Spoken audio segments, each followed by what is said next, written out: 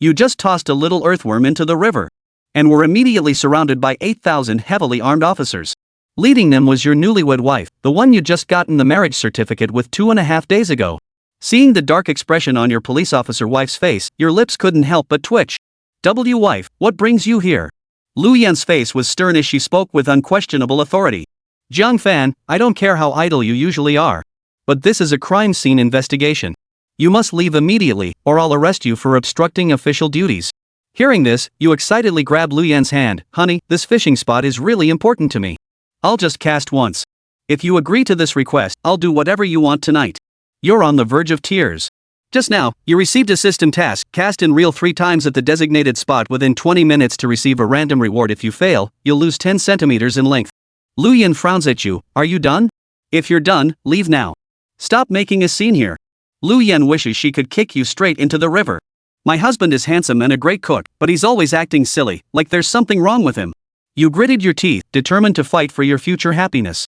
Taking advantage of her distraction, you cast the fishing line with a swift flick.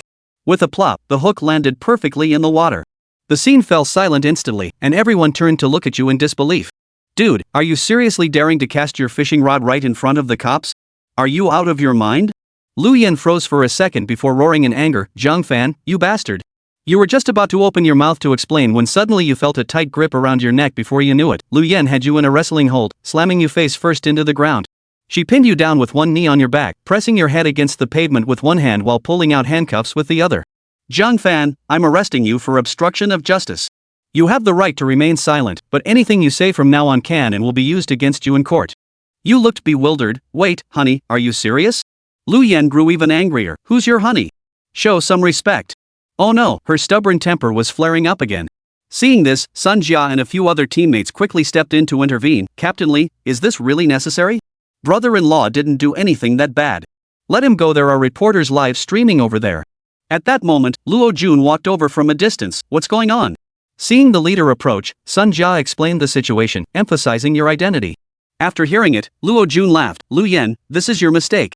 Regardless of Jiang Fan being your husband, even if it were just an ordinary citizen fishing here, you should only patiently persuade them. Let him go quickly, and don't create a negative impact on our team. Hearing this, Lu Yan glared at you fiercely before finally releasing you. Luo Jun stepped forward to comfort him. Mr. Jiang, are you okay? You brushed the dust off your clothes. I'm fine, I'm used to it. Luo Jun continued, although Lu Yan is a bit hot-tempered, she genuinely means well for you. This is already a crime scene investigation. If you don't leave now, I'll really have to have someone escort you back. Hearing this, you chuckled. Boss, you're absolutely right. So, is it okay if I just pack up my fishing rod? The onlookers gave you a thumbs up. Now that's what I call a true angler. Even when pinned to the ground earlier, you never let go of the fishing rod. Luo Jun nodded in agreement. You started reeling in the line when suddenly you felt tremendous resistance, and your eyes instantly lit up. Got a bite. Thinking this might be the system's reward for you, you reeled in with even more enthusiasm. Quick, hand me the landing net. Ha, this is heavy, must be at least 20 pounds. But soon you realize something's off, the resistance doesn't feel like a fish. Could it be that what you've hooked isn't a fish, but something else entirely? Seeing you hesitate, Lu Yan says impatiently, Jiang Fan, hurry up and reel it in. If you can't do it, let me handle it. Hearing this, you quickly reply, honey, look at you getting impatient again. I'm about to pull it up any second now. This fishing rod is expensive, what if you break it? Lu Yan fumes, if I break it, I'll buy you a new one, okay? At that moment, sharp-eyed Sun Jia pointed at the river and exclaimed in surprise, Jiao Jing, look. Your brother-in-law seems to have hooked a suitcase. Everyone's gaze followed the fishing line, and sure enough, it was indeed a suitcase. What's more, the surface pattern of this suitcase was identical to the one the suspect Lu Biao had taken from the car. Luo Jun immediately became uneasy. Mr. Jiang, be careful. The fishing line must not break. Take it slow, reel it in gently, don't panic. Lu Yan, unable to stand by any longer, reached out to grab the fishing rod. Let me do it. The one thing that could make Takashi admit defeat was the girl he loved in his heart, who he grew up with. Then after a while, the conflict was like a stone smashed into a lake. It will cause ripples, but it will eventually calm down. At least that's what Chui thought. The two greeted each other as usual, tacitly pretending that the unpleasant conversation had never happened. It's like going back to before the conflict. Chui wants to confess his love again, and this birthday party is the perfect opportunity. Same day, both birthdays. Ling Mo's birthday party is also today. There's no such thing as coincidence in the world. It's just that he got the information from somewhere. The reason for this is that it can also be said that he, Skyfall, is a provocation to Takashi. Chui didn't think he would lose until tonight. Since elementary school, he would receive birthday gifts from Kang Wanqing, and the sound, "Happy Birthday." He would likewise accompany Jiang Wanqing on her birthday and participate in the beautiful memories. But reality told Chui in the most cruel way, tonight the girl who grew up together will not come. The bouquet of roses prepared inside the box could not fall into the hands of the hostess. "Is she here?" Lu Hao asked as he tapped Chuyi's shoulder from behind. Lu Hao is Chuyi's good brother. The two are the same age, the same high school, because the score is not enough to enter Tianhai University. Forced to pick another local college. On this night, it seems that Aomame didn't choose Bamboo Horse. Didn't come and won't come. "I'll be cutting the cake in a minute." Chui let out a big breath and pretended to be relaxed. No exhalation, no words choked in my throat. "Cut you a big piece." Strange. Chuyi's birthday Jiang Wanqing is not coming? What the hell? Chui went back to the box. Most of the people who came tonight were friends who were extremely close to Lu Hao as well as old classmates. Many people asked, "Why didn't the ginger goddess come? Not even attending your boyfriend's birthday party? She's got something. Eat cake. Have some more." Chui didn't know how he had answered his former old classmate's query. The word boyfriend in particular shattered his insistence. Turns out that jealousy without status is simply a big joke. Disappointment and exhaustion that welled up from the depths of his soul overwhelmed Chui. Favorably, so many people were present that they could only force a smile. Old classmates can see that Chui is not right. Usually he is sunny and cheerful, bringing people a feeling like a spring breeze. Now, it's like a puppet without a soul. After dividing the cake, he looked at the beautiful bouquet of roses for a long, long time. The flowers are in full bloom. Some things are best never understood. Chui once saw a bouquet of flowers lying quietly in a trash can. Innocently he wondered, why throw away such a pretty flower? Now the doubt that was in my heart at that time turned into a bullet that hit me right in the heart and hurt like hell. Because it doesn't make sense. The moment a bouquet that is supposed to be delivered is not delivered represents the end of the feelings that were placed in it. There is no prettier flower than love. Chui gently touched the reddish rose petals. He's not going to throw this bouquet of roses in the trash. After all these years of love, even if you have to draw a line in the sand, pick a good way to do it. Chui pulled the bouquet ribbon tied into a bow, and each rose was individually wrapped. He unwrapped the bouquet of roses belonging to Jiang Wanqing and gave it to his old classmates who came to the birthday party. In the name of friends returning gifts. Just as the identity between him and Jiang Wanqing, whether it is a childhood friend or a hairdresser, there is no longer any power to pursue it. Should be exchanged for "I will rose," but in exchange for a piece of "thank you." Saddening. The meal and cake were eaten, and the downpour outside still hadn't stopped. Many of my old classmates already want to go home.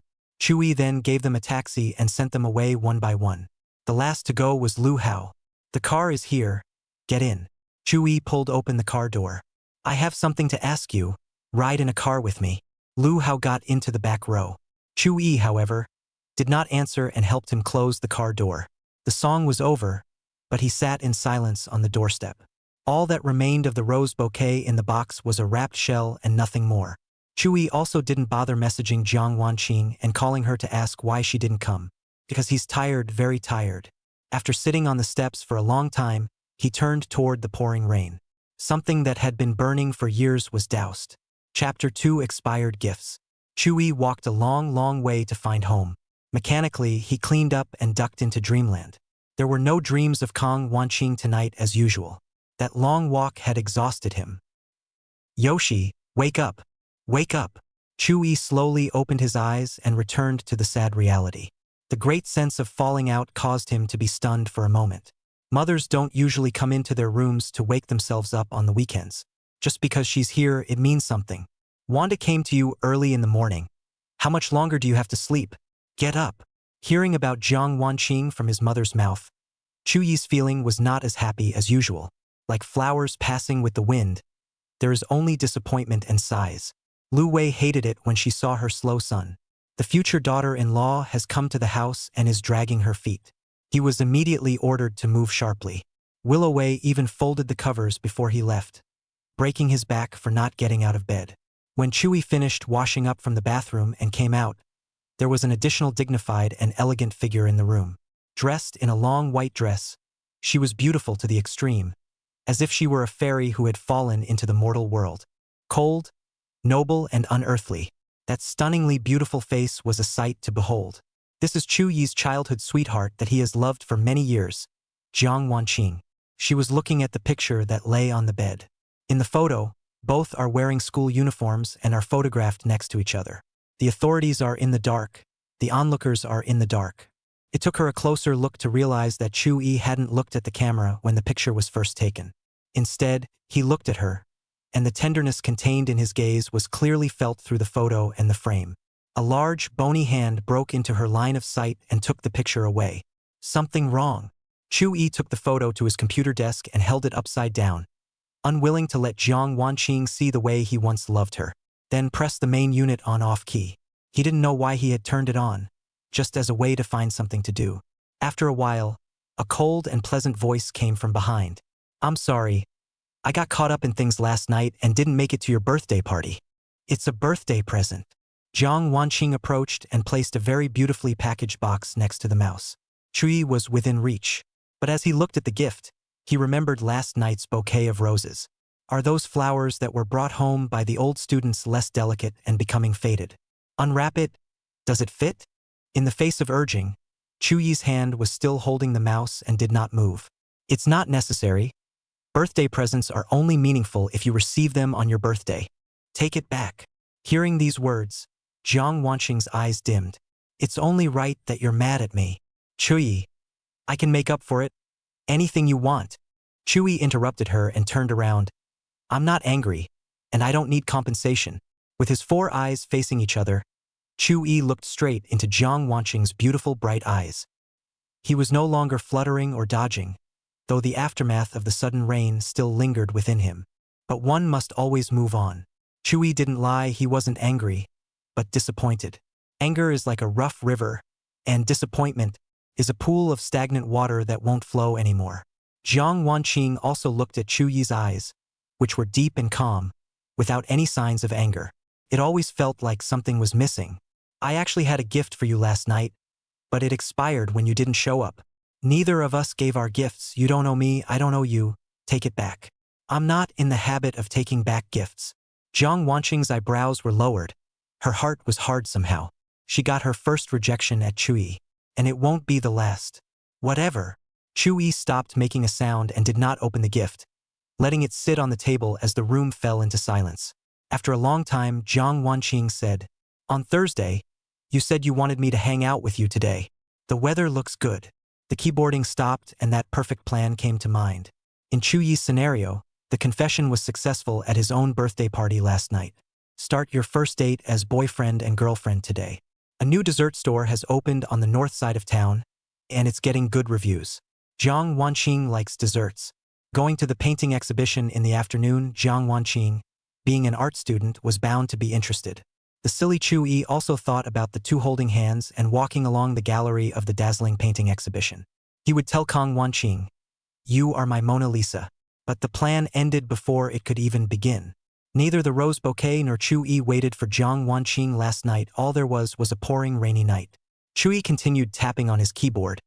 I was going to take you to a very nice dessert store. Unfortunately, the birthday party cost me all my money. Now I have nothing, a pauper.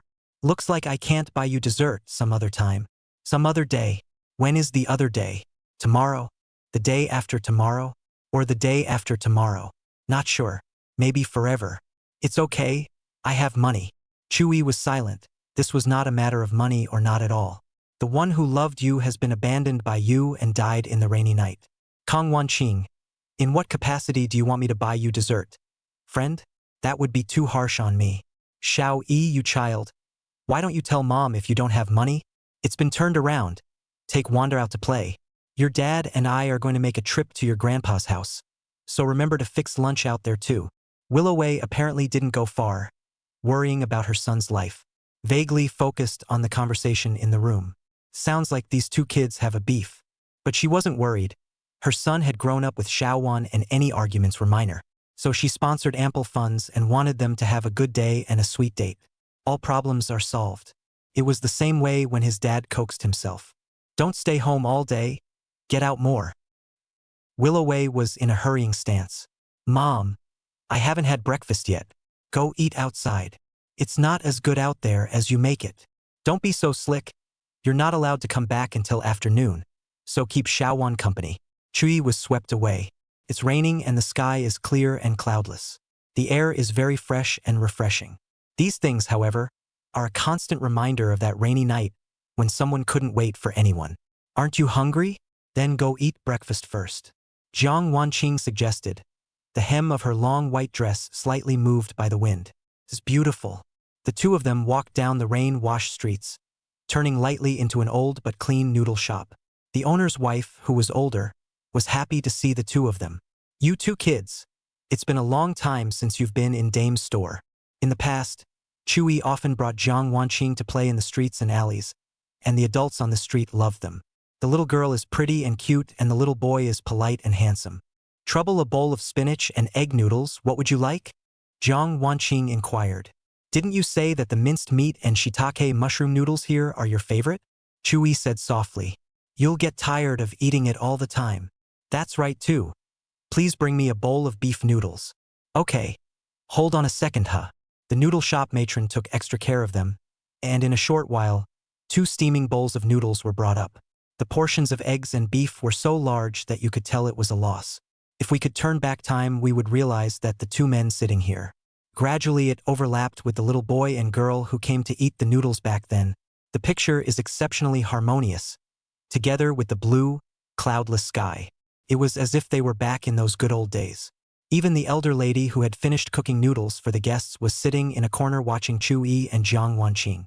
Perhaps she was lamenting how fast time flies, and in the blink of an eye the 2 little kids back then grew into gorgeous handsome men and women. Whether it is a person or an object, it is rare if it has been baptized by the years it has gone through. What's even rarer is that 10 years ago they came to this noodle shop, and 10 years later they still come to this noodle shop together. The boss's wife unspokenly acquiesced to Chui and Jiang Wanqing's boyfriend and girlfriend status. After all, it's kind of like watching them grow up. She couldn't really think of any other ending than coming together. Could the little girl who was pampered by the little boy back then have chosen someone else? No way. Jiang Wanqing's cell phone on the desktop lit up, and the screen showed that a message had been sent. It breaks up this sunny, just right morning. Chui saw the communicator's note. Ling Mo. Jiang Wanqing looked at it and replied. Apparently they were what to say things and couldn't talk about it in 3 words. It's a waste of hot, delicious pasta and the people who are with it. Perhaps Jiang Wanqing had become accustomed to Chuyi's company. As the owner's wife lamented. 10 years ago the boy and the little girl came together, and 10 years later, in all their splendor, they are doing the same as before. To use a lesser example, Chuyi is a fable full of truth and vividness. Jiang Wanqing had been reading it for many years, and the truth of it was clear to her. Ling Mo, on the other hand, is a happy comic, full of freshness. Each turn of the page brings new joy, but when you pick up one book, you have to put down another. When Kang Wanqing reads the manga, she will think it's better to have a fable. But sadly, the skill of fable storytelling has been taken by someone else. For those who are in a blessed state, God will make her lose. The importance of a person or an object is measured by the degree of grief at the loss of that person. At this moment, Jiang Wanqing simply could not imagine that a woman would appear to take her place who was not inferior to her and knew how to cherish the people around her. At that time, she would understand how important Chui was to her. It is said that the flowers of Luoyang look like brocade, but it was not spring when I came here. But Jiang Wanqing is, when you love me, I do not cherish. When I miss you, you do not leave. Chapter 3: The Last Engagement. After breakfast, Jiang Wanqing wanted to take the initiative to pay the bill. It was rejected by Chui. In the end, it was the boss's wife who took it upon herself to come out of the woodwork. Aya, it's $10 or $20. What's the big lady still bothering with you guys? Come often in the future. When I see you 2 damsels, I think of my family's brat who ran away to study. Exiting the noodle shop, the 2 of them walked side by side down the incredibly familiar streets. People come and go. Chui was very quiet. Usually he had endless conversation with Jiang Wanqing. Now the desire to confide is lost. He didn't ask what he had just talked to Ling Mo about, nor did he want to initiate communication. One always gets tired. This inexplicable silence made Jiang Wanqing uncomfortable. Passing a flower store, she stopped at the door. A slight frown. Did the stationery bookstore go out of business? Chewy also stopped with him and looked at this newly opened flower store. A few memories hidden in his eyes. This store was originally a stationery bookstore. Once upon a time, Chewy and Jiang Wanqing didn't come to buy pencils, erasers, and workbooks. If her eraser fell to the ground and she couldn't find it, Chewy would give her half of his eraser. What if I lose this half of the eraser too? The little girl treasured this half of the eraser very much, because the little boy gave it to her. But the party's own rubbery departure worried her. It's okay. I'll give you half again if you lose it. The little boy had already learned to comfort people at a young age. The little girl took the other half of the little boy's eraser as well and combined it. Clumsily, I drew two matchmakers holding hands on it. That scene Chewy still remembered. The stationery bookstore went out of business a month ago. The old grandfather was elderly and his children were abroad, so he rented it out to the current owner of the flower store. People change, let alone a store. He said the second half of the sentence so low and low that the people around him didn't hear him. So that's it. Why do you know so well? I asked the boss. Chewy didn't tell Jiang Wanqing that he had bought a very beautiful bouquet of roses here, dainty and fragrant and enticing. At the time, he was just about ready to plan his confession with a birthday dinner. I happened to pass by and noticed the closing of the stationery store and the opening of the new flower store. Chewy first had the feeling of things are different, and then decided to order the bouquet from here on the day of confession. He even thought it was fate. Think of it another way. The old stationery store with fond memories turned into beautiful flowers in full bloom. There's no better way to confess your love than with roses from this store. Unfortunately, that night Jiang Wanqing went to someone else's birthday party. The bouquet of roses cultivated with memories did not come to the best of homes. Chewy stopped stopping and took a step forward to continue walking. The closure of the stationery store seemed to have affected Jiang Wanqing's mood, and she rarely spoke all the way down. She doesn't realize yet that she missed a bouquet of roses, Chewy's confession, and so much more. There's more than one piece of bad news. The dessert store that Chewy said had a wooden sign saying, "Closed for one day." A few customers were complaining outside the store because of this, so it seems like the desserts here are really good. Disappointment flashed across Jiang Wanqing's stunningly beautiful face. Probably no one would have believed that the noble and cold one would have a crush on desserts. This habit was one that Chewy had single-handedly spoiled. In elementary school, teachers used incentives to manage their students.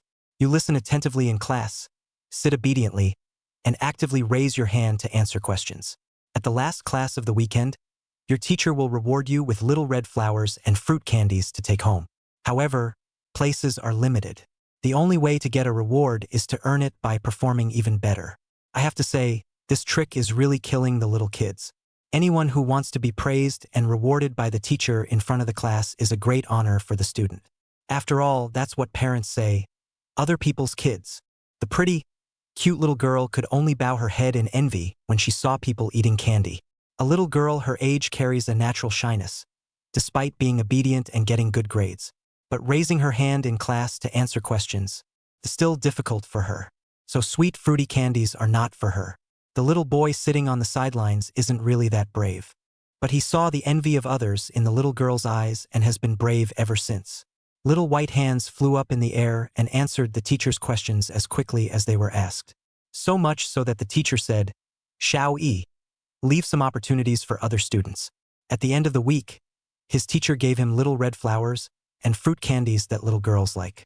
To prevent overeating and to emphasize how hard it is to come by, there's only one candy, so you can't share it with two people.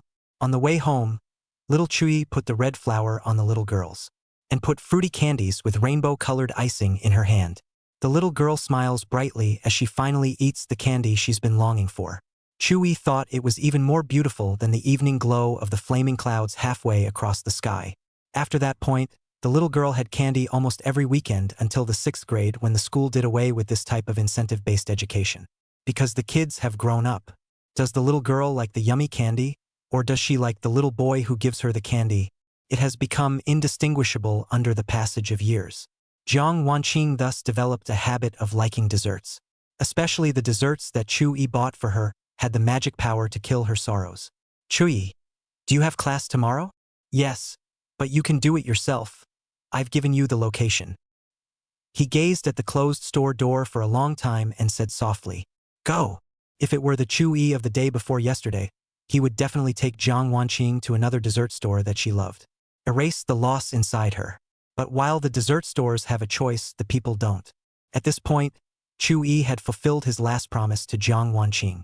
On Thursday, Chu Yi did ask Jiang Wanqing to go shopping today. Said there's a new dessert place, should we try it together? And Kang Wanqing failed to fulfill her promise to him. The two returned the way they came with a different meaning. It's like going from 0 to 99. Distinct from 99 to 0. Along the way, Chu Yi's gaze didn't linger on Jiang Wanqing's body like before. He looked to the stores lining the street.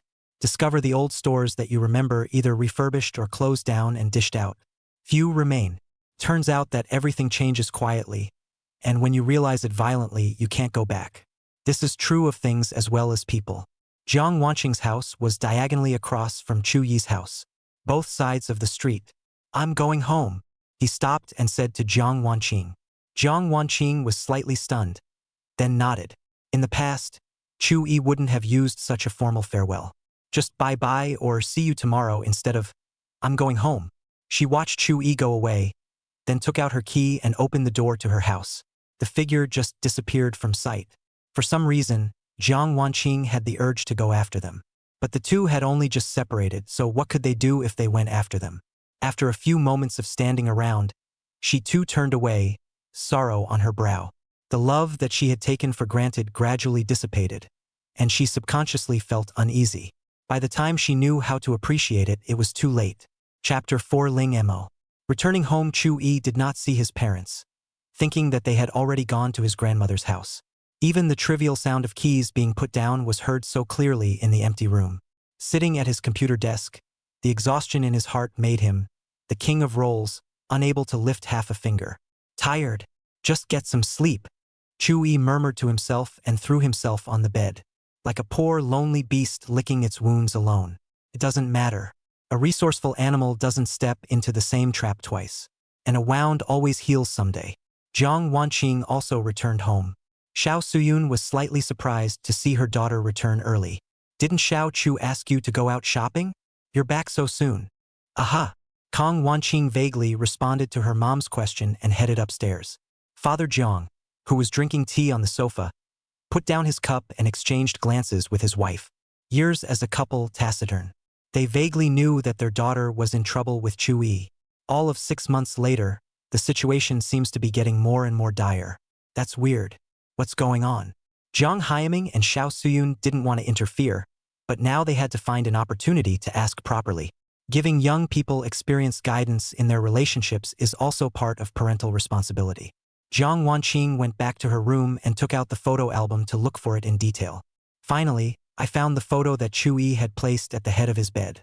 In his youth, Chu Yi in his school uniform was not the handsome and dashing male college student he is now. With a bit of youthfulness, but peeking at the people around him contained genuine feelings. He couldn't help but glance at his sweetheart beside him before the photo taker clicked the shutter. It became the perfect proof. The melodious voice call ringtone rang, and a certain anticipation rose in Jiang Wanqing's heart.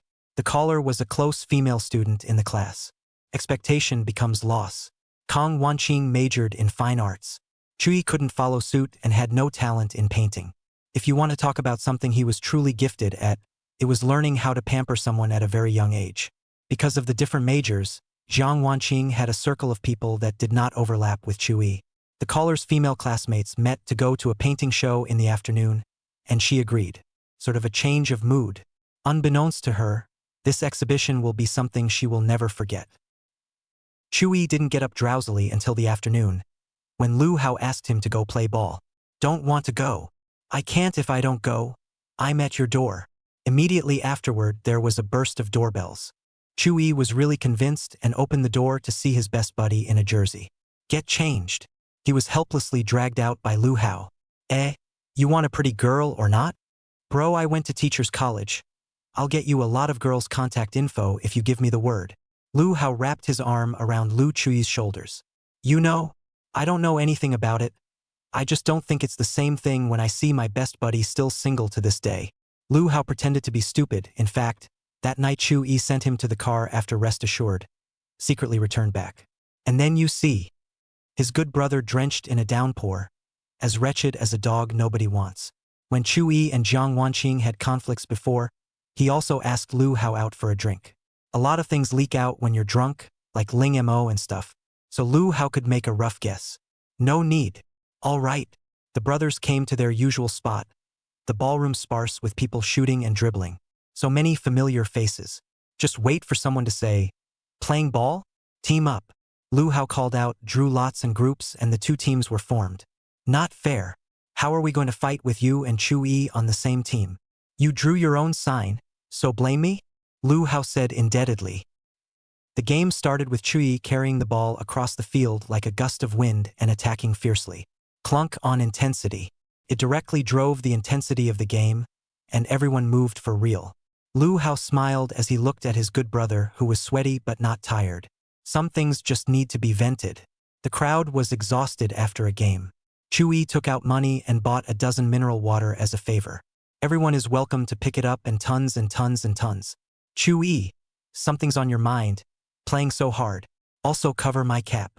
I can overlook all of that. After all, I know you so well. I fight freely too. But you actually buy room temperature mineral water. It can be tolerated. You can't drink ice water after exercising. Chu-yi said slowly. You're a ing warmonger. Haven't you heard that one before? Warmongers line up behind dogs. Lu Hao also walked over and said meaningfully, "Guijie, you're right. Being too good for someone can be unappreciated. I'll get you a bottle of ice water now. It's better to forget about it then." Guijie pretended to cough a few times. The entrance to the painting exhibition. Jiang Wanqing first met the female classmate who had asked her out, and she also met Ling Mo after entering the venue. He was dressed in a white shirt, quite proper with a handsome face. Combined with the air of an art student, it gives a clean look. Ling Mo took 3 quick steps to say hello. There were a few flashes of obsessive greed in his eyes, well hidden. "Wanqing, I didn't expect you to be there." He pretended to be a chance encounter, but he wasn't. "Come out for the weekend to take a break." Jiang Wanqing's heart was not dispersed with sorrow, and her face was clouded with sadness. "What's come up? Why do you look upset?"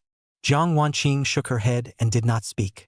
Ling Mo also did not pursue the matter and turned to say, "I've been here for a while, and I saw a couple of paintings I thought you'd like. Since we've met, why don't we hang out together?" "Yeah."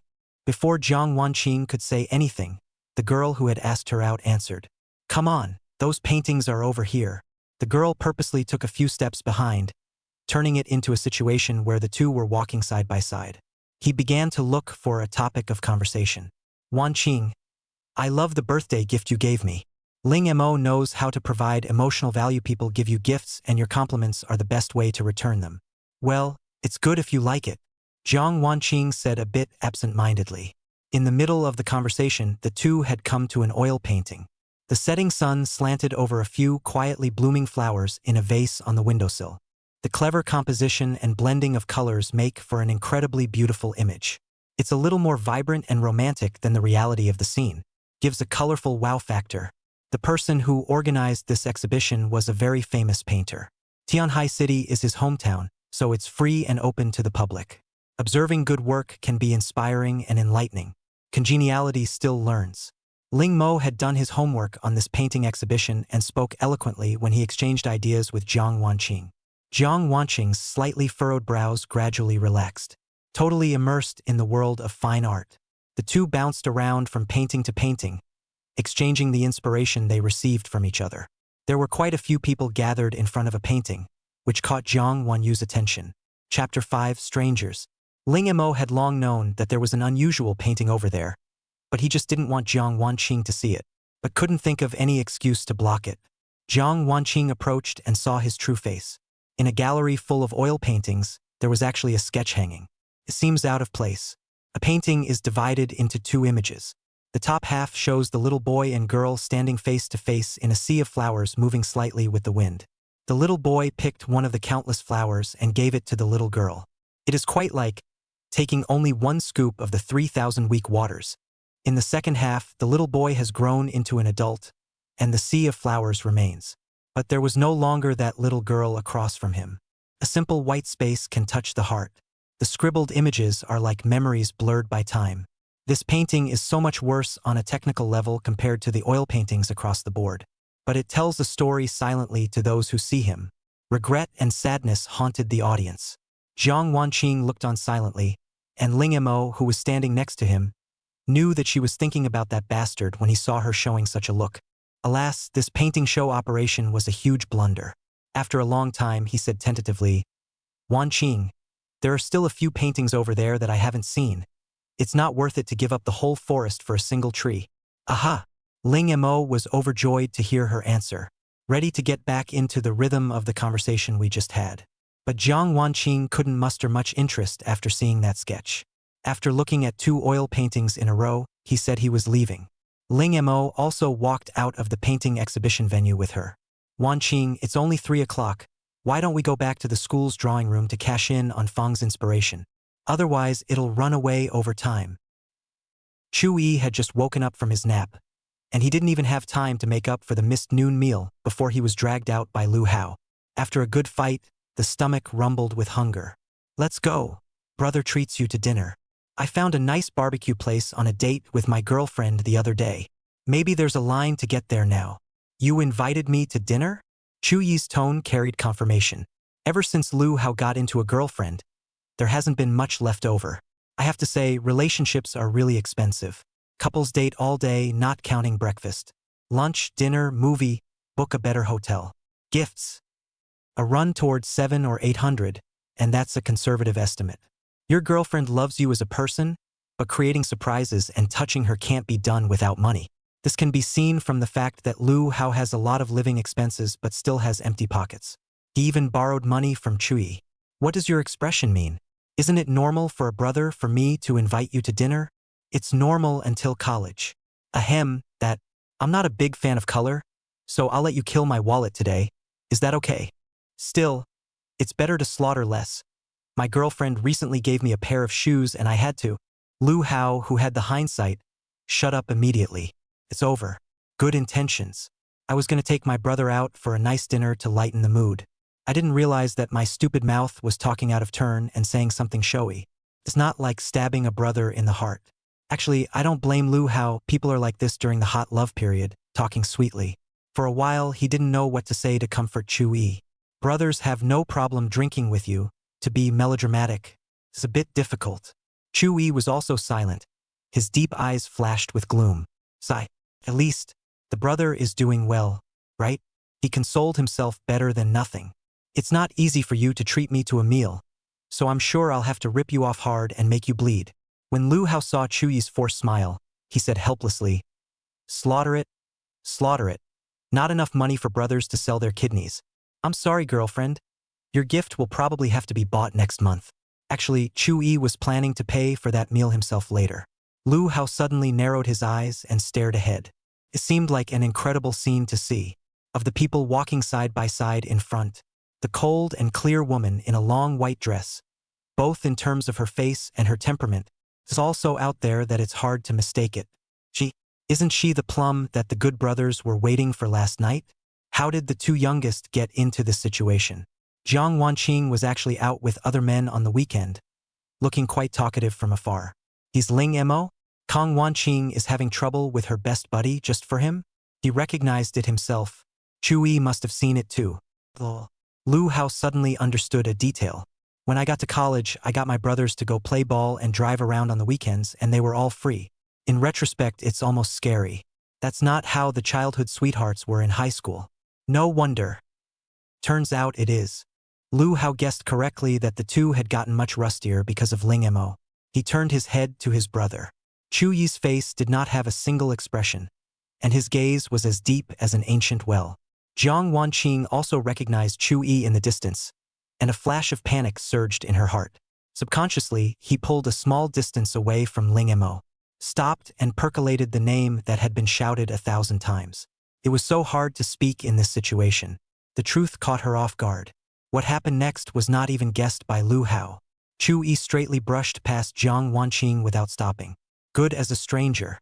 When she looked back, Chu Yi had already walked further and further away. Wanqing, isn't that Chu Yi? Why doesn't he greet you? Ling Mo, the green tea man, with a seemingly plain sentence, pushed all the faults onto Chu Yi. Translation. He's so rude, passing by without even saying hello. and he's still someone I know. In contrast, it is not as good as me. Ling Mo was concerned on the surface, but secretly he was already happy. Looks like that plan last night worked. Their relationship is on the brink of being in jeopardy. He invites Kong Wanqing to his birthday party on the same day as a close friend, deliberately moving the start time forward to give Jiang Wanqing the illusion that she was going to his side first to deliver a gift and show up a little bit, and then she would still be able to catch up with Chu Yi's birthday party. After a few requests, Jiang Wan responded to the invitation. Ling Mo also invited his classmates, especially the girls who had a good relationship with Jiang Wanqing, and he spent money on them. That night, the party had a great atmosphere, which was carefully arranged and fired up by Ling Mo. This makes it seem out of place for someone to try to leave.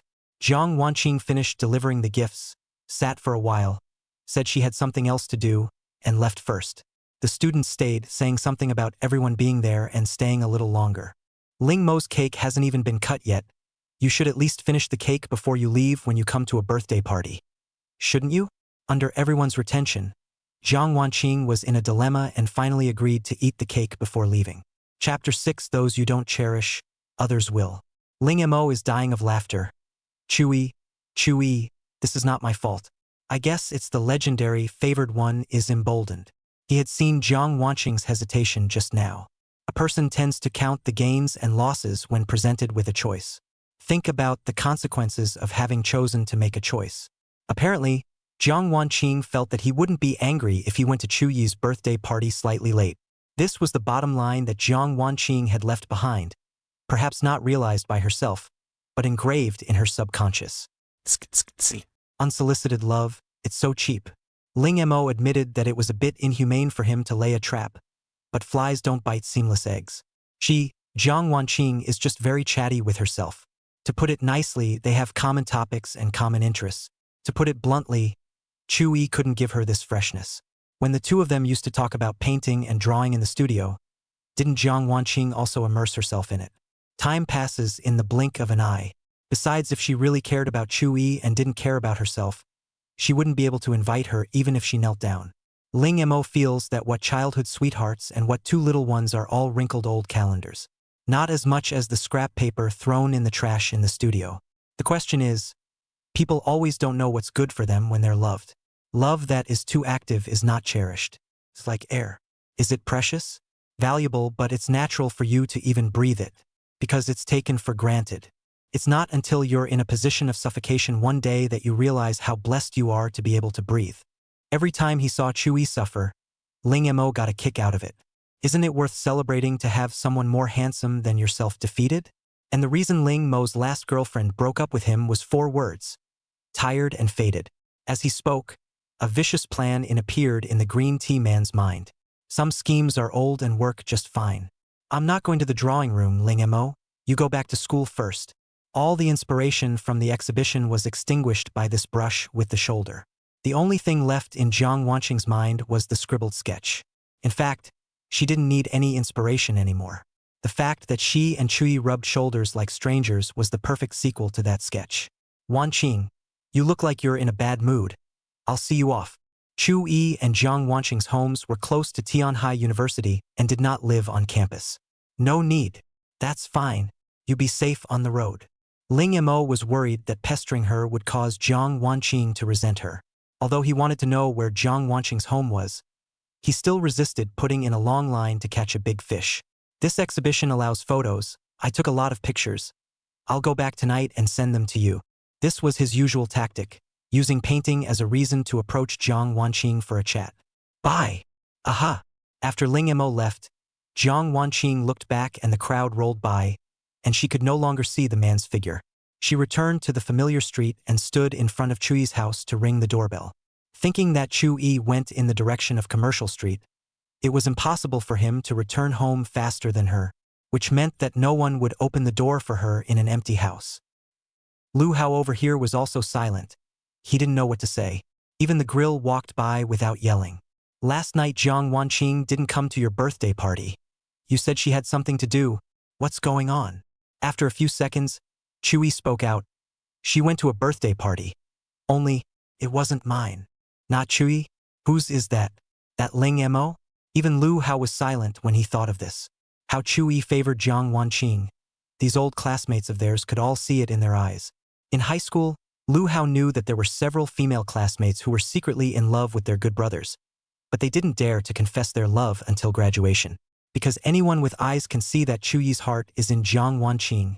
Going to confess, 100% will be rejected. A crush is better than rejection, isn't it? The relationship between the two shifted so quickly when they went to college.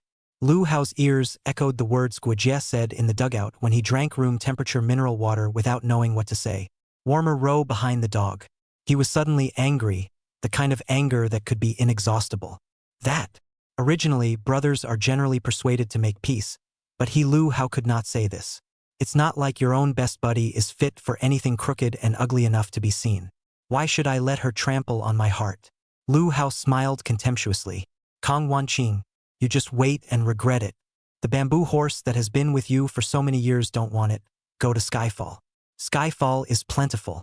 That one is, this one is, and it's all over the streets anyway. Walking down the street, who doesn't know each other halfway through the day, full of freshness. If you're willing to say hello, there are probably a lot of people in the world that you will have your heart set on. But that's all there is to the two youngest bamboo horses. When the novelty of your relationship with Skyfall wears off, will he still be able to tolerate your shortcomings for a decade or two? Dare you pack your bags? Not necessarily, right? Thinking about it, Lu Hao smiled with relief. It's the plum that loses the bamboo horse, and it's not the bamboo horse that loses the plum. What's there to be sorry about? To be sad, to be upset? It shouldn't be one's own brother. It should be Jiang Wanqing. Chu Yi, who has loved someone for so long, but has not been able to cultivate a good relationship. I guess you're tired, too? Don't worry. My brother will find you one that you love and that loves you back. Lu Hao pulled out his cell phone and clicked on his girlfriend's chat box. Baby, are there any other single babes in your dorm? Lu Hao, do you think you're tired of living by saying such things to your girlfriend? With a couple chopper emojis in the back. Lin Yajing in the dormitory received a message from her boyfriend and thought about what sweet words it was again. I didn't realize it was to ask if there were any more single babes in his dorm. Rabbits don't even eat the grass in the nest. Oops, was in too much of a hurry to tell the original story. Babe, I'm asking you to introduce my good buddy to a girlfriend. Absolutely nothing like that. I promise. Your bestie. Single? Lin Yajing was not comfortable with this message in any way. Boyfriend asks his best friend if she's single? Could it be an open and shut door? Send me a picture of your brother. A message. Lu Hao did not guess his girlfriend's mind, and raised his hand on the spot to take a side photo of Chu Yi. Chu Yi was already handsome. The lines of his side face were handsome and perfect. Fresh from the game, his hair is slightly messy but more masculine. The schoolboy from Tianhai University. Tell your bestie that there's no store after this village. The photos were sent as if they were dropped like a stone. Baby, your BFF. What did your roommate say? Lu Hao urged. His brother's happiness was very much on his mind. The opposite side sent back 4 words. Beauty camera? It's not open as in fake. Lu Hao took another shot of something else as a comparison. Can such a handsome man still circulate in the market? Love lost. Lu Hao typed out 2 words, feeling that the description was inaccurate. Replace it with, how many redheads love stupid X, how many stupid X don't cherish. The phrase holds true with the gender reversal. It may be that what is too easy to get, people don't treasure. I'll ask them. Okay. Thanks, baby. Hot love is just so mushy. In the dorm, there's a beautiful woman doing yoga on a mat. Beautifully poised. Ching Ro, do you want a boyfriend? This handsome guy is a school bully. Isn't that what you're good for? Stop it, I'm busy. Don't make fun of me with web graphics. The pretty girl doing yoga looked over and the guy on the screen was indeed handsome and dashing, looking freshly exercised and carrying a unique charm. Mind-blowing. But she doesn't know Lin Yajing yet? With a promise to say yes, she would tease. And you say you're not pining? Go to bed early tonight and dream about it. She had been set up many times. I didn't expect it to be true this time, and Lin Yajing turned around and sent it to the dormitory group. Attach Chui's name and school. Tenkai University. All the cell phones in the dormitory went ding dong. Another beautiful woman who was watching the show immediately asked, Sister, are you telling the truth? My boyfriend's best buddy. This handsome man must be introduced to me. He's got my heart. Bah, as long as the handsome ones grow on your heart bar. The pretty girl named Ching Ro retorted her. Good BFF actually posted that picture to the group. This time she really wasn't kidding. Beautiful women who are not in the dorms have also been talking back to the group. Said for Lin Yijing's boyfriend to hurry up and bring Chui out for a meal to meet. Lu Hao received a reply from his girlfriend. They're already talking about what dresses they're going to wear. Set up a time for everyone to get together for dinner. Lu Hao returned an okay emoticon. Rubbing his chin, it was not a good day to meet up after just playing soccer. Abduct your best buddy in a couple of days for the fellowship. Jiang Wanqing, I'd like to see when some other beautiful woman takes your place. How can you be so relaxed and happy with another man? I'm afraid I'm not going to regret it. The two older men were silent, and the grill was long behind them. Almost went in a big circle. Lu Hao insists on treating Chu Yi to a nice meal, but Chu Yi sees him burning money in love and refuses. Say what you will, he'd better go home and eat. Lu Hao thought he might want to be alone and stopped pushing. Went to the convenience store down the road and bought him a couple cold beers to take home. Have a drink so you can sleep. Okay. Chu Yi waved goodbye, all in good time. The time had come to 5:30, and the sun was setting, stretching his shadow. Chu Yi opened a can of cold beer and drank it. The biting and unpleasant taste was the only thing he could feel. He finally understood why people didn't mind the bitterness of wine, because something was more bitter than it. What is wine in comparison? When I got home, my parents weren't back yet. It looks like it's going to be a sleepover at Grandma and Grandpa's house. Chu Yi went to take a shower and let the cold water wash over his body. Coming out of the bathroom, he didn't open the refrigerator to treat his hungry stomach. Instead, a bucket of instant noodles was pulled from the cabinet. In his senior year of high school, in order to tighten his grip on his studies, the walker also lived on campus. Those were by far the busiest days, learning late every day. When I returned to the dormitory, sometimes I was so hungry that I would eat a bucket of instant noodles before brushing my teeth and going to bed. 2 or 3 years later, he still misses those days.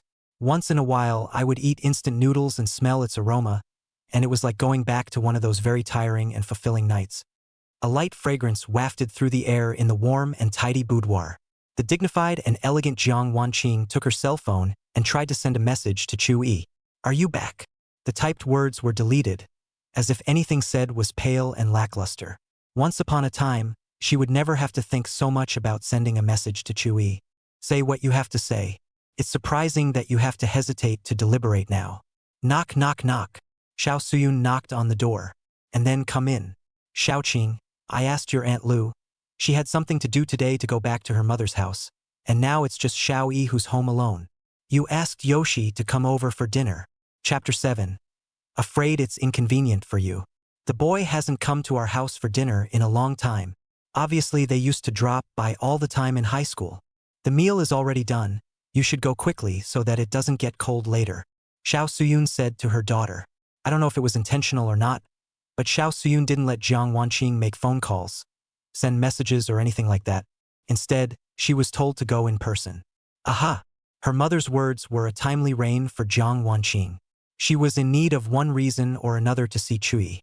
When a person needs a reason to even see another person, it's probably because she's doing something wrong. For lack of courage, Jiang Wanqing left the house. It was less than a minute's walk, and she'd been walking for 20 years. Walking from childhood to adulthood. Whenever I rang the doorbell of Chui's house, there was always a sense of anticipation in my heart like a spring bamboo shoot breaking through the ground. Only this time, it was full of panic. Jiang Wanqing pressed the doorbell. The seconds of waiting were so long. The kettle was boiling inside the house. Drip sound. The temperature is reached. Automatic power off. The bucket of instant noodles had long been unpacked, and Chu-Yi poured boiling water down. The seasonings and pasta were soaked. An aroma wafts out and all you need to do is close the lid and let it sit for a few minutes. He looked at the white vapor that billowed out, transfixed, wondering what he was thinking. Maybe it's remembering the days of senior year, or maybe it's thinking about something. The sudden ringing of the doorbell shattered the illusion that his memories constituted and pulled him back to reality. Mom and Dad are back? Shouldn't they just open the door with a key when they come back? Lu Hao. Chu-Yi went to open the door with doubts, and what came into his eyes was a white dress, absolutely beautiful and cold. The afterglow of the setting sun poured over her in an extra layer of golden splendor. Beautifully dreamy. The Jiang Wanqing at this moment was no different from how she looked in her memories. Beautiful and dazzling, a one-of-a-kind presence.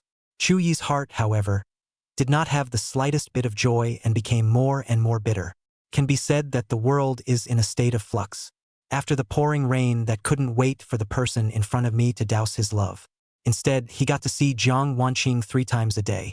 Once in the morning, once in the afternoon, and once in the evening. If it was placed in the past, Chu Yi would even sleep with good dreams, thinking that this was a day of no regrets and happiness. Is it really as others have said? The more you want something, the less you get it, and when you stop looking for it, it comes to you on its own?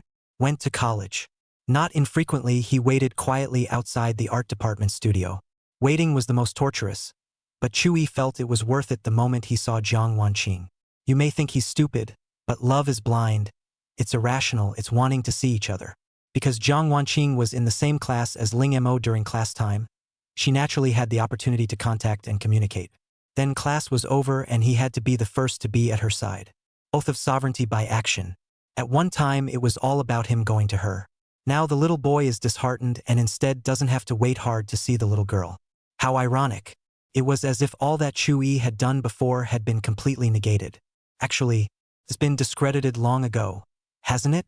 It started when he asked Jiang Wanqing to go shopping one Sunday and she said she wanted to go to the studio to paint. It started when Jiang Wanqing trusted Ling Mo over him. Yesterday's birthday party was nothing but the result of all the changes. The evening breeze was blowing, and since the two were not standing far from each other, Chu Yi smelled the fresh scent of Jiang Wanqing's body. It was so familiar. He opened the door and then turned back to the living room, the bubbly noodles on the table going limp. 2 people sitting in the living room, one has nothing left to say. The heart is tired. One wanted to say something but didn't know how. Without Lu Wei present to mediate, the pair of childhood friends actually had nothing to say to each other. This afternoon, where did you and Lu Hao go to play? Take a casual walk. Chu Yi tossed the bubble noodles with his fork and realized that he had misjudged the time. It needs more bubbles. He replied casually, and then the parlor fell silent again. This quietness is gripping. I wanted to say hello when we met. Why are you going so fast? Jiang Wanqing spoke again, trying to make the atmosphere less quiet. Chu Yi said carelessly, didn't you say that you told me not to go after Ling Mo's trouble? I saw you guys talking. So I didn't make a sound so you wouldn't be inconvenienced. Jiang Wanqing couldn't even pick any faults for a while. Seems so right but so wrong. It was as if a deep thorn had been driven into her heart. There's no such thing as inconvenience, she whispered. Eating noodles? Chu Yi looked at her and asked, in effect giving an expulsion order. He knew that Jiang Wanqing didn't like eating instant noodles. Since you're not eating bubbly, there's nothing else to do. If you're fine, let's go.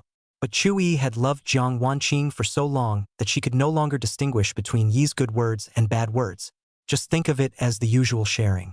She shook her head slightly, but took the instant noodles in front of Chu Yi. Eat less instant noodles. It's not good for your health. Mom told me to call you over for dinner. When Chu Yi heard Jiang Wanqing's words, his hand that wanted to bring back the bubbly noodles gave a start. Any Xiao. Lu Wei is not a full-time housewife while Xiao Suyun is. When he was a child, Chu Yi hadn't suffered much from Xiao Suyun's care, and hadn't eaten much of the rice she cooked. Xiao Suyun once wanted to be Xiao Chuyi's godmother because the well-behaved and polite little boy was really too appealing. The two families are close again. But it was rejected by Lu Wei, partly because she couldn't bear to part with her baby boy. On the one hand, she said, it's better not to recognize your godmother. In case you and I become in-laws in the future, won't this relationship be messed up? What kind of person is a godmother and mother-in-law at the same time? Xiao Suyun looked at the little boy, who accompanied her daughter in building blocks, and said, also, anyway, in Chu Yi's memory, Aunt Xiao loved herself very much. He sighed and picked up his keys. Go. Aha. Lock the door. The two of them walked together on this road that was too familiar to be true. Jiang Wanqing looked at Chu Yi beside her and was inexplicably at peace. It was as if all the worries were blown away by the wind. Go in the house and call first. Chu Yi politely shouted, Uncle Jiang, Aunt Xiao. Mother and daughter have a 9% resemblance in their faces. Xiao Suyun has experienced the baptism of age and has a mature and intellectual temperament. Why haven't you come to see Auntie lately? Auntie made your favorite dish tonight. Eat more. Sit down. Good. Chu Yi looked at the dining table, a table full of dishes. The braised pork ribs, steamed sea bass, and dry-boiled chicken wings are all favorites. Jiang Haiming quite likes Chu-yi to come over for dinner. Because Chu-yi was there, he could have a little drink and his wife wouldn't say much. Proper wife beater. This time he got Chu-yi a wine glass as well. Come, drink with uncle. Jiang Haiming personally poured the wine. He felt that the man more or less need to drink some wine. For the future work, interpersonal communication are good. It just so happened that Chu-yi also needed this glass of unknown degree white wine. Clink glasses and then take a sip. It was as if there was a dragon of fire extending from the throat to the stomach. Don't bring bad children. Xiao Suyun frowned. Xiao-yi. Ignore your uncle. Don't drink if you don't want to. You hear me? Jiang Haiming watched Chu-yi drink the spicy white wine without changing his face. Being from the past, I knew he had something on his mind. And it's heavy. What's wrong with these kids? Chapter 8. Loving yourself again. Aunt Xiao. It's okay. I've grown up and sometimes I need to drink some wine. Chu-yi took the initiative to help Jiang Haiming excuse himself. He needed a couple of drinks. Beer or bitter white wine. Anyway, I just want to drink. I can't drink the wine poured by my uncle to kill my sorrows and enjoy Auntie Zhao's concern in a dignified manner at the same time. Right? That way, I'd be the one I hate the most. Xiao Suyun's mind was taken to another angle by Chu-yi. Indeed, the polite and well-behaved little boy who called Auntie Shaw back in the day. Already a college student taller than her. She was a little emotional, as if she were back in the old days of taking little boys and girls. Xiao Suyun originally wanted a son, but ended up having Jiang Wanqing as a daughter. So when good friend and best friend, Willoway asked herself to help watch a little boy the same age as her daughter. She didn't feel burdened. She was also prepared for this little child to be very rowdy. After all, her own daughter had tossed her around. Crying and fussing are common occurrences. When Lu Wei brought little Chu-yi here, the little boy took his mom's hand, was quiet and looked like a good, polite boy. This is your Auntie Shaw? Does that ring a bell? Quickly call out to Auntie Xiao. Little Chu-yi then greeted with a pure and tender voice. Aunt Xiao, be good. Let Auntie Xiao hug you. The little boy didn't resist, and obediently opened his arms and waited to be picked up. Xiao Suyun's dream of wanting a son seemed to be fulfilled in Chu-yi. Son. Mommy has something to do and is staying with your Auntie Shaw today. Listen to your Auntie Shaw. Got it? Mommy will pick you up again tonight and bring you home. The little boy was dismayed, but responded. Blearily, he watched Willoway walk away. Xiao Suyun touched his head and seemed. The little boy wasn't as rowdy as she thought. Don't cry. Auntie will take you to your sister to play with her. You guys need to get along. Auntie Xiao, Dad said that a man can't cry at the drop of a hat. So don't cry. Ming Ming watched his mom leave, pitifully, and pretending to be strong. The little boy and the little girl meet and both are glutinous. But the two seemed to hit it off and it wasn't long before they were building blocks together. By the afternoon, Xiao Suyun watched the cozy scene of two children playing. Noticed my daughter wasn't crying or fussing today. With an extra child, she was rather free. Little Chu-yi is very manageable. He'll tell you anything. You just have to grant him his little request. For example, he wants a drink of water and doesn't know where to put the cup. He would run over and talk to Xiao Suyun. And a thank you after you drink the water. Quite polite. Xiao Suyun prepared some apples cut into pieces for them. Then tell them to go wash their hands. The little girl picked it up and enjoyed it herself. The little boy didn't just eat it himself, he didn't forget about Xiao Suyun. Aunt, you eat too. Little Chu-yi's small white hands took a piece of apple and handed it to her. Xiao Suyun's heart melted. Being a parent can actually be fulfilling sometimes in a single moment. Only instead of experiencing this moment with my daughter, I experienced it from my best friend's son.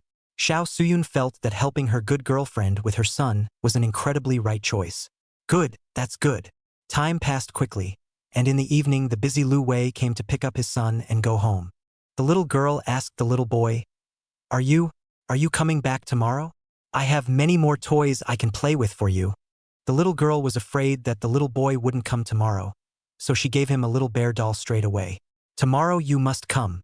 Little Chu-yi looked at his mom and saw that she nodded. He then said, I'll come back tomorrow. Say goodbye to Auntie Shaw. Auntie Xiao, bye. Xiao Suyun tenderly touched the little boy's head. Bye. The next day, the little boy brings the little girl an even bigger cat doll. The little girl loved it and kept telling her, Mommy, look, showing off for a long, long time. Little by little, Xiao Suyun remembered. How come the two of them have become like this now? As someone who had been there before, she could detect something unusual in some of the small gestures of the two. For example, when Chuyi came, he greeted himself and clinked glasses and drank with his uncle. The only one who didn't say a word to his daughter. It didn't used to be like this. Not only did he not even speak, he didn't even look toward his daughter. Even the locations are spaced a not so near distance apart. All the actions show that he is deliberately staying away from his daughter. If I hadn't asked for this meal tonight, the boy would not have come, I'm afraid. Xiao Su turned her gaze to Jiang Wanqing. To say that the two had fallen out, the one at fault would probably be her own daughter. It's not about bias. The man who can give his daughter the only candy he has left is wrong. How wrong can it be? Even when you grow up, you may not have to learn to drink. Not to mention that you'll always be a child to your aunt. Has there been anything you've been unhappy about lately? Xiao Suyun gave him chicken wings, the most tender belly of steamed perch, and braised pork ribs. In her case, she never practiced the crying baby gets candy philosophy. The ones who really deserve to be rewarded are the kids who are well-behaved and understanding, not the ones who are being unreasonable. Thank you, Aunt Xiao. There's nothing I'm unhappy about lately, Chuyi said calmly. It was hard to hide the silence in his tone. Even though she was not Xiao Suyun's own, Xiao Suyun was still heartbroken. A little girl you've been playing with for a long time meets a boy she's more interested in one day. You fought for it, you held back. When you get into an argument with a boy she's more interested in and she doesn't trust you, you've lost completely. If you go crying your nose to your parents, that's a real losing battle. Shedding even the last vestiges of dignity and decency is no different than lying on the ground and spilling your guts. What you should really do is turn away and love yourself again. It's been a long time since someone drank with Uncle, so I'll drink more tonight. Upon hearing this, Chu-yi took the initiative to pick up the bottle of wine and poured it first for Jiang Haiming and then for himself. Jiang Haiming had been banned from drinking by Xiao Suyun for half a month and hated to drink to his heart's content. Another small glass of unspecified white wine went down, and the spice surged up into his throat again. Chu-yi, however, was sober, if he compared his heart to a red-hot branding iron. Then the drink will only set it aflame. Dad, too much alcohol is bad for you. The gaze cast by Jiang Wanqing made him snappy. Alas, the woman is not a woman. Is it because I'm afraid that I'm a dad who drinks too much, or because I'm afraid that I'm dragging Chuyi to drink too much? It would be up for grabs. Jiang Haiming had wanted to get Chuyi half drunk. Two hazel eyes. What a set of things came out. And with this dilly-dallying. But if Chuyi really got drunk and shook everything out, I'm afraid it would be hard to be happy with one of the people present. Chapter 9. The moon looks like that time. Do people look like that time? Dinner was served and night fell. Xiao Suyun brought a fruit plate. Yoshi, have some after-dinner fruit. Well, the hospitality says it all right now. Chu-yi that a few cups of high-level white wine drink fast and furious. This kind of drinking wine field veterans cannot top. It's getting a little topsy-turvy now. But it's very rude to leave right after dinner. So decided to sit for 10 minutes before going home. Chu-yi took a piece of cantaloupe from the fruit plate with a wooden stick. The cloying taste of the dish and the bitterness of the wine are neutralized by the sweetness of the cantaloupe. Kang Hae-myung, who was reading the newspaper, also ate with gusto. The TV in the living room plays the hot TV show of the moment. An uneventful evening, but cozy in every way. My uncle is easygoing and open-minded, not like the traditional type of strict father. Auntie is gentle as water and an absolutely wonderful mother. Growing up in this kind of family, Kang Wanqing would not lack love at all. People who are born without love is hard to learn to cherish, because what others find valuable is rare in her eyes. Happy days day after day as they should be. As for Chu-yi's father, he is often dispatched to the subsidiaries below the headquarters due to his work. The longest I went was 14 months without going home, but now that I've moved up in position, I don't have to run around. That's why he knows how rare this seemingly ordinary life is. Want to see something? Seeing that Chu-yi's eyes were lifeless, Jiang Wenyu thought that he was bored, so she asked softly, "Grab the remote and get ready to change the channel. Guests are welcome, so I'd better put on the news for Uncle." Both of them were clearly sitting on the same couch, but Chu-yi's diction was rusty. Distance yourself with hosts and guests. When Jiang Wanqing heard Chu-yi's words, a touch of sorrow surfaced on her cold and absolutely beautiful face. She felt like there was an invisible barrier between her and Chu-yi. Unseen, unattainable, but real. Favorably, what Chui said and did was dripping with water. She was deeply powerless. It's as if people who used to be incredibly close are now only able to talk through glass. At the same time, there was a panic brewing in the heart about losing something precious altogether. But that's okay.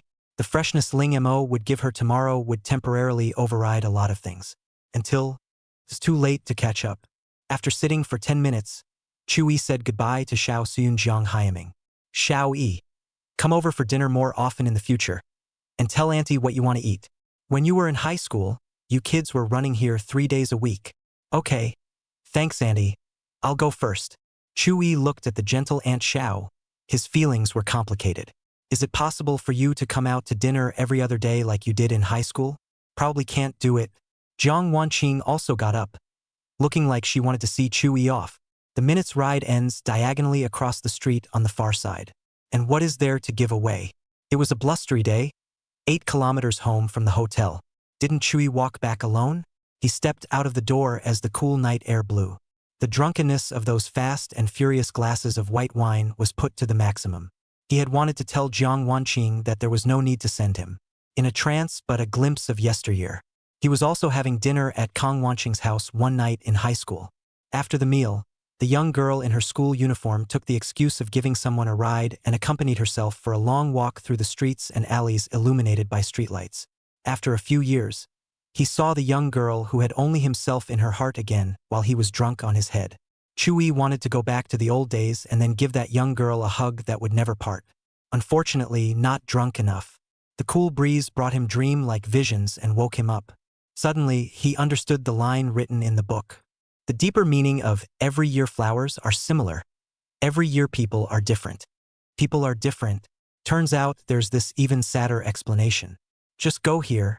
I can get back on my own. Chui couldn't tell who he was talking to. Is it that young girl?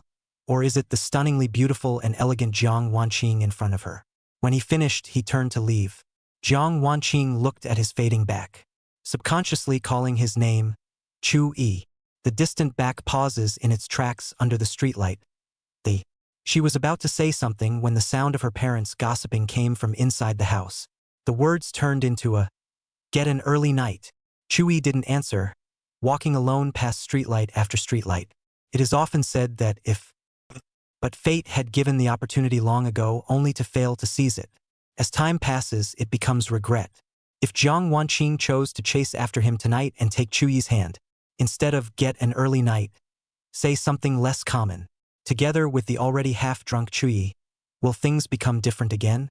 Perhaps those glasses of white wine, and this cool nighttime breeze that brought visions to Chuyi, were the opportunities that fate had given Jiang Wanqing. But opportunities are fleeting. Chuyi, already walking home.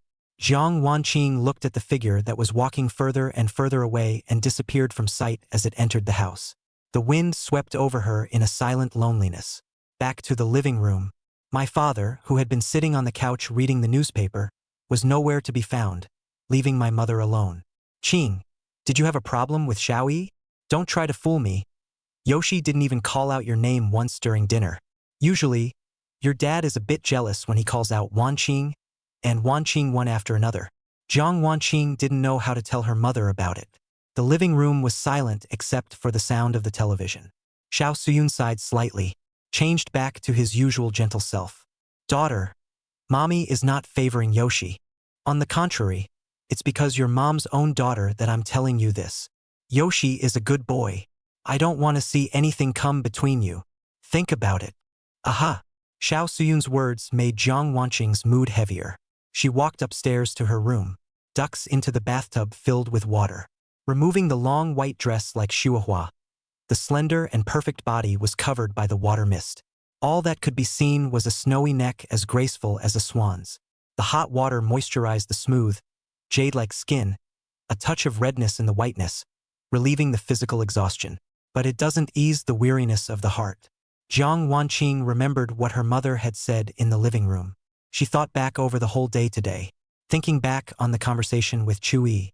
"I look forward to finding the familiar and enthusiastic Wanqing," but let her recall it over and over again. All without finding Chuyi's voice.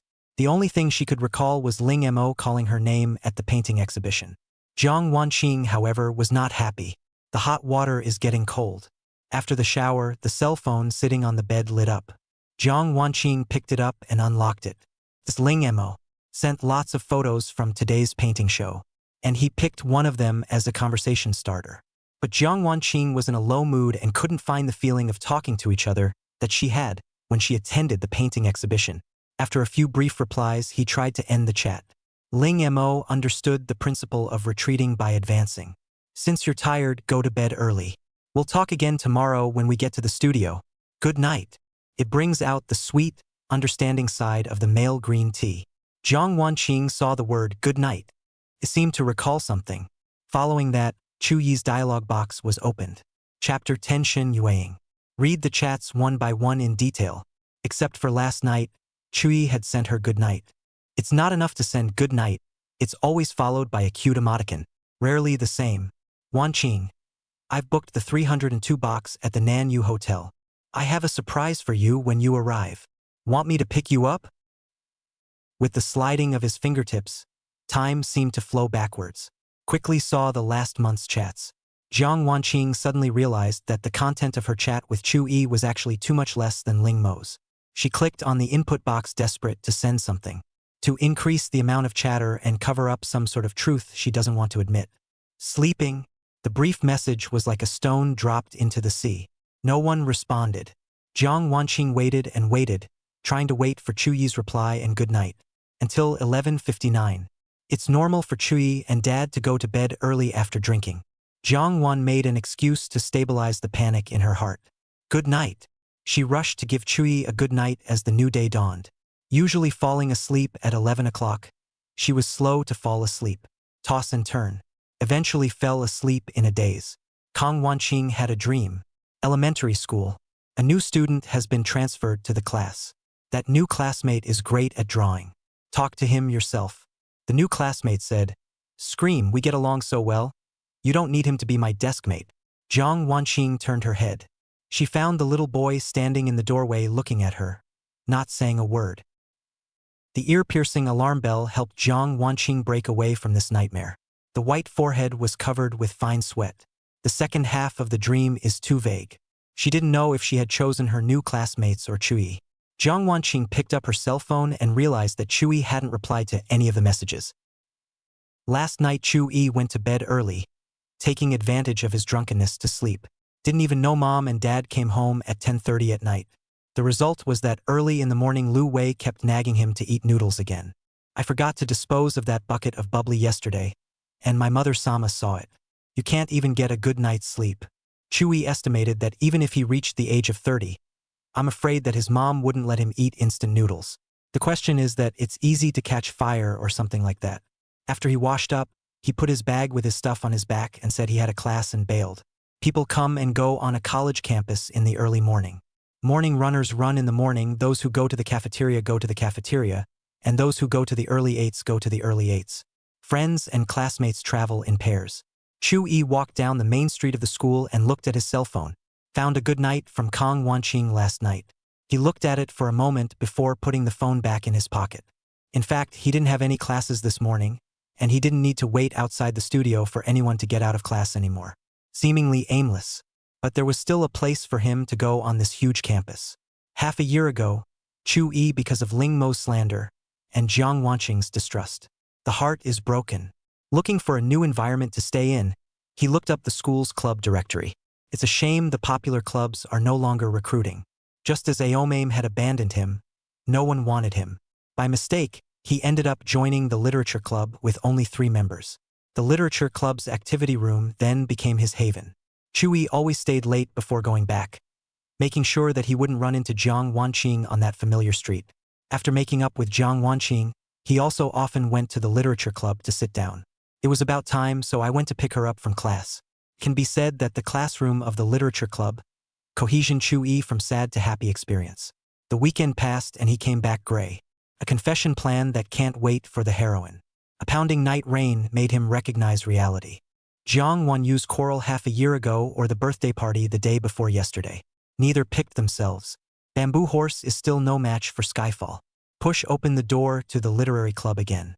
Chu-yi actually had a feeling that it was like a lifetime ago. The club room was decorated in a cozy way. The books were well organized. The floors are also clean. Each of the 3 tables had a vase of flowers with white gardenias blooming in them. Against the window sat a noble, elegant, and very attractive woman. The wind ruffled her green silk, and she unceremoniously pulled it back behind her ear. Every move is stirring, mature, and sensual. The mysterious and cold black dress could not hide her shapely and marvelous perfect figure. The beauty is overwhelming. Good morning, Sister Shin. Every time Chu-yi saw Shin Yueying, he wasn't marveling at her beauty. Instead, there was an inexplicable feeling. One is a cargo ship that meets a big storm and sails into the haven of the literary society. She, on the other hand, is a luxury liner with no destination. Just happened to come to this haven and settled in. Chu-yi couldn't say why he felt this way. Maybe it's the same people at the end of the world? Good morning, schoolmate. Shin Yueying's brimming beautiful eyes looked at him. Perhaps because Chu-yi was a junior, the 2 sisters in the club took care of him. Anyway, he felt that after entering the literature club, his schoolmates treated him as one of their own. The atmosphere of the society is harmonious. Chu-yi walked to his own exclusive position and realized that there was actually a static capacitive keyboard on top of the table. These keyboards can easily cost more than $1,000. Next to it was a very classic foreign book. Well, like it. The keyboard is from me, and the book is from your sister Shin. Isn't it true that I'm a little better for you, schoolboy? While Chu-yi was looking at the 2 things on the table in a daze, Ning Mengyao happened to walk in through the door. Sneaking up to him, Chu-yi hurriedly pulled away from this youthful and beautiful, soft and flower-like schoolmate. Ning Mengyao's beauty is the first love type. Chu-yi was initially fooled by her beauty. It wasn't until I read the 2 published young adult literary novels she wrote that I was abused. Obviously such a youthful, soulful, and beautiful woman. The book is a nightmare to read. Senior Sister Ning, why did you give me such an expensive keyboard? Birthday present. Wasn't it your birthday the day before yesterday? Did you fill out the wrong information to join the club? We've always had this tradition in the literary club. On Friday, your sister Shin even bought a cake. We've been waiting all day for you to show up. And then we just have to eat some of it and take the rest back to our housemates. Schoolboy, you'll be responsible if I get fat. Ning Mengyao said without a trace of anger. Sorry. Chu-yi's tone was sincere, especially when he heard Ning Mengyao say that she had been waiting for him for a long time. What it's like to wait for someone. It's really hard to get through. And if I want to blame you, I'll blame you, Sister Shin. I was going to call you, but your sister Shin said, you usually come on Fridays and this kind of thing needs to be about surprises. Chu-yi didn't expect school sister Shin's mind to be so delicate. Unfortunately, because he's fallen short of all of them. Chapter 11 Chu-yi's Heroine. You can't be lazy after using the keyboard I gave you, schoolboy. Hurry up and update your novel. How long has it been off? Ning Mengyao's words caught Chu-yi off guard. All 3 of the literary club are paid for their work. Chu-yi has serialized a novel on his website that has a story about a childhood friend. The thing about writing a novel, I'm not afraid of your prancing around and your talent. The biggest fear is that the author is basing it on personal experience. It went straight to the top of the list before the break. The ones in the book don't have passionate, fiery kisses, but they are hazy and tart. It's very much in line with the kind of feeling we all have about the first signs of love during our student days. Readers expect the hero and heroine to be able to make it work when they go to college. But Chu-yi was unable to move his pen, and he broke off his work indefinitely. Hokage, I haven't had much inspiration lately. Schoolboy, you're not going to be told by the readers, are you? There was a highly liked reply in the review section of the book that broke. I guess the author was defeated by Skyfall and couldn't write anymore. How can that be? There's been too much going on lately to have time. Chu-yi opened the packaging of the keyboard. Sister, that's a nice keyboard. I like it. Next to him, Shin Yueying took in his ambiguity, but did not move. It's good if you like it. I have class later, so water those greenery plants. Aha! Ning Mengyao left after chatting with Shin Yueying for a few moments. Chu-yi finished watering the greenery and returned to his position. Pulling his laptop out of his bag, he prepared to code. He sat for a long time but still didn't write a word. Wasted thousands of dollars on a keyboard for nothing. The only sound in the clubroom was the sound of Shin Yueying turning the pages of a book, and the curtains were blown by the wind. That's how they usually get along. As if two boats anchored in a sheltered harbor, slightly undulating with the water. A gust of wind came, and the white paper on Chu-yi's desk was rolled up and fell under Shen Yueying's swaying skirt.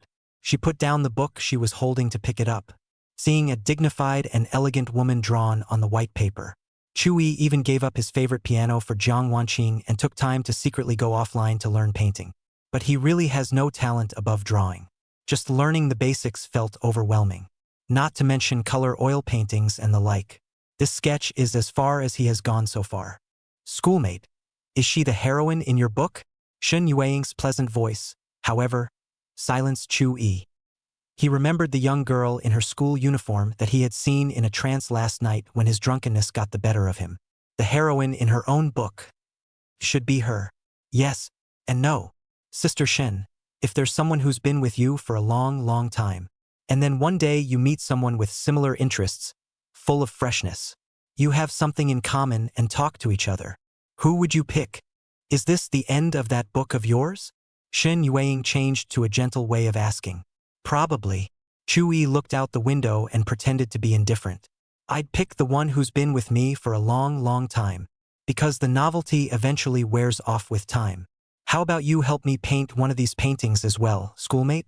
Think of it as a return birthday gift. Chu-yi smiled bitterly. Sister Shen, my skills are not up to par. I'm happy with that, be confident. Remembering that his schoolmates had been waiting for him all day, he finally nodded. Shen Yueying didn't need to put on a show. Just sit by the window and read as usual.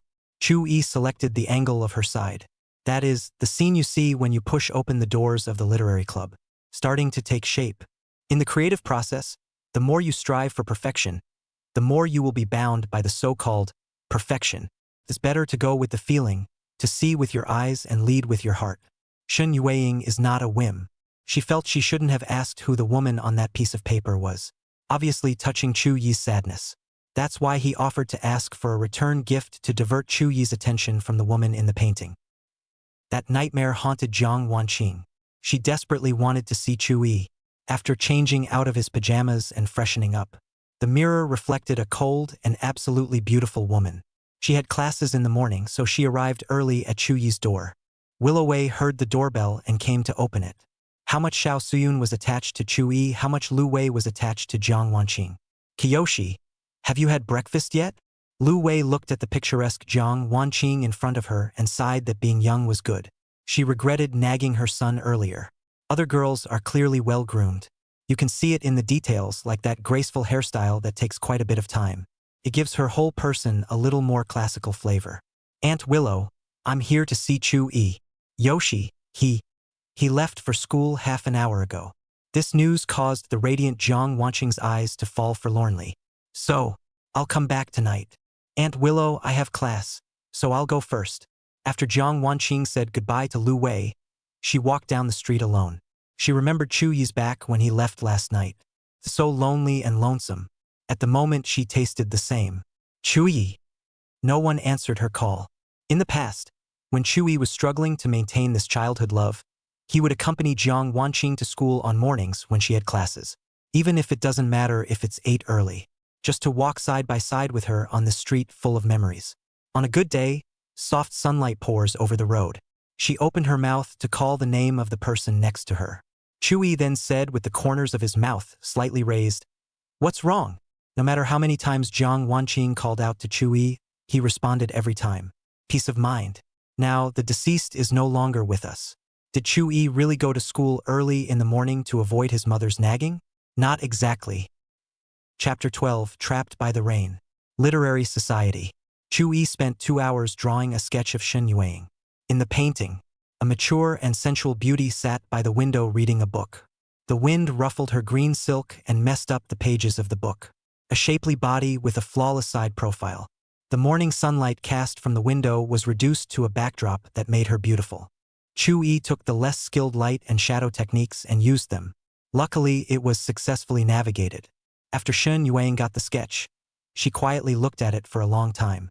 Receive a painting of yourself made by someone else. It's a wonderful mood.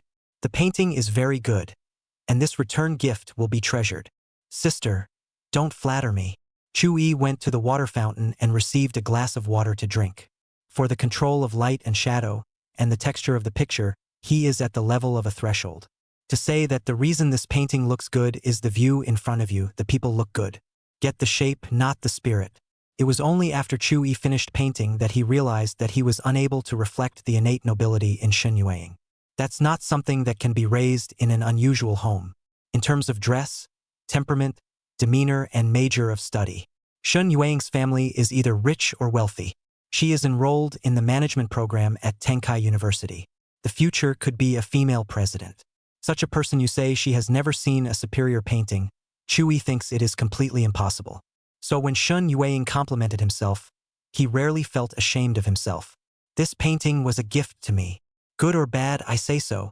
Maybe it's not perfect enough in your eyes as an author. But it is, in my eyes, only mine, unique. That's enough. Shen Yueying's wonderfully melodious voice was not mixed with half a bit of falsehood. Chu-yi didn't expect that a painting level like his would have a day of being praised. Even that instructor offline criticized himself for his lack of talent. He came to the window, the breeze in his face. From here you can also see college students returning to their dormitories in 2s and 3s after classes. Sister Shen. Sorry. I made you guys wait so long for nothing on Friday. Shen Yueying pressed the corner of the sketch paper with a book, lest it be carried away by the wind. Following that, he turned his gaze to Chu-yi. She always felt that Chu-yi cared a lot in this matter, caring to the point where it becomes an obsession. First he mentioned it to Manhwa once, and now he's mentioning it again. You don't have to be so between. I'll be here all Friday reading. Schoolboy, did you draw me a picture and then forget something? She kindly reminded. On Mondays in the past, Chu-yi, who had no classes, came to the literature club at 8 o'clock in the morning and left on time at 11:30. Regular enough for Shen Yueying to remember. But it's nearly 12 o'clock. He's not gone yet. What else could Chu-yi do? It was nothing more than going to the art department and waiting for Jiang Wanqing to get out of class. There's no forgetting. It's just that there are some things that no longer need to be done. I'm free. A leaf drifted lazily outside the window. Chu-yi reached out to catch it, and the veins in it were clearly visible. The moment it fell from the tree, its end was sealed. Yellowing, dissolving, turning into spring mud. No matter how green and lush it once was, it was only ever that. Hokage, why are you still staying here today? That's rare. In that case, let's go to the cafeteria together. Ning Mengyao returned from class and saw the sketch that had been pressed into a corner by the book. Nice drawing. A schoolmate who is thick-skinned is going to be severely sanctioned by his sister. No wonder it's here today when it's usually long gone by this hour. So it's because drawing for your senior sister Shin was delayed until noon. Where's my share? Chu-yi's brain hurt with his level of drawing. That sketch just now took a lot of effort. It's not that you can't paint in a day, but you can't paint to the same degree anymore. When the time comes to make a comparison, won't it be a case of mumbling and having a hard time? The 6-foot-something schoolboy was being pressed at every step by the 6'7" schoolgirl. Senior sister Ning, can I draw it for you tomorrow? I'm not inspired at the moment. Mengyao, don't make things difficult for schoolmate. He's probably tired, so it's not too late to paint you another one tomorrow. Shen Yueying spoke out to relieve the situation. Yes, yes, yes. It's just you, Sister Shin, who is considerate of you. Ning Mengyao pouted. Yuing, are you my good bosom friend or his good bosom friend? Turn your arm as far as you can. You're called a soft eater and a short hand. Chu-yi also quite understood this Ning senior sister of his. Gave thousands of dollars in keyboards less than a return gift. Instead, the person who gave a book has a return gift. Anyone would think it was unfair. Chu-yi smiled helplessly. Going to the water fountain again, he picked up a glass of warm water and gave it to her. Ning Mengyao was still very kind to Chu-yi and gave steps down. Sister, I have class tomorrow morning, so I'll paint you another one in the afternoon. In advance, I have no talent in drawing. But you can't paint a painting worth thousands of dollars, so be prepared to lose money. It can't be worse than your sister Shin's. I try. Chu-yi felt more and more that the literature club was his haven. It's not about how expensive the gift is.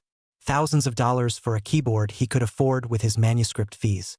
Hundreds of dollars of keyboards are good enough. It's rare to look back when you're struggling to wait for someone. Find out that there are actually people waiting for you too. The feeling was like a ship drifting in the sea and encountering a guiding light. Shun Yueying was about to open her mouth when her cell phone screen lit up. The few messages she received put her out of the mood. It's a wonder no one chases a woman as mature and attractive as her. Chu Yi is oblivious to these, promising tomorrow to appease Ning Mengyao. He plans to go home for dinner.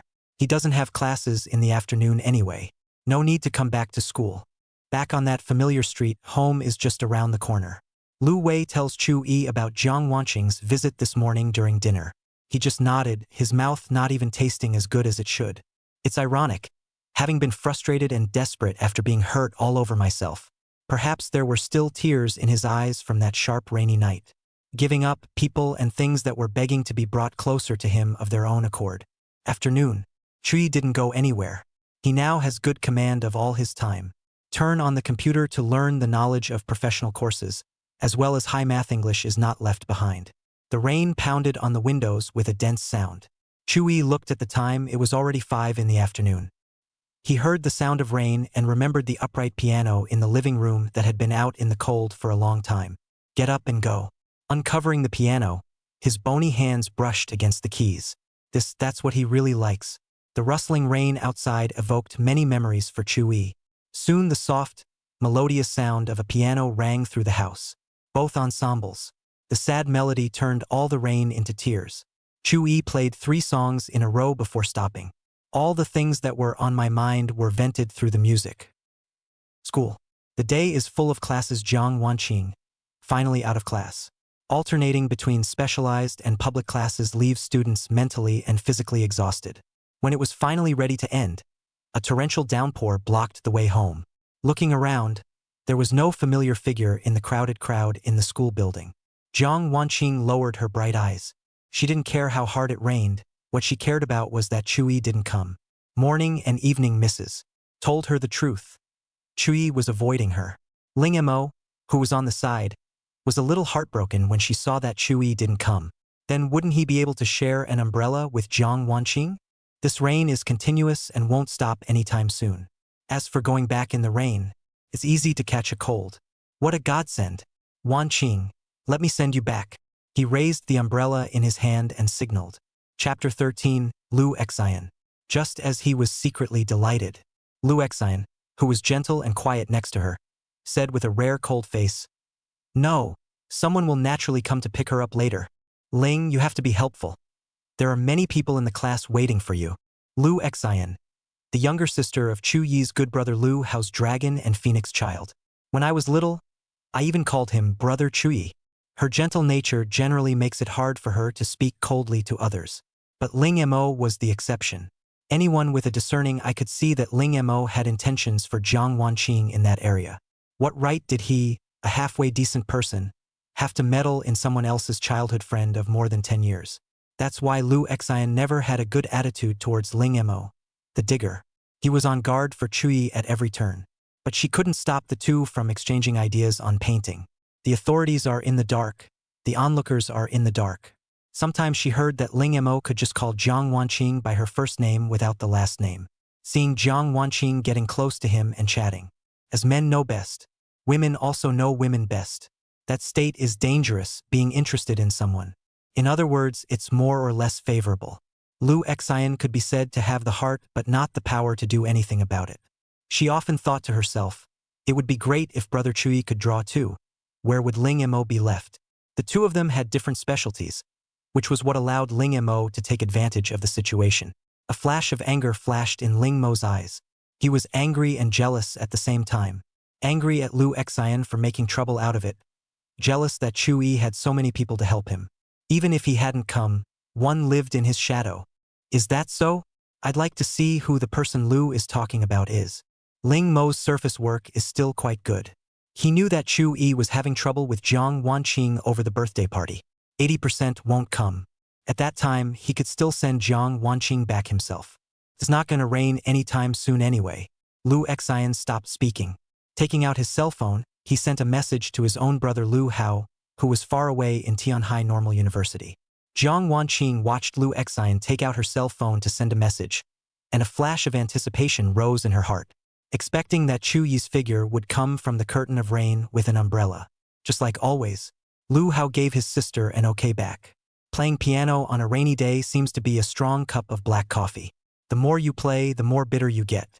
The moment the melody reaches its apex, a phone rings from the rooms. Chewie sighed and went forward to connect. What is it?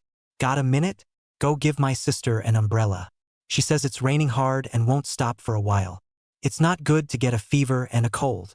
My own brother, can't whip it out. You go for me anyway. She called you sweeter and better behaved as a child than she did me as her own brother. You're her brother too. Good brothers never ink a call, they get right to the point. Chewie looked out the window. It was close to evening and still cloudy and rainy. It's getting a little dark. Okay, you tell Lu Xian that I'll be there soon. Okay, that's it. Lu Hao hung up the phone sharply and turned his hand to send a message to his sister. Your brother Chewie said he'd pick you up now. Lu Xian received this message. No longer worried about how heavy the rain is, the heart is very stable. Seeing her chesty look, Ling Mo silently slandered in his heart. Could it be that Chewie is coming? It shouldn't be. If it's going to come, it would have come earlier. Why wait until now?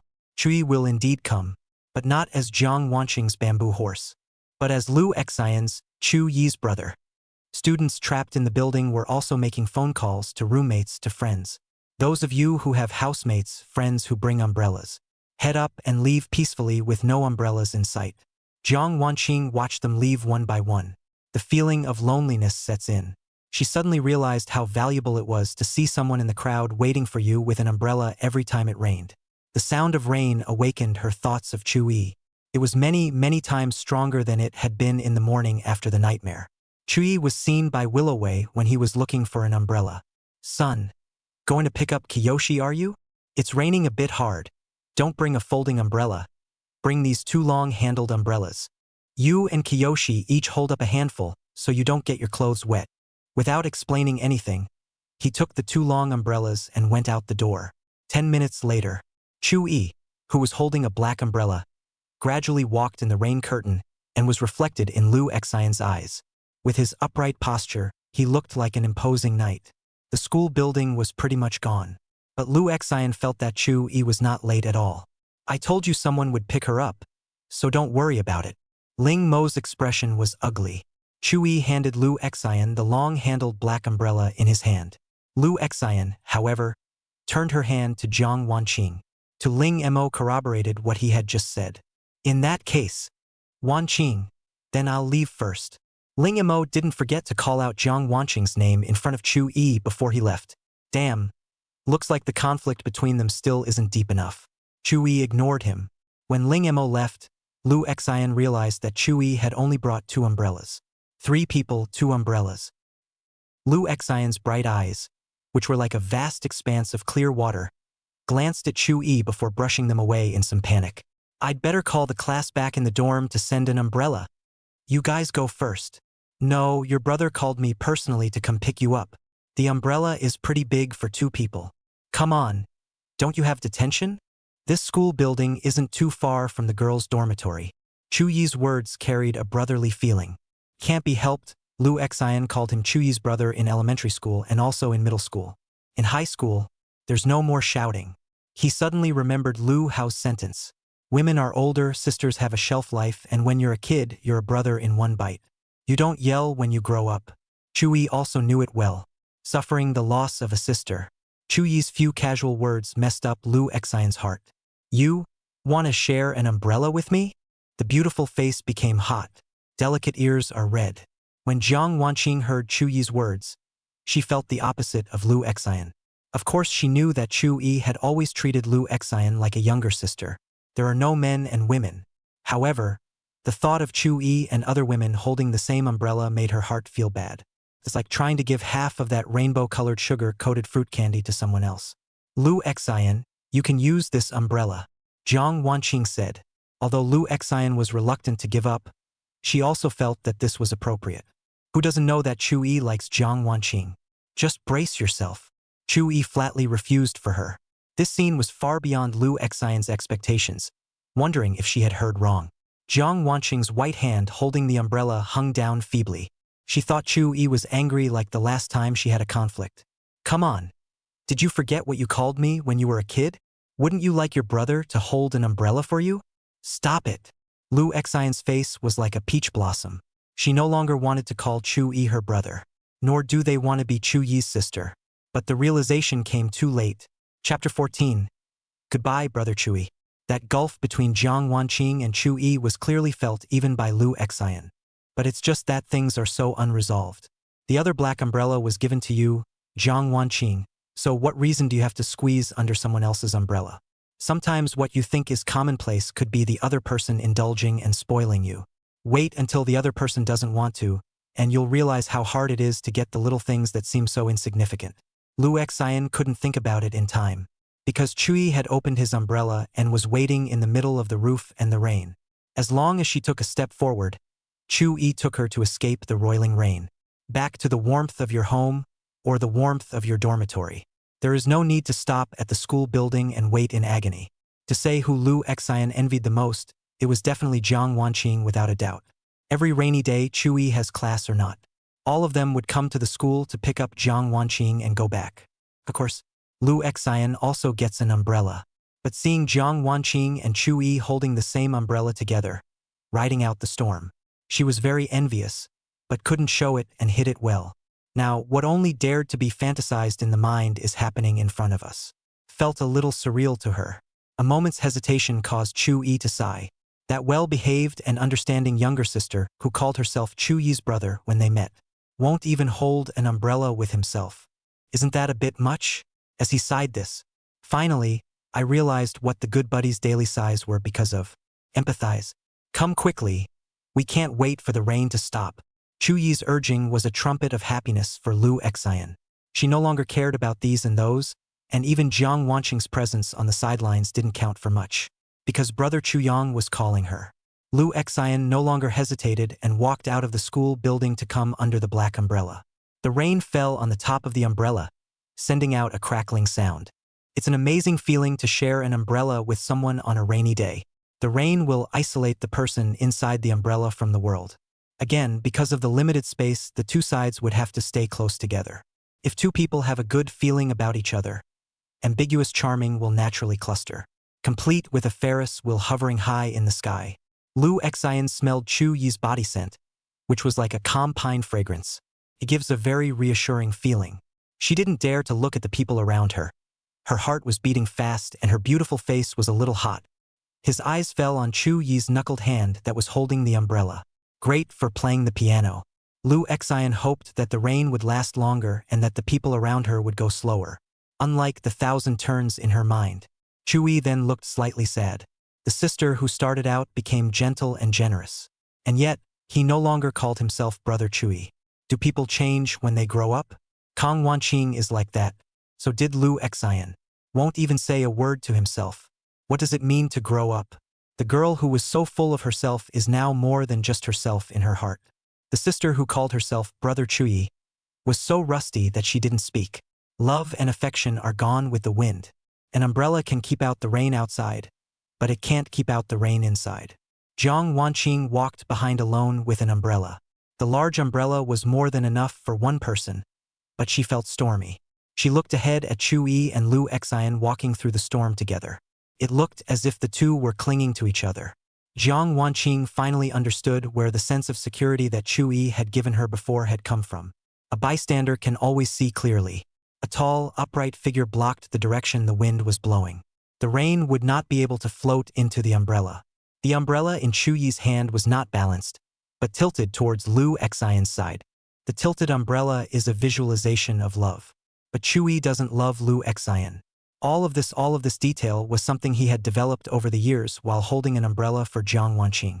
It's the traces of that dead love left in this world. In the past, when it rained moderately and lightly, Chu Yi would not bring an extra umbrella, so that you can walk in the rain with your favorite girl. He was careful, afraid that Jiang Wanqing would get half wet. He stood on whichever side the wind blew. The space inside the umbrella also tries to make as much room as possible for the young girl in school uniform beside her. A real sense of shelter from the elements. Now, the girls around him are no longer the same people they were then. These things became habitual, and he still tilted his umbrella toward those around him. What is the most regrettable thing a person can do? Love and not be able to? A beginning without an end? Probably neither. There is no greater regret than to have someone who is wonderful and has loved you for a long time. He was supposed to be yours. All you have to do is reach out and take him into your arms.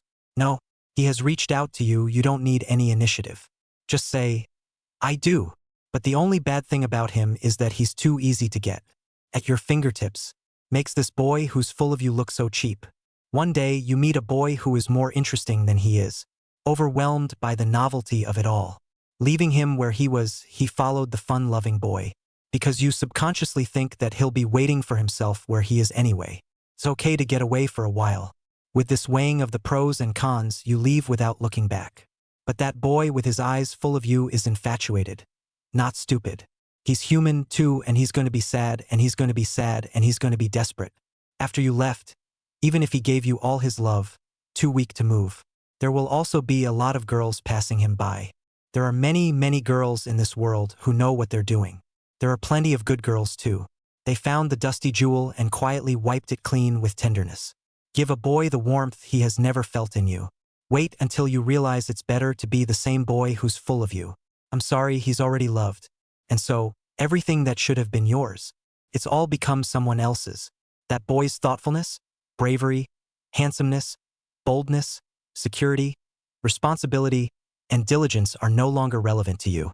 In the long life ahead, you will never find such a boy who has been with you for more than 10 years and is full of you. You think you're just missing him, but you're actually missing out on another happy and fulfilling life. Jiang Wanqing's heart was empty at the moment, as if a chunk of it had been stolen. The idea of throwing away the umbrella to take Lu Xian's place actually sprang up in his mind. The school entrance and the girls' dormitory are not in the same direction. At the second intersection, Chu Yi Lu Xian's two figures turned to the left, and Kang Wanqing is going straight ahead.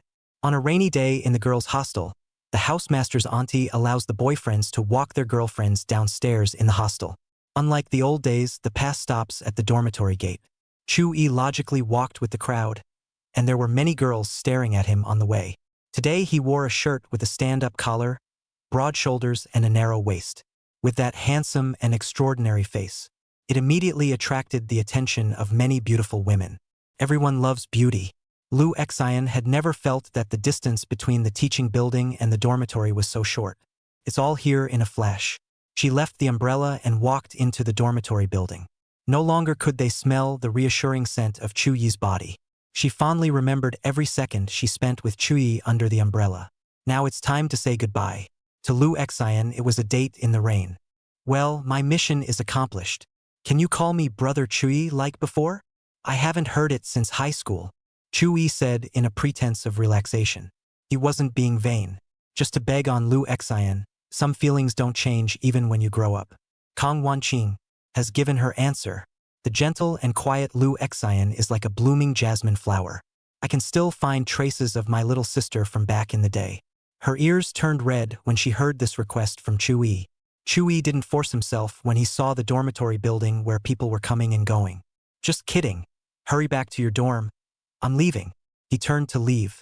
Lu Xian watched him disappear into the rain. Goodbye, Brother Chu Yi. Chapter 15. Let's just leave it at that. Chu Yi's footsteps quickened as he had no more people to take care of. He exited the girls' dormitory and walked down the main campus road to the entrance of the school. I found a light and dreamy silhouette standing with an umbrella in the misty rain. What are you standing here for? Waiting for you to go home together. Jiang Wanqing's soft voice became smaller through the curtain of rain. Chu Yi was noncommittal and walked forward in silence. On this rainy day with an umbrella, he didn't need anyone to wait. If that statement had appeared the night before, it would have been a very different picture again. Unfortunately, it's already too late. Jiang Wanqing walked on his left side. But two people, two umbrellas, can't get close enough. Always separated by a distance. Chu Yi did not speak, and the sound of rain crossed between the two. Jiang Wanqing's lightly furrowed brows never melted. Can we go to that dessert place you were talking about again tomorrow? I have class in the morning and something to do in the afternoon. You're on your own. I've already given you the location anyway. Chu Yi didn't lie, he did have a full class in the morning. I'm going to paint a picture for senior sister Ning this afternoon as a return gift for that $1,000 keyboard. Whether or not you have the time is a very subjective question. People will always prioritize what is important. If it was the Chu Yi of old, He would have accompanied her on this trip no matter what. But what does that get you? Chu-yi ranked Jiang Wanqing first. So did Jiang Wanqing put Chu-yi first? There shouldn't be any. Otherwise, that rainy night Chu-yi wouldn't have been unable to wait for her. So much for a well-started conversation. Jiang Wanqing wanted to say something. She was eager to talk to Chu-yi about something. Even if it's good to talk about how much it's raining.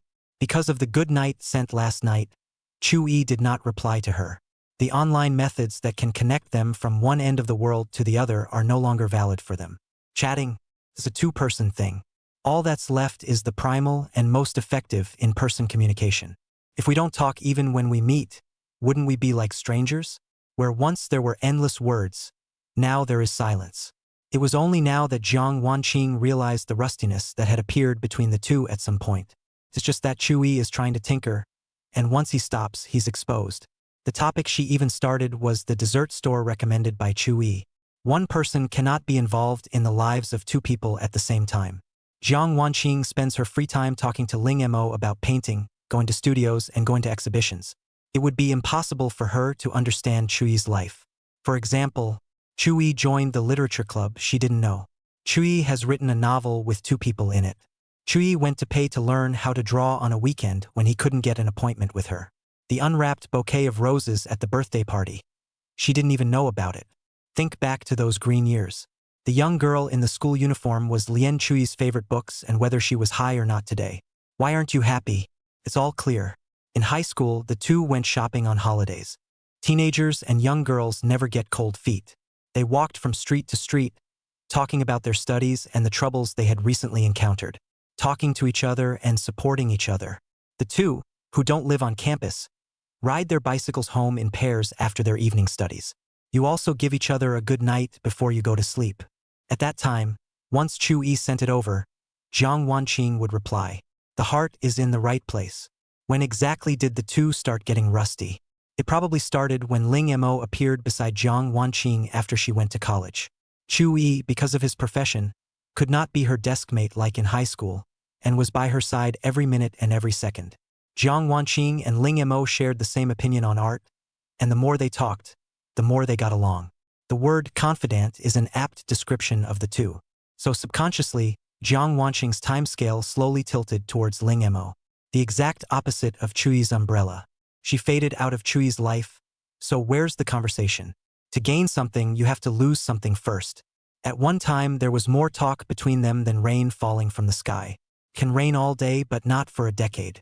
Since you're busy, I'll get one for you when I go tomorrow. Jiang Wanqing was unwilling to be silent on this and continued along with this topic that should have ended. Don't bother.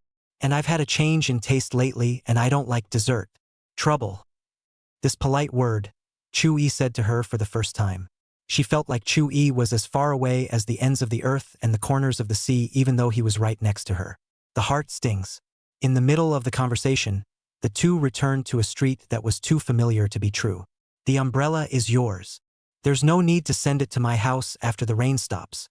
Chu-yi's footsteps were unceasing as he walked towards home. Two identical umbrellas on the street part ways. All of a sudden there were just a handful left, looking even more depressed. Jiang Wanqing looked at the direction Chu-yi had left. She felt abandoned. The heart welled up with infinite sadness. Actually, no. She was the one who first left Chu-yi on that dark and rainy night. Perhaps Chu-yi's umbrella delivery was not for Jiang Wanqing, but for the young girl who once wore a school uniform. Let's just walk here. Lu Xian returned to the dormitory. The beauties were more or less drenched. Except for her. Chu-yi was seen personally escorting her back. The fire of gossip burns brightly. Isn't that big handsome guy after Jiang Wanqing? Why did you get a personal ride home today? Chu-yi often waited for Jiang Wanqing to get out of class in the art department and was so handsome, causing beautiful women to be impressed with him. Could it be that Jiang Wanqing chose Ling Mo, he lost the battle, and then he turned to you? A few words from her roommate made Lu Xian's joyful mood hit rock bottom. The other three girls pestered them to make sure they got it right. It's my brother. The girls vaguely felt that something was wrong when this statement was made. But again, I can't say. Lu Xian, do you think Jiang chose Ling Mo? Or pick your brother? I do think your brother is much more handsome and sweet than Ling Mo. But Jiang seems to be more chatty with Ling Mo. After all, They're the only two in the art department with the best drawing skills in this class. The girls weren't blind and understood that Ling Mo was interested in Jiang Wanqing. As for Chu Yi, there was even less to say. The eyes filled with tenderness when looking at Jiang Wanqing. Even they felt like they were going to melt. For that matter, the girls in the class have been eating out of the palm of their hands. Chu Yi won by a landslide vote. Lu Xian was not interested in exploring this topic. All that was said was, "It's her loss if she doesn't pick my brother." The three girls looked at each other. It was the first time they had heard Lu Xian speak in such an unquestioning tone. In fact, the only person who has seen how that little boy, back in the day, held that little girl in the palm of his hand. Only then did I realize what a pertinent comment that was. Chapter 16. The Chocolate Sister. Lu Xian was well protected by Chu Yi, the chiffon-colored dress lining almost dripping with water. Just like a blooming, serene jasmine flower. The housemates who got drenched are showering and changing clothes. And her mind was not on it. Lu Xian opened her cell phone. "Brother, what happened between Brother Chu Yi and Jiang Wanqing?" Lu Hao, who was eating with his girlfriend in the cafeteria, saw this message and the smile on his face gradually disappeared. Lin Yali, who was sitting next to him, saw that her boyfriend's face looked different and asked, "Is my sister still trapped in the school building by the heavy rain?" "No, it wasn't the rain that trapped her. She's trapped by someone. I'll explain it to you later." Lin Yali nodded. Her boyfriend was in a bad mood, so she naturally wouldn't add to it. Lu Hao didn't reply to his sister immediately, for the matter is a long one, and cannot be narrated in a noisy cafeteria. It wasn't until he sent Lin Yali back to the dormitory and found a quiet place himself that he messaged Lu Xian. "It's a long story between them and a short one.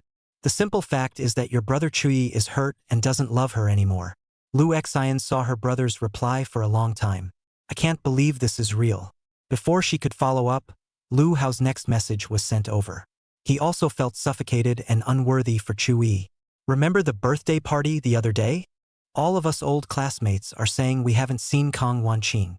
The reason your brother Chu Yi gave was that she had an urgent matter that she couldn't get away from. It was only later that he told me about that night, Jiang Wanqing's so-called urgent matter. It's to go to someone's birthday party. The next day Chu Yi, and I even saw her walking side by side with that boy on the street, talking back and forth. Your brother Chu Yi didn't say anything and rubbed his shoulders like a stranger. At that time, I always felt that he should have gone and said something, or loudly refuted Kang Wanqing. I got back to my dorm and lay in bed before I figured out that it was the right thing to do. Those who want to leave can't stay, and those who want to stay can't be driven away. If Chu Yi really confronts Jiang Wanqing on the street, in the end, the one who is in a mess will be himself. In what capacity is he going to question Kang Wanqing?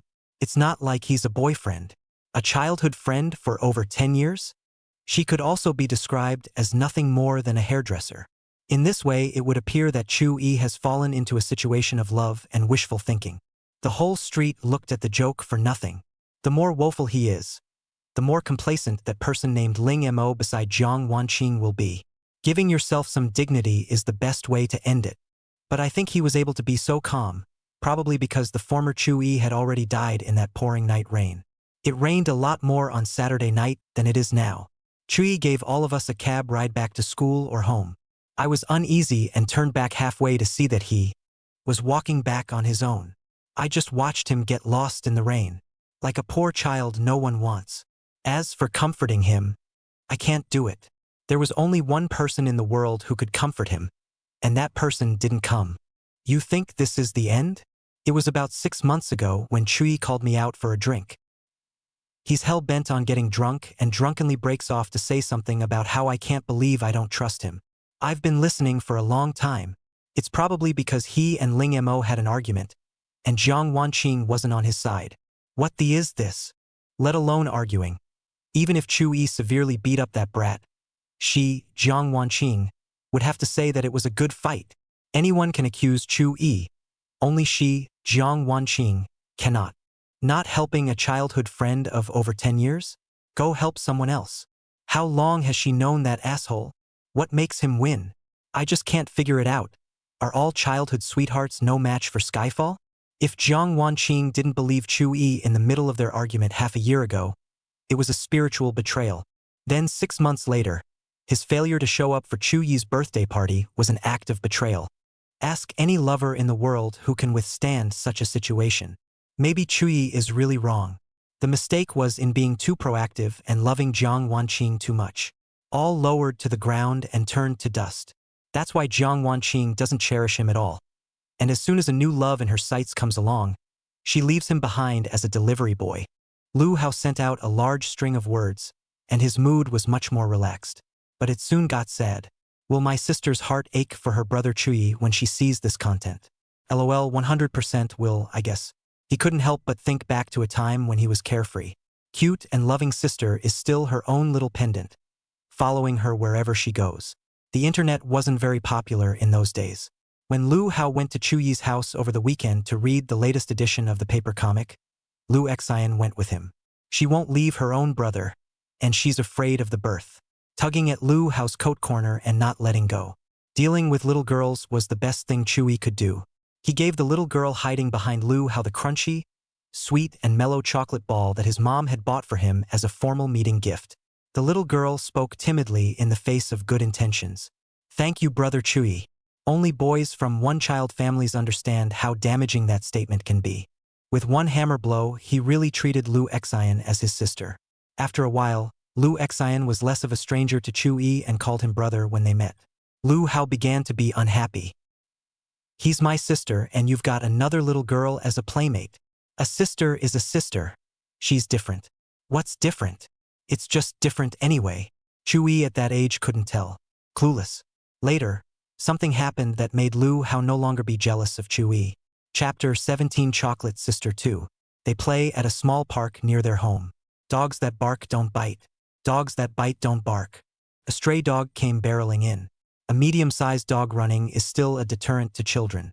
It attacked towards Lu Xian, who seemed to be the weakest. Lu Xian was so frightened that her pretty face turned white and she couldn't move. In the heat of the moment, I called out, "Brother!" But it was Chuyi who reacted and stepped forward. He pushed Lu Xian away and was pounced on by a stray dog biting his arm. The janitor who was cleaning the park saw it from a distance. While shouting to repel, "Get out of here!" While rushing off with a broom, passing adults helped. The stray dog was disposed of on the spot. The crowd panicked and sent Chuyi to the hospital to treat the wound and play vaccine protein. The arm was hocked out of shape and hurt like hell. The formerly sunny and cheerful person became sleepy and wilted. It took Willoway years of controlling her son's outings to dispel the sense of afterthought. As the cells divide and renew, the scars on the arms fade and can already be treated as if they don't exist. But a closer look still reveals something. Lu Hao could only sigh when he remembered this incident. Lu Xian didn't call him brother Chuyi for nothing. Chuyi was more useful in a crisis than his own brother. At the age of love, Lu Xian realizes that her feelings for Chuyi are not the so-called brother-sister love. What kind of girl sees her brother and her eyes flicker and her heart beats faster? So she gave up Chuyi brother, a title she had used for many years, looking forward to reversing her position as a sister in his mind. This was why Chuyi said that Lu Xian never called him his brother again after he grew up. On the contrary, Lu Xian was not becoming rusty with him. Instead, I fell in love with him. Unfortunately, it's too late. In Chuyi's case, she was the sister that he had fought to protect back then. The position of lover had been firmly occupied by Jiang Wanqing. Lu Hao stumbles upon the fact that his sister likes Chuyi. He didn't get angry like the other great uncles, because Chuyi was able to protect his sister well. He was ashamed of himself. Besides, it's better to fertilize your sister than to have her cheated by an uninvolved one. Married all a little closer together and see each other every day if they want to. It's a short bike ride away. It's not like other people's families that you only see once a year. How many times Lu Hao sidestepped his good brother, and the answer he got was just 2 words. Not lover. It's brother and sister. There was nothing else he could do but feel deeply helpless. After all, you can't blame a good buddy for this. Lu Xian called him brother Chuyi first. So isn't it normal for others to treat you as their sister? Started off on the wrong foot. A good Tien who starts screwed up all over the place. If you change your name, what about Jiang Wanqing? With your brother as a wingman, can Chuyi escape? If you can't, get him drunk and send him to your bed. But it's a different story when he treats you like a sister. Lu Hao told Lu Xian the answer he got from Chuyi. She listened and didn't argue or make a fuss. It's as silent as a flower fading. The next day, Lu Hao knew that his sister had cried when he saw her red eyes. Lu Hao said, "Sister, you'd better give up, lest you not even be brother and sister." Lu Xian was silent for a long time and didn't say she would give up. Instead, he said, "If he's happy, I'm happy." Lu Hao sighed. Sister is good everywhere. Warm, thoughtful, and knowledgeable.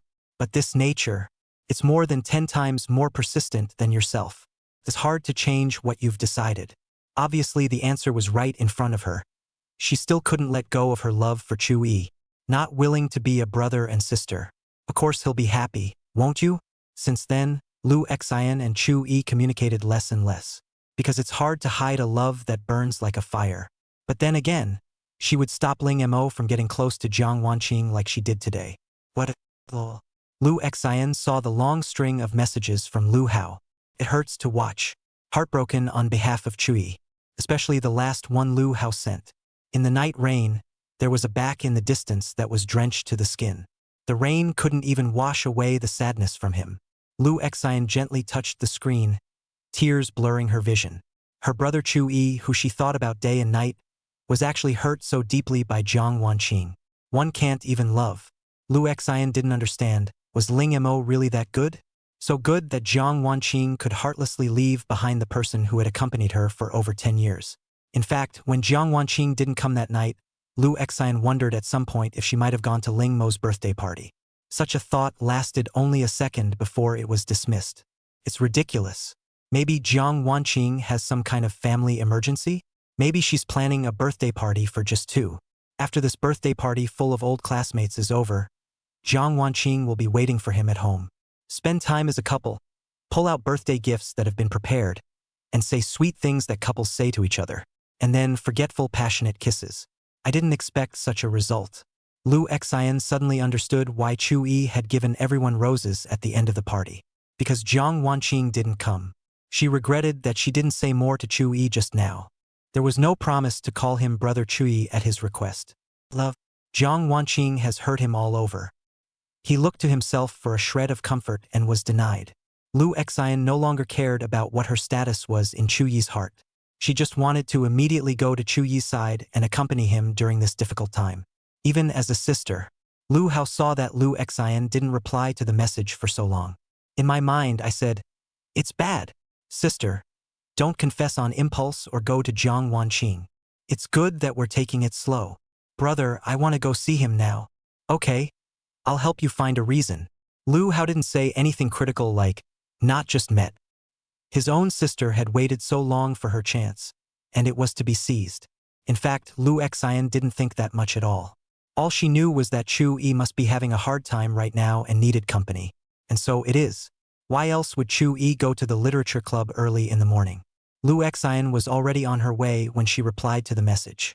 Chu Yi brings her back from the rain, and she heads back out into the rain for Chu Yi. Whether Lu Hao helped her find an excuse to meet or not, she would go. If "I like you and want to see you" doesn't work, then go as a sister. Anyway, Lu Xian had nothing else to do, no calculations to take advantage of the situation. No, they finally broke up gloating. She just wanted to quietly stay with Chu Yi and accompany him through this sad time. The purest love. There's nothing like it. Chapter 18 Chocolate Sister 3. This evening was destined to be lonely for Chu Yang. Lu Xian didn't call him Brother Chu Yi. Even his parents had to leave him behind for a while. When he got home, Chu Yi realized that his dad was off work as well. "Dad," he snorted. "Pick up Kiyoshi from school?" Chu Yi didn't say anything. Saying it wasn't Dad was sure to ask more questions, and it was better not to say anything. "Son, I'm going out to dinner with your mom tonight. You stay home and watch. It's okay to cook for yourself. It's okay to order takeout. I'll transfer you some money." Chu Yi froze and quickly remembered that today was his parents' wedding anniversary. "Dad, I still have money." Chu Ting heard this and searched for his son, as if he hadn't asked for his living expenses for a long time. Did his mom give it to him? Or is it his own money? Curious with an extra dash of emotion. "When my son was young, he traveled all over the place due to job transfers. Not properly accompanied. Now that it's settled down, the income is climbing. But his son didn't want his money. There's a sense of a father's love going nowhere." Willow Wei came out of her room. She had obviously had a good selection of clothes. Even changed into heels. She has a better temperament after the years. Not in the least inferior to Xiao Suyun. Yoshi. Does mommy look pretty in this dress tonight? Chewie felt like he didn't even need to eat dinner. Dog food managed to fill him up. Is mom really asking herself? It was clearly a question for his father, and he was too embarrassed to ask directly, so he took a wrong turn. He immediately gave his dad a wink. Chu Ting. It's beautiful. A satisfied smile appeared on Lu Wei's face. Be good at home tonight, and tomorrow mommy will make you a nice dinner. If you feel bored alone, you can go to your Aunt Zhao's house. She won't leave you alone. Chewie could only respond, good, then walk your parents out the door. The taillights were far away as the car pulled out of the garage. He was the only one left in the room, and the rain outside was lessening. Chewie didn't want to do anything, didn't want to move. It was getting late and he didn't turn on the lights. Sit on the couch and blend into the darkness. The cell phone lit up, bringing one of the few lights to the room. It was reflected in his deep eyes, in bits and pieces. Lu Hao. Got in trouble with my girlfriend. Come drink with me. What's the beef? Chuy's heart was tired, but he still braced himself to give his good brother some mental comfort. Mom and dad are spreading dog food that makes him hurt a little bit. He really didn't want to touch words like girlfriend and couple. In a word, I'm at your doorstep. No drunkenness tonight. Ding dong. The doorbell verified the authenticity of the message. Lu Hao was afraid that he would not be able to complete his sister's task and came to pick it up personally. Chewie got up from the sofa and walked towards the door. Only when he opened the door did he realize that not only was Lu Hao there, but Lu Xian, who he had just met, was also there. The moisture from the rain dampened a strand of her hair at her temples. There is an extra touch of ebullient charm that one can see. Chewie, however, frowned. He hadn't let her get wet at all when he sent her back to the dormitory. It's dark and you don't turn on the lights. It's pitch black. That's not how you save electricity. Lu Hao took the lead when he saw Chewie focusing on his sister, worried that he would ask why Lu Xian was also there. In the past, when they drank mulled wine, they both avoided her. It doesn't make sense to bring it on all of a sudden now. It doesn't matter if the lights are on or not if you're alone. My parents aren't home today, so no need to go out. It's still drizzling outside, and I didn't drink the last couple cans of beer you gave me. Chewie pressed the light switch and the dark room became open. So very good. Lu Hao wondered if he should take this opportunity to buy a few bottles of white wine to get his good brother drunk. Then send it to my sister's bed. Look, timing. A night with light rain. Terry. All at home is a hotel bed as soft as a bed at home? People and aunts and uncles are not at home, just Chewie alone. All three things. He entered and sat down on the couch with a big grin. It's a place he's been to more times than he can count. Just like your own home. Have you eaten? Chewie asked, who knew that Lu Hao shamelessly said, I didn't eat. And your Lu Xian sister is still hungry too. Chewie was speechless, making it seem like you weren't her brother. Okay. This will be done for you. He turned and walked into the kitchen. Normally two big men with something on their minds would just drink booze and be done with it. But at this moment Lu Xian was also there. How could she be allowed to drink? Anyway, Chewie couldn't afford to give it up. Why did Lu Hao bring Lu Xian with him this time? Could his conflict with his girlfriend be related to Lu Xian? For example, if your girlfriend and sister fall into the water, who do you save first? Even if Chewie thought about it, he couldn't imagine that all of this was just an excuse for Lu Xian to see him. But then again, Lu Xian isn't coming tonight. Chewie really has no one to accompany him tonight. The parents left him behind to go on a date. Jiang Wanqing. It's no longer the same Jiang Wanqing. It's hard to show up when he needs it the most. Chewie would probably sit quietly in the room without lights on for hours, drowning in loneliness. He opened the refrigerator, which was well stocked with ingredients. A quick scan identified tonight's dishes. Spare ribs and corn soup, sautéed tenderloin with onions, scrambled eggs with tomatoes and bok choy. Brother Chewie, let me help you. Chewie couldn't even be bothered to get the ingredients at the sound of his voice. Turning his head to look, Lu Xian was standing beside him. Standing a little close. Close enough to make you want to help her pull those strands of sideburns behind her ears yourself. What's wrong, Brother Chewie? Lu Xian's call once more made Chewie realize that it was not a hallucination just now. As expected, it was because there were too many people in the dormitory building and she was too embarrassed to shout. She still had her brother in her heart. No change. Not everyone changes when they grow up. Chu-yi felt the long-lost joy spreading in his heart. You go sit outside and leave this place to me. Chu-yi laughed. It's getting late. One more person is faster. Lu Xian said softly, removed the apron hanging from a wall stud and put it on. Gentle and quiet, she became more virtuous and dignified. Wifey feeling all over the place. Brother Chu-yi, help me tie my apron. She left a wan and graceful back to Chu-yi. The voluminous willow waist had 2 straps, so like a bouquet of white jasmine flowers waiting to be tied with a nice ribbon. Brother Chu-yi, hurry up. Chapter 19, Unintentional Ambiguity. Just give me a hand. You're a guest today. Got it? Chu-yi helplessly helped Lu Xian tie her apron. Warm fingers unintentionally cut the soft waist through the clothes. It caused Lu Xian's delicate body to tremble slightly. It was as if a subtle electric current had flowed through it, tingling. The culprit didn't have a clue and went straight to the rice. The kitchen isn't small, and it doesn't even look crowded with 2 people cooking together.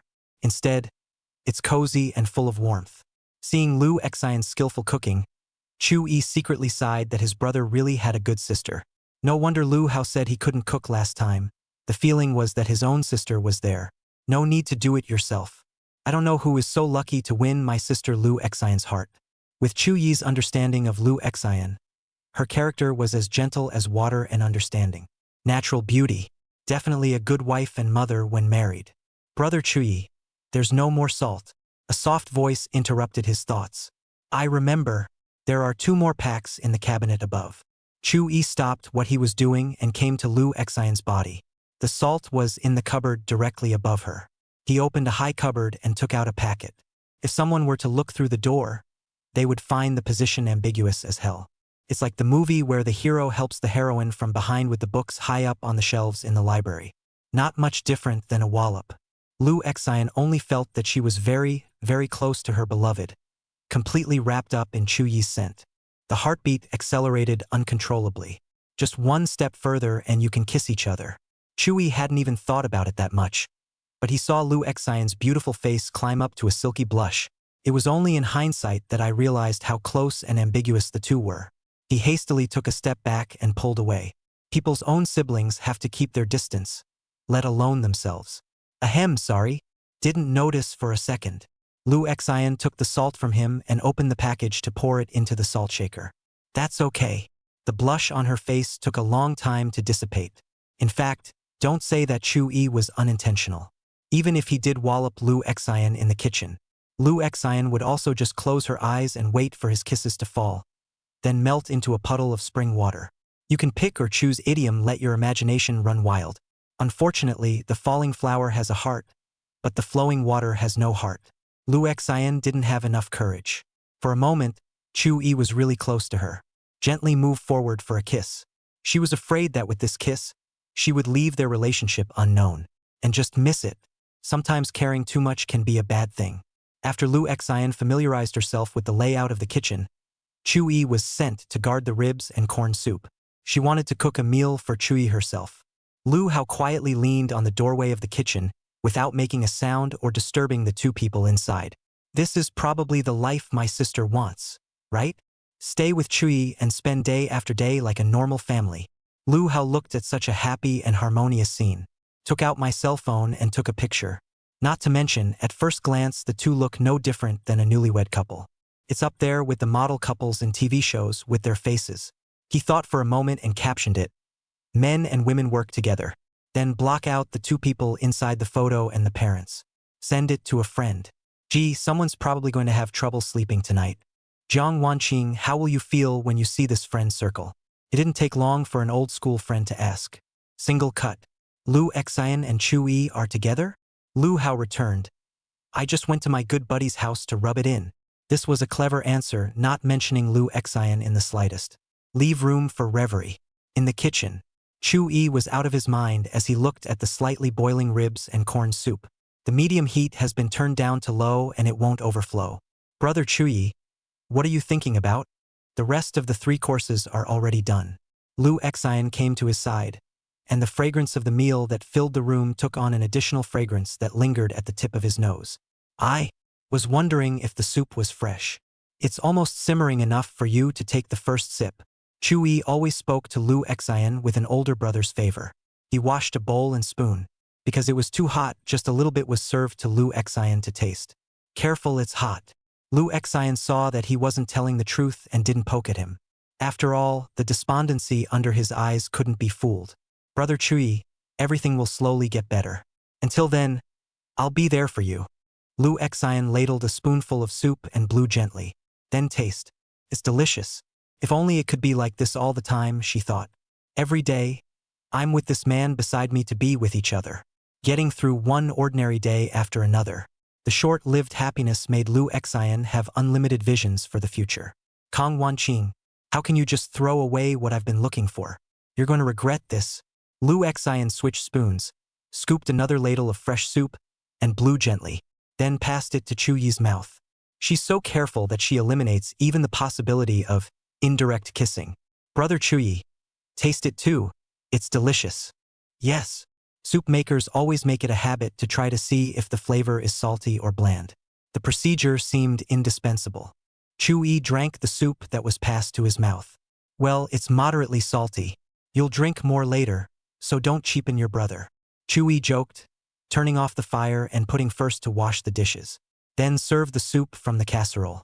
Unseen, Lu Xian didn't mind his used spoon in the slightest. 3 dishes and a soup were soon on the table with men and women working in pairs. Lu Hao hurriedly washed his hands and started eating. Not at all like someone who's in trouble with his girlfriend. In the past, Chu-yi would definitely be able to discover these details, but he didn't have that much heart now. He went to the refrigerator to get those last few cans of beer out. Instead, Lu Xian gave him and Lu Hao a bowl of hot soup each. How about it? My sister is sweet, right? Lu Hao said proudly. Sweet. Just now in the kitchen, I was wondering who was going to be so lucky to marry her in the future. Lu Xian's movement of picking up the chopsticks gave a start. It was as if the deepest secrets of the heart had been revealed. Lu Hao. He all but suspected that his brother had not only broken his heart, but his brain as well. I mean, this beauty is great. I can't believe you ing said that beautiful women are nice, but they don't belong to me. If you have the guts, ask for it.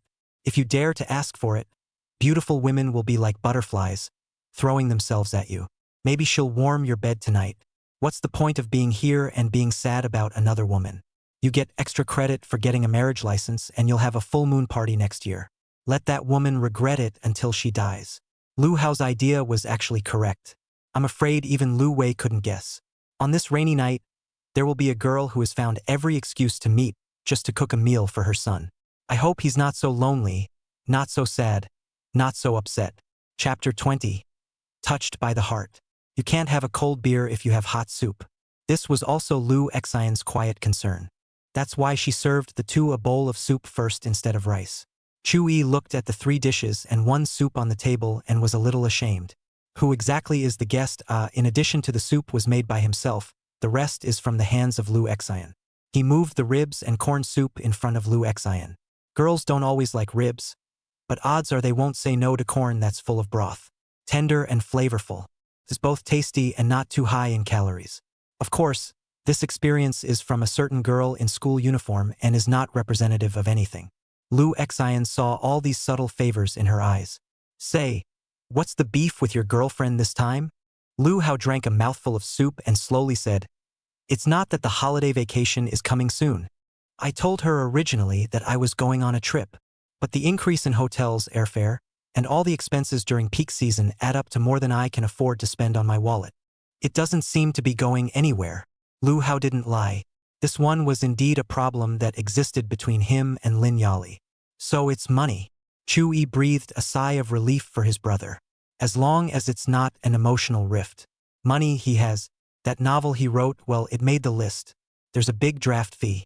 Though there was an indefinite break in the back and I was told that Bamboo Horse was no match for Skyfall. But in the end, it was brilliant. How much do you want? Chu-yi took out his cell phone and prepared to transfer money. What do I need your money for? Dude, I'm not in a relationship with you. The one I'm in a relationship with is Lin Yali. She's the same one I went traveling with. I can't come up with enough money to pay for the trip, so she'll just pay for it. Or take an honest local vacation. Chu-yi, it's time for you to change that thought. It's possible to give one's all and not get it back. Instead, It makes you look like you're backwards and cheap. For example, it's like this trip. Her money is money and my money is not. To keep someone away from you, you need to make it cost her a little more to be in the relationship. Otherwise, what has no cost is not worth cherishing. You should know better than me. This was something Lu Hao had learned from Chu-yi. One cannot give unilaterally to a loved one. In the end, it is likely to be a basket case. It's true for all the childhood friends who grew up together. Not to mention their kind of love at first sight. Be principled and love with a bottom line. Love your partner and don't forget to love yourself. Brother. Lu Xian spoke out to stop him, not wanting him to continue. She saw nothing wrong with loving someone purely. What's wrong is that the loved one doesn't know how to appreciate it. Lu Hao shrugged. This was something he had learned from his good brother, and now he was giving it back to him. There's nothing that can't be said. I wasn't helping her. I was helping you. Chu-yi was silent for a while and squeezed out such a pale sentence. Because of the fact that it had already happened, he was powerless to refute it. Don't think about it so much. The sky is the limit and eating is the biggest. I haven't eaten my sister's cooking in a long time since I went to college. You have to cherish it. Okay. Strive for CD-ROM action. Lu Hao. So you did all those years of reading comprehension for nothing. Huh? How did you get into Tenkai University back then? Don't even get the extra words. And CDs. If you marry her, won't you be able to eat them every day? Indignantly, he chucked a knob of corn and nibbled on it. Lu Hao also understood that the good brother had treated Lu Xian as his sister for so many years. Guess it's hard to change. Lu Hao thought the corn was not bad and ate a few sections in a row. Then Chu-yi piled all the remaining 2 knots of corn into Lu Xian's bowl. Question mark. What do you mean? I'm just afraid that after you're done with the hokum, Lu Xian won't have anything to eat. Lu Hao looked at the residue in front of him, only to realize that he had almost wrapped up all the corn in the pot. I'm not happy about it, so I'm going to switch to something else. It's not that Chu-yi is cheap, this casserole is this big. The corn is also large and you can't put much in it. The essence of spare ribs and corn soup is the corn, which has the mellowness of the soup but maintains its original sweetness. Lu Xian looked at the corn in the bowl. Mixed feelings. Joyfully, her beloved gave her a personal dish. The worry is that he loves himself as a sister. But no matter what, corn is always sweet. Sweet. What about you? You're not supposed to be home for all 5 days of vacation from the holidays, are you? Lu Hao stared at the plate of onion-fried tenderloin. Chu-yi is used to planning. He certainly had plans for the 5-day vacation coming up in a while, and even his parents were odds-on to make the trip. Being home alone by myself is boring. Only, it doesn't seem to be working. He plans to confess his love and Jiang Wanqing to take a plane to a scenic spot in the provinces, which is called the 100-Mile Sea of Flowers. Hundreds of flowers bloom, beautiful flowers. It's hard to imagine how blissful it is to hold your sweetheart's hand and stroll through it. Every sweet word you say to her is backed up by countless flowers. And in a sea of flowers, the most beautiful one is with you. If we can make the trip as planned. Definitely a great memory that can't be beat. But from the moment Jiang Wanqing chose to go to Ling Mo's birthday party, this plan lost its meaning. I was going to go on a trip, but now that I think about it, it's better to be at home. Lest people crowding people. It's no good always being cooped up at home. You should go and see the great country. A mighty river and lofty mountains. It's okay to go see the ocean. It's limitless. That feeling opens the mind, and by then, a lot of things will be released. Lu Hao saw through Chu-yi's excuse in minutes. What crowded people? On the contrary, he's dying of loneliness right now. I guess I wanted to go on vacation with Jiang Wanqing, but it turns out that people don't even come to your birthday party. And how can I possibly travel with you? Just ask if you need company. I do have someone here. Lu Hao's words made Lu Xian become nervous. She was afraid that Chu-yi would refuse. But to think that there was that slight chance that Chu-yi would agree. Traveling with her. The thought was then uncontrollably rooted in the heart. Don't treat me like a 3-year-old. Chu-yi pretended to be fine. You'd better focus on your own love before you come back to me for another drink. But you're right. It's time for me to see the greatness of my country. Lu Xian's full expectations were doused by Chu-yi's words. That's how it is to like someone who tugs at the heartstrings with every word and action. Happy and sad, happy and miserable. Both will find you. Lu Hao also pinched a sweat in his hand, and this desperate attempt was unsuccessful. Sure enough, haste does not make the heart grow fonder. His own sister had a long way to go if she wanted to have a lover. Chapter 21 Silent Thoughts Take Shape. After eating, Lu Xian took the initiative to wash the dishes. Are you kidding? Chui can let her go? Hands gently pressed her fragrant shoulders and sat her down on the couch. Sit here like a good boy and don't go in the kitchen. In the face of Chu Yi's slightly peremptory tone, Lu Xian did not hate it, but instead had a warm feeling in her heart. Lu Hao looked at his sister, who was submissive in front of Chu Yi, and remembered how she stuck to herself when she was little. A big man is also slightly jealous. Well, I didn't realize that the old vinegar from 10 years ago was still sour. It was 9 o'clock when I finished eating and washing the dishes. This meal was completely unexpected by Chu Yi. He had thought about planning to just deal with it tonight. I ended up eating 3 meals and 1 soup. The rain outside subsided, and Lu Hao said, "It's late. We'll leave first and come back to dine some other day." Lu Xian sniffed, and a few moments of longing welled up in her bright eyes. Time seemed to pass in a flash, and it seemed as if she had just arrived and was about to leave. The words didn't even make it more than a few. Yeah, in her current position, staying until that time frame was the limit. It's always time to go. Unless one day one is no longer his sister. Rather, it was his lover, even his wife. To be able to hold his hand and never part. "Let me get you guys a cab." "No. Made an appointment on my cell phone and we'll be right there," Lu Hao said and burped. "Not bad. The trip wasn't wasted. The food is better than the cafeteria." Chu Yi walked the siblings out the door. The rain, it has stopped. There's also an internet car with brake lights on. The timing is just right. "Brother Chu Yi, goodbye." "Bye. Send me a message when you get back." "Aha," Lu Xian warmly answered. Lu Hao casually said, "She has me as her own brother. What are you worried about?" Right. Chu Yi laughed helplessly. Good brothers still occasionally get jealous of themselves. It was like that as an elementary school student, and it's still like that now. "We'll drink when we come back another time, let's go." Lu Hao pulled open the car door, signaling his own sister to sit in first. Lu Xian looked back at Chu Yi deeply before sitting in the back row. The night wind blew her waist-length silk, and the silent thoughts took shape. Chu Yi saw this scene and felt that something was missing. Something was missing and he couldn't tell. The car soon started up, merged onto the main road, and faded out of view. The tide is out and the reef is exposed. After the two left, he was alone in the room again. There are times when a person can endure loneliness all the time. The premise is not to ever be in the middle of the action. The company of Lu Xian and Lu Hao, on the contrary, made the loneliness more drastic. It was like concentrated sulfuric acid eating away at his broken heart. Lu Hao was giggling at the message from his girlfriend. Lin Yali said, "It doesn't matter if you don't have enough money. I will also contribute half." Out by half. What 3 beautiful words. It means that the other person really wants to work on this love with you and hold on to it. He immediately sent a sweet emoji over.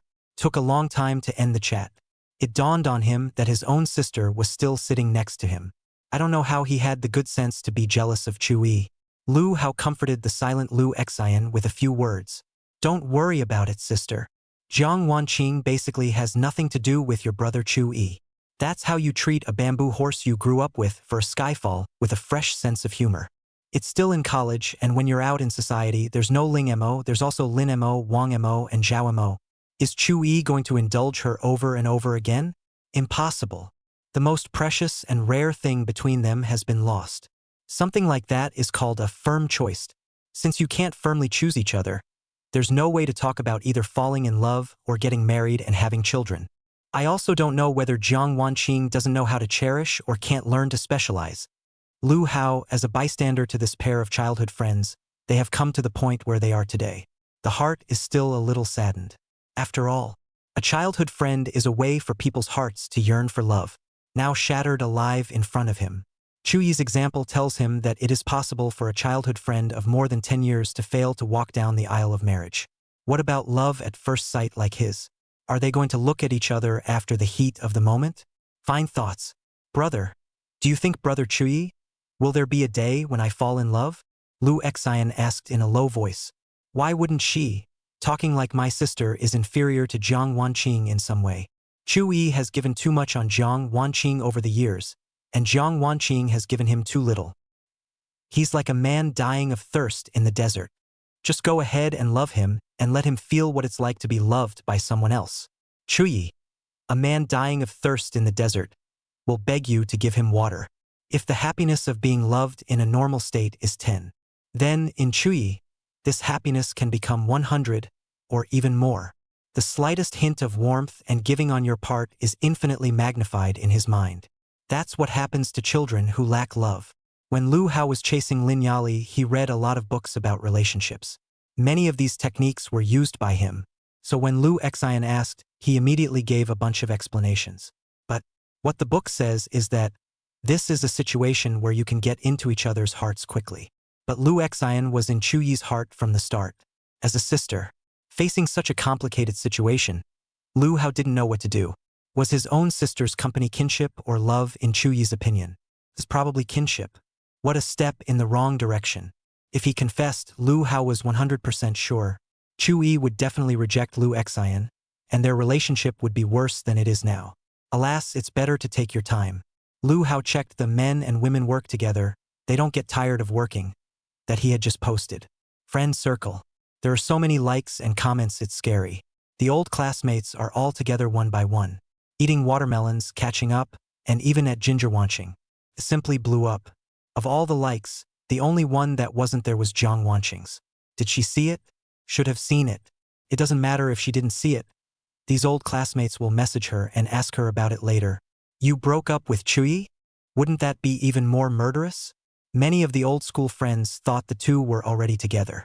Otherwise, at Chuyi's birthday party, no one else would have said it.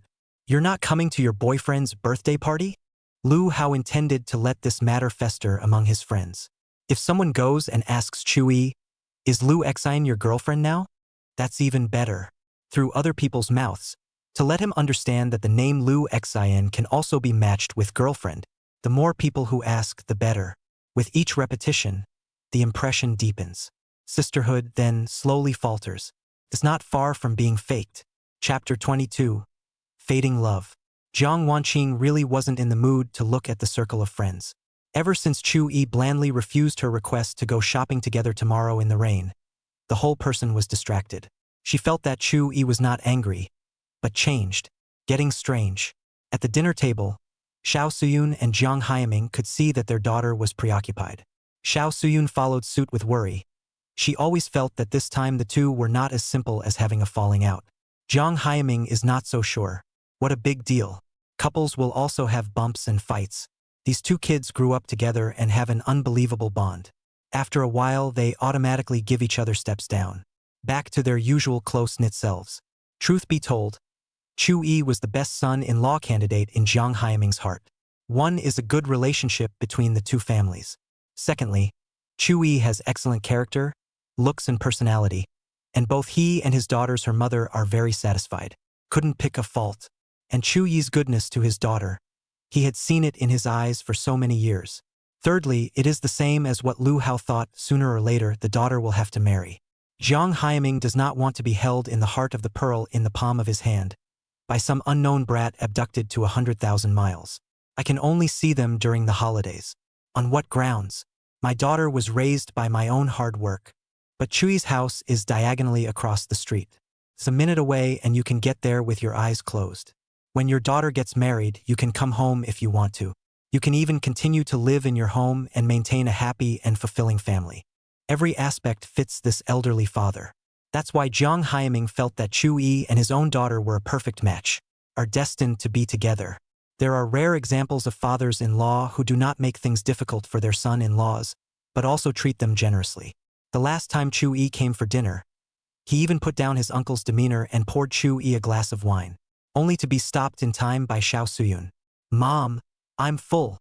Jiang Wanqing put down her chopsticks and faced the table full of dishes without much appetite. Turn around and go upstairs, leaving the couple alone. Ugh. Xiao Suyun sighed slightly. Wife, children and grandchildren deserve to be blessed, so don't worry so much. Daughter and Chuyi have been by each other's side since they were young, and they have a good relationship. Small conflicts, small frictions are only temporary. Jiang Haiming said leisurely. Her husband's comfort did not make Xiao Suyun show her face. It's not that I'm overthinking it. Haven't you noticed that after college the boys aren't as close as they used to be? Other than the last time I took the initiative to call for Yoshi to come, he hasn't been to our house for a long time. On weekends, I look forward to Yoshi asking my daughter out to bond. So I always ask my daughter where she's going when she's out. I was so relieved when she said she was going to find Yoshi at first, but at the same time, I was worried that these two kids might do something that crossed the red line. But that worry didn't last long before her reason for going away for the weekend became going to the school's drawing room or something like that. Going to Yoshi seems to have become less important to my daughter. Only once in a while do I say, Chui asked me to go for a walk today. One time, Yoshi came to the house on Saturday but flaked out. This child is kind of what I've watched grow up, and was well-behaved and polite as a child. You don't even cry when you fall. But I still remember his forlorn look that day. I suddenly had the ridiculous thought, did my daughter like someone? So much so that it hurt Yoshi so much? How can that be? Jiang Hyaming immediately found it hard to swallow even the delicious meal. I hope so. Knowing your daughter is like being a mother. Xiao Suyun looked to the second floor. Daughter, I've told you everything Mom needs to say. You don't want to go the wrong way. Room. The white hem of Jiang Wanqing's skirt still had traces of being wet from the rain. The black, long-handled umbrella is huge. The wind, however, blew the rain in. She removed her long skirt and soaked in the tub, the hot water chasing away the chill. The dense vapor covered the slender jade-like body. The image of Chu Yi and Lu Xian sharing an umbrella kept floating in Jiang Wanqing's mind. The two were close together. The boy tilted his umbrella towards the girl's side, while his erect body helped to shield her from the wind-blown rain. Every detail is impeccably done. It was as if Lu Xian was the person he cared for at the tip of his heart. Jiang Wanqing finally understood where that omnipresent sense of security came from. It's not so much the wide umbrella as it is the one who holds it for you. Jiang Wanqing took a bystander's perspective to see once again how Chu Yi went about loving her. But it was not happy at all, because the love that was hers alone is fading away. By the time she came to her senses, she was long gone. Outside the bathroom, the soft bedroom king-size bed. The phone keeps getting messages from people. Ling Mo's is also listed. They had a full day of classes today. In addition to half of the public classes, there are half of the art major classes. There are just countless topics that can be talked about. For example, homework assignments such as oil painting techniques demonstrated by special professors. It was way more advanced than the light and shadow technique Chui used for his sketch this morning. Plus, they have similar and identical opinions on the whole art thing. Chatting was an easy thing for the two. The rest of the messages were from some female high school classmates who were on good terms with Jiang Wanqing. It's all here to probe. Between them, they have a crush on Chui. And that's how they understood how close the childhood sweethearts were back then. So intimate that the bystanders won't stand a chance. These girls who liked Chu Yi were doomed from the moment they had a crush. Not even half a hope of victory. One can only send silent blessings. But now you're being told that the childhood sweethearts you envied back then aren't together. In fact, you can try to send a written love letter to your favorite guy. But you misjudged and left your youth with one great regret. No one can accept this result. They would rather be defeated by a childhood friend they grew up with, instead of missing out in cowardice. Jiang Wanqing came out of the bathroom and found the cell phone with the screen lit up. Picking it up and examining it, an uneasy feeling of foreboding flooded through his mind. The students implicitly asked Lu how what was going on with that friend circle. Without being subtle, I ask, did you break up with Chu Yi? All sorts of unexplained remarks came as if they were sharp swords. She followed the directions and clicked on the social space. What came into view was clearly Lu Hao's accompanying text and photo. Men and women work together. In the photo, Chu Yi is concentrating on the ingredients, only the well-defined side of his face is captured. And Lu Xian is like a virtuous wife, beautiful and gentle. Especially the eyes that looked at Chu Yi were soft and tender. The two harmonized like an incredibly loving newlywed couple. A good daily record is rather like a relationship announcement. Chapter 23 Fate is a joker. The kitchen in the photo, the boy in the photo. Although he only shows the side of his face due to the angle. It was also familiar. But there was more of the gentle and lovely Lu Xian. Jiang Wanqing stared at the photo in a daze, a sense of stripping tumbling out of her heart. It's as if something that is just for you, a unique treasure, is being taken away from you by someone else. Wearing an apron, the person who stood beside Chu Yi and cooked the soup and dishes together should be himself. Now it was replaced by Lu Xian. How affectionate the gentle and virtuous woman in the photo looked at Chu Yi. Jiang Wanqing's heart was as flustered as it could be. A voice in her heart urged her to go to Chu Yi's house immediately. Go see what's going on. Go and take back the treasure that belongs to you from Lu Xian. As Jiang Wanqing was about to open the cabinet to find clothes to change out of her pajamas, she realized she had little reason to go to Chu Yi now. This idea arose. Jiang Wanqing realized that now she and Chu Yi has been rusty to such a point. In the dormitory, the beauties had long forgotten the unpleasantness of being drenched by the downpour this evening. Is enjoying a great college experience, watching dramas and eating snacks, occasionally flirt with the other housemates. You'll get too fat to find a boyfriend if you eat my snacks. It's better to have the snacks in front of you than the boyfriend you can't see and can't find. Lu Xian pushed out the door, attracting the attention of the three housemates. Gu Qiuyan asked, "Big beautiful girl, back from a date?" Dating. Lu Xian didn't think that this term would be used on her one day. Two short words that evoked a near wallop in the kitchen. Her bottom then fell out. No! Can you imagine the gentle beauty blushing? The dimple of a woman's face is a shame. That look doesn't fool the housemates at all. Come on and confess. You're the prettiest one of us. Well, at least let us know who picked your beautiful flower, didn't you?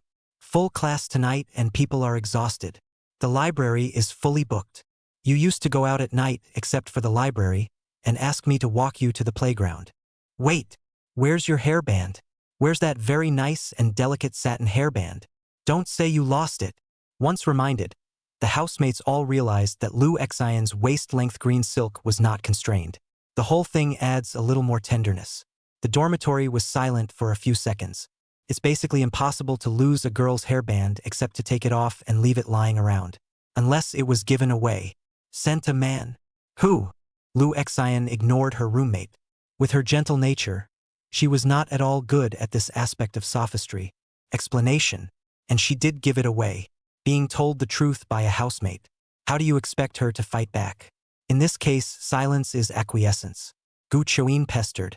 Come on, come on. Let your love moisturize and nourish me who cannot eat meat. Who abducted you? Just reveal a little bit. Lu Xian blushed, but kept her mouth shut. Gu Qiuyan was clueless and continued to go to put on a mask to catch up with the drama. The other two beauties also sighed at the lack of melons.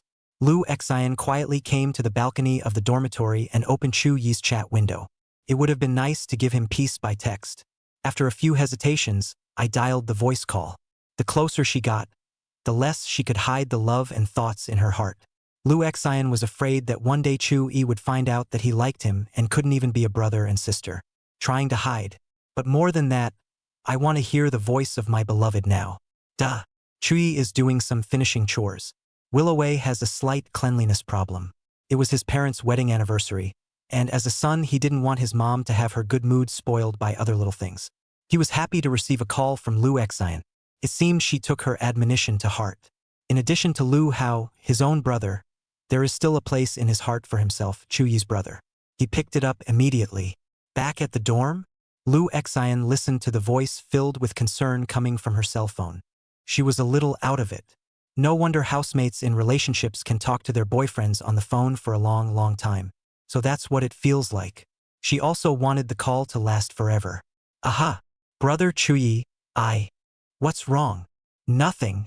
If Chu Yi could see Lu Xian's current expression, he wouldn't believe what she said. The doorbell rang, traveling from one cell phone to the other's microphone. Since you've returned to the dormitory, I'm relieved. Get an early night. I have someone coming my way.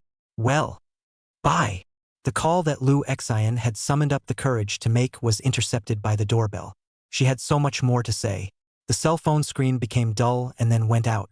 Who would go to Brother Chu Yi's house this late? I'm afraid she's the only one. Kong Wanqing. Gu Qiuyan, who was eavesdropping, heard Lu Xian use the name Brother Chu Yi, 99% sure that the person on the other end of the phone was the one the best friend liked. The hair loop isn't what Lu Xian said it was either. Lost. I'm afraid it's for Brother Chu Yi. But why was the best friend not happy at all after the call? What about standing alone on the balcony for a long, long time? Fate is very good at playing jokes. Chu-yi hung up the phone and then opened the door to meet the person he once wanted to see the most, but now wanted to see the least. Kang Wanqing. She seemed to have just bathed and her skin was snowy. Instead, she wore an elegant white gown during the time period when she would have been wearing pajamas. The green silk is coiled up, elegant and absolutely beautiful.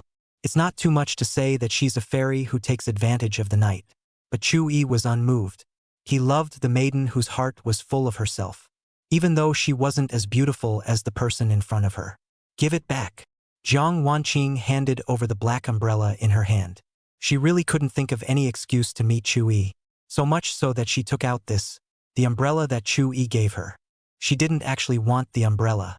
Does giving yourself an umbrella mean that future rainy days, Chu-yi won't even pick her up like before? Chu-yi frowned. Didn't I tell you that this umbrella is for you? Don't you have to give it back? Jiang Wanqing was silent. Her eyes crossed over Chu-yi and looked into the house. It was quiet in there, unlike any other human voice. Lu Xian has left already, right? Waiting for this news, her anxious heart settled a little. The two faced each other for a long time. In the end, Chu-yi figured out that he wouldn't force Jiang Wanqing to do anything anymore. The umbrella was supposed to be his. You don't want it, I'll take it back.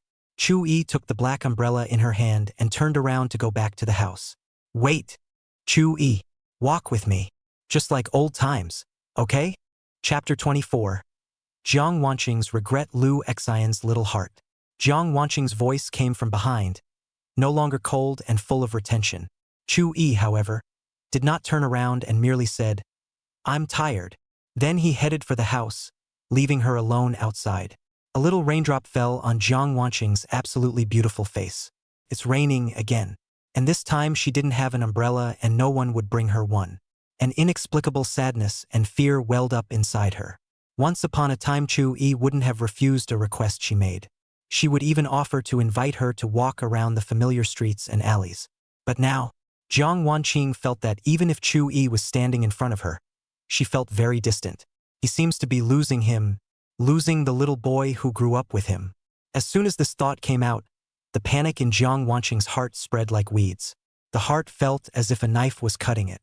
It hurts so much it's hard to breathe. People, they always wait until they have lost before they know how to cherish. Unfortunately, it's already too late. Fine rain like silk. Wet the elegant white gown. Xiao Suyun was heartbroken to see her daughter in such a state. When she returned to her bedroom, she didn't have the heart to shower and change again. On his cell phone, Ling Mo's messages were still coming in intermittently. However, it could not attract Jiang Wanqing's attention. On the way back, she remembered the bits and pieces after she went to college, all of which were Chu-yi's efforts to run towards herself. Come to the art department and wait for your own class. Ask yourself to go to a dessert place you've scouted out ahead of time on a weekend. And one does nothing for him. The extreme guilt pressured Jiang Wanqing to the point where she couldn't breathe. She tried to send Chu-yi a good night. Still stone cold, no reply. Ling Mo on the other side was a bit puzzled.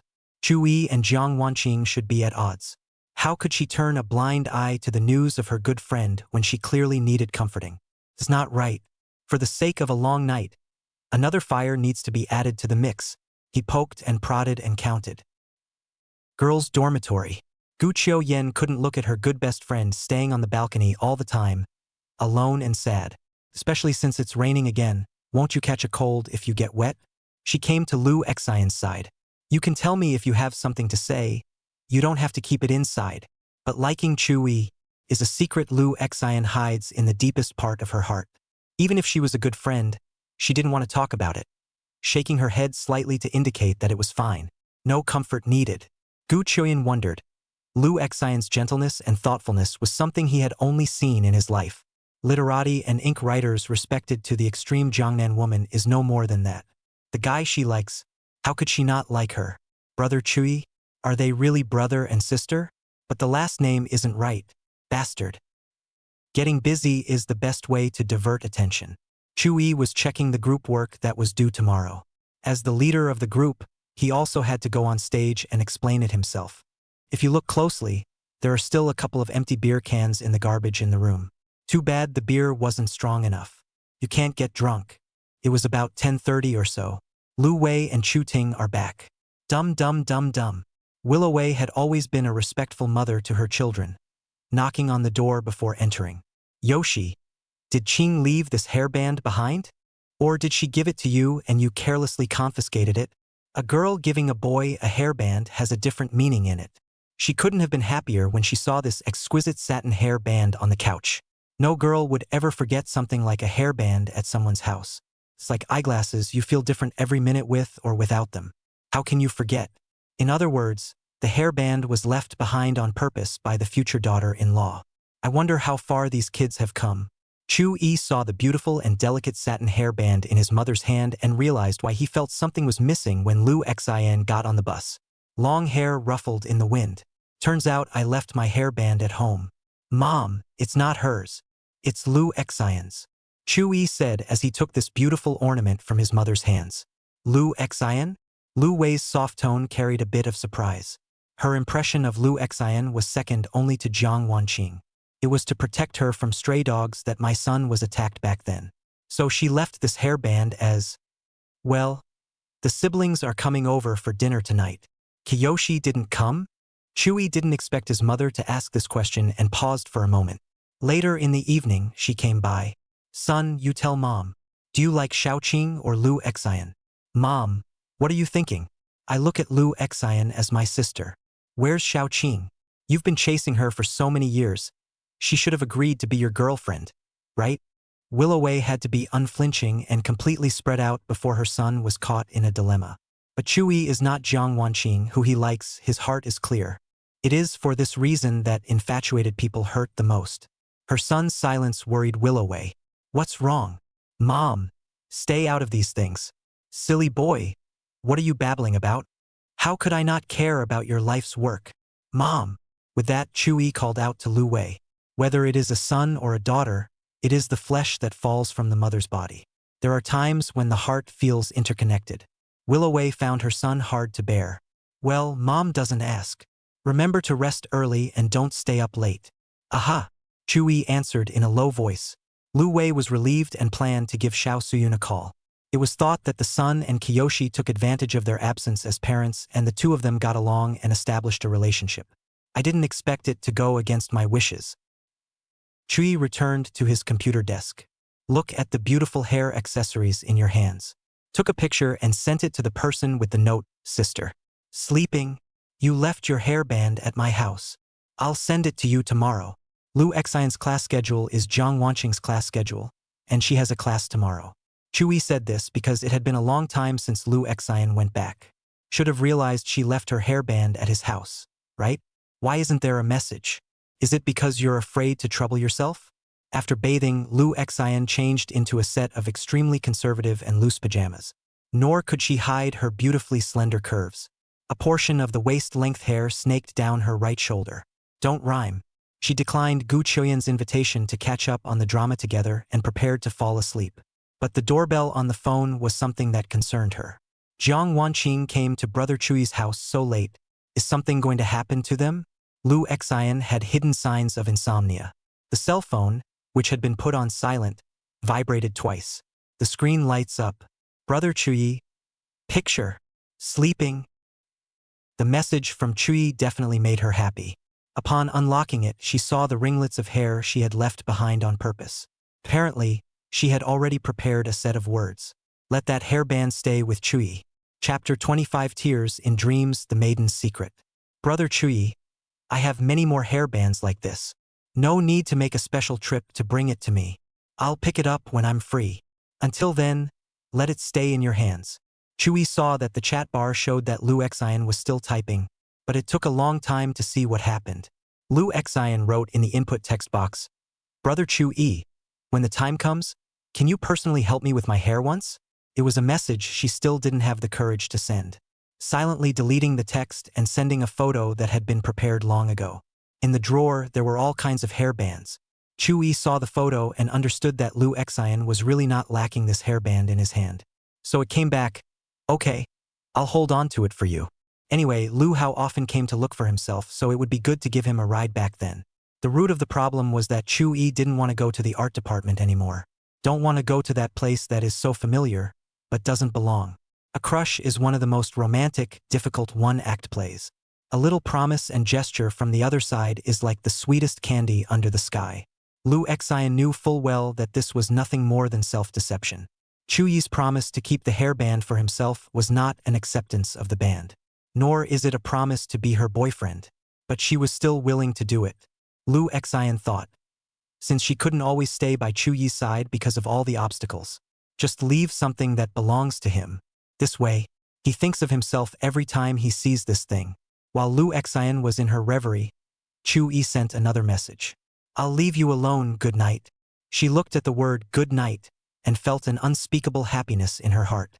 Good night, brother Chu Yi. Saying good night to her sweetheart like this was something Lu Xian had been looking forward to for a long time. Now it's reached with ease.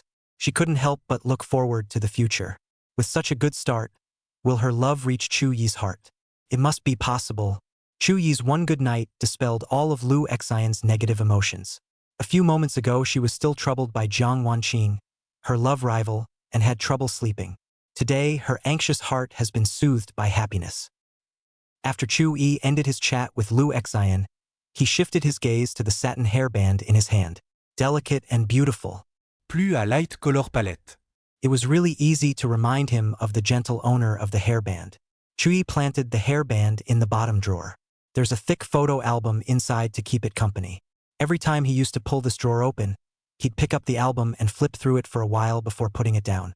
This time, instead of picking up the album, the darkness of the night engulfed the city. Make it peaceful from the hustle and bustle. Chu Yi sat in front of the computer, not knowing what to do. Group work that has been wrapped up. Study, and after returning from the literary society, he took refuge in the sea of knowledge. But the efficiency doesn't seem to be as good as it could be.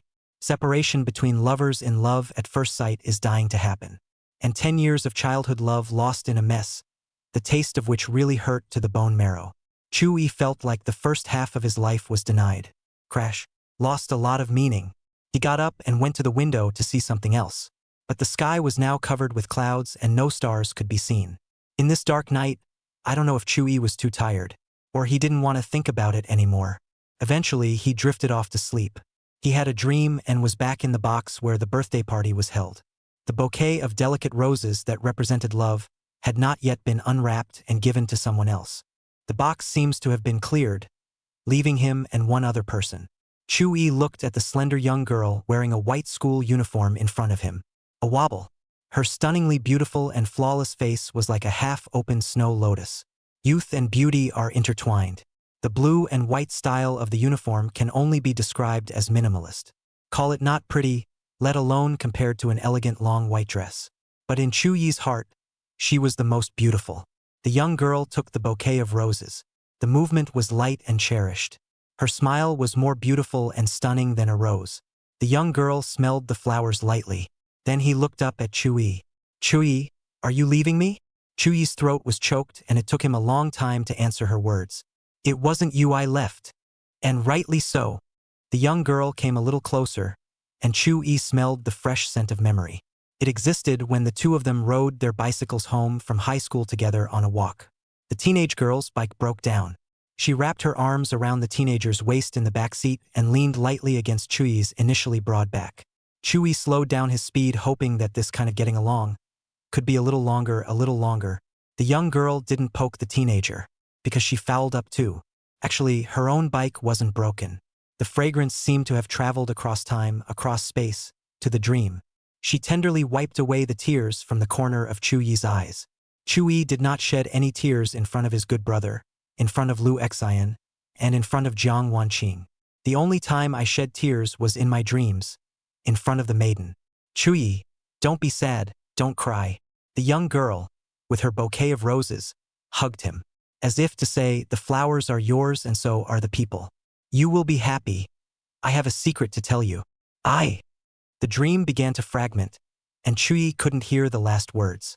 He tried desperately to grab the young girl's hand, but couldn't. Early morning sunlight poured through the window into the room.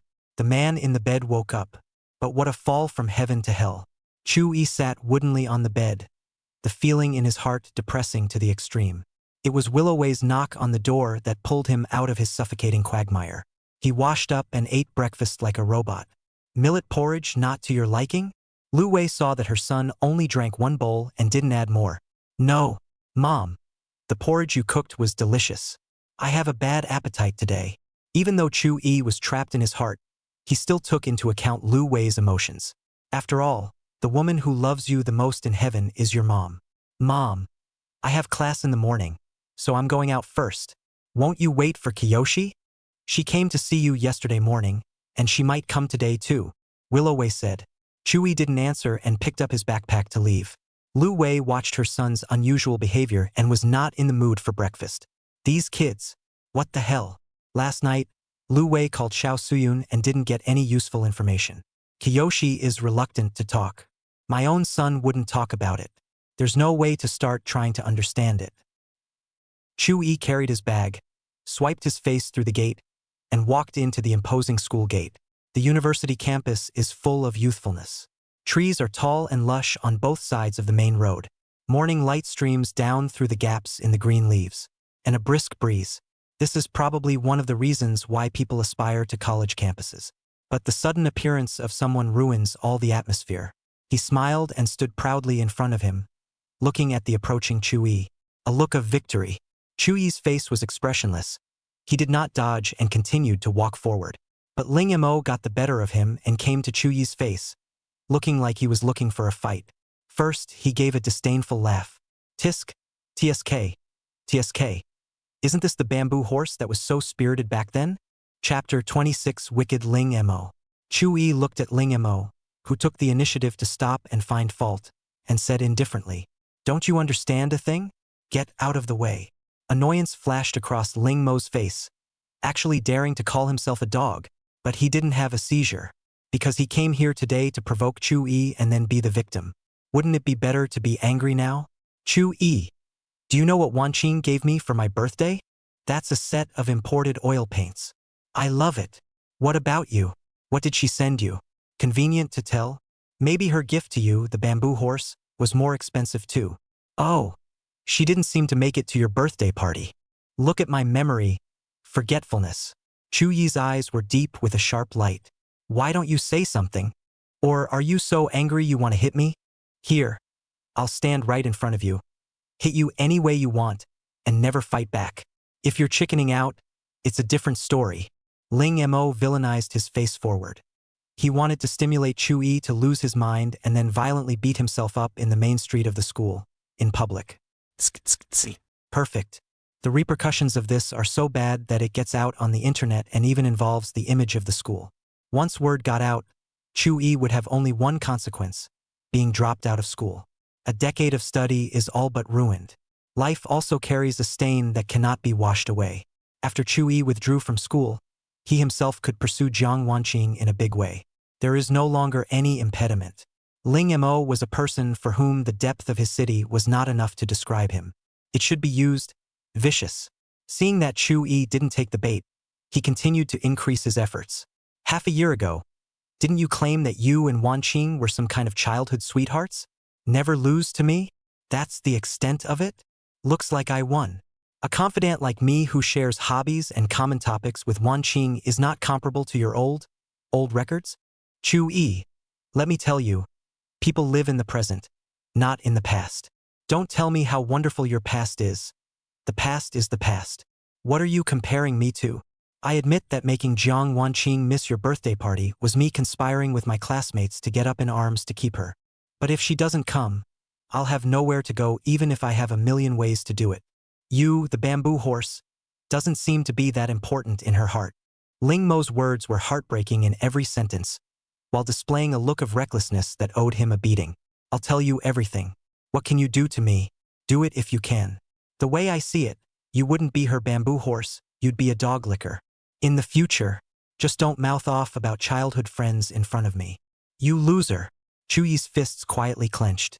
But reason in the back of his mind deadened the upper hand. Hit him and it's a hit. Screw up and get dropped out of school. But to leave it like that would be forever below him in the future. If this can be tolerated, what can't be tolerated? As for the debate route, it is already a dead end. Facts speak louder than words. It had to be said that this scheme of Ling Mo's was very poisonous and desperate. There were only two paths before Chu Yi. When a defeated dog with a broken spine leaves in disgrace. When he saw Ling Mo later, his aura was a cut below. Because the backbone is gone. Second, lose your mind and take his bait. Venting anger on the main street where people come and go. Rise up and strike. Teach him a lesson. Then he was swept off his feet by Tenkai University and his life was ruined. The scene at this moment is like the double knight drinking from a spring in chess. Chapter 27 Sister's Favor. Chuyi. Yet in such a moment of despair, he heard someone calling his name. The voice was extremely charming and sounded familiar. But the way of address is again different from usual. Chuyi sniffed and looked over. Shun Yueying did not know when she had come behind her. She was wearing a long purple dress today, and she was wonderfully graceful. Elegance and flirtation are on full display in her. The noble temperament is so humbling that one does not dare to reach for it. The beauty is thrilling and overwhelming. Chuyi just wanted to speak. Shun Yueying, however, walked to his side and took his arm. The fragrance is intoxicating. Do you have classes in the morning? A simple inquiry, augmented by an intimate tone. In the ears of onlookers, the relationship between the two became unusual. There's... Chuyi looked at the beautiful person who was close at hand, 1,000 times more beautiful. The heart was like a river, but there was an inexplicable calm.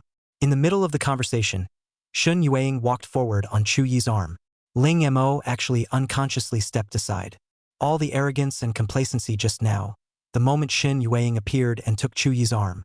It's all gone up in smoke. He didn't even dare to keep his eyes on Shun Yueying.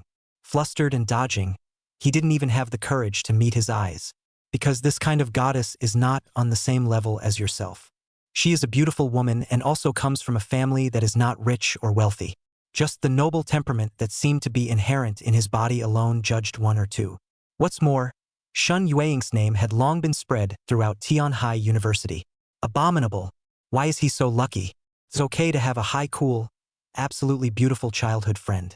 Turning his head and picking up the very best goddesses that can be called human beings. Ling Mo gritted his teeth in hatred. Originally, he wanted Chuyi to break the defense, but now he broke the big defense in his own mind. A fist slammed into a streetlight pole, grimacing in pain.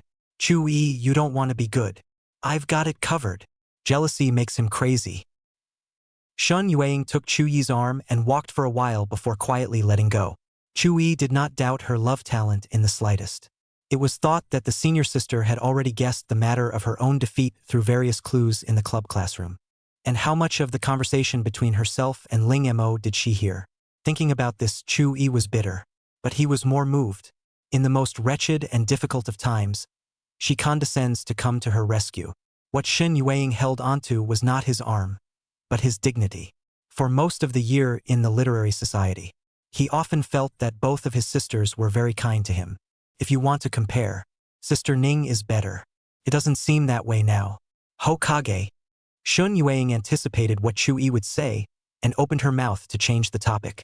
Schoolboy, don't forget what you promised Mengyao after class. She was telling me about your painting last night. Well, I'll make time this afternoon. Traveling to the fork in the road, the two men had different destinations. That's good. I've got things to do, so I'll be going. Shun Yueying didn't pursue more. This early morning, it was as if fate had arranged for her to appear when Chuyi was in the deepest of waters. Afterwards, it was left again as lightly as the breeze. See you later, schoolteacher. Chuyi watched her leave, but the scene from earlier flashed through his mind. A bit of a trance, to be honest. Thank you, sister. Chuyi is full of classes in the morning. 2 major public classes, plus 2 major specialized classes.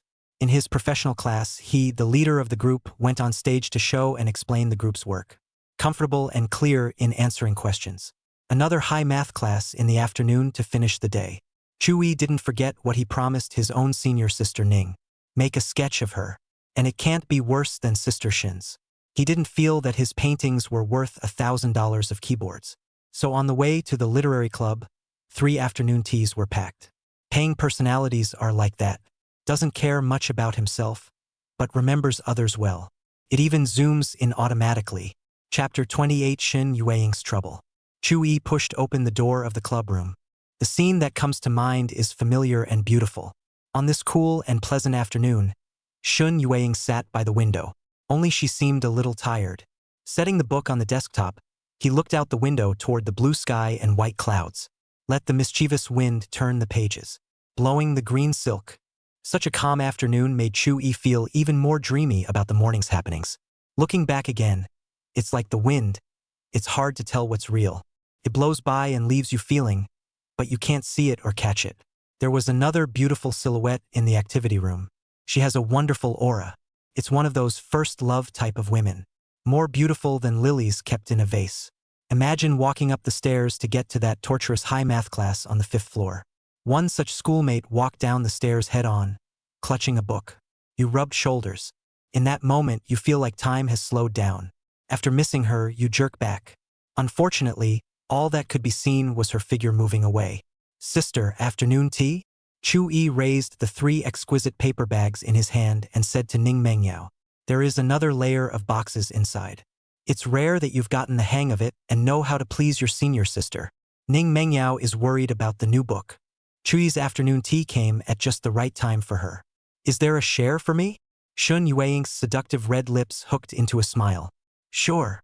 I thought you were just thinking about your senior sister Ning." In the face of Shun Yueying's flirtation, Chu-yi was unimpressed. It was normal for a mature and sensual schoolmate to occasionally flirt with a schoolmate younger than her. The afternoon tea was exquisitely packaged. There was a cup of Ceylon black tea, as well as nice-looking and tasty cupcakes, cookies, and more, right for the sale price. On weekdays, the 2 schoolmates also take care of, a bit spoiled, I should say, vote to feed Chu-yi a lot of delicious food. So now they were guilty of being polite to their own schoolmates. Enjoy this afternoon tea in peace. A calm and restful afternoon is then a little more colorful. Perhaps this scene has played out countless times before in this clubroom. It's a shame that the seniors who were part of the club one term after another graduated and left the campus. It flows into the sea that is society. Things are not what they used to be. After finishing the afternoon tea, Ning Mengyao urged Chu-yi to fulfill his promise from yesterday. Chu-yi took out the special pen and paper from his own desk. Then he handed Ning Mengyao a pure white flawless lily from the vase. "Schoolteacher, take it." "Aha! Not to mention, the image alone is very pleasing to the eye. The flowers are beautiful and the people are even more beautiful." Chu-yi was confident that he could draw a good-looking picture. Observation, starting shape, composition, and smooth process. Maybe it was because he was in a good mood today, and it didn't take the slightest bit of effort to draw. Rub the eraser lightly over the area where the gray was spread. Light is thus born on paper. It's quiet in the clubroom, except for Shun Yueying's cell phone, which would vibrate twice when she received a message. Then when she received more messages, she canceled even the vibrating alerts. An hour or so later, the blank drawing paper is filled with an additional beauty who smells lightly of flowers. Too beautiful for words. Ning Mengyao was quite satisfied with getting the painting. Shun Yueying put down the book in her hand and signaled her good girlfriend to show her the painting. "No worse than the one you have." Ning Mengyao always said to Chu-yi, "School brother, you can't be thick-skinned. Don't favor your sister Shin just because she's pretty." So yesterday Chu-yi drew a picture for Shun Yueying by coincidence. Ning Mengyao then had a small lump in her heart. "On weekdays, it is obvious that you are the best to this schoolmate." Turning her head but realizing that he seemed to prefer her best friend. "Anyone who comes in will be a little unbalanced." Shun Yueying looked at the painting carefully. "Found no difference in skill level from my own one. But the context is different. This one emphasizes the beauty of the people in the painting. Your own one, however, contains a hint of loneliness." During Shun Yueying's viewing of the painting, Ning Mengyao saw a very powerful message coming from her good girlfriend's cell phone. "Mooning, are you free for dinner tonight? Don't look. A handsome man is treating you to dinner. Don't want to go," Shun Yueying said as she returned the painting to Ning Mengyao. "There's catnip. When people used to pester you, you just pulled the plug. He sent all those messages just now, didn't he? The relationship is not the same. Ex-boyfriend? Broken." Ning Mengyao is worthy of being a published author of 2 young adult literature novels. The words carry professionalism. "Don't think nonsense." Shun Yueying picked up the unfinished cup of black tea and took a sip. "It's a friend of mine." "Then why don't you want to go?" Ning Mengyao asked suspiciously. "His grandfather and my grandfather had a lifelong friendship. The 2 families have a pretty good relationship. In high school, he used to come over to my house with his parents. Over time they became familiar and became friends. Now that I think about it, it was all intentional on the part of both parents. Then he studied abroad and sent occasional emails. Some time ago, his father was so ill that he had to discontinue his studies and came back to take over the company. He's courting you? Ning Mengyao raised the key question. Aha! There was helplessness in Shun Yueying's tone. Have you ever had your heart set on him? Even a little? No. Then just refuse. Ning Mengyao said. The other side is 80% not good either. If you really like your best friend, why would you want to study abroad? Now the BFF has gone from a youthful high school look to a glamorous royalty. He'd like to hook up. Where is this good thing? I turned it down pretty clearly. He said you have to spend time with two people to know if they're right for each other and refused to give up. I hope I gave him a chance. Our parents and elders looked up to him and made an effort to set us up. So much so that I had to move out. He's probably trying to play the martyrs are afraid of being pestered by a man thing and getting an inch by virtue of being a friend. Ning Mengyao hit the nail on the head. It's actually a good idea. Just say you're going to dinner with your boyfriend tonight and you're not available. It's a moral violation to pester a woman who has a boyfriend. He will definitely know what to do. And if he is still deadbeat, you don't have to care about any friendships. Isn't it normal to have a boyfriend for someone of your stature? Schoolboy. Chewy was packing up his things. Normally he wouldn't get involved in this kind of topic. If you like a girl, would you abandon her to study abroad? Chewy paused for a moment as he gathered up his pencil and drawing paper. He seemed to think of something, but it was soon back to normal. I'll always be there for her. Ning Mengyao got a satisfactory answer, but did not notice the sadness in Chuyi's eyes. You heard the schoolboy's answer, didn't you? Shun Yueying put down the cup of Ceylon black tea and felt that Ning Mengyao's words were not unreasonable. Recently, she has been annoyed by the good advice of her parents and elders. Even my grandfather, who has always loved me, called at times to say so. Little Feng is a good kid to try to get along with. You're married and have a future in your careers. Grandpa says so much because he's relieved to see you. Indeed, the marriage of the future heirs of the Shin Group and the Yang Group was a match made in heaven and a powerful combination. But she was really tired of business connections. Aren't parents living examples? The two lived a seemingly united life. When I was a kid, they were both so busy that the person who stayed with them the longest was actually the babysitter they hired. When you become an adult yourself, your parents don't even pretend to live together anymore. The end of this never thing has to come. It's also time to end it. Sorry. I'm going to dinner with my boyfriend tonight. Chapter 29. Temporary Boyfriends. Shun Yueying had thought to send this message out. There's a decent step for each other. But 2 minutes later, Yang Feng's message came again. Yueying, can I meet this competitor? For the sake of being friends for so many years, at least let me lose clearly. Or is that an excuse to reject me? I asked my aunt and she didn't know about you having a boyfriend. If that's the case, I won't give up. And how is your rejection not a test? Just give me a chance, okay? I'm confident I can give you happiness. Of course, if you do get a boyfriend, I'll give you guys my blessing. I'll be waiting for you and your boyfriend to come tonight at 6 o'clock in the autumn water box at Jinji. I'm sure the man you're looking at will have the courage to go to the feast. Yang Feng seemed to be convinced of the fact that Shun Yueying didn't have a boyfriend. That's the bottom line of having the support of the other side's elders. Ning Mengyao had never seen such a difficult and powerful suitor. What makes him great is that no matter how powerful your moves are, he can always neutralize them silently. It also serves its purpose. The conversation went on and the man's agenda remained the same, wanting to have dinner with his best friend. The heart is deep. If you're so in love, why did you study abroad in the first place?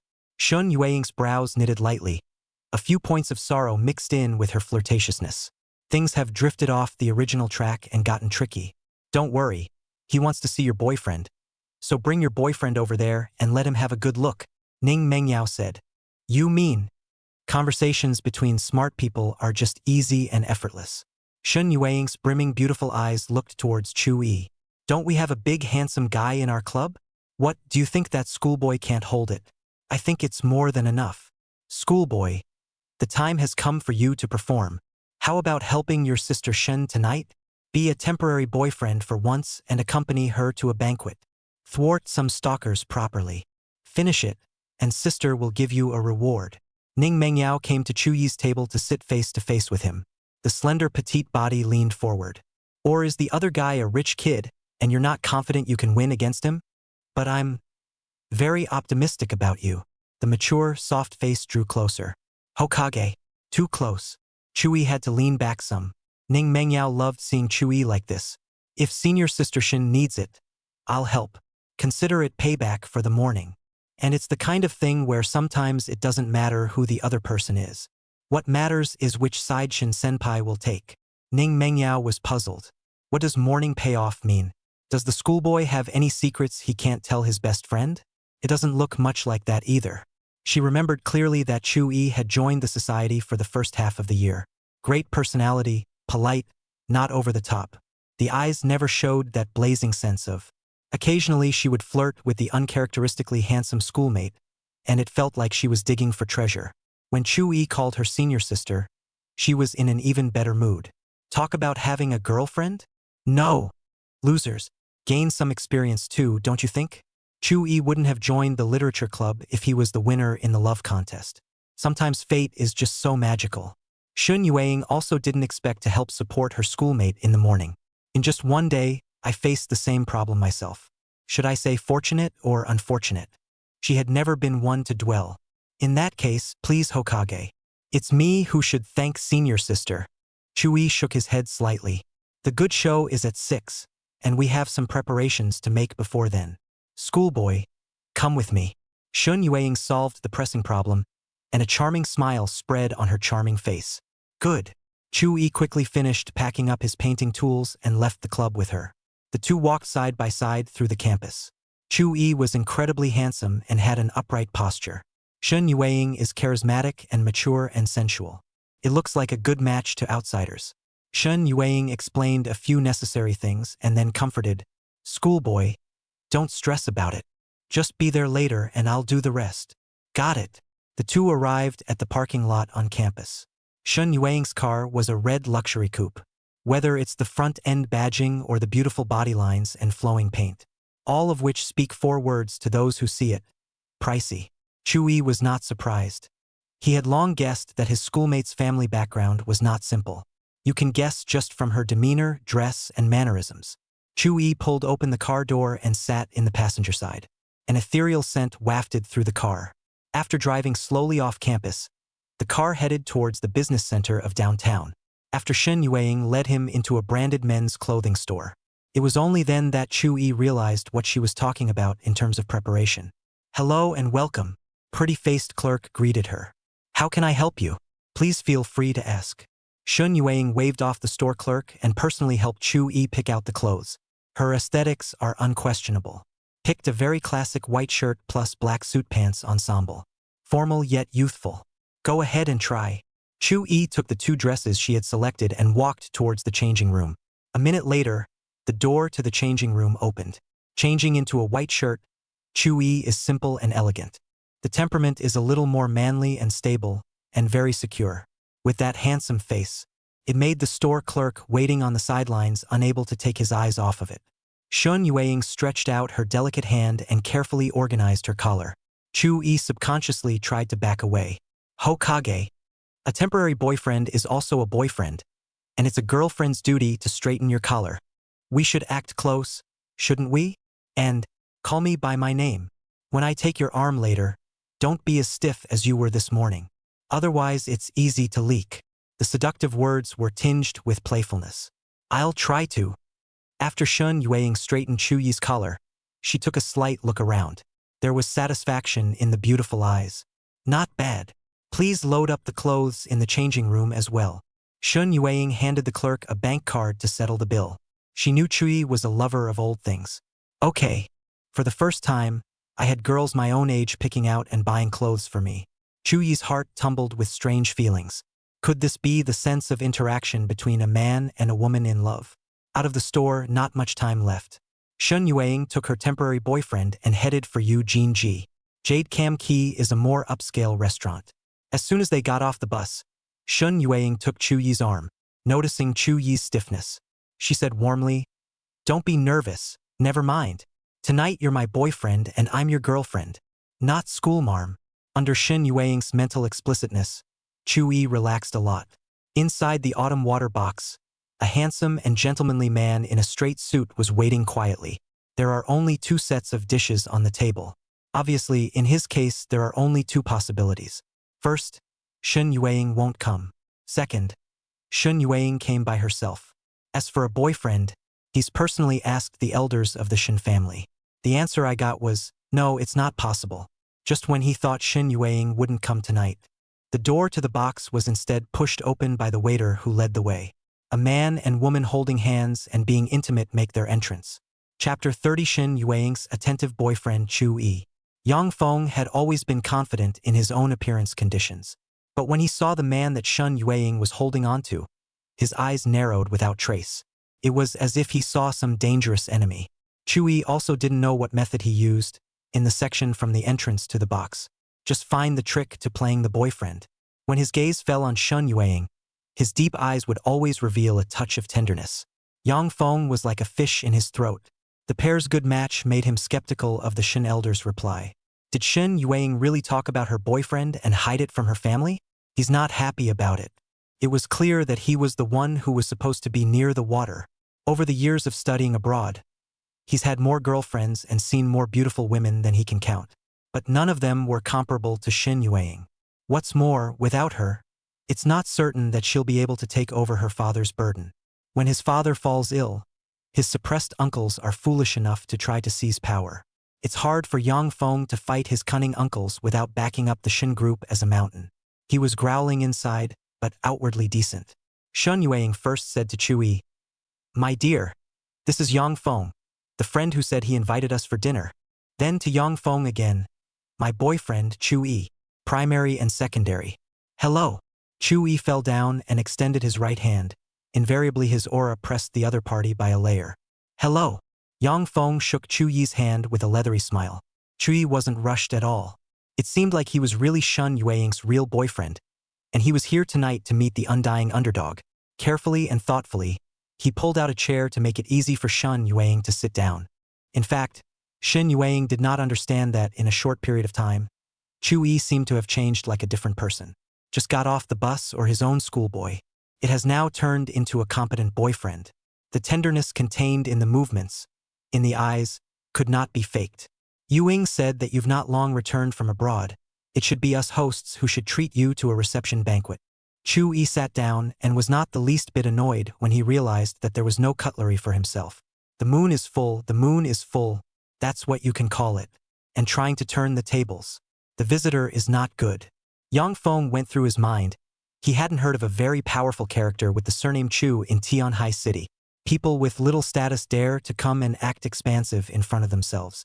Brother Chu doesn't know in which industry he's making his mark? Shin Yuang's heart froze when she heard these words. In her impression, Yang Feng shouldn't be this kind of person. Is this the other side of him that he hides? Trying to suppress Chu-yi's confidence through his superior family history. Shin Yuang didn't sit idly by. A temporary boyfriend is also a boyfriend. Only just as she was about to speak, large, warm hands under the table gripped her wrists. Release at the touch of a button. Chu-yi gave her a don't worry look. Musin. Both Yuing and I are still enjoying our good college days. There's no way to talk about the big show. Yang Feng felt like taking a bite out of his mouth. He asked Chu-yi, "What's your status? Are you rich?" The other party replied, "My girlfriend is Shin Yuang." Chu-yi summoned the box attendant. An extra set of cutlery was served and then ordered. He didn't know what Shin Yuang liked to eat, and he couldn't ask now. Just have to watch the point. Yang Feng, whether intentionally or unintentionally, chose an expensive Romani red wine, plus the price of the dishes, which are not low in the first place. The amount of money spent on this meal is by no means something a simple college student could afford. Shin Yuang's beautiful eyes had a slight worry in them. She hadn't thought about asking Chu-yi to pay for it when she came. Now that the situation has changed, there is a good chance that it will not go down. Shin Yuang was already looking for a reasonable excuse to step in and pay. Yang Feng had no intention of counting. It's the kind of paper life he lived abroad. Drinking a bottle of red wine of this class is normal. However, he also wanted to see the scene where Chu-yi made his girlfriend pay. Usually it's nothing. But put under this scenario, any man would not be able to hold his head up. No woman likes her boyfriend to be a soft touch. It's the equivalent of indirectly putting a thorn in the side of the relationship between the two. Chu-yi's face remained unchanged, sitting steadily in a fishing boat. He wouldn't speak up if he wasn't sure of something. Since I said I'd buy this meal, I can definitely afford it. This bottle of red wine that could be bought with money was not half as dignified as he was. In the morning, if he didn't have senior sister Shin to back him up, Chu-yi didn't dare to imagine how much of a mess he was in. After the food was served, the atmosphere was less dark. The waiter presented the bottle of red wine and opened it to wake up. The red wine is poured into a highball glass. Don't drink too much, just a shallow taste. We're also going to see a movie after dinner. Chu-yi's voice was all filled with tenderness. In Yang Feng's eyes, Shun Yueying has always been a noble rose with thorns. Such a woman is destined to be unfettered. She's beautiful, feminine, romantic, and free, which is what makes her so mesmerizing. You're going to control her? Might as well spoil her. He mentally mocked. Yang Feng couldn't laugh next. That's all I'll drink. And you don't need much more than that, dear. If you want a drink, we'll do it when we get home after the movie. The noble and charming woman shows as much as she can about falling in love. The words were spoken with a piquant tone. I'm not drinking. I have to drive you home later. Chu-yi smiled. The two are loving and sweet. Yang Feng tried to steer the topic to the recent cooperation between the two groups so that Chu-yi would not be able to interject. Shen Yueying, as the future heir, more or less knew the situation of her own family. But she didn't want to talk about it. I'm not going to take over the family business just yet. There are better business schools to attend after graduation. We're getting together for this meal as friends, not cooperative businessmen. Yang Feng smiled bitterly. Yuing, seeing you and brother Chu so in love, I was thinking that if I hadn't gone abroad in the first place. Shun Yueying frowned tightly before interrupting him. This meal had really turned her impression of Yang Feng upside down. He used to be in and out, fluttering and polite. All sorts of tricks are coming out of the woodwork now, like an unscrupulous crook. Has he changed since he left the country, or is this the original him? Yang Feng, I didn't like you. Don't say those things that make my boyfriend misunderstand. Considering we've been friends for years, you said you wanted to meet my boyfriend, and I've let you. Shun Yueying changed her delicate tone. At the moment she was like a queen, forcefully setting the outcome of this matter. Yang Feng stole the chicken but lost the rice. Originally wanted to play the emotional card, but did not expect Shun Yueying to react so greatly. But he also had a way of dealing with it. Brother Chu, don't mind me. It's inevitable to get emotional after drinking too much wine. I'm the one who's confused. I wish you two happiness. You must treat Yuing well. Chapter 31. The feeling of being firmly chosen. Yang Feng raised his highball glass and signaled for a clink. Chu-yi smiled and said, This is my part. It's only natural for a boyfriend to be good to his girlfriend. It's not like I'm after Moon Ying's money. Don't you think so, Brother Yang? Cold sweat broke out behind Yang Feng's back, as if his entire being had been seen through. He was the one who had underestimated the man in front of him. Sure enough, Shun Yueying's man wasn't that simple. The two goblets clinked together with a crisp sound. The glass of red wine swirled slightly. When Shun Yueying saw Yang Feng say these words, her face slowed down a little. Tonight's purpose was served. Chu-yi, however, felt that Yang Feng would not admit defeat so simply, and that what he said now was merely a stopgap measure. This made him even more certain that Yang Feng was approaching Shen Yueying with ulterior motives. Like, who wouldn't like a woman as stunning as sister? Men don't understand that women are normal. But men must know men. Yang Feng downed the small portion of red wine in his glass in one gulp. Chu-yi, on the other hand, put it aside. After this, Yang Feng seemed to be really dead in the water. He took the initiative to talk about the humanities of foreign countries and even recommended places to visit. Brother Chu, you might as well take your girlfriend there when you have the chance. Chu-yi turned his head to ask for his girlfriend's opinion. It's almost the holidays. Where do you want to go on vacation? Honey, is the beach okay? Okay, all according to you. I'll look at the travel guide when I get back. In 3 words, Chu-yi and Shen Yueying reached a consensus. So much like a couple in love. In fact, this tour only exists in this moment and will never become a reality. Just like the tour Chu-yi had planned in the first place. Yang Feng's skepticism towards them was long gone.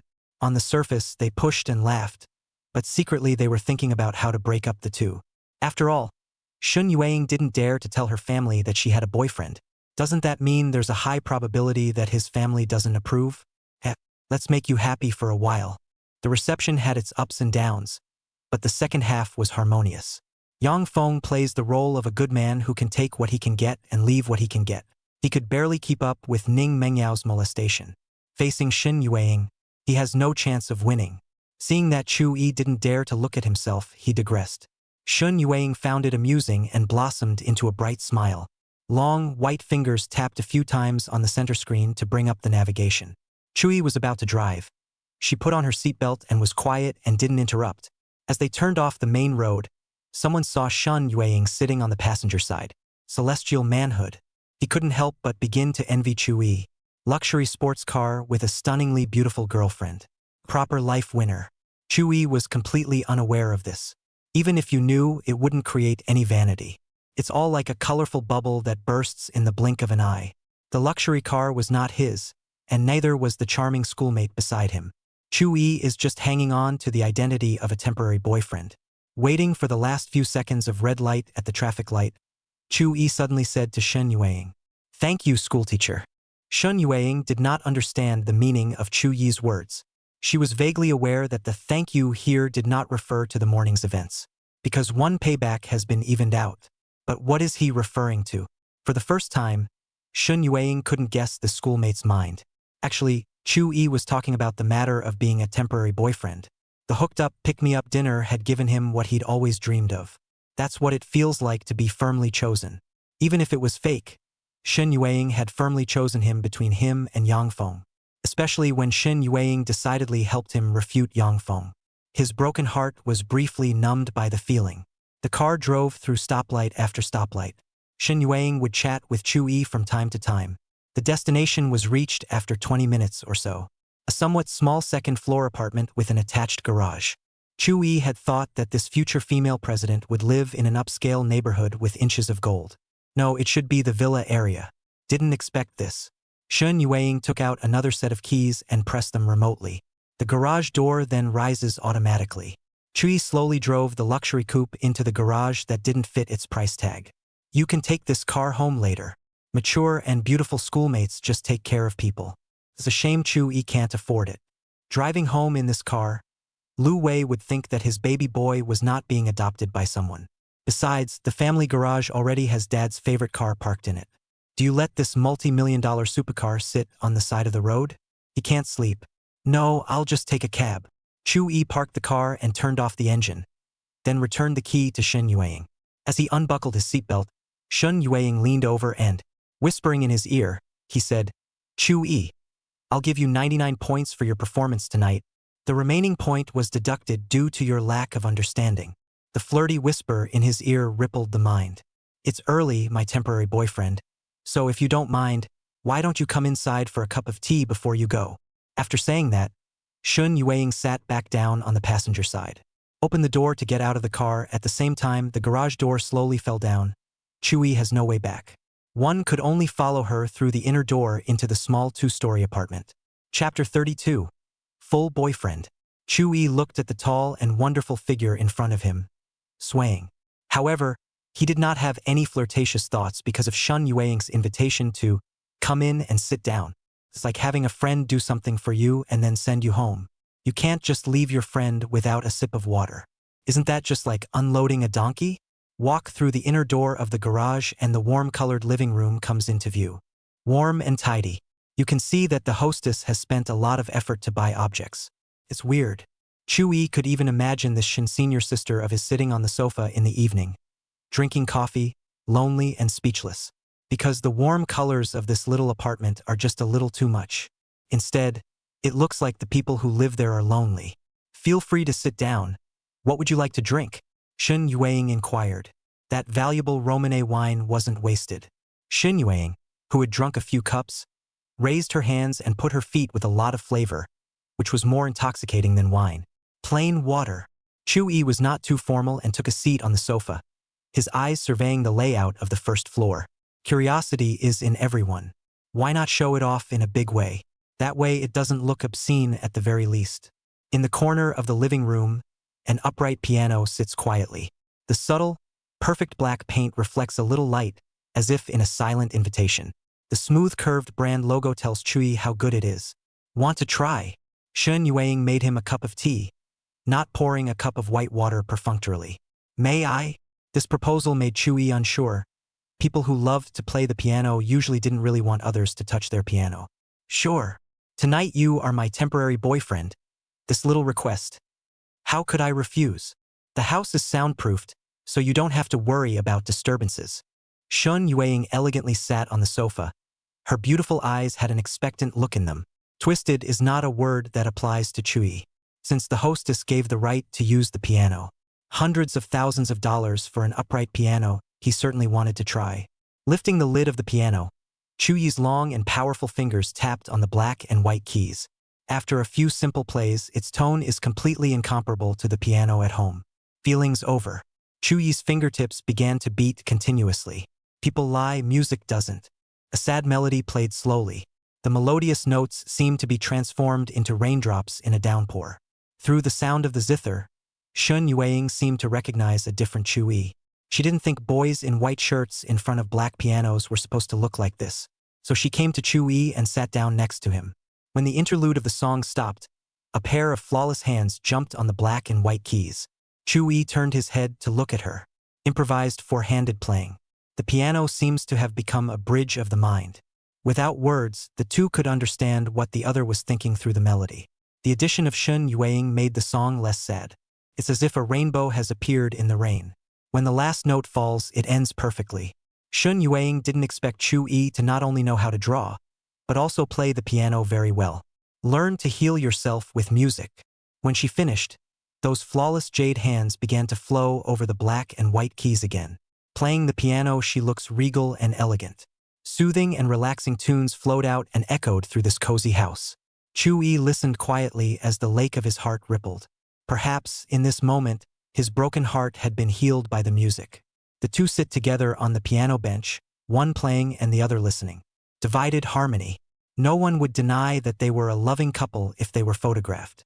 When Yang Feng saw this scene, he was afraid that he would be so jealous that he would gnash his teeth.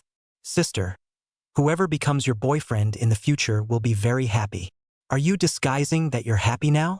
Chui surprisingly did not avoid Shin Yueying's molestation and replied positively, "Aha. Today he's gotten a lot of things that he hadn't gotten before. Other people's maintenance, other people's choices." After playing the piano, the two sat on the sofa and drank tea. Just like in the old days in the literature club, it's not awkward to not talk. Maybe it's too lonely to live alone. Chui came to his home. Shun Yueying surprisingly felt somewhat at ease. As for defense, she knew Chui didn't have a dirty mind. The clock hanging on the wall was slowly going. Chui felt that a lone man and woman could not stay in his schoolmate's house for too long. Then he offered his farewell. "Senior sister, I'll go back first. Netflix will be here soon. 9 o'clock at night is the peak time for middle-aged men to subsidize their families and moonlight as drivers. It's easy to get a cab. I'll see you off," Shen Yueying said, as if Chui was really her boyfriend. The small condo has the road right out the door. The two stood in the cool night air, their cell phones showing that the internet car was a few hundred meters away. "Hokage. Let me guess. Chui, you want some sort of boyfriend-girlfriend reward, right?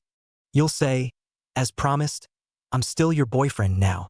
The flirtatious voice was tinged with ambiguity. Chui laughed bitterly. Mature and sensible schoolmates are so calm in the face of the boys of the year? You're mistaken.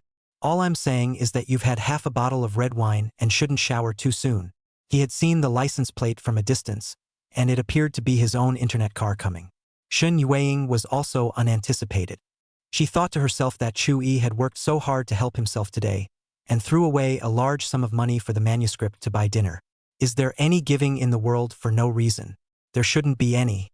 Chui always has to get something out of her. Who knew he didn't want a parting hug before he left?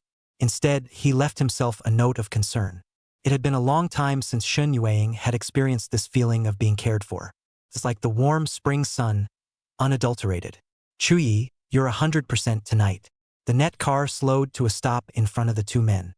Chui didn't respond to Shun Yueying's comment. He just said, "Senior sister Shin, goodbye. Well, I'll see you tomorrow."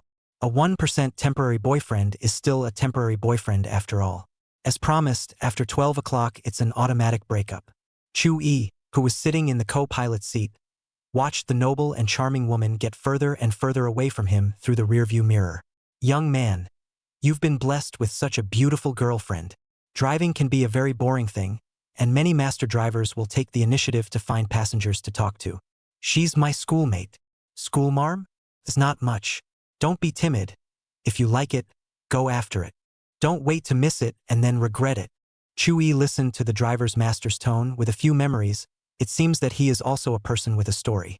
He didn't want to talk about that and subtly changed the subject by asking how the driver's master was earning these days. The result was a big dump by the driver's master. Chu-yi, on the other hand, recalled Shun Yueying defending herself in front of Yang Feng. He won a battle after all. But it's been 6 months since the battle he wanted to win. Chapter 33, Loved and Sorrowful. The driver master also said a few words when Chu-yi got off the bus. Don't be afraid to chase girls. Pluck up your courage. There are flowers that can be folded.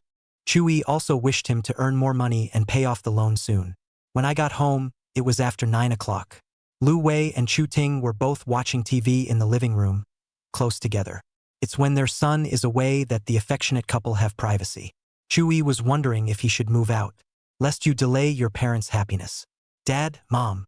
Willow Wei saw her son dressed as appropriately as he could be, in a departure from his recent norm.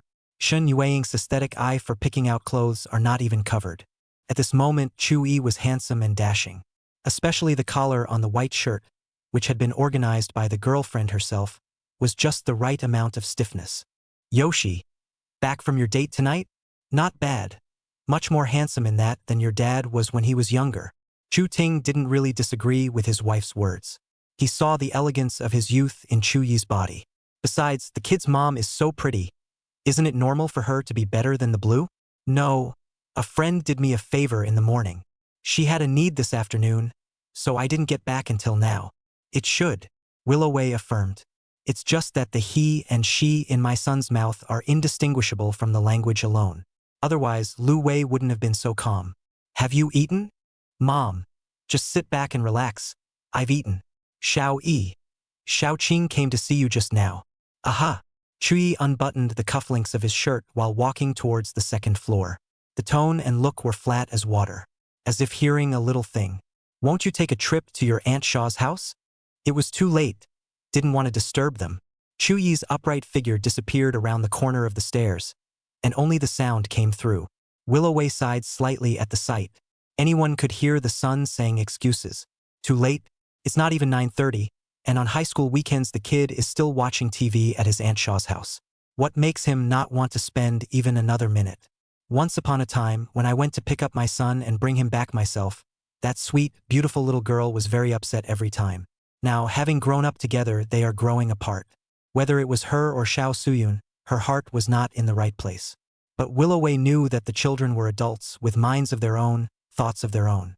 It can be counterproductive to meddle too much in what is going on between two people.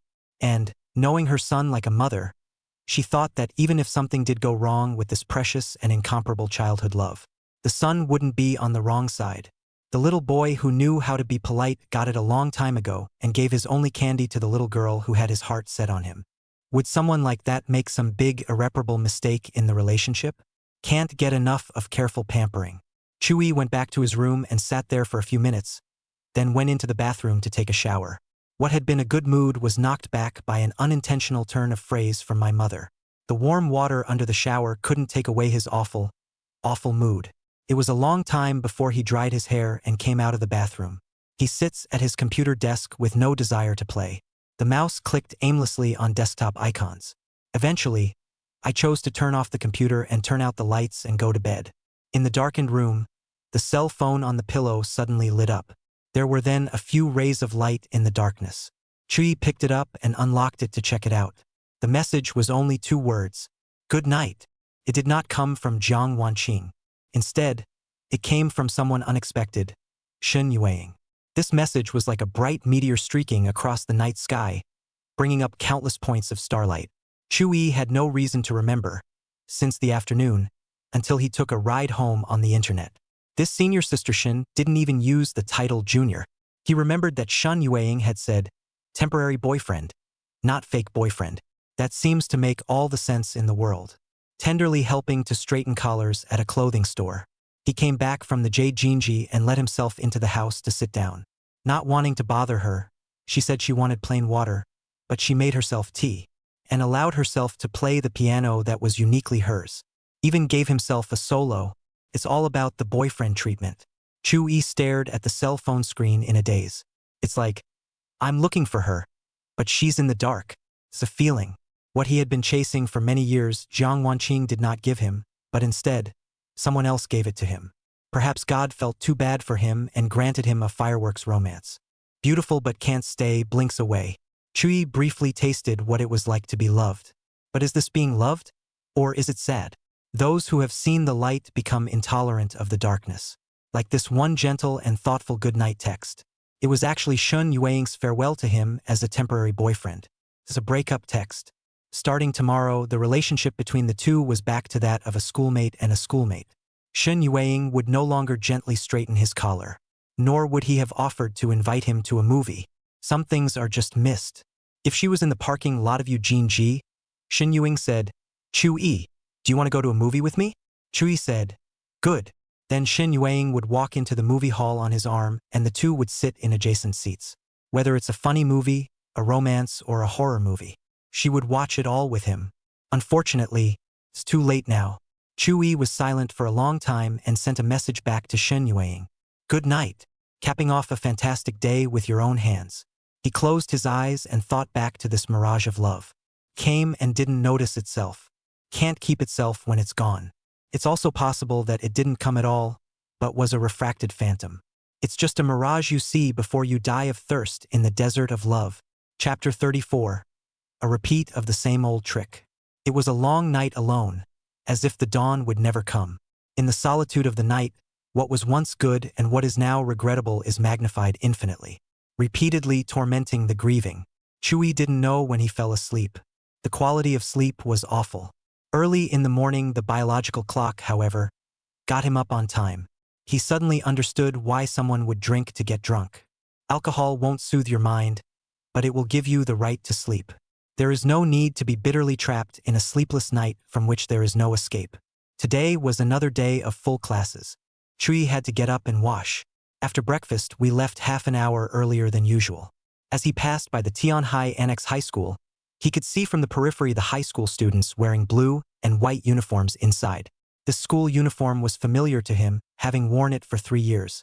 The hurried steps gradually slowed, then paused, never moving again. Even if you can only glimpse a corner of the campus, a few silhouettes. But the memories of the past couldn't stop coming back. Some things are only commonplace at the time.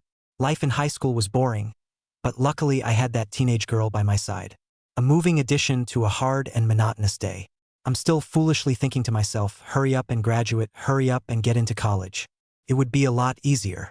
Who knew that going to college would still not be easy? The young girl also left herself. Chu-yi immensely wanted to go back to the past, but there was no more room for him on this high school campus. Just as the girl in the distance wearing a blue and white school uniform with a high ponytail could never be the same young girl he had in mind. What was once a precious memory has become a heart-rending poison. He dared not linger any longer and hurried away. Jiang Wanqing also has class today. She once again came to Chu-yi's house on a sunny morning and rang the doorbell. A few rays of morning light spilling over her melted her cold aura. All that was left was the stunning beauty and elegance of a fairy. Kong Wanqing's closet has been full of beautiful white maxi dresses since high school. The reason for this is probably something she can't remember. It's like when she was in elementary school and the little boy gave her the hard-earned weekly fruit candy. Growing up, she developed a love for desserts. And forgetting whether I liked that little boy or simply enjoyed the dessert, Willoway opened the door at the sound of her voice and gave her the same answer as yesterday. Yoshi has gone to school. Jiang Wanqing said her polite goodbyes, knowing that Chu-yi was avoiding her. As it was 6 months ago, it was as if this familiar street, filled with countless memories, had become an insurmountable gulf. Chu-yi wouldn't walk across the street to find her again. The short distance of 100 meters became incomparably far. It turns out that being able to meet someone is such a lucky and luxurious thing. Jiang Wanqing also stopped for a moment when she passed by Tianhai NX Middle School. She wouldn't have thought that she was standing in the same spot that Chu Yi had stopped at not long ago. Come to a college campus full of youthfulness and fervor. She walked through the bustling crowd, but her heart felt empty. In the art classroom, the class had almost arrived. Wanqing, good morning. Jiang Wanqing absent-mindedly returned a good morning. Ling Mo didn't know how happy he was to see her in this state. 80% of the time, the conflict between the two has intensified and is on the verge of falling apart. It's time to add more fuel to the fire. Ling Mo's expression began to become hesitant. Speaking also stammers. Pretend to be embarrassed. There's something I want to tell you. Wanqing, I happened to meet that friend of yours yesterday. He seems to be holding a grudge against you for going to my birthday party. The tone was a little over the top and said a bunch of things to me. I'm sorry. Did you guys have a fight over me? This gift, you take it back. Maybe he can take the edge off on that. Ling Mo took out the set of imported oil paints and handed it over in a fake manner. Jiang Wanqing was slightly lost in thought when she heard Ling Mo's words. The heart is free of the discomfort of being forced to interfere with the friendship circle 6 months ago. Instead, she was a little happy when she heard that Chu Yi was angry, because people only get angry about things they care about. Who cares about what you don't care about? Regarding the matter of the birthday party, one should give Chu Yi an explanation. In a few seconds, Jiang Wanqing thought about many things. The feeling, hidden in her subconscious, that she was going to lose someone drove her to make decisions she had failed to make before. There are still a few minutes before class starts and the teacher hasn't arrived. Many of the students in the art classroom were caught up in the incident. Ling Mo's voice as he spoke was not deliberately concealed, nor did he avoid the crowd. It's just so grandiose. Anyone can hear. A small murmur, and a sign of the eye was like a weed burrowing out of the ground. They could probably guess who that friend in Ling Mo's mouth was referring to. Who told Chu Yi to come to the art department every day to wait for Jiang Wanqing? It's hard not to remember when you're long and tall and handsome. Ling Mo heard his classmates' comments, and this dirty water splash doubled his confidence. If I didn't have to act, the corners of my mouth would be cracking up. What's the saying? Only those who have wronged you realize how wronged you are. Can't even bear to look at it. If there was a title of Tianhai's first male green tea, then Ling Mo deserved it. Saying things that are not true and twisting the truth. So much for playing the victim, and pretending to be the good guy when he's really the bad one. This is used to gain a sense of guilt about someone else's shortcomings, which in turn accomplishes the goal. Is that handsome guy like that? Finding someone else to insult in private. I don't look like it. He doesn't seem to be coming to our art department these days. Could it be that student Jiang chose Ling Mo and gave up on him? After all, Ling Mo and Jiang are so close in class. They have common topics and meet every day. And then that handsome guy, infuriated, sought out Ling Mo to insult him? It's possible. Knowing people is not enough. What are you talking about? Would someone so like a spring breeze do such a shameless thing? Not even caring about the last vestige of decency. Most of the girls in the art department were impressed with Chu Yi, so some of them also stood out to speak for him. Lu Xian watched quietly. Not a word. When she heard Ling Mo say those words, the first thing she thought was that her brother Chu Yi couldn't possibly do such shameless things. Naturally, there is no need for any defense. Even if you cursed him, it happened for a reason. Ling Mo, say sorry to you for him. This was supposed to be between us and shouldn't have involved you. I'll talk to Chu Yi and give him an explanation. It won't happen again. As for this gift, you keep it. Chapter 35 Plum vs. Sister. Wanqing, you'd better take it back. Ling Mo pretended to be hurt and pulled out a forced smile, putting the set of imported oil paints on Jiang Wanqing's place and left. Be as aggravating as you want. Be as pathetic as you want. Jiang Wanqing's reaction made Ling Mo's heart sink. What do you mean, between us? It was his own plan that was too hasty to be quick. Or did she realize how important the other side was after this break with Chu Yi? But it doesn't matter. As long as she goes to Chu Yi and mentions this matter. Win it yourself. When a woman intercedes for another man, right and wrong are irrelevant. There are times when position comes first. Ling Mo was already imagining the scene where the two were arguing. Then play the role of a sweet, warm-hearted, comforting man himself. Perfect plan, maybe we can get rid of the best friend status when the time comes. Ling Mo fantasized wantonly. but the image of Shun Yueing taking the initiative to hold Chu Yi's arm yesterday and both leaving broke into his mind. In just a moment, all of the smugness dissipated without a trace. Because an imperial goddess like Shun Yueing was someone unattainable to him. There was no chance of even creating a crossover. Damn it, who the hell is that guy? The chatter stopped as the art teacher walked into the classroom. Students who love to eat melon are wondering one question. Who will Kong choose at the end of the day? It was the big handsome guy who often came to the art department to wait for her after class. Or was it Ling Mo, who was so close in class that he was comparable to a confidant? Seems kind of hard to choose. The morning's lesson passed without realizing it. The good news is that you can go to dinner. The bad news is that there are classes in the afternoon. The students gathered their things and then headed towards the cafeteria. Ling Mo actually wanted to go to the cafeteria with Jiang Wanqing. On second thought, I'm playing the victim by trying to get out of the way. You can't get together at this time, so you give up on the idea. The cafeteria at Tenkai University is inexpensive and has a wide variety of beautiful dishes. It's much better than outside restaurants. The environment is also spacious and bright. The boys around them cast their eyes, consciously or unconsciously, at two of the tables. Because all the pretty girls in the art department are sitting there. At a glance, the styles are varied and dazzling. Jiang Wanqing and Lu Xian were especially conspicuous. The two of them were extraordinarily quiet compared to their talkative classmates. Wanqing, do you think Ling Mo is better? Or that big handsome guy who always waits for you after class? A girl who couldn't resist the fire of gossip asked Riley. In a flash, the sound of the other girls' conversations stopped. Obviously, they want to know the answer too. That handsome guy who always waits for you after class, is he your boyfriend? This statement makes this melon blow up even more. If that handsome guy is a boyfriend, then Ling Mo was so chatty with Jiang Wanqing again. The relationship between these three, it doesn't seem simple. When Jiang Wanqing hears her classmates ask her if Chu Yi is her boyfriend, a very subtle feeling echoed through the mind. For some reason she remembered the taste of that fruit candy from elementary school. Pick whoever you like, and if you like both, pick the second one. Because if you really liked the first one, you wouldn't like the second one. That way, it's better for everyone. Lu Xian put down her chopsticks and looked at Jiang Wanqing and said. Her statement made her classmates even more elusive. Lu Xian, who was usually as gentle as water, spoke as if something else is going on. The subtle feeling in Jiang Wanqing's heart was shattered by her former friend's words. You want to say something? The two women's eyes met. The other beauties froze. How did the atmosphere turn to this? Autumn winds. Aren't these two usually on good terms? The girl who had asked the question dared not speak again.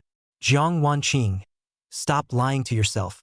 You and Ling Mo are just good friends? Aren't you happy when you talk about art with him? He gave you the freshness that brother Chuyi couldn't, didn't he? You can fool yourself, but not us outsiders. There was a time when you were only allowed to be affectionately addressed by a boy your own age without a last name. Now there's another one. I've seen how you and Ling Mo get along. Why lie to yourself? Just pick him or not. Ask your heart before you retort. Lu Xian was rarely angry, and it didn't matter who Jiang Wanqing was with. Instead, they hurt her brother Chuyi like this. A few short sentences mercilessly tore apart Jiang Wanqing's last line of defense. I don't have that kind of crush on Ling Mo. There's no need to say these excuses you use to hide your heart. I don't care. I only care about Chu Yi. Just lie to yourself and never regret it. Lu Xian left the table with her own tray of cutlery, and the former love affair with Jiang Wanqing had gone up in flames. But as she said herself, doesn't care. At the table, the remaining female students speed up their eating. This incident is not something that can be taken to the level of a melon, but a real emotional dispute. After Lu Xian left, Jiang Wanqing no longer had the heart to eat. Ask my heart first. The good old days flashed by like an old movie, frame by frame. She remembers it all well. The movie suddenly got stuck after college. Was he really craving the freshness that Ling Mo brought? As soon as this question came up, those long chats on the communication software came to mind uncontrollably. Contrast this with another person's scattered chats. That's not true. Jiang Wanqing's heart became flustered, desperately wanting to do something to disprove Lu Xian's words. After Lu Xian returned to the dormitory, she missed her brother Chu Yi, opened his cell phone and tapped into Chu Yi's space. The most recent circle of friends in there was posted 6 months ago. The evening sunlight that colors half the sky. It's pretty, it's beautiful. But that didn't make Lu Xian stay. The long, delicate fingers continued to slide down. Find a photo of Chui with the monolith after he climbed to the top. In the photo he is sweating profusely, but his gaze is firm and deep. The whole thing was spirited. Lu Xian's favorite thing about him was the smile on his face after his success. You never get tired of it no matter how many times you watch it. Brother Chui, are you at school? Lu Xian couldn't help but send him the message. Chui was a little surprised when he received the message from Lu Xian. Since that night, he felt like the gentle sister who used to cling to him was back. It was nothing less than a spiritual comfort to him now. Aha!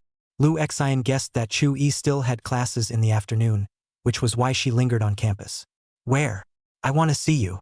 Unfortunately, Lu Xian didn't have the courage to send it like this, and replaced, I want to see you, with, I'll come to you.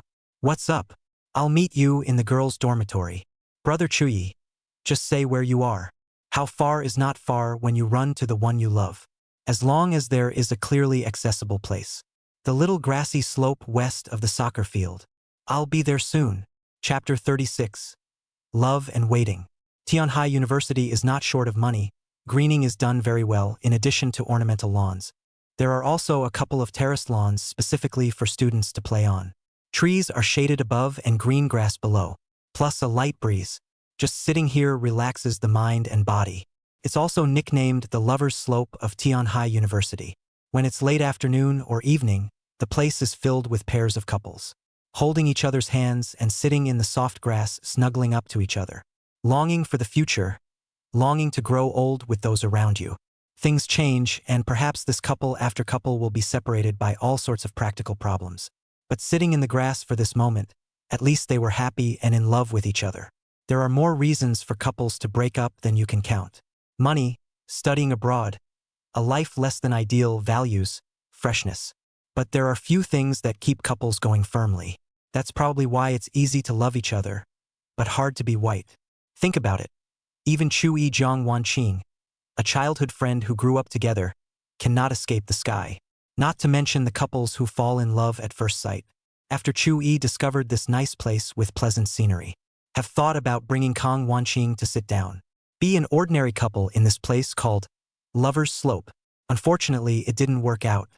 He had also fantasized about himself proposing to Zhang Wanqing after graduation when he was here to empty his brain. Then get married and have children. Together we will grow old slowly through the years. Chui even said to himself at that time, if that were true, there would be no happier person in the world than me. Looking back now, it's a total joke. A reply from Lu Xian popped up on the chat screen. I'll be there soon. In fact, Chui had developed the habit of waiting in a subtle way. Waiting for Zhang Wanqing to get out of class. Waiting for her to respond to his love. Lu Xian walked slowly, and Chui wouldn't even say anything. But this, I'll be there soon. It made him realize something. What's the point of waiting? People who want to come to you don't even have to wait. She can't even spare you waiting for her. Afraid you'll wait too long for her. Get bored. Get upset. The wind under the shade of the trees blew away the regret in Chuyi's heart for failing to bring Zhang Wanqing here. I don't know how long I've been rambling. An additional warm figure appeared in his field of vision. Chui knows that Auntie and Lu Xian's mother is a woman who is contained in the Jiangnan water town and married in Tianhai City. Now it seems that Lu Xian has completely inherited her mother's gentle, watery, natural beauty. The words used in the book to describe the women of the Jiangnan water town, serenity, elegance, and softness all fit well on her. From far away, her beauty became clearer and clearer.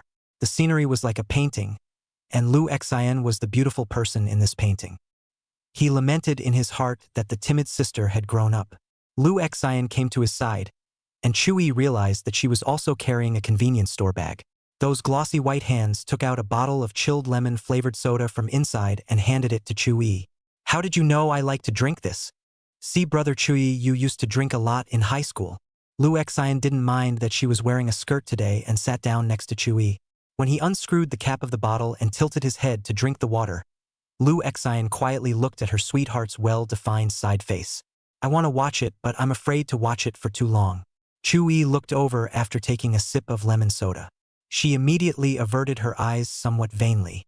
Something bothering you? Lu Xian shook her head slightly. I just remembered that it's been a while since I've talked to Brother Chui face to face like this. Lu Hao snubbed you. His own sister, after falling in love? Chui asked tentatively. Usually when Lu Xian looked for him, it was for something. Unbeknownst to them, this is all just an excuse for Lu Xian.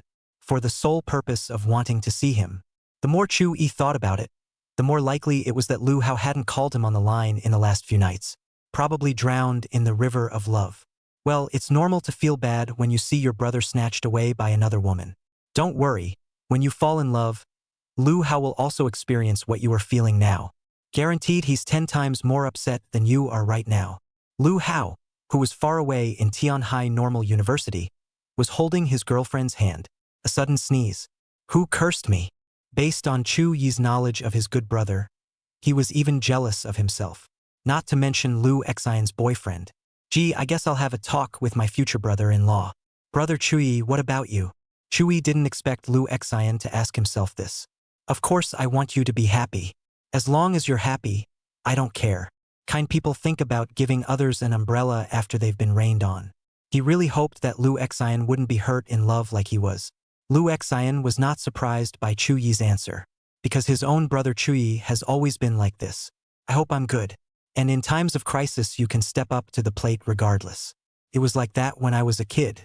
Growing up, even if he didn't want to call him his brother for a while, he still thought of himself as his sister. Brother Chui. Lu Xian wanted to speak. Got a favorite? Yeah, this one's close, Lu Xian said in her heart. No. Fearing that Chu Yi would see through her mind, she lowered her eyes and took out her own mineral water from the bag. Brother Chui, where do you want to go on vacation? Going to see the ocean, are you? Mother told me to go back and spend time with my grandparents. Pretty good. Chui remembered that Lu Hao had said not long ago that he was going to travel with his girlfriend. And I don't know if there's enough money. In the future, if Lu Hao isn't free and is bored, come find me. I'll take you shopping and eating good food. Don't forget, I'm your brother too. Lu Xian was not happy at all as she listened to Chu Yi's comforting words. She didn't want to be the sister of those around her. She wanted to be his girlfriend, maybe even his wife. Who is willing to be brother and sister when they are so close? Well, when the time comes, Brother Chui, don't think I'm annoying. How? The two sat on this soft terraced grassy slope and exchanged words. It's not boring at all. With his mind and body relaxed, Chu Yi began to yawn. Last night he tossed and turned until late at night before he could barely sleep. A couple more serious classes in the morning. Sleepiness and tiredness swept in. Lu Xian looked in her eyes and hurt in her heart. Obviously, he didn't sleep well last night. Who else but Jiang Wanqing could make Chu Yi lose sleep? After all, after so many years of childhood love, how can it be so easy to completely forget? Brother Chu Yi, take a little rest. Lu Xian tidied up the hem of her skirt, and her snow-white prime hand gently patted her thigh, signaling that Chu Yi could lie down. Chu Yi didn't expect Lu Xian to actually give himself a knee pillow. But think about it, she's that much of a gentle person. Chapter 37. Lu Xian's Love. If it was before the age of 10, Chu Yi would definitely lie down without hesitation. Everyone was a kid back then, not so much. Now Lu Xian is a great beauty. Men and women are different.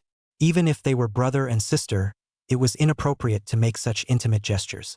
I'll just squint here for a while. Sleeping on the lawn will be uncomfortable. Lu Xian stretched out her arms around Chu Yi's arm, taking advantage of the slope of the stepped lawn, guided him to lie down. Chu Yi only felt very warm and soft and smelled the gardenia-like fragrance. It seemed to lie in flowing spring water and a sea of flowers. He was just about to speak when Lu Xian placed a white finger against his thin lips. Signal for silence. Brother Chu Yi, you've done a lot for me over the years. I've memorized them all one by one. But there's nothing I can do for you. This time, think of it as a thank you from a sister to a brother. Brother Chu Yi, go to sleep. Don't think so much. I'll wake you when it's time. Her hand gently stroked Chu Yi's hair with the utmost gentleness. In a few words, the ambiguous behavior between what appears to be a couple is positioned as brotherly and sisterly love. She could only love Chu Yi in this way. Lu Xian, I never wanted anything from you in return. You don't have to mind too much. All this is what I've been doing since the day you recognized me as your brother. I know. Brother Chu Yi, there is no one in the world, except for your parents, who deserves your undemanding, wholehearted devotion. Promise me you'll learn to love yourself. Okay? What's more, you're only allowed to spoil your own sister and not me, my own brother? It doesn't make sense. Chu-yi was unable to argue for a moment. It's the norm to be nice to others and have them be nice to you. Between the silences, Lu Xian tenderly wiped away the tears that Chu-yi had shed due to yawning. Much gentler than a gentle breeze. Call me in 10 minutes. Good. The scent of gardenia coming from Lu Xian lingered on the tip of his nose, smelling good and reassuring. The breeze brushed his face, and Chu-yi's 1,000-pound eyelids slowly closed. He did get really tired.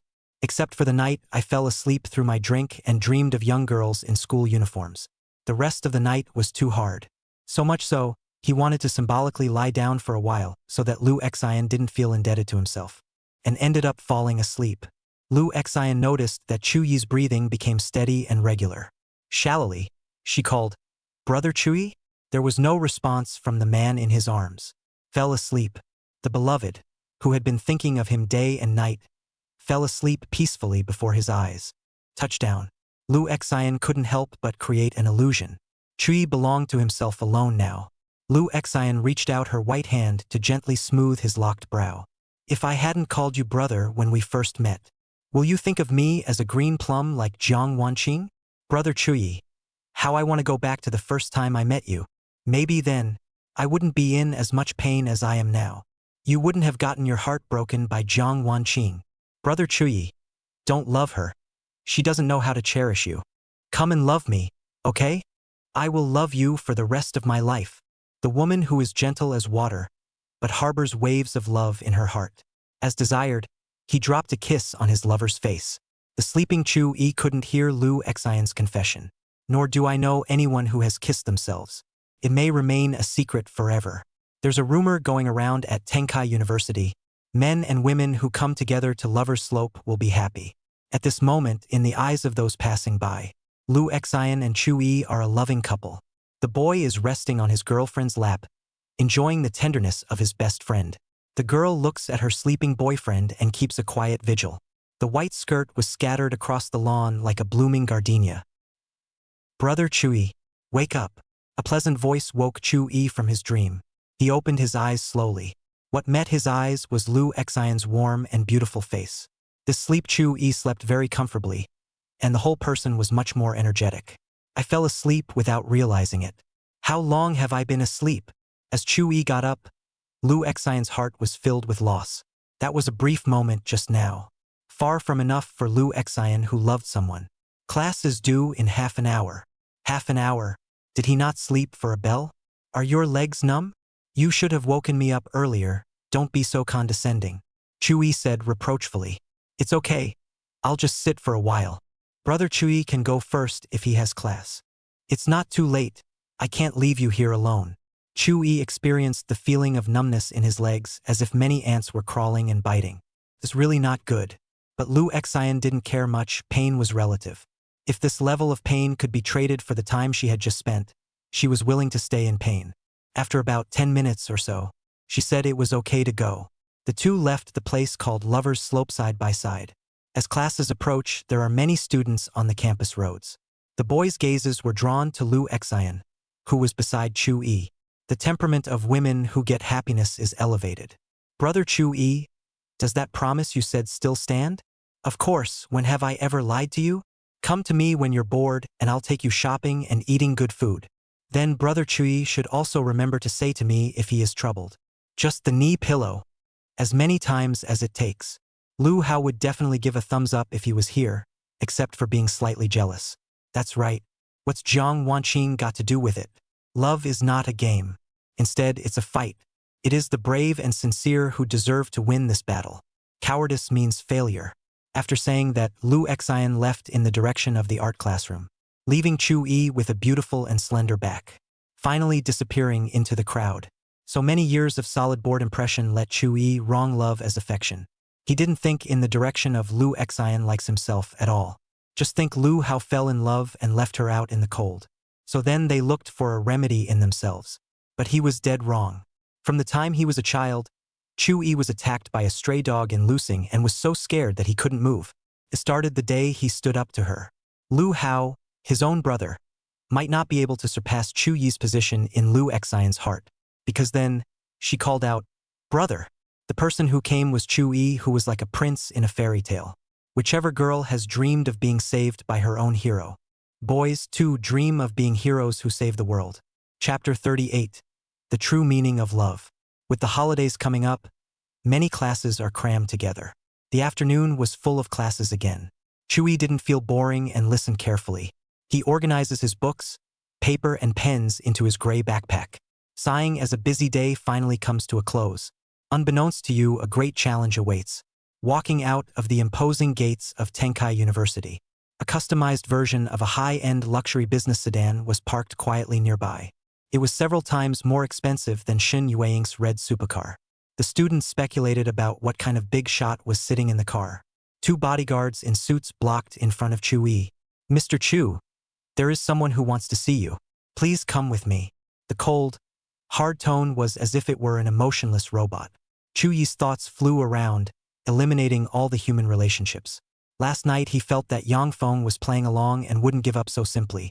I didn't realize it was only a day later that this hunch would come true. Chu Yi probably guessed who the person who wanted to see him was.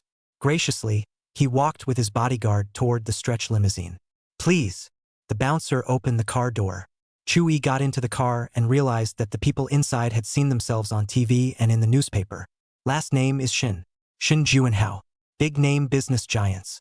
The middle-aged man's body pressure is a long time in the upper position, the accumulation of the formation of the day. As the bodyguard closed the car door, it makes for a depressing atmosphere in the lavishly decorated and spacious car.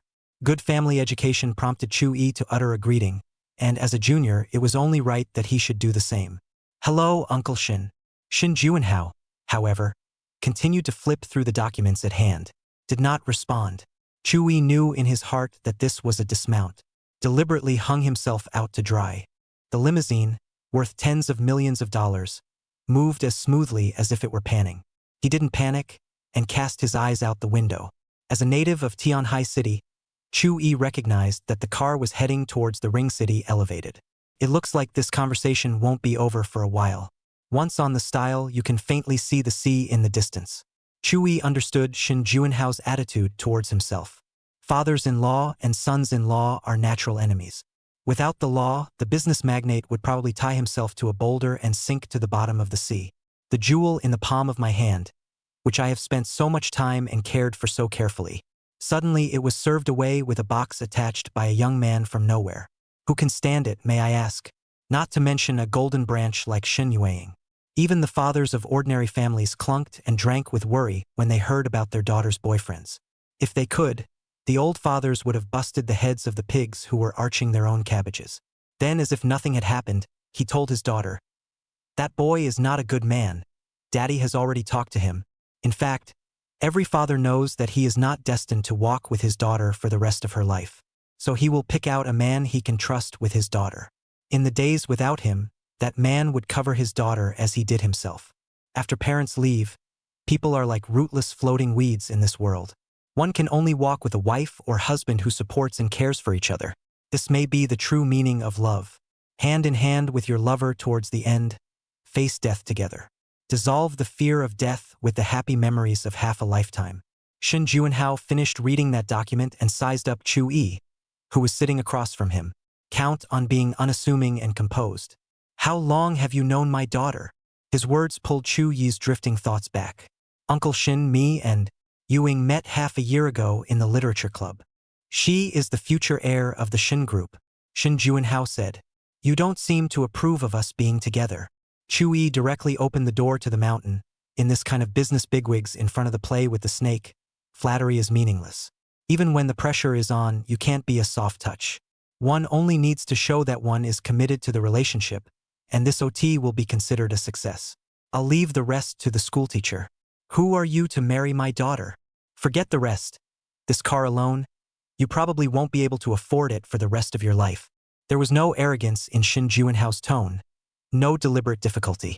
Plain and undisturbed. The tone of the statement of facts hurts the most. Career is a man's backbone. Money is a man's guts. This sentence turned into a sharp blade and stabbed at the most vital place. Chu-yi realized a truth early on. It doesn't matter if others look up to you, the most important thing is to look up to yourself. There's no hope for anything if you're looking down on yourself. Uncle Shin, I don't think anyone can draw conclusions about things that haven't happened. While a good love needs money to back it up, it can't be all about money in love. I have the confidence and ability to let Ewing live a happy life. And please give me some time to prove myself. Every young man thinks he has a great future and doesn't know the heights of heaven. Shin Juinhao was indifferent. Neither I, nor Xiao Yu's mother, agree that our daughter should be with someone who is not the right person for the right door. In 2 sentences, the result was pronounced. Iron-like decisiveness allowed Chu-yi to see the legendary character. No matter what, as long as Ewing doesn't give up, I won't give up. Chu-yi felt that this was much more tiring than when he faced Yang Feng. What's next? Is this business giant bullying?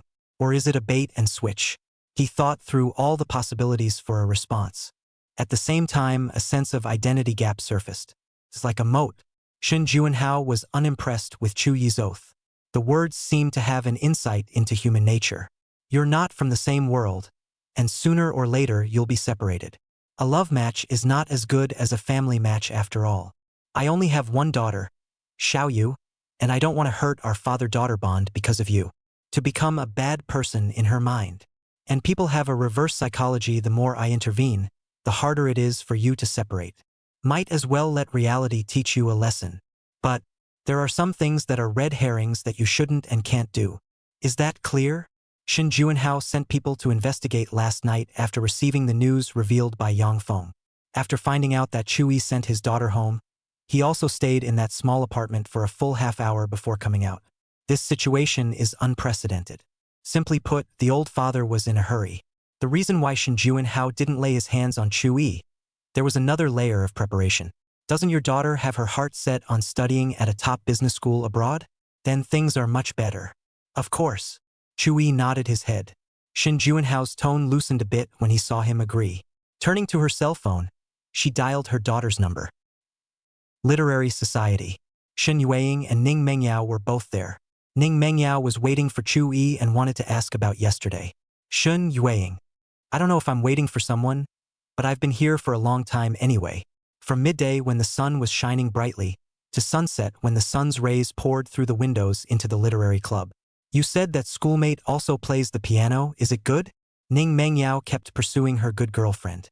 2 beautiful women of their own kind in the same frame. It's a feast for the eyes. Good to hear. As soon as the words fell, Shun Yueying's cell phone rang. The note on the incoming order shows, Father. Chapter 39. Aggrieved? The 2 notes father and dad show the degree of closeness at a glance. Shin Juinhao can't really be called a competent father. He and his wife, Lin Shuyan, are in a business marriage. Shin Yueying was thus born into this world. The 2 with no emotional foundation may do at first. They all share the realization that career is bigger than love. Over time, marriages without love as a foundation are doomed to tragedy. Shin Juinhao is very strong, and Lin Shuyan is also an uncompromising female president. Couples are about complementing each other, and people who are too dominant together are like planets colliding. Arguments, cold wars, insufficient and won. But the cost of divorce is a huge loss of benefits. Shin Juinhao began to stay away from home. The fulfillment of being a great businessman made up for the failure of the marriage. Lin Shuyan is also a strong woman in comparison. She was not willing to give up her current career for this unsavory business union. Full-time motherhood. So in Shin Yueying childhood, dad only comes home once in a while. Mom's busy. Sometimes one waits and waits and waits until it's late and mom doesn't come home. There is no doubt that she is the biggest victim of this business marriage. The person who stayed with Shin Yueying the longest was a nanny. The nanny was heartbroken. But people have their own lives and their own children. Quit your job and go home after you've saved up enough money at Shin's house. At that time, Shin Yueying felt abandoned by the world. Tiny figures in a big house. She began to grow strong in her pain. It was only when Shin Yueying came of age that he, the father, remembered to do his duty and responsibility. It's already too late. When Shin Yueying saw this caller's note, there were no waves in her beautiful eyes. On the side, Ning Mengyao quieted down. Father, is something wrong? Luna, Have dinner with daddy tonight, and now have someone pick you up. No, I'm eating at school. My daughter's cold voice came from the other end of the line. The giant of the business world sighed. Then said, Chu-yi is also there. Hearing these words, Shun Yueying's brows knit tightly and her heart lifted. It's definitely not a good thing that father is looking for Chu-yi. The news traveled so fast, and it had nothing to do with Yang Feng. I want him on the phone. Chu-yi, who was sitting opposite Shin Juanhao, had seen the transformation of a man from a man in power to a father. When he called his daughter, that upper-class majesty of his dissipated. Speak as gently as possible. Chu-yi took the phone and put it to his ear. Subconsciously, I wanted to call, sister. Luckily, the brakes were on. The tone on the other end of the phone was different from the previous one. No longer unruffled. Shun Yueying's voice was always good, flattering and pleasing to the ear. At this moment, Chu-yi heard the worry in it. Aggrieved. No, Uncle Shin just approached me for a chat. Care about when we met. Chu-yi did not say that Shin Juanhao had reduced him to nothing, but it couldn't fool Shin Yueying. Her father was strong, she had learned that. There was no way that he could only care about when he and Chu-yi met. Suppression is inevitable. I'll be there soon, don't worry. Chu-yi froze, the same words he had heard for the second time today. Shin Yueying and Lu Xian both took the initiative to run towards themselves. Aha! Chu-yi returned the cell phone to Shin Juanhao. A couple of chats between father and daughter. Shin Yueying asked for the location so that she could rush over. Shin Juanhao booked at the Nanju Hotel. Chu-yi was clear that that place could be called the highest specification hotel in Tianhai City. From its current location, it's almost halfway across town to get to the South Pearl Hotel. To be so close and far away is nothing more than a practical way of telling yourself, you're not from the same world as my daughter. Hanging up, Shin Juanhao had to resurvey Chu-yi. One only said his name. The daughter then came anxiously. How much weight does this brat carry in his daughter's heart? Shin Juanhao was jealous of others for the first time in his life. Though he won't admit it. There was silence in the car, for what had to be said had been said. Half an hour later, this luxury business sedan worth tens of millions of dollars was steadily parked at the entrance of Nanju Hotel. Shin Juanhao, Chu-yi one after the other, got off the car. As soon as the car door opened, Chu-yi had already seen that extremely charismatic figure. Shun Yueying unexpectedly arrived before them. She came straight and took Chu-yi's arm. The familiar scent lingered on the tip of her nose once again. Father, just tell me if you want to see Chu-yi. Why bother going to him yourself? Chu-yi was in a trance for a while. The disparagement and suppression that he had just encountered in the car seemed to be nothing. The schoolteacher seemed to defend herself forever. Yesterday morning it was. Now too. You have a boyfriend, so of course I, as a father, have to keep an eye on things. Let's go in first. Shin Juanhao turned the page without a trace. Instead of the gilded style in the Nanju Hotel, it leans towards the classical. Luxurious and understated. The vases that adorn the halls are worth millions, not to mention everything else. The greeters here are hand-picked beauties. Wearing a cheongsam is pleasing to the eye. The general manager personally greeted Shin Juanhao's arrival, bringing Chu-yi and his group to the best top floor box. There is a sea view from here. The location where Shun Yueying landed was next to Chu-yi. On the contrary, Shin Juanhao looked like a loner. The waiters filed in and the carefully prepared dishes soon filled the tables. Shin Yueying gave Chu-yi dishes. It seemed to know that he had just been aggravated. Now make good on it. Try it to your liking, dear. Tenderness. Shin Juanhao's appearance let Chu-yi back to the temporary boyfriend identity. What should have ended with that goodnight text was renewed once again. Jiang Wanqing couldn't have imagined it. In just a few days, fortunes have already shifted. In a way, Chu-yi and Shen Yueying were dating and meeting their parents. It's only been used for less than 2 days. Shin Juanhao couldn't look at it and suddenly felt that tying this brat in front of him to a rock and sinking him to the bottom of the sea was the best option. Luna, it's time for you to move back in. I'll move back in when Mom moves back in. Chu-yi saw the flirtatious smile on Shin Yueying's face gradually recede. Family matters, he, the temporary boyfriend, doesn't understand and can't intervene. This sentence also choked Shin Juanhao speechless. He and Lin Shuyan, now legally husband and wife, have actually been separated for a long time. Think of your wife whom you haven't seen in a long time. He actually missed it a little. Make a call and ask your mom to come over as well, so that the meal will be considered a family dinner. Chapter 40, A White Cloud in the Dark Night. Family feast. What a word that made Shin Yueying's intentions flutter. But let's not talk about the fact that her parents' relationship has been broken for a long time, even if her mother would give her face as a daughter to go to the banquet. She couldn't ignore Chu-yi's feelings either. Father alone gave Chu-yi a lot of pressure. If you add the mother, she didn't dare to imagine that image. Never mind. Mom won't come as long as you're around. His daughter's words made Shin Juinhao realize that he was a complete failure. In front of Shin Yueying, he is not the giant who calls the shots in the business world. It's the father. For the best, most exciting 20 years of his life, he made a monstrous fortune. Career success. The family, however, is in shambles. A true winner in life will not only have a career, but will also have a wonderful family. There exists one of the 10,000 lights in there. Save it specifically for the weary you. As the night falls, come home to the people you love and the people who love you. And now? His wife does not want to see him, and his daughter is extraordinarily distant from him. Though the couple's broken relationship is not only Shin Juinhao's problem in this business union, Lin Shuyan should also be responsible for half of it. But ultimately it was a mess. This fact cannot be changed. Chu-yi had really seen too many different sides of this legend today. Breathtakingly strong. Fatherly love with guilt. Nowadays he looks a bit pathetic. Chu-yi felt that the relationships in this rich family were complicated. Simply not within the reach of ordinary people. It is true that every family has its own problems, even if it is rich. Unknown reasons, he was quietly favored by Shin Yueying once again. If Chu-yi wasn't there, Shin Yueying would try calling her mother anyway. Eat more. Shin Yueying did not continue to chat with her own father to avoid leaving him out in the cold. Like a couple in the heat of the moment, he laid out food for Chu-yi. After dinner, shall we go see a movie? Chu-yi remembered that this was already the second time Shin Yueying had asked him. The last time I didn't put much thought into it myself. Well, what genre do you want to see? I'll book tickets later. That's something you should think about as a boyfriend. Between conversations, Chu-yi once again felt the love that was like a mirage descending on him. A man who was dying of thirst. When I was in love with you, I think it was pretty much the same as it is now. It was supposed to be a meal to torture Chu-yi. Shin Yueying, however, protected him very well, and Shin Juinhao didn't give him half the pressure. If it's hard to say that there is, the old father's biting gaze should count. Dad, what do you think of Chu-yi? Shin Yueying asked. It was so hard for his daughter to call herself a father.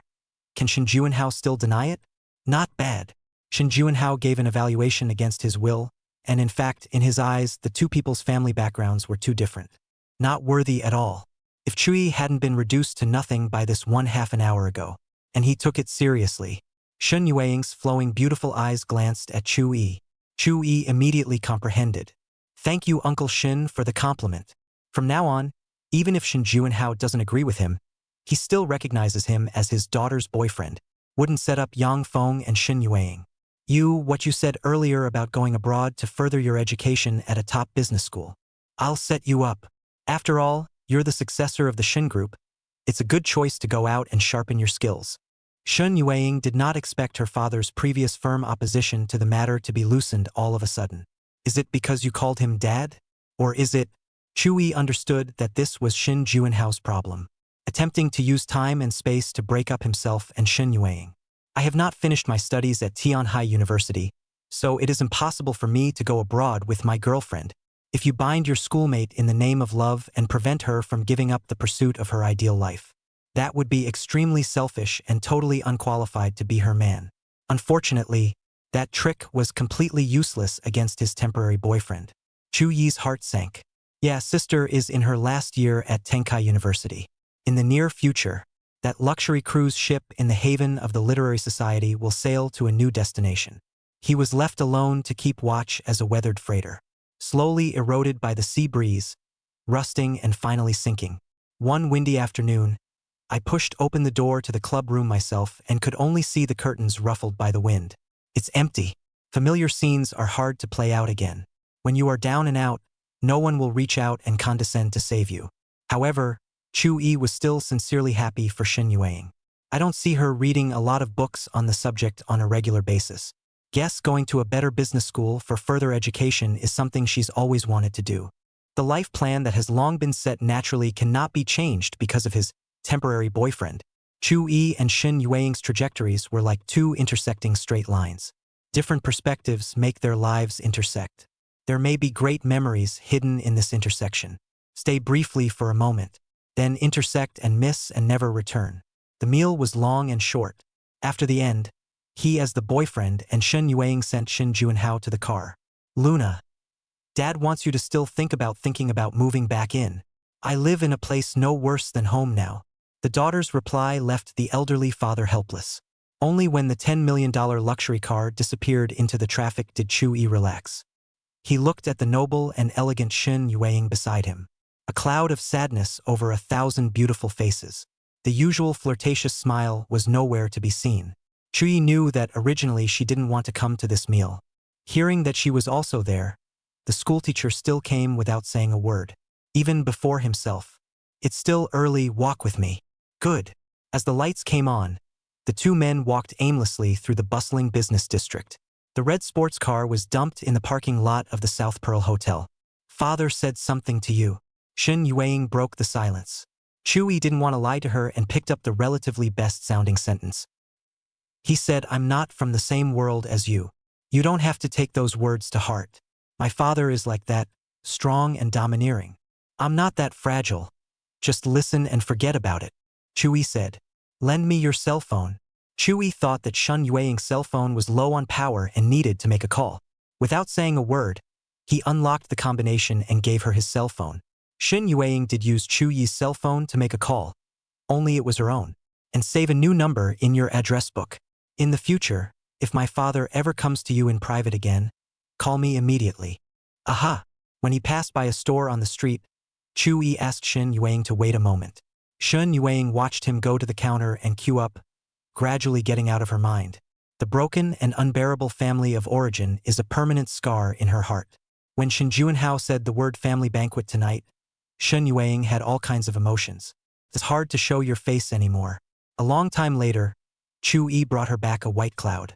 Sister, the book said that when people eat something sweet when they're sad, they don't feel so sad. Shen Yueying looked at the white fluffy cotton candy in her hand. She didn't expect Chu Yi to stand in line for so long in the crowded.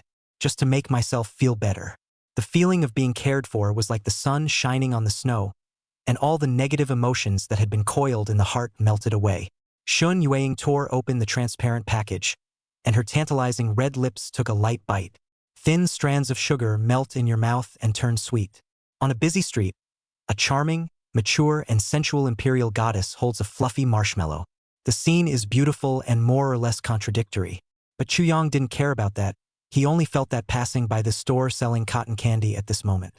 It must be fate. So he pushed the door open and went to get one. Shen Yueying didn't care if the marshmallow was expensive, how much it was worth, and whether it was juvenile or not. She cares about feeling cared for. Sweet. Shen Yueying's spreading smile made everything lose its color. Even the passers-by looked mesmerized, all the while whimpering inside. Why should this kid be able to pick up such a noble and charming beauty with a marshmallow? Want to cry? Chu Yi saw her smile and didn't bother to ask her why she was unhappy.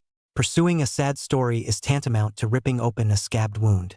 If he was really Shen Yueying's lover, he was qualified to do so. But he's just a temporary boyfriend. It was renewed for a variety of reasons, but ultimately there was a deadline. Shen Yueying's cell phone rang and she didn't bother to look at it. Savoring the fluffy marshmallow. The sweetness seemed to travel to the heart. Ning Mengyao had always thought that her good girlfriend didn't care for Chu Yi, her schoolmate, as much as she did. But yesterday the good girlfriend not only let the schoolboy in to sit down, she let him touch the piano. You know that little second-floor apartment, except for myself who went over to stay with her on the weekends. There hasn't been a third person to set foot in it. When Shen Yueying left the school in a hurry in the evening, Ning Mengyao wanted to ask if things were finished. So a message of inquiry was sent, and got no reply. Shen Yueying and Chu Yi walked and came to the bund. The sparkling water reflects the bright lights of the skyscrapers on both sides, like a dream. So beautiful, Chu Yi praised. Talking about the scenery or the people? Shen Yueying's mood had been healed and could be heard in the mesmerizing voice. Both beautiful. Chu Yi gave an objective answer. That's an improvement over last night. You can say sweet things to coax people. Chu Yi and Shen Yueying looked at the water covered in colorful haze and quietly admired it. Crowds of people rise and fall. Two different life trajectories intersect and overlap at this moment. There's no more compatible man and woman on the bund. Even in the future, Shun Yueying studied abroad to pursue her dreams. See more of the human landscape on the way. Won't forget the streams that fill the river on this night. And not to forget, in the darkness of the night, someone gave himself a white cloud. Chewie thought carefully about the time. The movie tickets he'd ordered had already opened and it was too late to go over there. But that's okay. The night scene in front of you may not lose to a movie. Movies, after all, are someone else's story, and life your own. Chapter 41. Dating. The two of them enjoyed the view for a long time. The sparkling reflection on the water suddenly rippled. The wind is cool at night, blowing Shun Yueying's skirt swayed, and the curves of her tall and delicate figure were outlined to the fullest. Senior sister, it's time to go back. 최혜우 이름인 듯. Give me 2 more minutes. Shun Yueying turned her head to look at him and smiled. Chewie sensed that she seemed to favor this night, so he did not say anything more. It's a long night, so no need to skimp on the 2 minutes. The 2 minutes were brief and went by in a flash. They returned the way they had come. Shun Yueying was bitter when she came, but it was very different when she returned. When Chewie's concern cleared the gloom from her heart, the nature of this rambling walk changed, turned into a date, a girl and a boy together. I've walked the busy streets and seen the stunning views. Most importantly, guys make girls happy. What is this if not a date? Shun Yueying was in the middle of it and could best relate to it. Only she didn't poke at it. After arriving at the Nanju Hotel, Chewie had hoped that tonight's temporary boyfriend would come to an end, to take a cab home. But it was stopped by Shun Yueying. Take my car. Give you a ride. Sister, my home is in the other direction. It will take twice as long to go back and forth. I don't mind. Haven't you been with me a long time, too? Consider it a return gift. As Shun Yueying pressed the electronic key, the lights came on in the red coupe in the parking spot. Not only that, but she opened the passenger door herself. The brimming beautiful eyes looked at Chewie, who was standing still. The meaning is clear. Come on. In this case, it would be pretentious to push back any further. Anyway, it was all a ride last night. Not bad this time. He got into the passenger side sharply. The scent wafting through the car was mesmerizing. Couldn't help but make Chewie think of a word. Fragrant car and beautiful people. Traffic rolls through this bustling city even at night. Luckily, there was no traffic. Various sights were rewinding in the rearview mirror. 20 minutes or so later, the car arrived at the familiar street. As Chewie got off the bus, Shun Yueying said to him, Chewie, I had a great time tonight. Thank you. Hokage. All right, see you tomorrow. Shun Yueying interrupted Chu Yi's words. It seemed that he was afraid that he would break the scene, just like yesterday when he refused his invitation to go to the movies. See you tomorrow. Chu Yi no longer delayed her, nodded and closed the car door. Witnessed the car as it drifted away and disappeared from view. The familiar streets were quiet again. Chewie also turned around and walked towards home. He pulled out his keys and opened the door to the house, thinking that Mom and Dad would have had dinner by this time of night. I didn't realize that in the living room, besides my mother, there was another figure that was planted deep in my memory. Kang Wanqing. She was wearing an elegant white dress, like a fairy who was not touched by earthly fire. Chewie. Her cold voice was laced with longing. All this time, the boy who had grown up with her and traveled through many years of her life had been avoiding her. The familiar streets were left with only my own lonely shadow. She misses him. The words Lu Xian said in the cafeteria at lunchtime worried Jiang Wanqing. She had always known that Lu Xian liked Chewie. The reason why she didn't pick it apart was because Jiang Wanqing was pretty sure that in Chewi's heart, the Lu Xian is just the younger sister. But Chewie is only coming back now. Who is he with tonight? Lu Xian? Jiang Wanqing just thought of them walking and strolling around together. The heart just aches. Chapter 42. He asked the maiden. If it was before, Chewie could see Jiang Wanqing waiting for him when he got home. Definitely has an unspeakable sense of surprise. But now, he looked at the woman in front of him who was beautiful beyond words. There was no joy in it. Instead, it was indescribably bitter.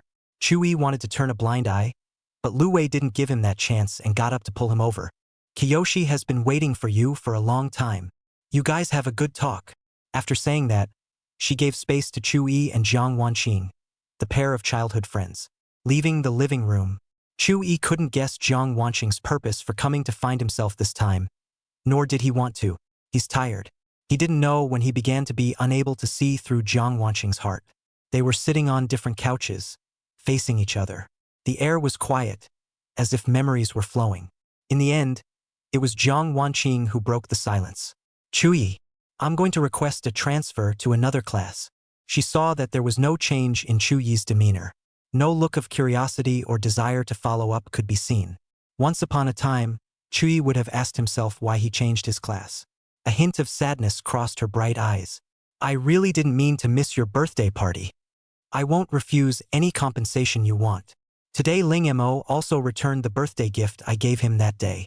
In this case, it was I who did wrong. Don't say it. Chu-yi suddenly spoke. If you're coming to me with guilt about him, I don't think we have anything to talk about. Jiang Wanqing, I'll say it one last time.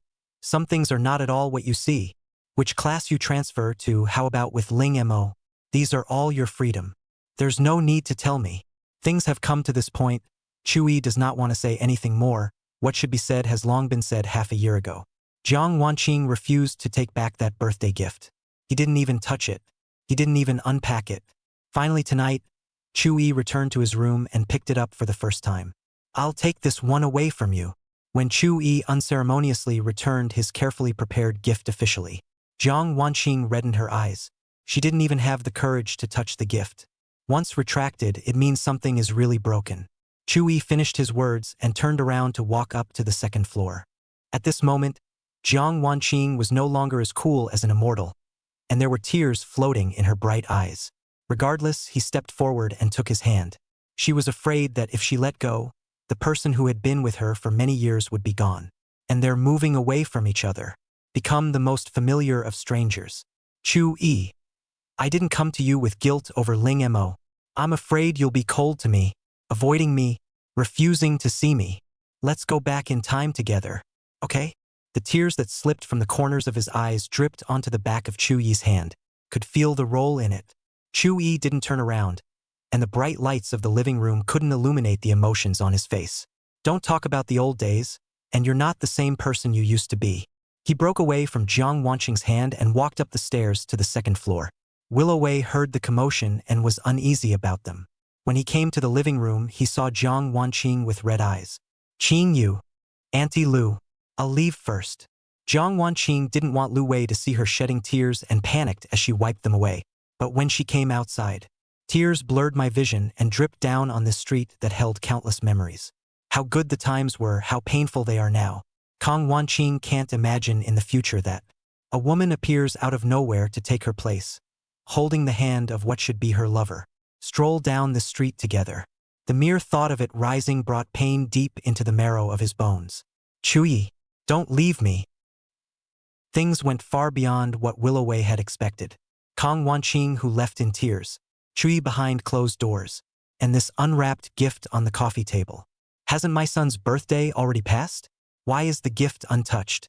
She sighed slightly and received the gifts on the coffee table into the cabinet, keeping them properly. Chu-yi's room was dark. He sat quietly on the edge of the bed, not making a sound. No one knows how he's feeling right now. Ouch! It should hurt. People are not computers where expired memories can be deleted with a few simple clicks. Jiang Wanqing's sentence about going back to the old days was like lighting the fuse of a bomb. Countless times of yesteryear couldn't help but come to mind. The sound of cicadas coming from that hot summer seems to echo in my ears. He and she were cooling off under the big acacia tree. He asked the maiden, "Will you always be by my side?" The young girl said, "Chu-yi, why have you become so sentimental? We agreed on this a long time ago, didn't we? Don't be afraid, I won't leave you." The young girl took the initiative to move closer, pulling out a tissue and wiping away the beads of sweat from his forehead. That summer was hot and wonderful.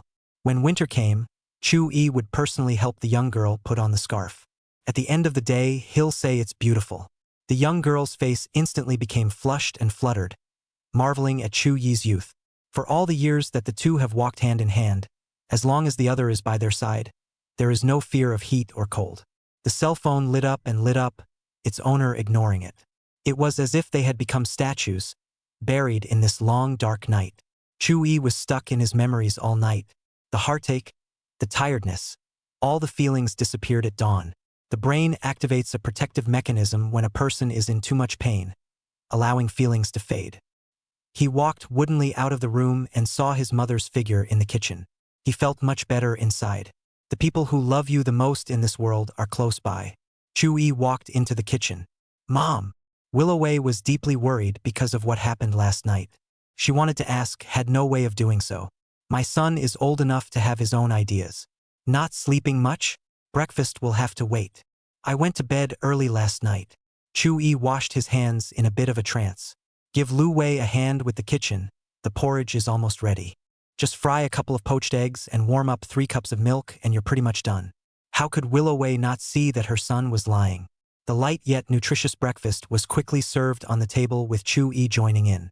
A family of 3 with a harmonious atmosphere. Chu-ting slowly asked after drinking a bowl of porridge. Son, who brought you home last night? Chu-yi didn't expect his father to ask this question. Probably happened to see himself coming down from a multi-million-dollar car from a second-floor window. When his son became an adult, Chu-ting was very lenient with him and basically didn't care too much. But the other day he transferred living expenses to Chu-yi and Chu-yi didn't ask for it. It's very debatable that the two things are connected. A schoolmate we met in the club. Chu-yi saw the probing meaning in his father's eyes and added a sentence. She's going to study abroad soon. Chu-ting dropped his heart at his words. Poor people don't love rich women. Despite his own family not being considered poor, he worked hard for many years and was transferred back to the company headquarters as a senior. But everything is relative. Children driving random multi-million-dollar cars. Such a family is bound to be financially powerful. Chu-ting didn't think his son was bad enough to deserve someone else. On the contrary, he thought Chu-yi was very good. Can't fault character grades athletic ability. But marriage is not just about 2 people, it's also about family and home. The road to unequal marriages is tough. Chu-ting didn't want his son to love so hard. The vacation is coming soon. Your mom and I are planning to go on a trip. Xiao-yi, are you at home or are you coming with us? Chu-ting said. Dad, I have other plans, so you guys go ahead and leave me alone. Instead of fading over time, the parents' relationship has gotten better. Chu-yi didn't want to go and be a light bulb. Actually, he's planning on moving out after graduation. Once they leave this all too familiar street, it's hard for 2 people to see each other again. Maybe meet somewhere in this city and rub shoulders. That many-year relationship will gradually drown in the sands of time. As long as you don't dig into it, it doesn't exist. Unfortunately, love will not bloom above the quicksand. When Chu-yi and Jiang Wanqing were talking last night, Chu-ting was in the study on the 2nd floor. Unknown to him, he thought that his son was going to take advantage of the vacation time to take Jiang Wanqing on a trip. So it's not forced. Chu-ting thought his son was lucky. In the trajectory of life, there was a little girl who grew up with him. This would be the much-talked-about childhood sweethearts, right? Both in the eyes of Xiao Suyun, Lu Wei, and Jiang Haiming and him. These 2 kids fell in love and got married as a matter of course. It's too bad that the childhood sweethearts couldn't make it work. With this in mind, he picked up his cell phone and transferred a large sum of money to his son. It was enough for Chu-yi to take Jiang Wanqing to enjoy a luxurious trip. College classes are usually well informed. It took less than 2 hours for Jiang Wanqing to apply for a shift change before the rest of the class knew about it. Last night was painful for her. It was this drilling pain that kept her from despairing. Can a 20-year relationship really be put down in just a few days? Can't put it down. There must still be a chance for himself to go back to the old days with Chu-yi. She will not give up, even if it's 1,000 times harder. For what Lu Xian said in the cafeteria. Applying to another class was the answer she gave. For Chu-yi, Jiang Wanqing gave up all the friends she made in college, including Ling Mo, to adapt to a new environment. Unsurprisingly, when she returned from vacation, she would be placed in another class in the same major. Jiang Wanqing didn't listen to the slightest bit of the 2 professional classes in the morning. On the white drawing paper, one stroke of the pen paints a certain scene from memory. The painting shows a boy in a blue and white school uniform riding a bicycle, with a young girl sitting in the back seat hugging his waist, gently leaning against his back, a happy smile tugging at the corners of her mouth. Exactly what happened when Chu-yi walked home from high school with her. That day, she said her bike broke down. It's not really bad. She was lost in memories of the past when the bell rang and her classmates headed to the cafeteria. Only Ling Mo was left without leaving. He didn't understand that it was clearly a bitter trick. And Jiang Wanqing didn't look too excited. Chuyi and her must have had a fight. But things went beyond Ling Mo's expectations. Jiang Wanqing is actually going to another class? His efforts for so long had come to naught. Wanqing, why do you want to go to another class? Did Chuyi force you? What gives him the right to interfere with your studies? Don't listen to him.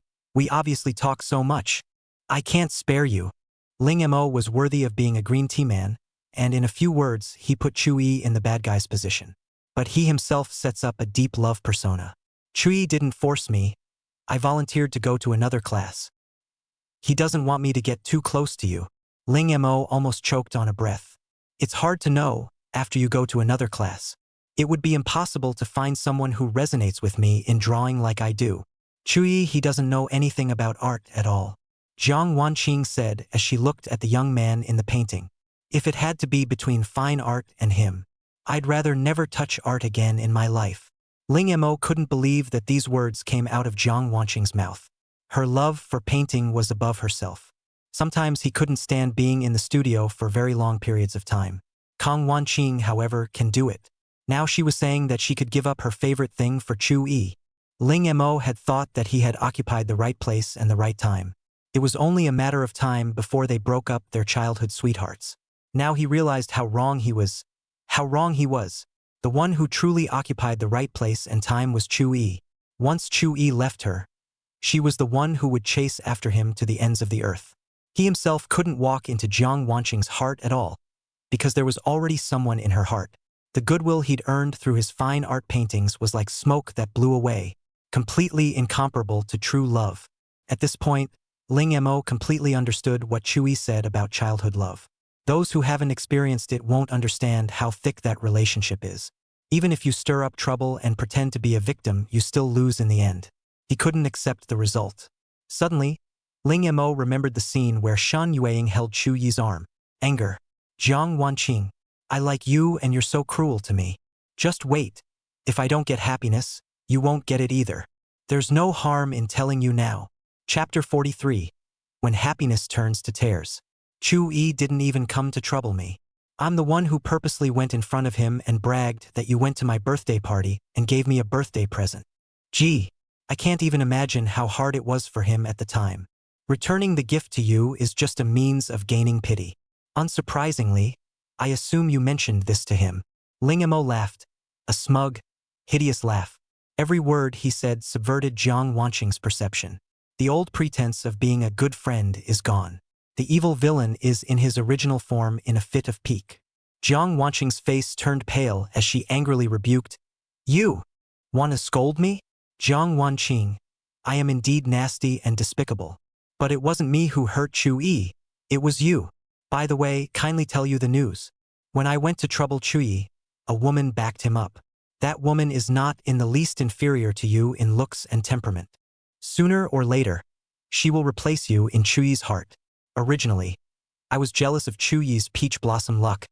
But now, I can't wait for him and that woman to be together for 100 years. Ling Mo is not Chuyi, he is narrow-minded and cannot see the light. Chuyi himself was not happy, but he wanted his good brother, his sister, to be happy. Ling Mo, this scumbag, if he can't get happiness, he can't see others happy. So much so that after a failure, it hurts the enemy and the self. Going out of his way to tell the whole story of his sinister plan just to disgust Jiang Wanqing. I have Chuyi to thank for that. He's protected you so well that you've forgotten that hearts are dangerous. You think everyone in this world is like him? Jiang Wanqing, you won't be happy. Ling Mo said all the things he wanted to say. Sneeringly, he glanced at the heartbroken Jiang Wanqing, then turn around and walk away. Jiang Wanqing was the only one left in the large art classroom. Those indignant words from Ling Mo just now revealed the bloody truth. And her heart became bloody as if cut by a knife. It hurts so much you can't breathe. So, it's me who has been misunderstanding Chuyi, the little boy who once loved her more than he loved himself. She's hurt all over the place. In the long years that she and Chuyi had walked hand in hand, Jiang Wanqing had hardly ever shed a tear. Within just 2 days, the same mistake was repeated. Tears blurred her vision once again, and she gradually lost sight of the teenager in the painting who was driving her home on his bicycle. Jiang Wanqing reached out her hand to try to caress Chu Yi in the painting. Choking back a sob, he said he was sorry. But some things don't work even if you say you're sorry. The messages she sent during this period of time, Chu Yi did not reply, as if it was like a stone sinking into the sea. Two hearts that were once close are far apart. Letting the tears fall, no one would ever wipe them away gently for her again. Never again would someone heal her with a warm embrace. The little boy who had grown up with her and loved her to the bone was lost to her. The thought rose up and hurt. Jiang Wanqing could no longer care about anything, brushes and paints and books, all abandoned in the classroom. She just wanted to get back to the familiar streets. Go see Chui. The wind carries away a part of the fine tears that were once happiness are turned into tears. When Jiang Wanqing stood in front of Chu Yi's house, she pressed the doorbell, expecting the figure to show up that had been with her for 20 years. But this fantasy of hers fell flat. No one came to open the door for her. Lu Wei was not at home. Chu Yi, who hadn't slept the whole night, was sleeping deeply. A door separates this pair of childhood sweethearts who grew up together. Afternoon. Jiang Wanqing remembered that Chu Yi had classes. She went outside the appropriate classroom and waited quietly. The teacher's voice could be faintly heard lecturing, interspersed with a lot of obscure technical terms. Crossing lines is like crossing mountains. Jiang Wanqing didn't understand the meaning. Was Chu Yi like that when he was waiting for himself outside the art classroom? Once Jiang Wanqing advised Chu Yi, "You don't have to wait for me to finish class. You can also meet when you get home." Instead, Chu Yi said to her, "Waiting for others is a boring thing except for you." A sparse sentence until today, Jiang Wanqing did not understand how valuable it was. In this ever-changing world, there is no greater happiness than having someone who is willing to wait for you. He's there when you're happy and he's there when you're sad. The future of life is full of uncertainty, but there are people to walk you through it. Even though the road is so rough with wind and rain and lightning, he would hold your hand and say, "Don't be afraid. I'm here." Nowadays, the guy who would wait for her to get out of class has his heart broken by her. Jiang Wanqing experienced Chu Yi's feelings. Listening to specialized vocabulary that is not easy to understand, every second of time passes by. But just think that the end of the wait is Chu Yi. She was willing to do it. After a long time, the bell rang for the end of class, and the classroom was flooded with many young and beautiful men and women. Their gazes were unanimously drawn to Jiang Wanqing. No one in this class and the next class in the same program has ever seen anyone so stunning. It should be some other specialty. Who did she come to see? Jiang Wanqing couldn't see Chu Yi in the crowd. Then he approached a female classmate and asked. Yi Tsai, who was the vice class president, answered her. Chu Yi's classmate has taken a leave of absence. Yi Tsai sized up Jiang Wanqing, and she seemed to know why Chu Yi kept his manners and distance from the girls in his class. There was nothing she could do even if she wanted to get closer. Thinking differently, she would also fall in love with such a stunningly beautiful woman if she was Chu Yi. A touch of redness at the corner of her eyes told Yi Tsai that this woman had cried before coming to Chu Yi. Had a falling out? A fight? I guess so. Otherwise, how could I, as a girlfriend, not know about my boyfriend's vacation? When waiting doesn't usher in the imagined meeting. Jiang Wanqing had the illusion that Chu Yi had completely disappeared from her world. She couldn't catch it, couldn't keep it. It turns out that in relationships, as soon as one partner stops running, you couldn't find him if you looked all over the world. Tears glistened in Jiang Wanqing's eyes. This may be God's own punishment. Let yourself never find the little boy you grew up with. The farthest distance in this world is not between the sky and the earth. Rather, it's that you and he rush past in the midst of a surging crowd without even realizing it. Or maybe he saw you but was silent. Jiang Wanqing used her cell phone to send a message to Chu Yi. The content is short, only 3 words. Sorry. In one's life, one meets and misses many people. It doesn't matter if some people miss out. And some people, if they miss it, you'll regret it for the rest of your life. Jiang Wanqing understood that in her life, Chu Yi would always be the only one. No one would ever love her more than Chu Yi. No one would ever again walk with her through the summer cicadas, winter snows and snow of almost 20 years. She was willing to spend her whole life to make up for the damage she had caused to Chu Yi. Chapter 44. An Exion. Literary Society. 2 mature, sensual and beautiful schoolmates were present. Ning Mengyao felt that this activity room was missing something if Chu-yi didn't come. Why did it take you so long to reply when I messaged you last night? There's catnip. Murphy went on a date with his schoolmate? When Shin Haojun called last night, Ning Mengyao was right next to her, and she naturally knew that her good girlfriend went out because of Chu-yi. Shun Yueying closed the book and said, "A simple meal to cope with my father." What his own best friend asked of Chu-yi was, "Schoolmate, you can't be biased."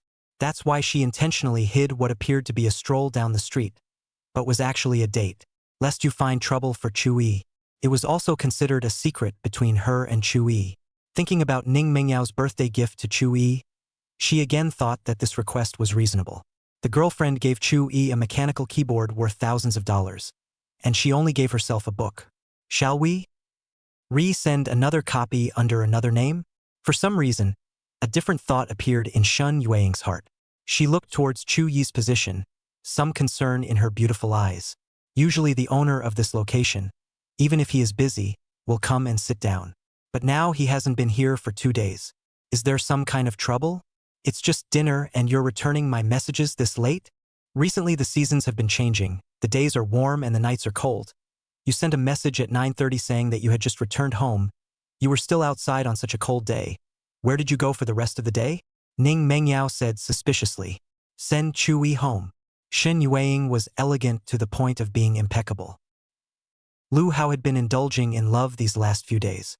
After class, they pestered their scented and soft girlfriends. Emily, so blissful that the holidays are coming up and I just remembered that I have a sister and a good brother. He wanted to send a few red envelopes over to Lu Xian to make up for it. But Lu Hao understood that his sister was never the kind of person who would ask her brother for money. He began to feel that it was difficult to equalize family and love in one bowl. When you're with your girlfriend, you don't have time to care about your sister. Sister, when you go back to Grandma's house this vacation, remember to say hello to them for me. Lu Hao's mom is an only child. Whenever you go on vacation, you will definitely bring your son or daughter home. Note that it's not going back to your mom's house, it's coming home. The Yin family is a large family in Jiangnan and does not lack money. With her wealth and her daughter's face, she will have no problem finding a son-in-law. When she married in Tianhai City, it was entirely because of love. The old man of the Yin family said to Lu Xian's mother, but if she suffered any grievances in Tianhai City, she would go straight home. This tour was planned with his girlfriend a long time ago, and Lu Hao couldn't possibly break the appointment in the middle. I had to ask my sister to go back and visit my grandparents for me. In fact, as a rule, only children have a child in both families. Lu Xian should have the last name of an anxious, at ease. Just the name tells you how beautiful she is. Who doesn't want peace of mind? But Lu Hao's mom, for the sake of the siblings, have no separation. Forcefully, they were given the same last name. Lu Xian saw the text message from her brother and replied, "Well, I'll say hi to Grandma and Grandpa for my brother." Lu Hao wanted to express his concern. He typed a lot of words, but then deleted them resentfully. It's indisputable that he himself snubbed his sister for his girlfriend. It was over. Now his position in his sister's heart was even less than Chu-yi's. It's a self-inflicted disaster. With a long sigh, he opened the Good Buddies chat box again, realizing that he hadn't contacted Chu-yi in the meantime either. Ahem, it's a bit colorful. So Lu Hao planned to treat his good brother to a barbecue before he went traveling. Come out for a drink. It's on me. Inside the room, the evening sunset shone through the window. Chu-yi woke up leisurely. It is often said that you should not nap for too long. Otherwise you'll wake up in the evening feeling like you've been abandoned by the world. He cut through it. Loss and loneliness, taking over the room, crushed him. Out of this world. He charged his dead cell phone. Boot. What came to his eyes was a message from Jiang Wanqing. 3 short words, but they contain an infinite number of emotions. Sorry, probably hurt too much. When he saw this message, Chu-yi did not have the feeling of joy that the misunderstanding was solved. He could guess that Jiang Wanqing had figured out some truth. But it doesn't matter anymore. There's a paradoxical thing about the human brain: the more you don't let it think about something, the more thoughts spread that way. During this period of time, Chu-yi often dreamed of those beautiful memories from the past, as if he had returned to the past and was in the realm of the past. But waking up, a void. 20 years of fond memories and harsh reality melted into 2 extremes. It seemed to tear his soul apart. Half of it stays in the past. The other half returns to the present and continues to languish. Chu-yi suddenly wanted to escape from this room that was full of loneliness except for the afterglow of the setting sun. Sitting on the beach, looking out over the endless ocean. Maybe make it easier on yourself. The cell phone rang, a message from Lu Hao. Chu-yi wasn't sarcastic about the fact that he had been immersed in tenderness for days without a single message. If Lu Hao could be so happy forever, so happy that he couldn't think of contacting his good brother. And he recognized it. Chu-yi looked at the address sent by Lu Hao and replied, "Okay, then take the keys and set off." In an open-air barbecue restaurant near Tenkai Normal University, Lu Hao ordered the drinks and dishes, and when the barbecue was almost complete, Chu-yi also arrived. He helped Chu-yi open a bottle of ice-cold beer, and both sides clinked and drank a mouthful of pain. The bitter and stimulating beer was swallowed, and Chu-yi remembered Lu Xian who had come to find himself that day. "How's the relationship with your girlfriend these days?" Lu Hao was surprised that the good brother who was hurt by love took the initiative to talk about this aspect. Shouldn't we avoid them like snakes and scorpions? If Chu-yi and Jiang Wanqing had cultivated their relationship, he would definitely spread dog food in front of Chu-yi. After all, who can be sweeter than the love of a childhood friend? Lu Hao could think of that scene. His good brother just smiled bashfully at his dog food spreading behavior.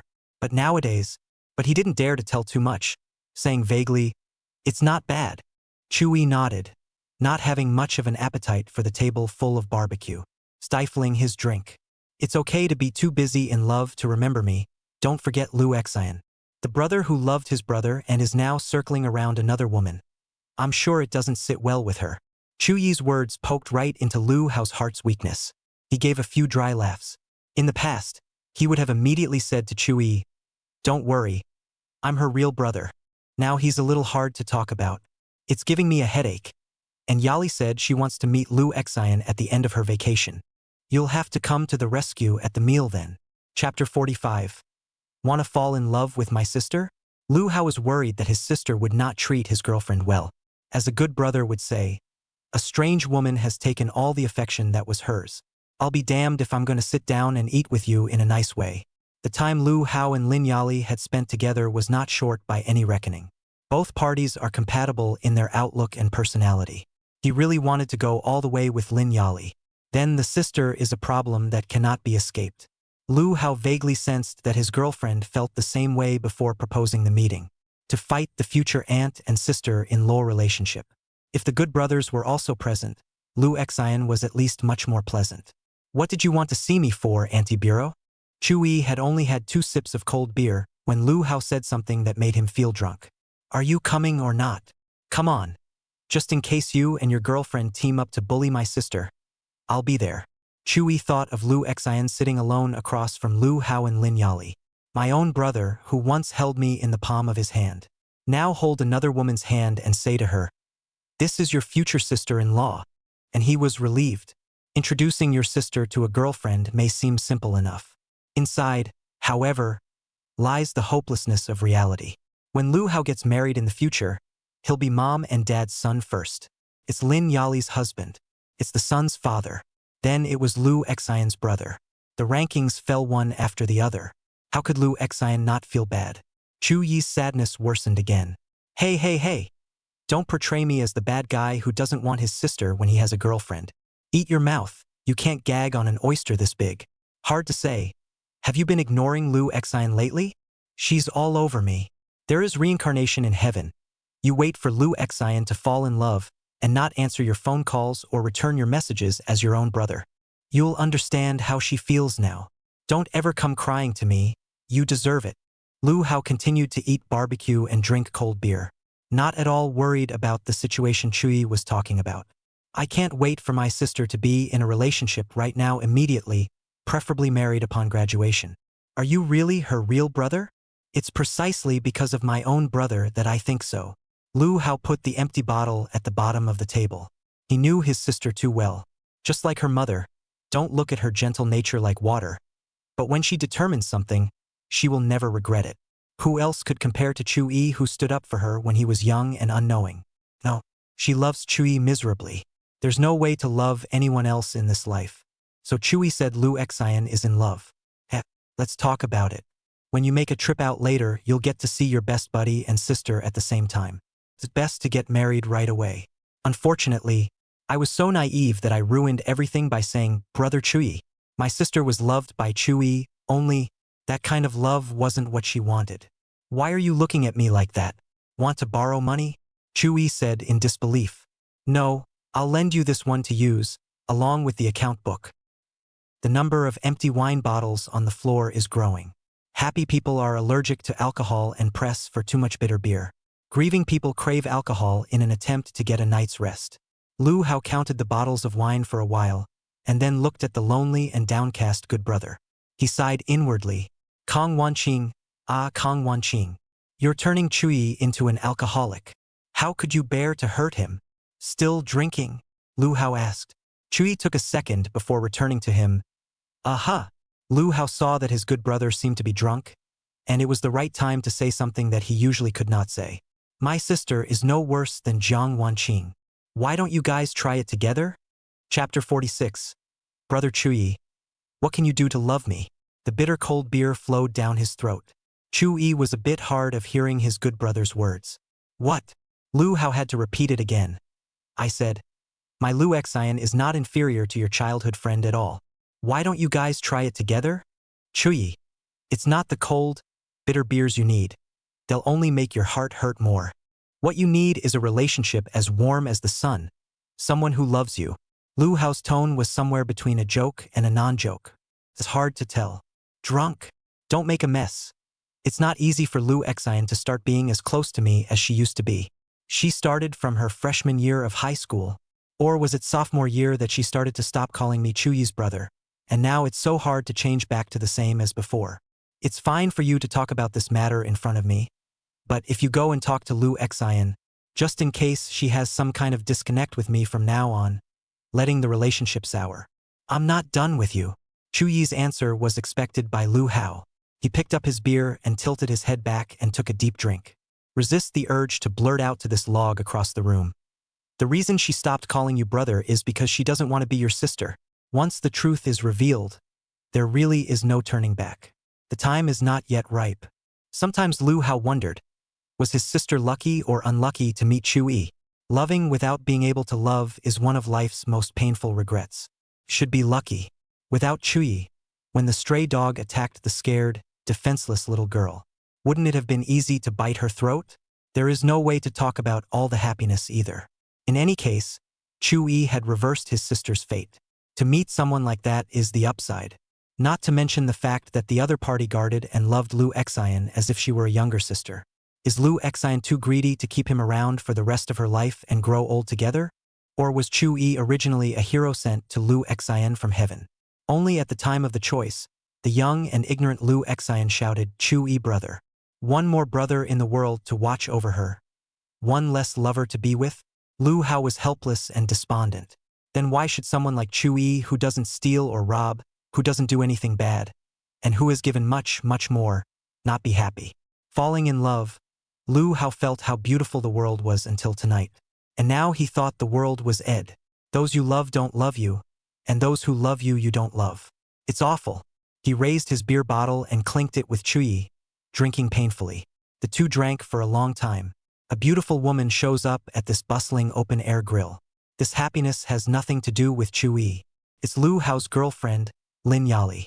Sorry, she had to come pick me up. For this barbecue, Lu Hao didn't even bring Lu Xian.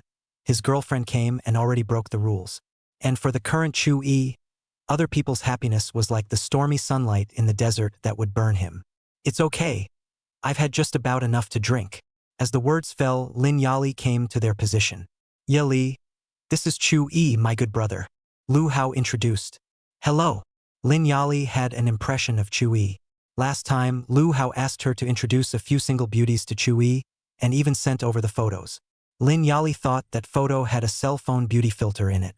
I met today, only to find out that I'm much more handsome in person than in my photos. Especially the deep melancholic aura of his body. One can tell that he is in a state of lost love. Such a handsome guy and the girls at Tenkai University are indifferent? Why do you have to come all the way to Tianhai Normal University to find a girlfriend? Lin Yali remembers her boyfriend saying that Chui was hurt by Qingmei. Suddenly she was eager to meet which one of her green plums was so discerning.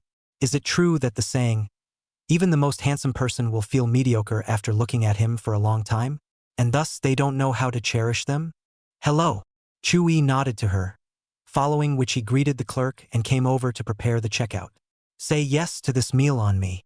Lu Hao saw Chu-yi scanning the code to pay and hurriedly stopped it. It's the same if you invite me. Chu-yi didn't make a pause and gave the money directly. This meeting of the brothers came to an end. The main reason was that the person's girlfriend had come to pick him up, and he was too embarrassed not to let Lu Hao go. We'll get together when you get back from your vacation trip and have some fun. Lu Hao waved his hand. You go out for a walk too. Don't be half dead all day. It's hard for me to look at you. Gone. Okay. Outside the barbecue restaurant, Lu Hao held Lin Yali's hand and walked in the direction of Tianhai Normal University. It's close, a few minutes away. Chu-yi was left alone in the cold night wind waiting for the arrival of the net car. He looked at the distant figure of you and me. I can't help but wonder.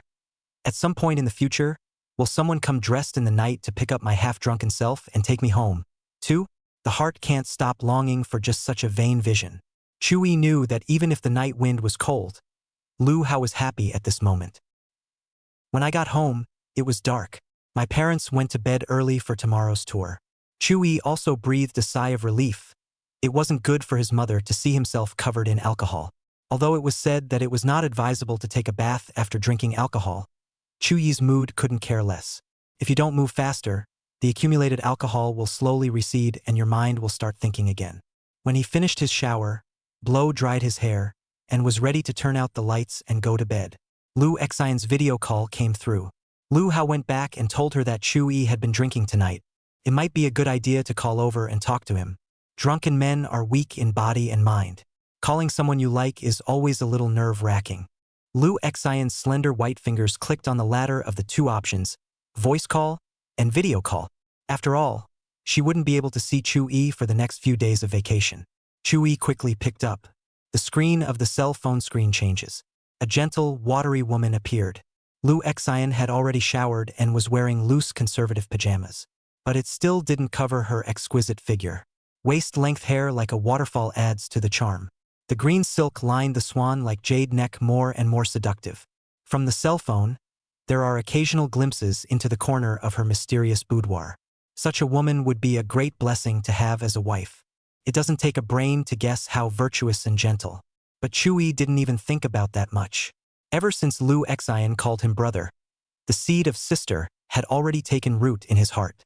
It grows into a disjointed tree, unless one day Lu Xian herself used a confession or a kiss. Cut down this big tree. Another seed called love was planted. It took Chu-yi a moment to realize how beautiful the person in front of him was. Still awake. His voice was slightly raspy and tired from the wine. It drew a pang of heartache from Lu Xian. In fact, Lu Xian was ready to go to bed. She had a plane to catch to her grandmother's house tomorrow. Brother Chu-yi, next time don't drink so much. It's just a couple beers. Can't get drunk. Lu Hao was here and would have ruthlessly dismantled his lies. The call lapsed into a brief silence. Lu Xian looked at the person she liked. Deep in the glass slag love was rooted to death. And there's nothing to be done about it.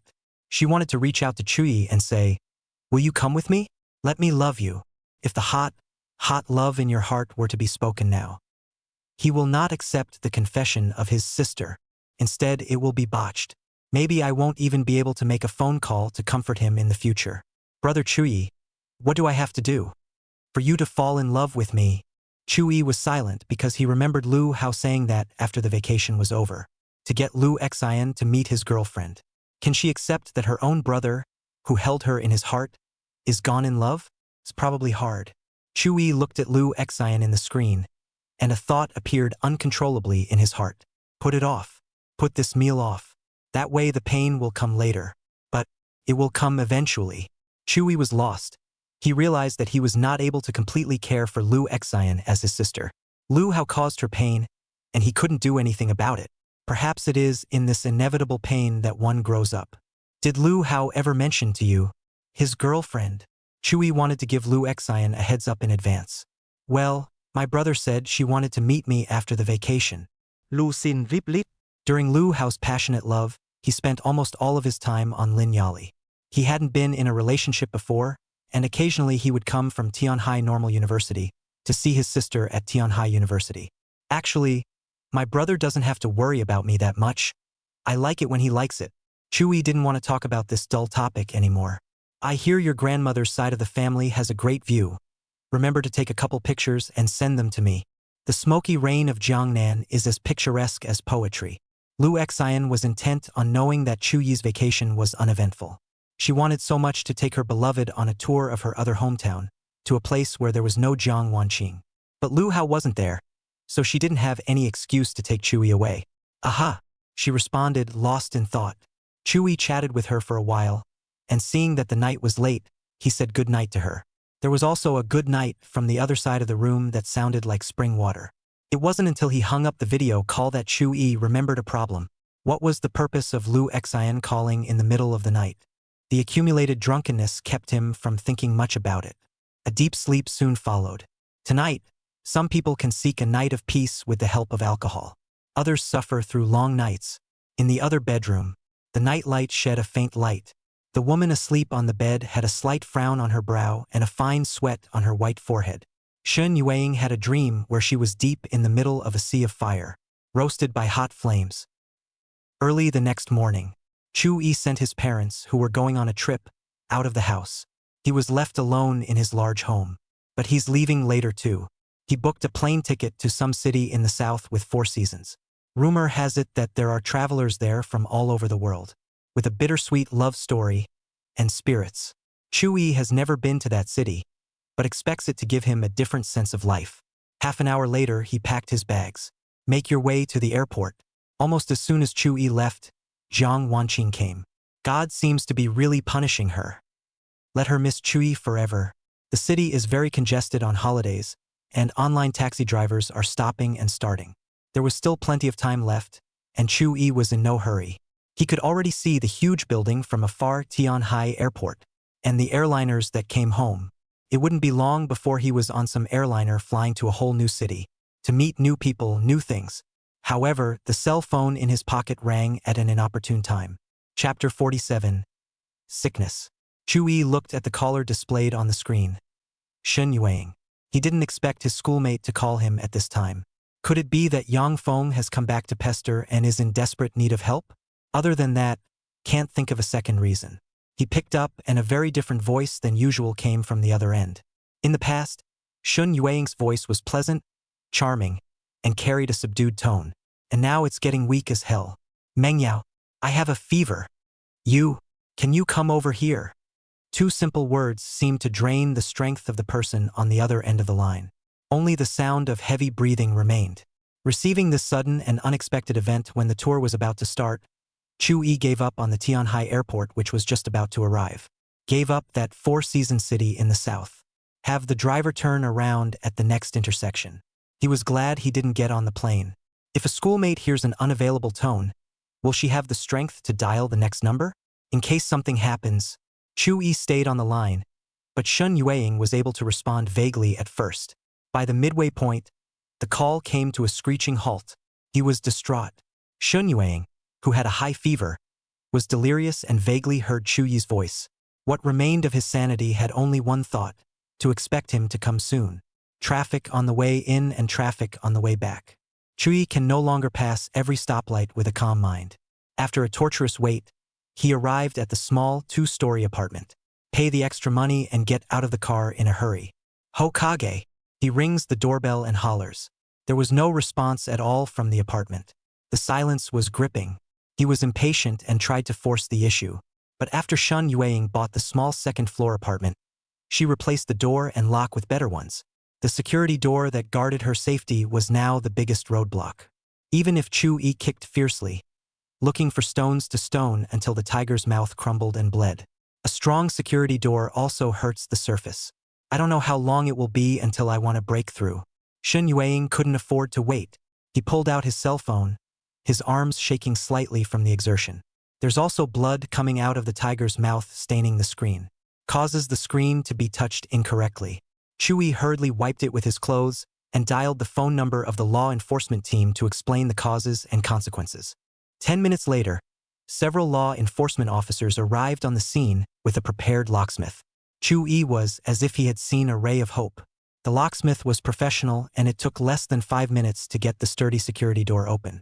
Chu-yi rushed into the house and looked around the familiar first floor without finding Shun Yueying. Then he anxiously ran up the stairs to the second floor. Finally, in the bedroom he sought out the slender, wondrous figure. "Sister, wake up!" Shun Yueying's face took on a sickly red color, after noticing someone gently shaking her shoulders. The watery eyes slowly opened, and the blurred vision gradually came into focus. With what was left of his sanity to recognize the visitor, he shouted out Chu-yi's name. "Chu-yi, I'm so hard." Chu-yi had never seen such a fragile side of her. The usual schoolmate, noble and elegant. There is a longing to be saved in those words. "I'll take you to the hospital right away." He picked Shin Yueying up from the bed in a princess carry. The slender petite body wasn't heavy, but it was hot. So hot that you could feel the roll of it through your clothes. "Come on." The lead officer saw the patients in bad shape and immediately drove them to the nearest hospital. When they got off at the hospital, Chu-yi thanked him profusely. Little did you know that all was not well when you came to the hospital. With the change of seasons, high flu fevers abound. There were also very young children at the front of the line. Shin Yueying in her arms leaned against Chu-yi's chest. "Chu-yi, I'm cold." He could feel his schoolmate's body shivering with cold. The forehead, however, was rolling. The hospital caller was late for his turn. Chu-yi could only hold her tighter and give her useless comfort, all the while carefully guarding her to make sure the thermometer didn't move. "Senior sister, hold on a little longer. Soon it will be us." The electronic clock outside the hospital corridor was ticking second by second. Chu-yi's heartstrings were pulled into it. There is no 100% empathy in the world. But he wanted to bear this pain instead of the woman in his arms. Shun Yueying had given him warmth when he was in a sorry state. Even if that warmth is for the care of the under-year schoolboy, not out of love. Chu-yi also wanted to repay her. As the announcer rang out that number, Chu-yi's guarded clouds opened up. "Bring Shin Yueying to the doctor." The doctor looked at the thermometer and quickly diagnosed it as seasonal flu by questioning and symptoms, prescribing medicines and at the same time instructing Chu-yi on some matters. Chu-yi carefully memorized it in his heart. He started running to the billing office, the drug pickup office, and the infusion hall. The doctor said he couldn't take the medicine on an empty stomach, so he asked the nurse and found the convenience store next to the hospitalization unit. Bought bread and milk. Shun Yueying's heart and mind were not in the right place, and she reluctantly ate half of it in Chu-yi's kind voice, followed by medication and fluids. The medication is infused into the vein little by little from the bottle on the forestand, through the catheter. The infusion hall was a bit cold, so Chu-yi draped his not-so-thick jacket over Shin Yueying. Shun Yueying snuggled up against his shoulder and held his hand. It was as if Chu-yi was her only dependence in this world. A night of fever burned away Shin Yueying's strength and composure, letting her show her vulnerability and fragility in front of Chu-yi, who came to her rescue in a moment of crisis. Some people say, "How on earth can you count on knowing someone? Did you hold hands? Was it a kiss? Or has it lingered over every inch of her?" None of this seems to hold a candle to the fact that you've seen her at her most vulnerable. At this moment she is defenseless and her closed heart is completely open to you.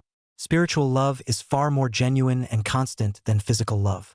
The infusion hall is full of people.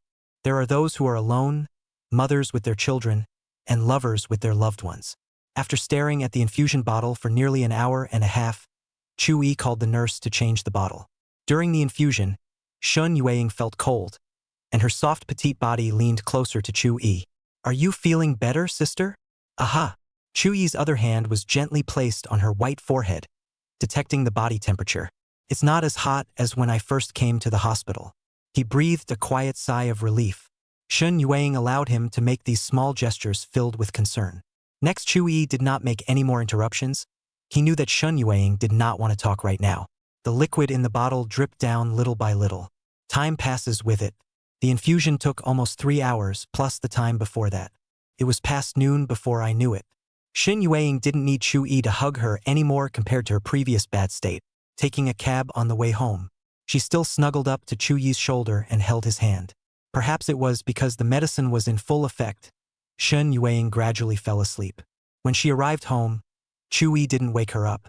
Gently picking her up, getting out of the car, entering the house, and going up the stairs. Then it was slowly placed on the queen-sized bed in her bedroom and covered with a quilt. At the end, he uneasily probed the temperature of his forehead again. Make sure the fever has gone down. The relieved Chu-yi felt hungry and thirsty. There was still a throbbing pain coming from the tiger's mouth. But when he saw Shun Yueying's no longer tightly locked eyebrows, everything was worth it. Chu-yi sat down on the edge of the bed and took out his cell phone, realizing that it was already past 3 in the afternoon. At this time of the year, he would have been in the city in the south that had 4 seasons, touring the sights. Maybe you'll even meet someone you can talk to over a drink. All, disrupted by a phone call from Shun Yueying. Chu-yi changed his intended trajectory for her and stayed in Tianhai City. And will she be able to give Chu-yi a bright future? Unlike the flurry of activity over here, so many people in my circle of friends are taking pictures of their vacation trips. Lu Hao, for example. Not only did he take pictures out of the airport, but he also posed with his girlfriend walking hand in hand down a busy street. Afraid that people won't know how happy he is now, Chu-yi peered into his good brother's happy life and smiled. Liked that circle of friends in passing. Taking a break, he got up and went downstairs to the refrigerator to get something to eat. The big fridge has everything. Chu-yi took 2 random items. After filling his stomach, he didn't forget to boil a pot of boiling water and pour it into a thermos. Lest sister wake up without hot water. Sunset. The Jiangnan water town is colored with a golden afterglow. A large, ancient mansion by the mountain and the water. Lu Xian and her mother, grandfather and grandmother ate a reunion dinner. It's a pleasure. The hale and hearty old man began to worry about his granddaughter's life. In the Yin family, Lu Xian was no granddaughter. She was supposed to have the last name and Xiao Xian. Did you meet a boy you like at Tianhai University? Elder and has recently come into contact with a nice offspring. Trying to probe my granddaughter. After all, at his age, he doesn't know who will come first, tomorrow or the accident. The one thing he couldn't worry about was his precious granddaughter. The property wills have been made, and this ancient and valuable mansion will be Lu Xian's from now on. The home is there, the person to cover her is not yet. At those words, Lu Xian remembered her brother Chu-yi. The heart welled up with 7 parts sweetness and 3 parts bitterness. It's always nice to think of someone you like. And Yu-yi looked at her daughter. Knowing your daughter is like being a mother. Even Lu Hao understood the mind. How could she as a mother not know? My daughter loves the little boy who protected her back then. Liked it a lot. Unfortunately, it's unrequited love. That boy, Chu-yi, only sees her as a sister. Thinking of her daughter's love, and Yu-yi's nice mood became heavy. Would you like me to introduce you, Grandpa? No, Grandpa. I have someone I like. Lu Xian lowered her eyes, and the table full of delicacies lost its flavor at that moment. She could tell the world, anyone, that she loved Chu-yi. The only thing that she can't do is confess her love to Chu-yi, because once she opens her mouth, she will lose even her identity as a sister. Hearing his granddaughter admit to having a sweetheart, Elder and got serious. I've seen that kid before, he's great. Dad, Xiao Hao has recently fallen in love. Seeing that her daughter didn't want to say more, and Yui spoke up to help and change the subject. But she was really happy with Chu-yi. Every time Chu-yi goes to Lu Hao's house, Lu Hao suspects that he is sent by charging the phone bill, and Chu-yi is the biological one. Oh, Xiao Hao is in love? Where's the girl? What's the family background? How much dowry do you want? Elderin, who had hopes of holding a great-grandson, inquired in a loud voice. There's no way around it. Death can't be avoided when one gets old. But seeing the continuation of offspring makes death not so terrible. Dad, it's only at the relationship stage, it's still early for marriage. Even if Xiao Hao wants to get married, at least wait until graduation. Also, you can't rush into relationships. Xian, next time you come back, bring your favorite boy back too. Grandpa will give you a palm. Lest you meet someone. Grandpa, Brother Chu-yi is very kind to me. Seeing his precious granddaughter's deeply rooted love, Elderin became more and more curious about Chu-yi. In his eyes, a woman chasing a man is a veil. How could anyone say no to a precious granddaughter when she is so good at everything? Shen Yueying came back from the hospital and slept for a few hours. It was dark when I woke up. Chu-yi saw that she had a fever and her appetite was not good enough to eat. Just cook light and nutritious meat porridge. He hand-fed Shen Yueying, who was leaning on the bed. The fever subsided and that extremely uncomfortable feeling disappeared with it. But Shen Yueying was still weak. The face, which was 1,000 years old, was slightly pale. If anything, normally she was a noble and charming rose. So now she has a few faded petals. Chu-yi handed a spoonful of meat porridge that was just the right temperature to her mouth. Shen Yueying's red lips lightly opened.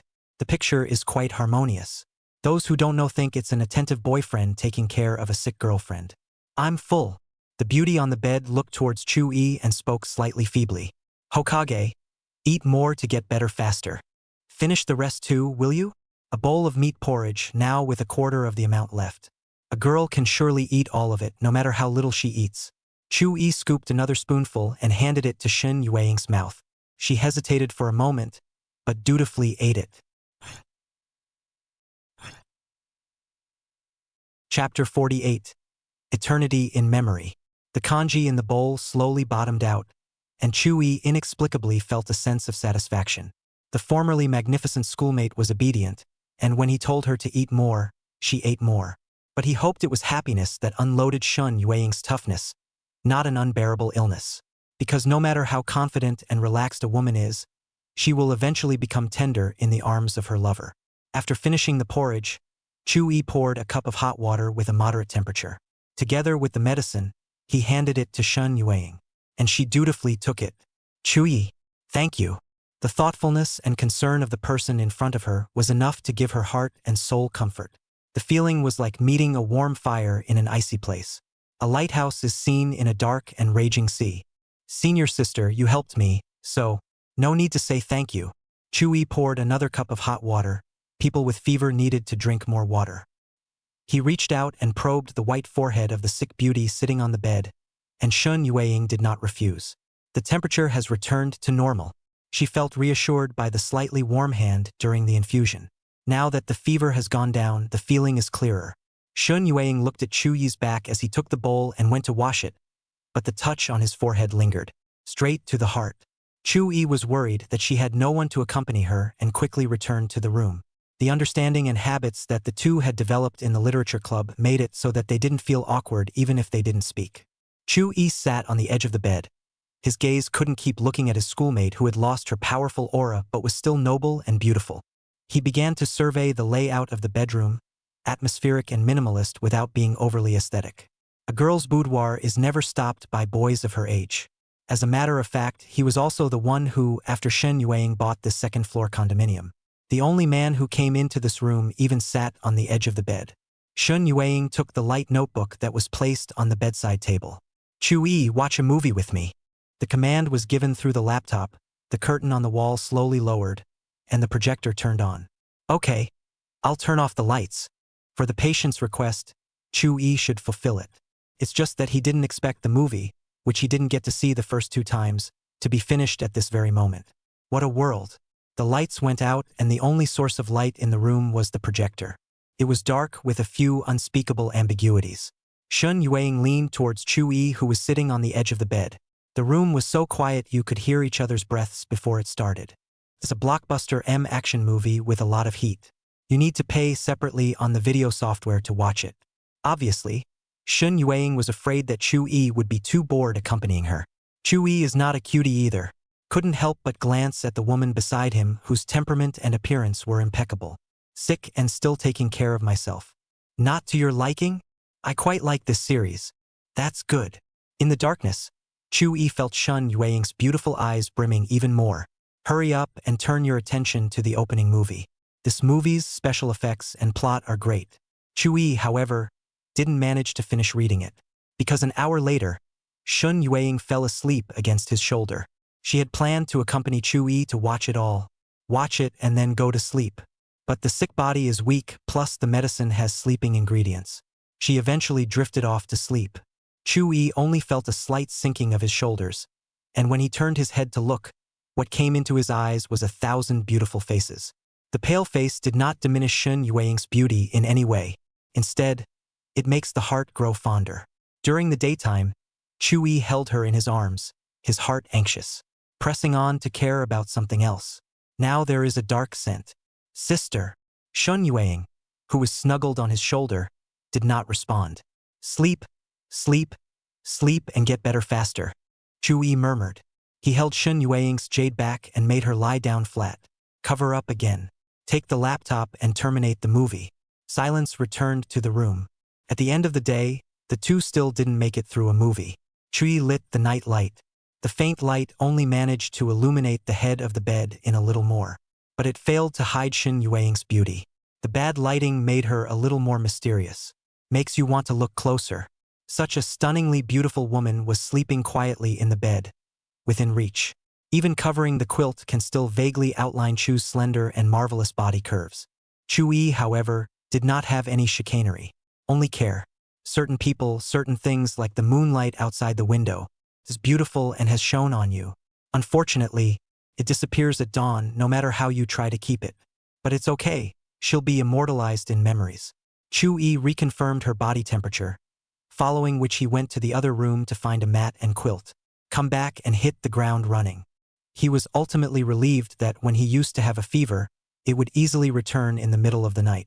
In order to eliminate accidents, Chui felt that bunking for a night was acceptable. Ding dong. The sound of the message from the cell phone was particularly harsh in the quiet room. It made his heart clench. The first time he didn't look at his cell phone, but looked at the bed to see if Shun Yueying had been woken up. Thankfully, no.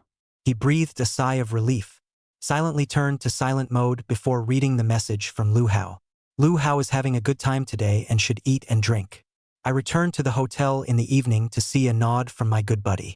Backhandedly, he went to Chu Yi's space to take a look. Found not a single new photo. It's not right, the promised good brotherhood is divided into two wonderful sides. Why don't you say anything? Could it be that he's still at home? Where is it? I thought we were going to Spring City. Send me a few pictures of the tour so I can see them. Chui met with a little accident. Someone needs me. Lu Hao's entire body was bad when he saw this one. Chui made up with Jiang Wanqing? What about your own sister? Who? Kong Wanqing. Chu Yi's deep eyes looked at Lu Hao's message, replied with 2 words. No. In fact, the saying that fate is like a gear is not without merit. If it wasn't for Jiang Wanqing, Chu Yi wouldn't have joined the literature club, nor would I have met Shun Yueying. The care and consideration that Shun Yueying enjoys nowadays should all belong to Jiang Wanqing alone, favoring the unappreciated.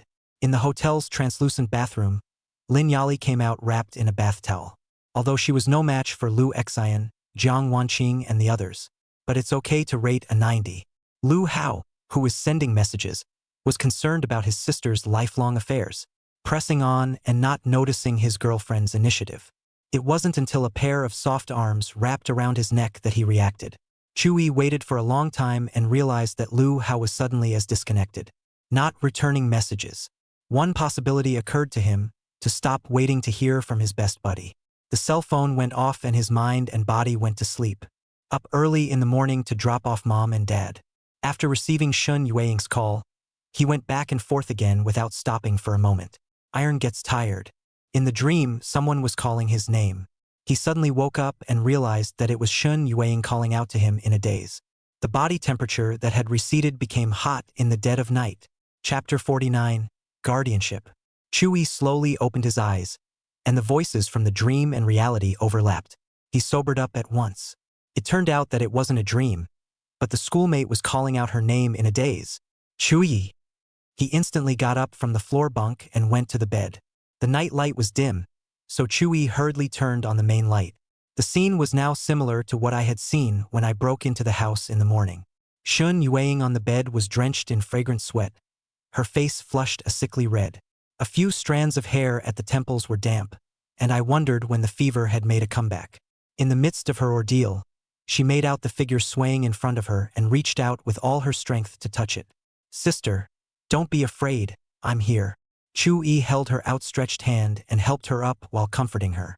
The thermos, cups, and medicine are on the nightstand. He poured the water and opened the paper wrapping of the medicine in one fell swoop. Shun Yueying leaned on the bed to be fed by him. Chui touched her forehead. It was really hot. It will take some time for the medicine to take effect, and you must get a towel and apply it cold. His thoughts were electric, and he lifted his foot to head out of the room. Go to the bathroom and get some towels and some cold water. But a white hand without much strength pulled at his coat. Don't go! Such a fragile Shun Yueying made Chui feel like she was like a glass. One tug on the hand, which had little strength, and she would fall into the abyss of helplessness. Last night, how did she get through it while she was away? Chuyi's heart felt a little more pity. He sat on the edge of the bed and took the white, veiled hand in his. It's hot. Sister, I'm not leaving. I'm just going to go get a towel in the bathroom and get a basin of cold water. Wait for me, okay? After a warm whisper, Chuyi dropped her hand and went to the bathroom by running, returning with a wash basin filled with water and soaked towels.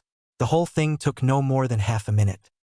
He let Shun Yueying, who had finished her medicine, lie down and wrung out the towel and put it on her hot forehead. Do it all. He held Shun Yueying's hand again, giving her spiritual reliance and comfort. Chuyi, I am. The night couldn't have been deeper at 3 a.m. It's the darkest time before the sun comes out. In the darkness of the night, a light was on in this room. The beautiful woman on the bed is suffering from a high fever. The unfortunate part was that someone was holding her hand and staying with her through the long night. Feverish Shun Yueying was flooded with reason. She shouted Chuyi's name over and over again as a way to gain a sense of security. Chuyi was patient, not too annoyed, and responded to every sentence. He had never imagined that he would ever be so wanted. This is not a burden to those who lack love. At this moment, Chuyi was Shun Yueying's whole world. Not long ago, the fever went away and returned, and she woke up in a haze. The darkness of the night becomes hell. The pain, the anxiety, the angst, it's everywhere, like thorny vines twisting and twisting her spirit. Shun Yueying called out helplessly as if she was a drowning person. When he heard Chuyi say, "Don't be afraid, senior sister. I'm here. I'm here." The feeling was nothing less than the morning sun piercing through the clouds and the dawn arriving. The sound of pattering water resounded in the room. It was Chuyi who was re-cooling the warm towel and wringing it out. He didn't know how many times he had wrung the towel this night. 10 times? 20 times? None of it matters. With the medicine taking effect plus the cold compress, Shun Yueying's body temperature finally returned to normal. Also drifted off to sleep. Resting down, Chuyi looked at her arguably somewhat miserable sleeping face. Sweat-dampened sideburns were plastered to her beautiful, slightly pale face. He flicked the strands of green silk away with his fingertips. In the long dark night, Chuyi felt that time had stopped flowing. He didn't pull out his cell phone to relieve his boredom, silently guarding Shun Yueying, who was too fragile to be vulnerable. Gradually, he sat down in a chair and fell asleep on the edge of the bed. For the rest of the night, Shun Yueying slept well. The endless sea of fire in the dream disappeared. She woke up in the morning feeling relaxed all over. Fever can have a huge impact on a person compared to other illnesses. As soon as the fever subsided, it was as if all the heavy shackles had been lifted. She braced herself to sit up and suddenly saw Chuyi, who was asleep on the side of the bed.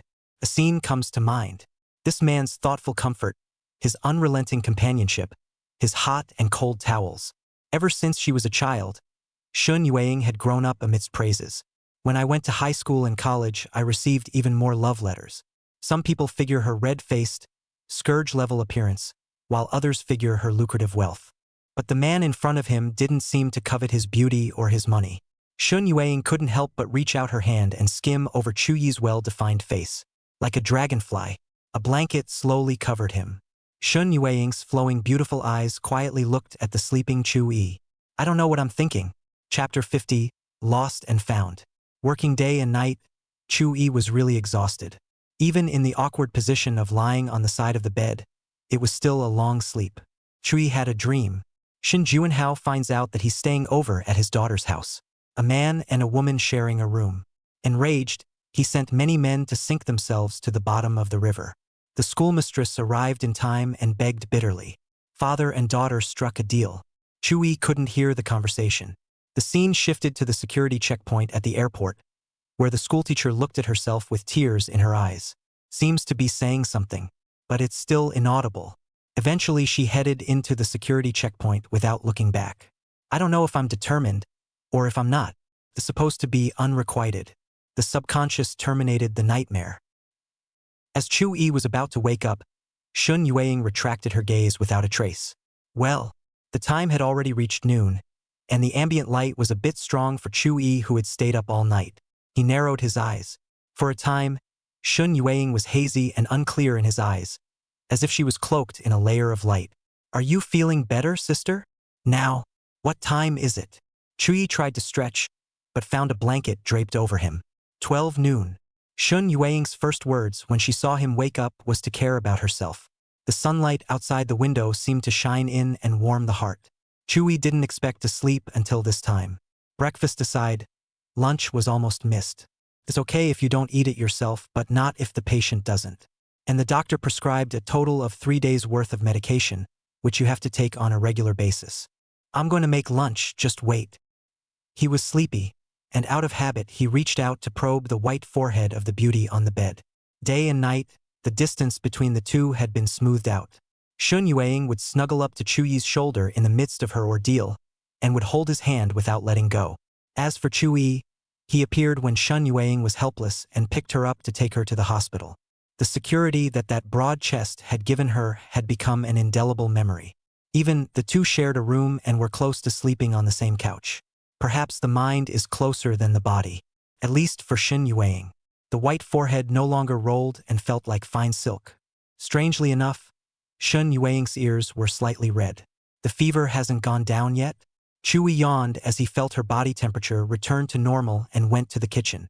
This intimate and caring gesture kills. Half an hour later, a steaming bowl of meat porridge was brought in. It wasn't that Chuyi was lazy. Anyone who has ever had a fever knows that it's hard to eat at times like these. Even if you have a full-course meal, it's not worth a bowl of easy-to-eat congee. Shun Yueying was much better, and doing it herself was no longer a problem. But she still didn't refuse Chuyi's hand-feeding congee. If Ning Mengyao knew about it, she was afraid that she would be shocked. Is this still my royal BFF? Chuyi saw Shun Yueying eat 2 bowls of meat porridge and secretly nodded his head. He should be almost done. Pour the water and take the medicine. Nonetheless, Chuyi, I want to change my clothes. 2 high fevers had left Shun Yueying sticky, and she had a slight cleanliness problem. It's not like you can take a shower at this stage, so you'll just have to live with it. Ahem. I'll be out for a bit then. Call me when you're done changing. Chuyi almost forgot that this was the school sister's boudoir. Do you need me to get your clothes? Aha. Just grab a random set from the second closet. Chuyi followed her words and opened the second closet. It's all loose-fitting home clothes. The texture and style of each piece is great. It dazzled him to see it. The main thing is that the 2 layers underneath the closet are incredibly fragrant. It's a woman's intimate apparel, mysteriously seductive black, and lace. After picking out his top and pants, he was in a dilemma. Take it? Don't take it? Chuyi only felt that those fashionable fabrics were hot. Now surely you can't ask, Sister, are you changing your underwear? Such extremely emotionless words. It would be embarrassing for both people to say it. The best thing to do is to give it to her as if it were nothing. He adjusted his breathing, and when he entered his hand, it was soft to the touch. When Shun Yueying saw that he had brought a whole set of clothes, a few wisps of blush appeared on the shockingly beautiful face. Chuyi put it by the bed and went out, closing the door in his hand. He leaned against the door and breathed a sigh of relief. Take your cell phone out of your pocket and divert your attention. Lu Hao remembered in the morning that he still had a good brother and sent over a few beautiful views on his travels. It's quite nice. Inside the bedroom, Shun Yueying shed her clothes, her slender and wonderful delicate body half covered. Her mood was a bit subtle as she thought of Chuyi being right outside the door at the moment. But it wasn't worry, fear of him rushing in or snooping. On the contrary, with Chuyi guarding the door, she was at ease. There's a feeling that can't be described, can't be explained. 2 minutes later, she was dressed. Said to the door, Okay. Chuyi opened the door and walked in after hearing Shun Yueying's voice. The beauty on the bed was wearing a beige housecoat, the delicate soft fabric unintentionally accentuating the wonderful curves. Green silk coiled up. Only a few strands are left dangling. Knowledgeable, feminine, and noble. She seems to be the perfect embodiment of those 3 words. There was some pep in the face of 1,000 women. No longer slightly pale like yesterday. Seeing this, Chuyi felt that the impressionable Shun Yueying had returned. Hokage, borrow the bathroom to take a shower. Well, feel free to use it. Chuyi also took the change of clothes with him before he left. She was about to say something, but eventually she didn't make a sound. Before this day, Shun Yueying had never thought that a man would appear in her life, debuting at the most helpless of times to rescue her from her predicament. Even things like cooking and doing laundry are willing to be done for you. Chu-yi in the bathroom was completely unaware of what Shun Yueying had in mind. Hot water sprays from the shower relieving fatigue. After the shower, put both of their clothes in the washing machine in separate loads. Hand wash clothes that cannot be machine washed. After drying his clothes, he took a moment to look at the view from the roof. The second-floor condo is on a great lot. You can see the holiday crowds. Chu-yi looked down at the couples holding hands and the strangers rubbing shoulders. Stunned. I don't know how long it took, but a pleasant voice came from behind me. What are looking at? Sister. Why are you on the roof? Shun Yueying pulled the few strands of green silk around her ears behind her ears. She waited in the bedroom for a long time and Chu-yi didn't come back. Tentative calls went unanswered. Shun Yueying searched all over this familiar home, the first floor and the second floor, and could not see any trace of Chu-yi. A hard-to-accept thought rises from the mind. Chu-yi had something to leave. When she arrived at the roof of the building and saw Chu-yi's figure, she had the feeling of having lost and found. False alarm. Chapter 51. Don't be disappointed in love. I don't think we finished the movie yesterday.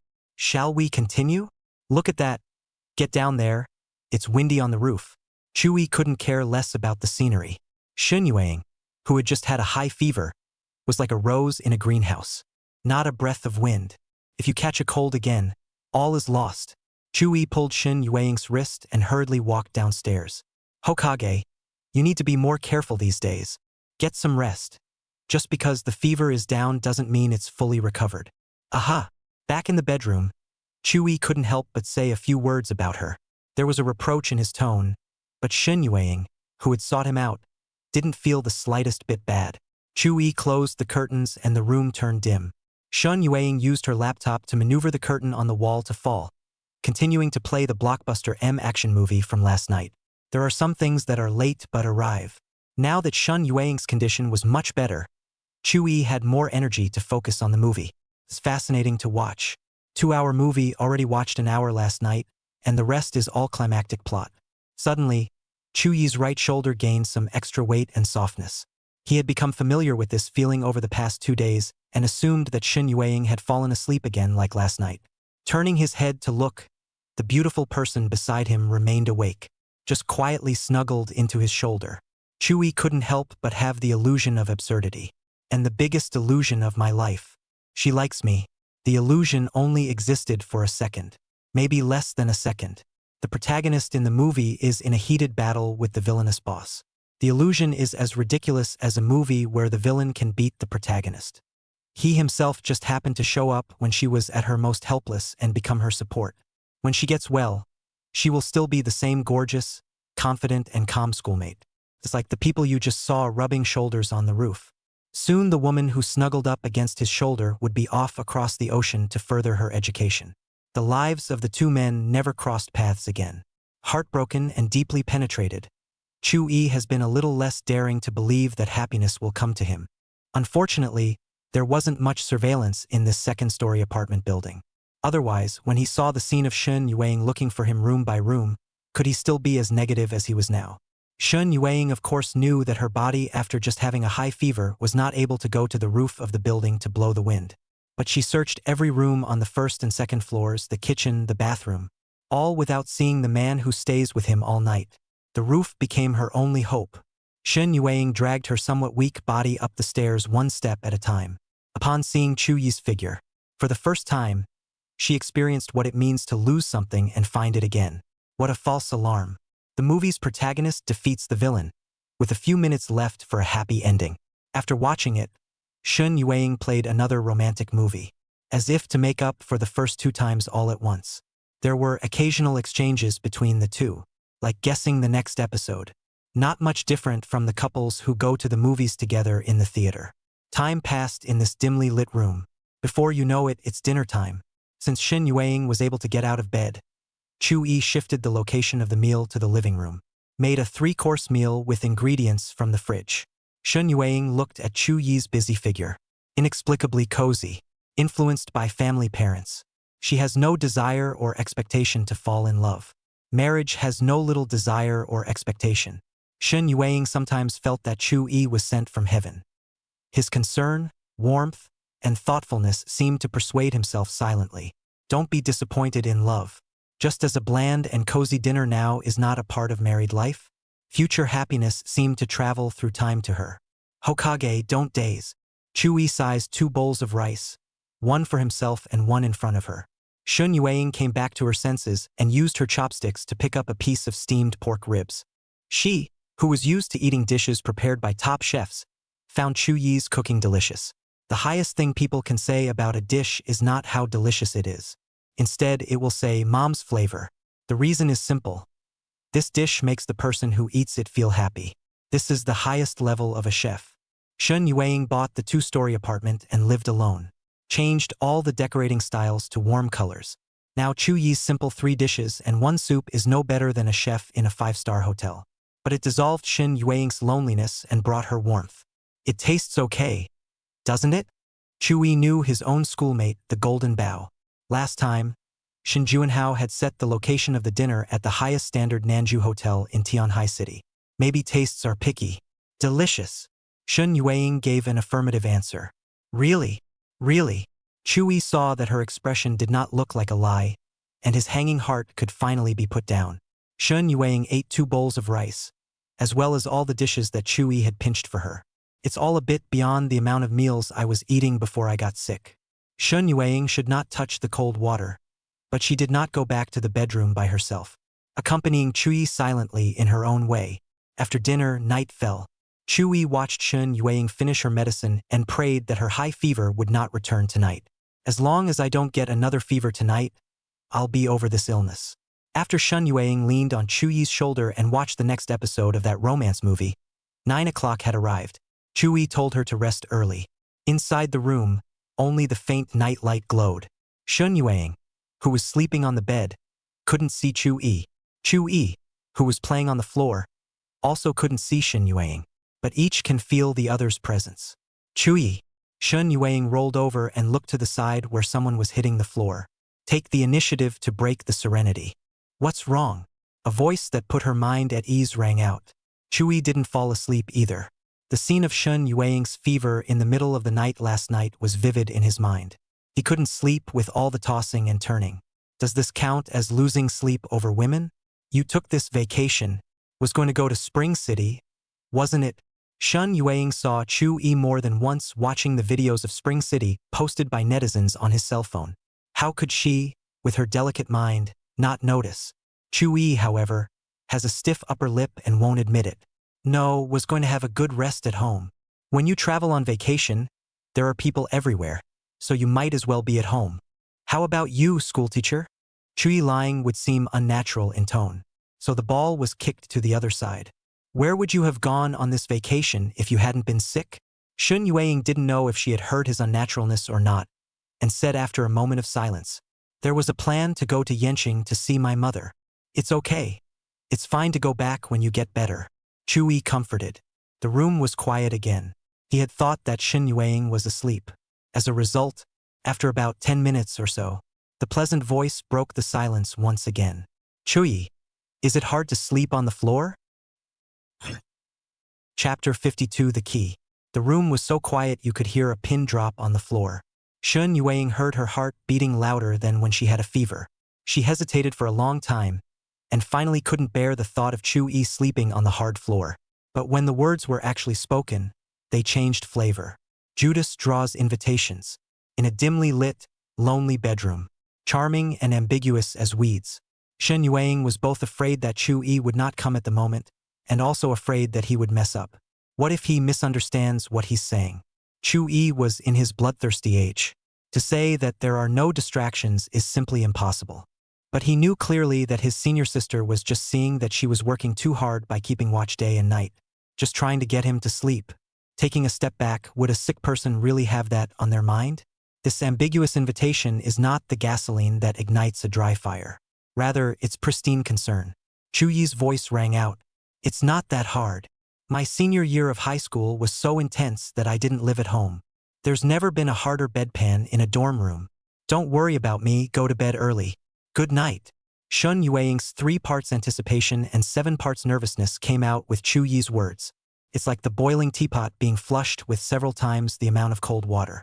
Calm has been restored, but there is still the slightest ripple called loss that spreads out. She had subconsciously become dependent on Chu-yi, wanted to be closer to him. Well, good night. There was no more conversation in the room. Due to the medicine, Shun Yueying quickly fell asleep with a faint loss. Chu-yi also entered dreamland. Only he slept very lightly. Automatically woke up twice a night. Shun Yueying hazily sensed someone reaching out to touch her forehead. The reassuring touch was all too familiar. She knew it was Chu-yi. The loss in his heart dissipated without a trace in the ink-like night. Sleep peacefully. Early morning. Chu-yi woke up at 7:30. Sleeping on the floor all night is worse than sleeping on the side of the bed. Now his shoulders were a little sore. Shun Yueying was still asleep, and as usual, he placed his hand on his white forehead. Not hot. At this point, Chu-yi understood that this illness of his schoolmate was considered to be over. He looked at the impeccable sleeping beauty on the bed. It felt like 2 days and 2 nights of dedication was well worth it. After he left the room, Shun Yueying slowly opened her beautiful eyes. She woke up a long time ago. Chu-yi brought that habit of eating breakfast at home here. Hot milk, millet porridge, poached eggs. Nutritious and light. Across from him sat a stunning imperial lady in a long black dress with green silk pulled up. The schoolmate Chu-yi remembered had returned. 1,000 beautiful faces were no longer pale and bloomed with seductive beauty. But on the other hand, she has an innate nobility. Chu-yi thought to himself, even if he went to school and said that such a beautiful woman had once coveted his shoulder, I guess no one would believe him, right? The doctor prescribed the medication, and there's still the noon one left. The cell phone on the table rang, breaking the harmonious and cozy atmosphere. Shun Yueying frowned slightly. It was Ning Mengyao who called. Yuing, I'm back from my hometown. High-speed train at 9:30. Come pick me up. There are 2 days left in the vacation counting this one. We're going shopping next. An unexpected phone call breaks the peace. Chu-yi was not far away and could hear some of the contents of the incoming call. The farewells that had been brewing took a step.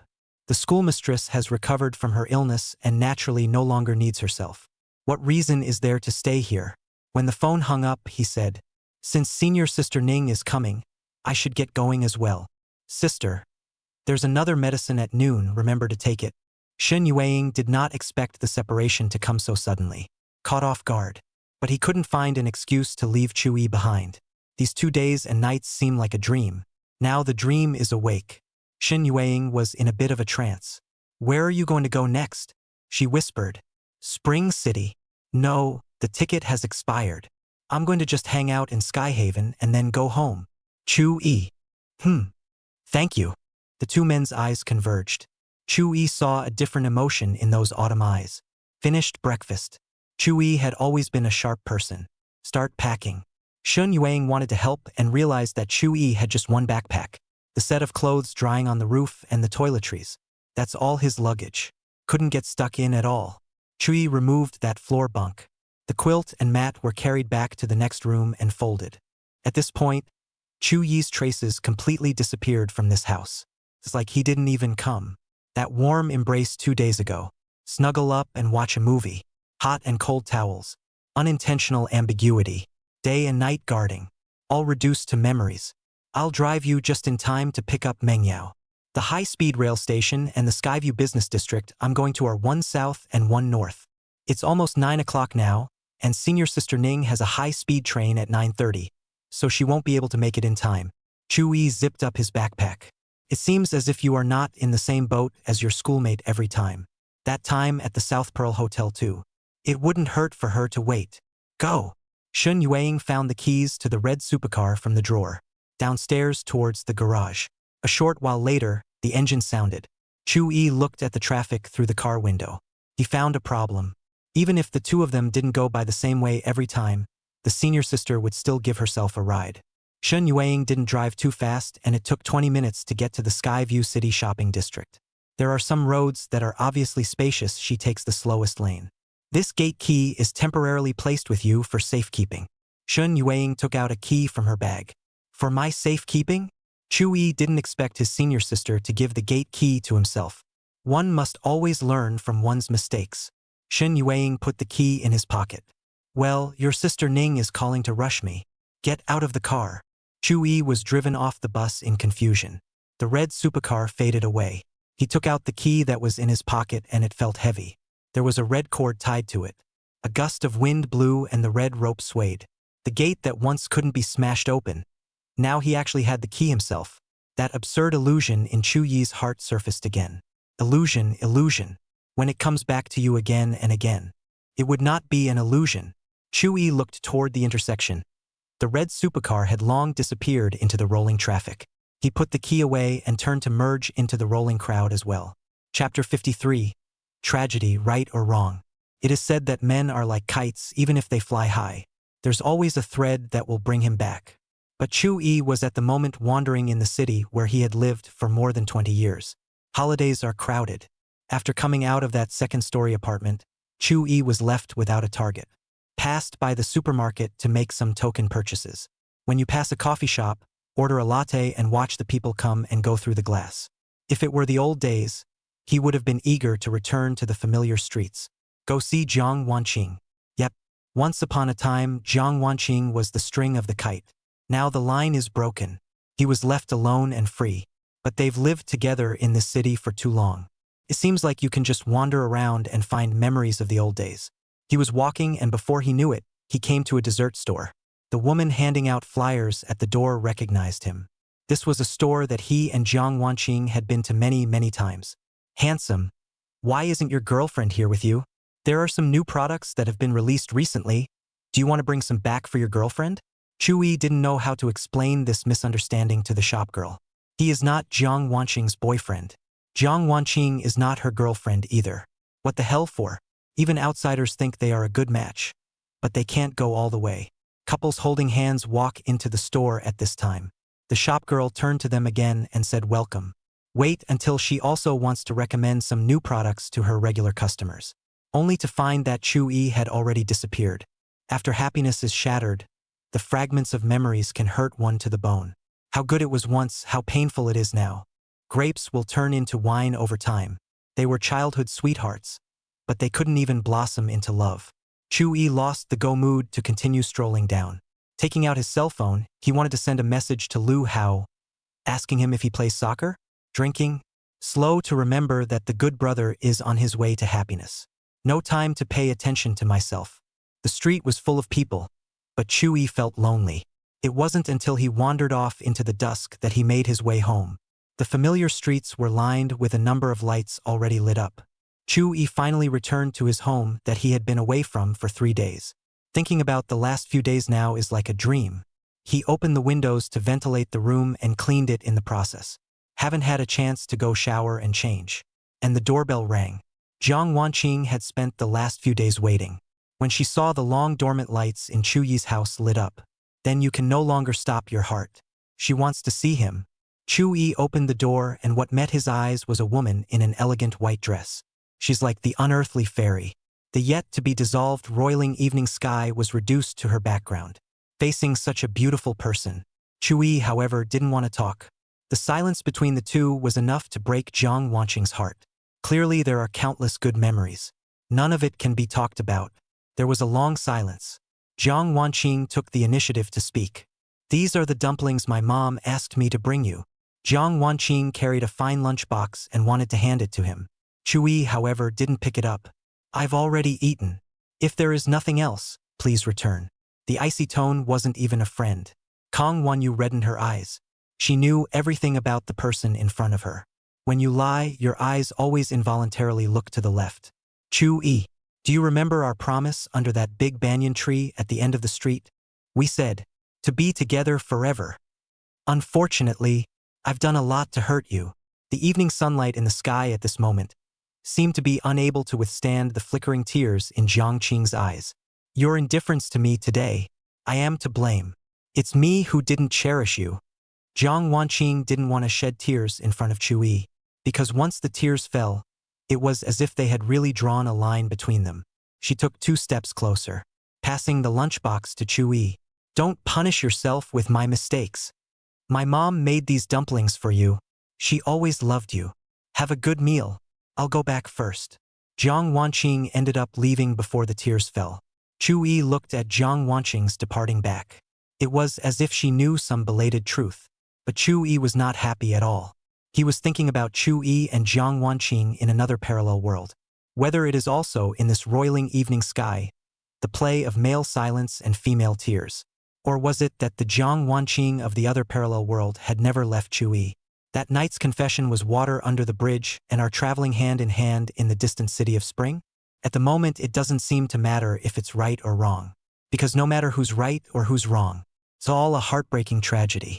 Chu-yi sat on the steps in front of his house and quietly watched the beautiful evening sun.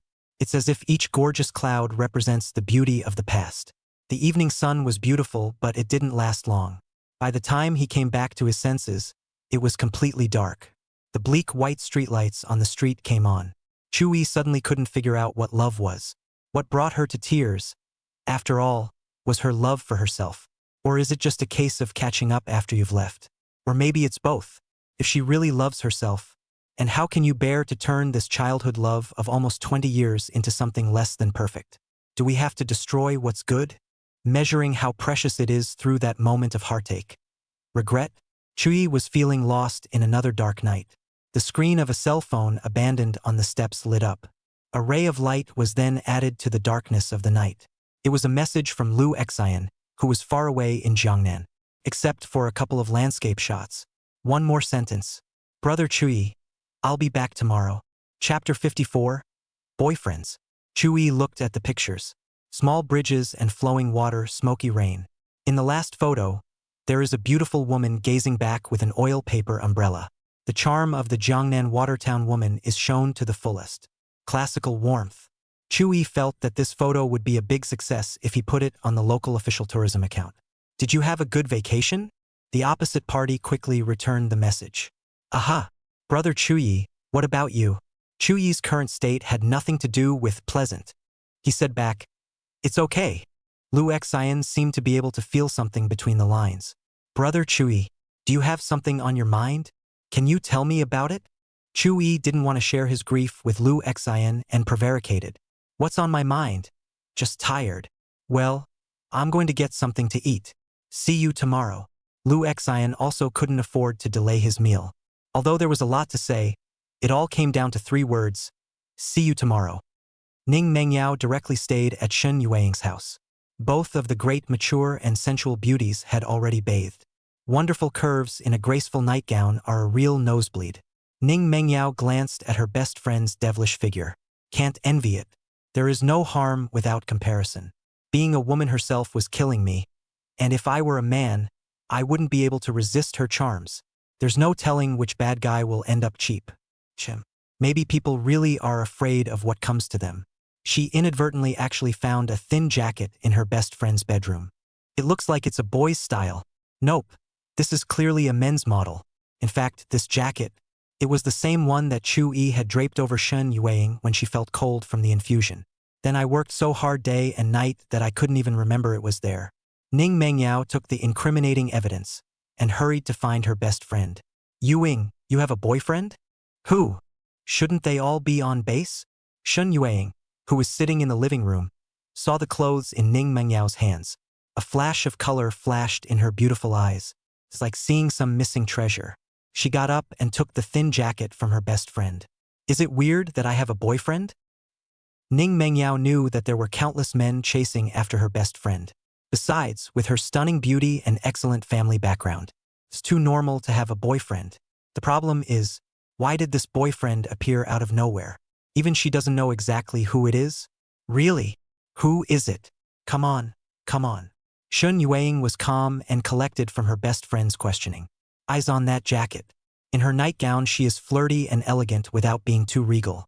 There was more tenderness in his eyes, especially when she flipped her vegan hand to check if the label on the back of the collar was machine washable. The smallest gesture has the feel of a great lady transformed into a sensual wife. Ning Mengyao simply couldn't believe it. Is it still the same high ridge flower that you know? However, the jacket looked familiar to her. Seemed to have seen it somewhere? Where was it? It rings a bell, but I can't remember. 10 o'clock at night. Shen Yueying sent a few messages to Chu-yi. Are you asleep? I left my jacket here. Remember to come and get it someday. After taking a shower, Chu-yi, who was chatting with Lu Hao, unexpectedly received these messages. No wonder I always feel like something is missing when I come back. So it is. Good. Chu-yi thought that the chat with his schoolmate ended here. I was surprised that the top of the chat box said, "The other party is typing, you haven't been able to get any rest the last few days. Just go to bed early tonight. You too. Take care of yourself." The two men's concerns were exchanged across the screen. The words were only a few, but they were enough. Shen Yuang finally sent 2 words. "Good night." Chu-yi looked at the message. It seemed to mean something very different from the first time my sister had sent herself good night.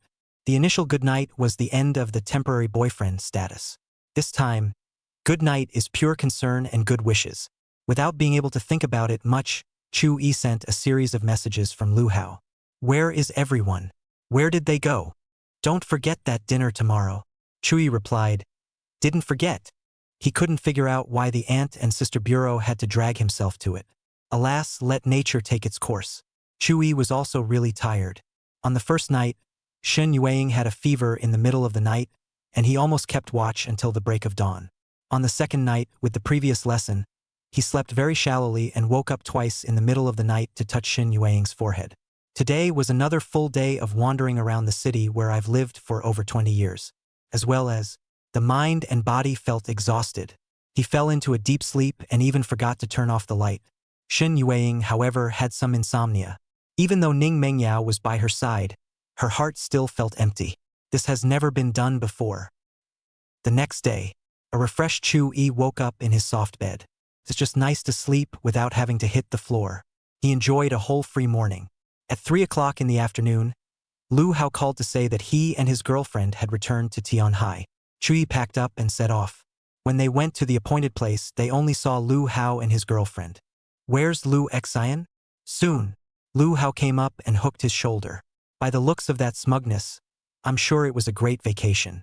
2 minutes later, a beautiful silhouette as gentle as water came down from the car.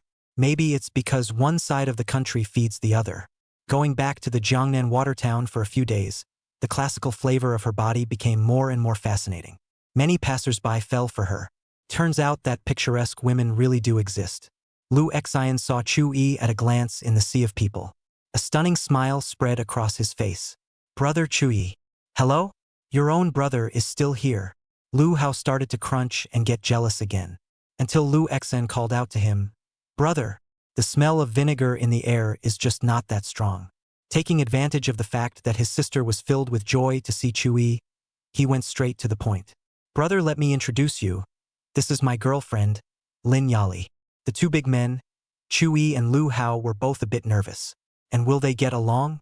Lin Yali took the initiative to lower her stature. "First time meeting. I didn't expect Lu Hao to have such a beautiful sister like you. Lu Xian has a gentle character and rarely makes things difficult for others." She sized up Lin Yali. "Is this the girl that brother likes?" "Hello." Seeing no discord between the two, Lu Hao's heart also relaxed. He offered to go shopping first and wait for dinner later. Lin Yali turned her head to seek Lu Xian's opinion. Show respect. Lu Xian had no objections. Then the situation became, Chu-yi and Lu Hao followed behind carrying the bags. The two beauties walked ahead. Lu Hao was in charge of Lin Yali's shopping bag. Chu-yi was in charge of Lu Xian's shopping bag. I don't know if it was Lu Xian's heart that ached for Chu-yi or what. After shopping for a long time, Chu-yi was empty-handed. They walked into a cosmetic store. The two older men were lounging on a bench outside. Chu-yi looked at his good brother who was panting. "How did you become so vain after a vacation? Tired from walking for half an hour? Don't talk about me, you're going to be like this sooner or later." Chu-yi kindly reminded. Everything must be done in moderation. While they chatted, Lu Xian and Lin Yali were also discussing it in the store. "You like Chu-yi, right?" When these words came out, Lu Xian's face was like a peach blossom. "Don't be so quick to deny it. The eyes don't fool anyone. You just looked at him at least 4 times along the way, pretending not to notice. I'm observing everything.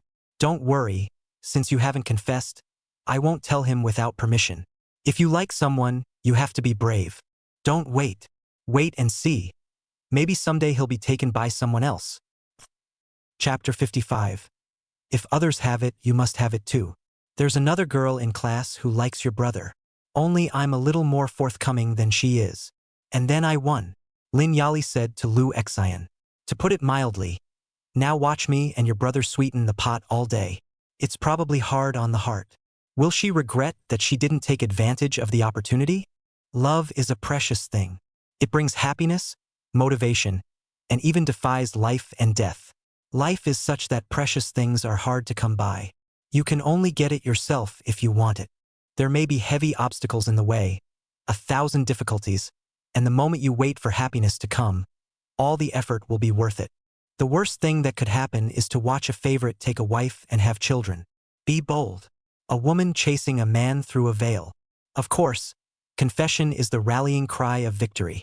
Didn't Chu-yi fall out of love? You stayed with him like a girlfriend. All hearts are made of flesh. Lin Yali kept coming up with ideas, and it could be seen that she really wanted to bring herself and Lu Xian closer. The female store clerk was eating her melon on the side. Chasing who? A beautiful woman like this needs to chase men? Who is blessed with this? The two brothers, Chu-yi and Lu Hao, sat on a bench outside the store to rest. Next to them were many men who were tired of shopping with their wives or girlfriends. Experience it, right? It's an essential part of being in love. Shopping with women, Lu Hao said helplessly. Chu-yi lazily ignored him. He didn't eat the sweetness of love himself, but experienced the bitterness of love first. After a while, Lu Xian and Lin Yali came out of the store. Lu Hao naturally took the bag in his girlfriend's hand. Outsiders, Chu-yi sighed silently. Why don't you help your own sister? You can't even serve water. Leave it to me. Chu-yi took the 2 paper bags containing body lotion in Lu Xian's hands. Their fingertips touched slightly.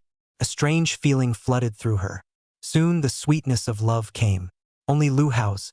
As she passed a sneaker store, Lin Yali said, "Haven't you been looking at sneakers on shopping sites lately? I'll walk you." Lu Hao, who heard this, subconsciously wanted to kiss his girlfriend. Halfway through the action, he coughed awkwardly. "Forgetting that my sister and best buddy are still here. Calm down, calm down." But the corners of his mouth, which could not be restrained from lifting, betrayed him. He took Lin Yali's hand and walked into the boutique. Chu-yi touched his nose. He finally understood the saying, "Single people, please stay away from couples, or you will become unfortunate." After all the pain of love, this is actually going to be dog food. He had an urge to go home. "Brother Chu-yi, you've been shopping with me for so long. I'll give you a gift as well." Lu Xian didn't want Chu-yi to envy anyone, because in his own mind, he is the best. "No need. Brother Chu-yi, if others have it, you must have it too." There was seriousness in Lu Xian's gentle voice. For the first time, she offered to take his hand and walk toward the boutique. Chu-yi felt as if Lu Xian had changed a bit differently. The store is full of shoes. The price tag at the bottom gradually increases. Lu Hao was so immersed in love that he didn't see his sister lead Chu-yi towards the display case further inside. "Lu Xian, don't break the bank. If brother Chu-yi is too upset in his heart, he can send me another gift later." Chu-yi stopped being a spoilsport and compromised. Didn't want to let her down. Good-looking people with good aesthetics. Soon she hit a pair of black and red color matching handsome sneakers and let the clerk to bring the corresponding shoe size to Chu-yi try. "Like it?" Chu-yi followed through on the principle of not spoiling the fun and nodded. Lu Xian then decisively paid the bill. "Guest, I'll sweep you up. $689. Drop. In fact, there are more expensive ones. Lu Xian is afraid that Chu-yi does not want them. "How much?" Lu Hao's voice came. "Sister, you didn't give me $700 worth of basketball shoes." The large vinegar vat shattered in response. "Why don't you get me a pair too?" "Brother, Sister Yali has already sent you a pair. She's a he, you're a you." Lin Yali came out to round up the conversation. "Don't pay attention to your brother. He's greedy. It's getting late. Let's go find a restaurant for dinner." Chu-yi had no sense of celebration when he heard Lu Hao's words. Instead, the bag felt heavy with shoes. Coming out of the store, Lu Hao deliberately slowed down his pace. "Chu-yi, you must not transfer money to Lu Xian. The family practiced raising me poor and raising her rich. She's not even short of money. Don't you do such a spoiler." Lu Hao still knew his good brother well. He doesn't like to owe anyone anything. "So what kind of gifts does Lu Xian like?" Chu-yi asked. Then he realized that his good brother was looking at him with a meaningful gaze. "You can send whatever you want." The 4 of them arrived at a restaurant that was doing a lot of business. Lu Hao and Chu-yi aren't picky eaters, so the choice of ordering was given to the 2 girls. The atmosphere during that time was great. Lu Hao saw his sister and his girlfriend chatting back and forth, and the stone in his heart finally came down to earth. It's 7 o'clock after dinner. The lights are on and night is falling. Yali and I will go back to Tianhai Normal University first. We have classes tomorrow. Chui, help me send Lu Xian off. No problem. As the online car arrived, Lu Hao and Lin Yali got into the car hand in hand. Lu Xian stood still and watched them leave. Chui then realized that this aunt and sister-in-law bureau was not considered a success. According to previous years, the siblings should have gone back to Jiangnan together to see their grandparents. Now there's an outsider woman ruining the family's old routine. It's hard not to be sad. In a few years, the siblings will be centered on their respective families.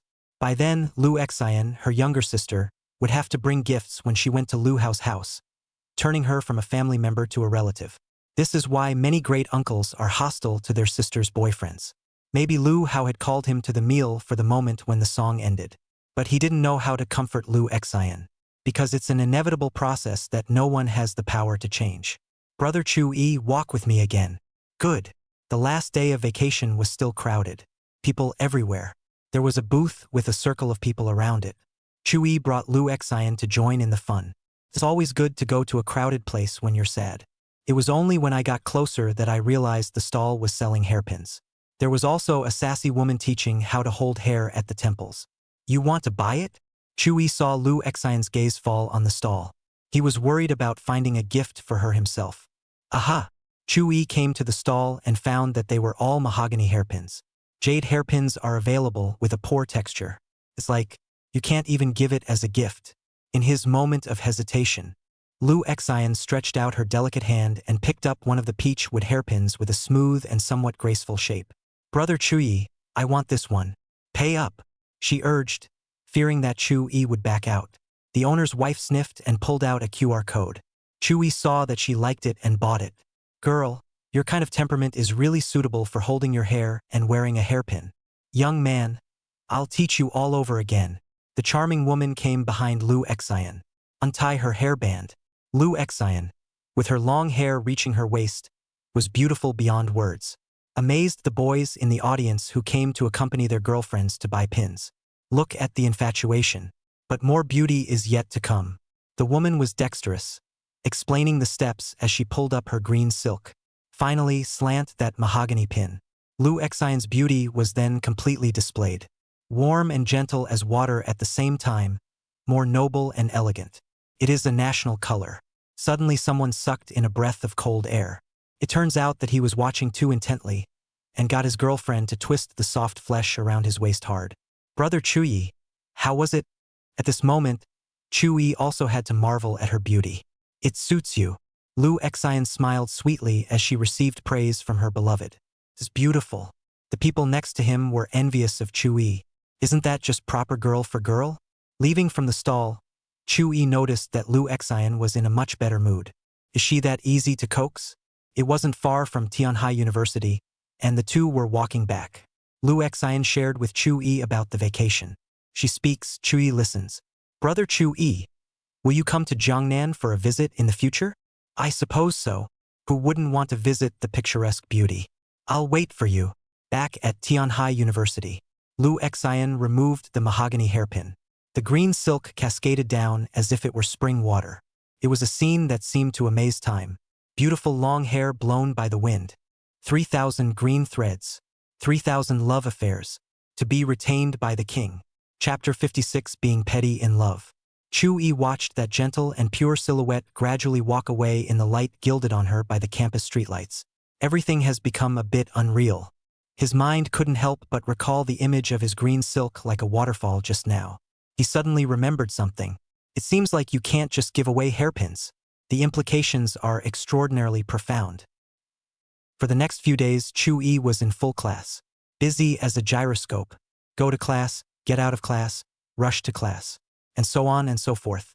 Although the university will take vacations on time, each class has a set number of hours required. Classes that are brushed off by vacation are made up after the break. And once this vacation is over, it means summer is here. Cicadas were chirping in the trees and the atmosphere was hot. The upside is that the beautiful people wear sunscreen and dress cool. The bad thing is that summer vacation isn't far away and neither is exam week. A school year is coming to an end. Chewie couldn't escape the fate of the early 8 and went on until noon. After going to the cafeteria for lunch, he decided to take a break and rest in the long-lost clubroom. There are classes in the afternoon. He pushed open the door to the clubroom. The seat by the window was empty, and on the desktop was a book likewise awaiting its owner. But there is still a great beauty in the activity room. Sister Ning. This student, are you here to join our club? Fill out the form first. Ning Mengyao fussily took out a table. Chewie did the math. It had indeed been a long time since he had been here himself. Look at your table, still polished and unblemished. The decorated vase also had a fresh gardenia in it. There must be someone to help take care of it during the week, he said sheepishly. Ahem. Classes are a bit much these days. Sister, how was your vacation? Ning Mengyao didn't hold onto it either. Went back to my hometown. I felt too bored, so I looked for your senior sister Shin to play for 2 days. She pitched the cookies on her table to Chewie. Chewie was not polite with her either. He had invited her for afternoon tea himself last time. Ugh. What's with the sigh, senior sister Ning? Nothing. Where's sister Shen? She's got something going on this afternoon. Schoolboy, you can't eat my cookies and think about other women. Chewie was not surprised to see that occasionally, senior sister Ning would tease herself. The schoolgirls all seemed like they had thought about their charms to make the boys under the year blush. He's immune to it all. Chewie doesn't eat cookies for nothing. After eating, I cleaned up the activity room. Then talked to Ning Mengyao about her latest novel. 2 words. Difficult labor. Before you know it, it's time for afternoon classes again. The classroom for the lesson was a bit far away and Chewie needed to leave early. Before leaving, Ning Mengyao urged him, "Schoolboy, be diligent in coming." "Will do." The literary society served as his haven for over 6 months. He was less mentally exhausted just going back and sitting down. The afternoon was not full of classes. It goes on until after 4 o'clock and then it's over. That's when he received a message on his cell phone. It was Shen Yueying who told him to come and get his coat and invited him to dinner on the way. Shen Yueying seems to know his class schedule. She never bothered during the day when the first 3 days were full of classes. Only a few conversations at night near bedtime. No wonder so many people like mature and sensible schoolmates. Extraordinarily thoughtful. Chewie remembered that it was already the 2nd time that senior sister Shin had brought up this matter. It doesn't happen more than 3 times. He returned a good one. After all, you always get your stuff back. So Chewie changed his plan to go home and took a car to that 2nd-floor apartment. The thin, wash jacket had been neatly folded by a pair of jade-like hands and placed in a bag. The doorbell rang. The noble and charming woman in the room was a bit puzzled. Did Chewie not bring his key here? She went forward to open the door. It was discovered that the person who came was not Chewie, but Yang Feng. A man in a suit is hardly disheveled. After his father's serious illness, he fell into complete defeat in the struggle with his uncle. There was barely a foothold for his lineage in the Yang group. The majority of the shares are again in the hands of Mr. Yang, but he doesn't care who wins. It's all in your own blood anyway. Those who are able to do so are appointed. He had messaged Shen Yueying several times for help. "Yueying, for the sake of our long years of friendship, just talk to Uncle Shen. There's a project." Shen Yueying frowned slightly. "Yang Feng, I told you, it's not my place to interfere with my father when it comes to business. Although our 2 families have some affinity, that is an internal conflict within your Yang family. It's not appropriate for outsiders to interfere. Since you can't afford the burden of the Yang group, putting it down is also a relief." As soon as Chu Yi got off the bus, he saw a man standing in front of his schoolmate's house talking. Looks familiar. Shen Yueying also noticed him. Crossing over Yang Feng, he came to Chu Yi's side. "Also, I don't want my boyfriend to get jealous. Yang Feng, in the future, don't look for me in private."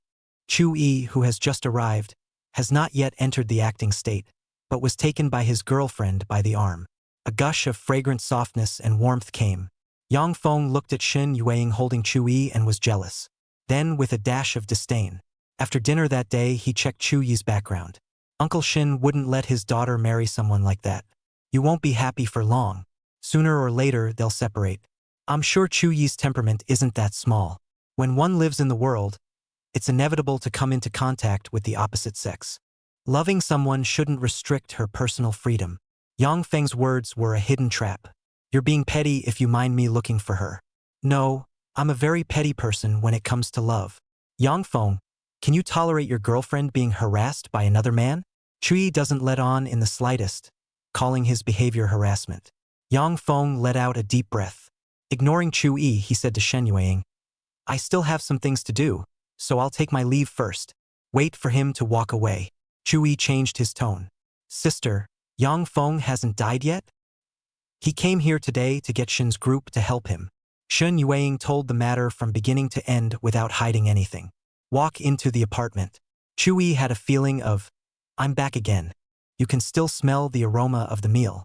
The table was set with 3 dishes and 1 soup. Not like the dishes delivered by the hotel. It's just home cooking. Turns out, Hokage is also a person who knows how to live her life. It was like he saw the human wife side of his schoolmate. Chapter 57. The Night of the Meteor Shower. Smells good. Chu-yi was never one to begrudge affirmation. The aroma of this meal was extremely tempting to those who had been in class all day. Then eat more. I have one more thing I need you to do with me tonight. Shen Yueying let go of his arm and went to fetch the dishes. What is it? You'll see when the time comes. He was a bit flattered that his senior sister served the food herself. Shen Yueying looked at the man in front of her and her chopsticks didn't stop. She seemed to understand why Chu-yi showed satisfaction when he saw her eat the whole bowl of meat porridge when she was sick. Hokage. Chu-yi had just opened his mouth when the doorbell rang again. Interrupted him. Both men were stunned. Could it be that Yang Feng went and returned? Unlikely. Good girlfriends? But Meng Yao sends a message asking if he's at home before every visit. Shen Yueying put down the chopsticks in her hands and went to open the door. She never expected it to be Lin Shuyan coming. Mom! Outside the door stood a beautiful woman in professional attire. Mother and daughter have an 8-point resemblance in their faces. Only Lin Yuyan was more mature and had an aura that was hard to describe. Beautiful and noble, but one is afraid to look at it. But when it comes to her daughter, she naturally shows a softer side. Luna, have you had dinner yet? Eating. Lin Shuyan walked into the house and saw the figure sitting at the dining table. Chu-yi vaguely heard the conversation between mother and daughter. Even by looking at it, you can tell. Temperament looks too similar. He turned from sitting to standing and politely greeted, Hello, Auntie. In Shen Yueying's plan, sooner or later, she would bring Chu-yi to meet her mother. But now it's all messed up. There was no preparation. When she first went to see Shin Juanhao with Chu-yi, she was only worried. And now it's a lot more thought. Including her mother's opinion of Chu-yi. Will she approve and send her blessing? Also, what kind of pressure will Chu-yi suffer when he faces his family? There were so many problems that Shen Yueying didn't have time to solve. The volcano then erupted with a bang. She set aside the thoughts. The only thing she could do now was one thing. Shen Yueying came to his side and took his arm. Mom, this is my boyfriend, Chu-yi. Lin Shuyan's brows couldn't help but tighten. Looking at Chu-yi, he asked, You guys are living together? Auntie, I just came over for dinner. Only after hearing this did Lin Shuyan's expression soothe a little. Times are so fast-paced these days that a lot of people's love starts and stops. You young people are too casual. But I still want my daughter to remain intact until she is married. It's the selfishness of being a parent. After she finished speaking, she looked at Chu-yi, waiting for an answer. I understand. Next, a set of bowls and chopsticks were added to the dining table, and Lin Shuyan settled into one of them. The atmosphere was a bit raw. Lin Shuyan was concerned about her daughter's life during this period. Asked for details. Chu-yi couldn't interject and listened quietly. It seems that the bond between a schoolmate's mother and daughter is much better than that between a father and daughter. At least it's not cold. The last meal went cold a couple times. Lin Shuyan saw her daughter give Chu-yi a dish. The eyes in them, the details, could not escape her gaze as a mother. Originally, she thought that her daughter was just looking for a random person to use as a shield and didn't want to marry that kid from the Yang family. Now it seems, it's really moving. She sized up Chu-yi. The appearance was worthy of his daughter. But it's not love that my daughter needs, it's someone who will cover for her. Lin Shuyan began to ask Chu-yi some questions. For example, how he and Shen Yueying met and how long they had known each other. What are the plans for the future? Chu-yi was not humble and answered one by one. Until Lin Shuyan started asking about the family. What does your father do? Mom, it's so hard for us to see each other. Do you have to make everyone unhappy? Shun Yueying lost her usual calm confidence and was a bit anxious. She had miscalculated. She shouldn't have let Chu Yi come over today. Luna, I didn't say I disapproved of you guys being together. I, as a mother, always need to know about the partner you've chosen. Chu Yi, however, understood Lin Shuyan's meaning. Businessman, doing research is the most basic ability. He didn't believe that the one in front of him knew all about his family background. Now that you bring it up, the implications are self-evident. Chu Yi had indeed experienced that unbridgeable gap at this moment. You don't even need to check out the giant that is Shin's group. Permeates every aspect of your life. There are some things in the world that can't be achieved just because you say how hard you're trying. If you are born with it, you have it, and if you don't have it. Unless one steps on the wave of the times and goes with the flow. The images in Chu Yi's mind were crumbling. The woman who snuggled on her shoulder when she was sick. It was suddenly out of reach. Far away like two worlds. Even if he was pretending to be his boyfriend, he still felt great pressure on Lin Shuyan's words. This pressure stems from a man's self-esteem. Stems from hard facts. Auntie, I'm a local, normal family. A native of Tianhai City with a house and a car. Chu Ting serves as an executive of the company and earns a handsome annual salary. It's actually more than the vast majority of households. But in front of Shin's group, it's an ordinary family. Executives? Interns? It's all part-time work. Lin Shuyan nodded. It seems to be like what she said, just getting to know. Not opposed to the two being together. The atmosphere afterward was choppy. But Chu Yi had come to appreciate the power of top businessmen like them. A strike is a fatal wound. If he was really Shen Yueying's boyfriend, the pressure should be so great that he would explode right now. Inferiority, powerlessness, and indignation can take over the heart and then tear it apart viciously. Lin Shuyan began to fall silent. Chu Yi knew that they had something to say between mother and daughter. Rather, it was getting late. Auntie, I'll take my leave. Yu Ying. Honey, did you forget we have a date later? No going back on your word. A cry of dear made Chu Yi a bit confused. Is the schoolteacher giving herself back? Lin Shuyan was also not expecting this. She did have something to say to her daughter. But right now it looks like we'll just have to find another time. Since you have an arrangement, I'll leave you young people alone. I'll be staying in that old villa for a few days. Chu Yi realized that his schoolmates' parents were very tolerant of her. But this kind of forgiveness is the kind of forgiveness that makes up for what is owed. He couldn't help but wonder how the parents really owed their daughter. Lin Shuyan wants to leave. Shun Yueying sends her to the car to leave. Meanwhile, a message was sent to my father. When she returned, she made a pot of tea. The two of them just sat on the couch and sipped slowly. An amber-colored tea that tastes bitter and then sweet. Buzz. A vibrating sound indicates a message on the cell phone. Chu Yi intuitively felt that the people around him were a little confused and sad after reading the message. Shun Yueying extinguished her cell phone screen. To Chu Yi, he said, "Let's go." Where to? A very beautiful place. The night is thick and the lights are on in all the houses. The rolling traffic on the road seems to be heading home. The only other car driving in the opposite lane was a red sports car. It seems to be escaping the bustling city. Leave the bustling city center and drive all the way to the outskirts. Shun Yueying refused to tell Chu Yi the destination. But he didn't think it was a bad feeling. The car was quiet. It was as if they were the only two people left in the world. It doesn't matter where you go. It's important not to be separated from each other. About an hour later, the car followed the winding road to the top of a flat hill. There was already a good crowd gathered here and a lot of cameras set up. It seems to be waiting for something rare. The first moment Chu Yi got off the bus, he saw the bright starry sky that was not found in the city. He seemed to understand why Shun Yueying had brought him here. Beautiful indeed. Chu Yi sighed.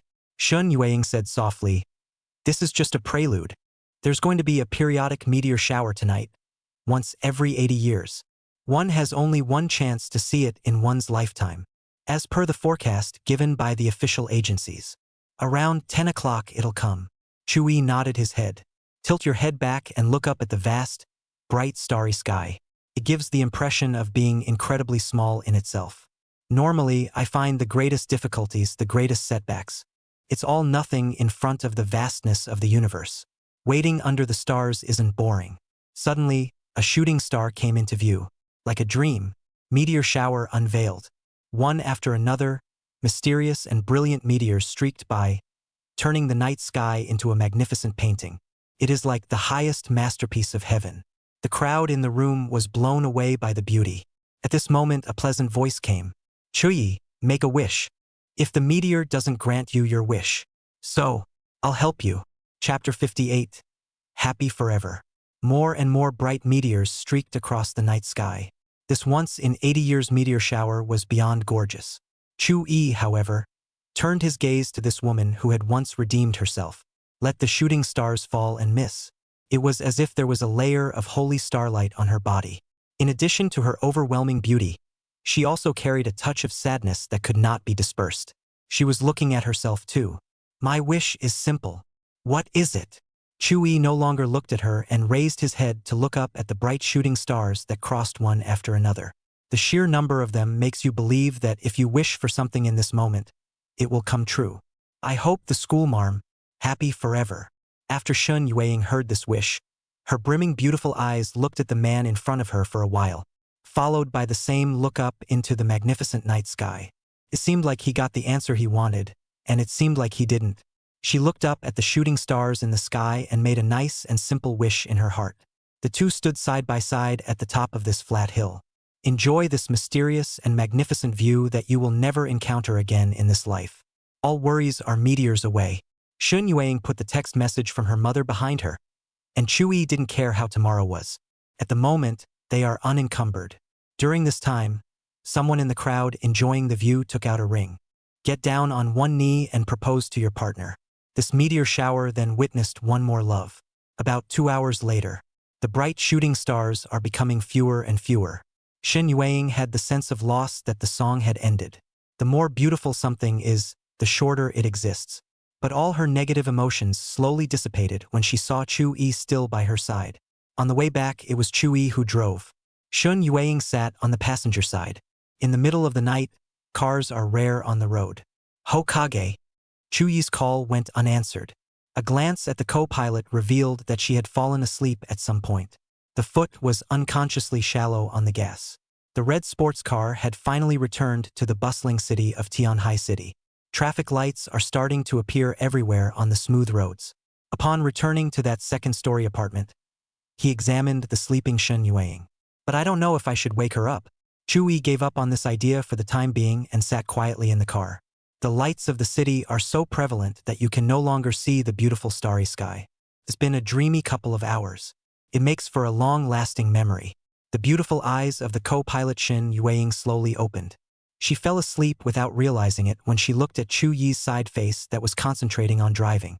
It was as if Chu-yi had a special sense of security in him. Let her relax and depend. Hokage home. Aha!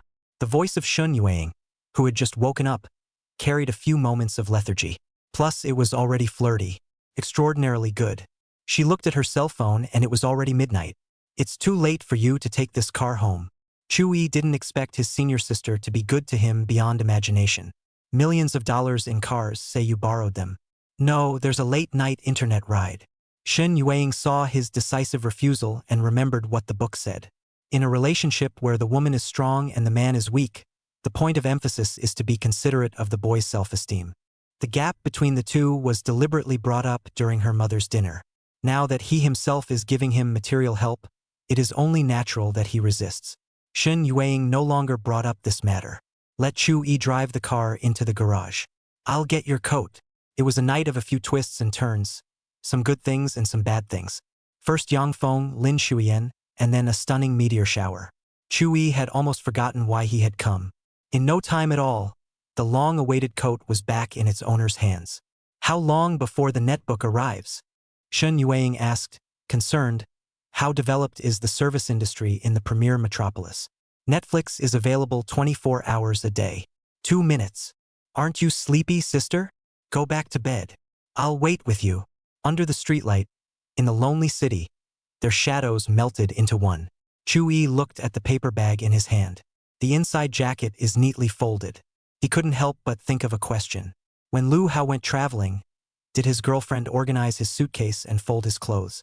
Netflix was on time as usual. A common new energy vehicle came along and there was no one else on the side of the road. The master driver stopped directly in front of them.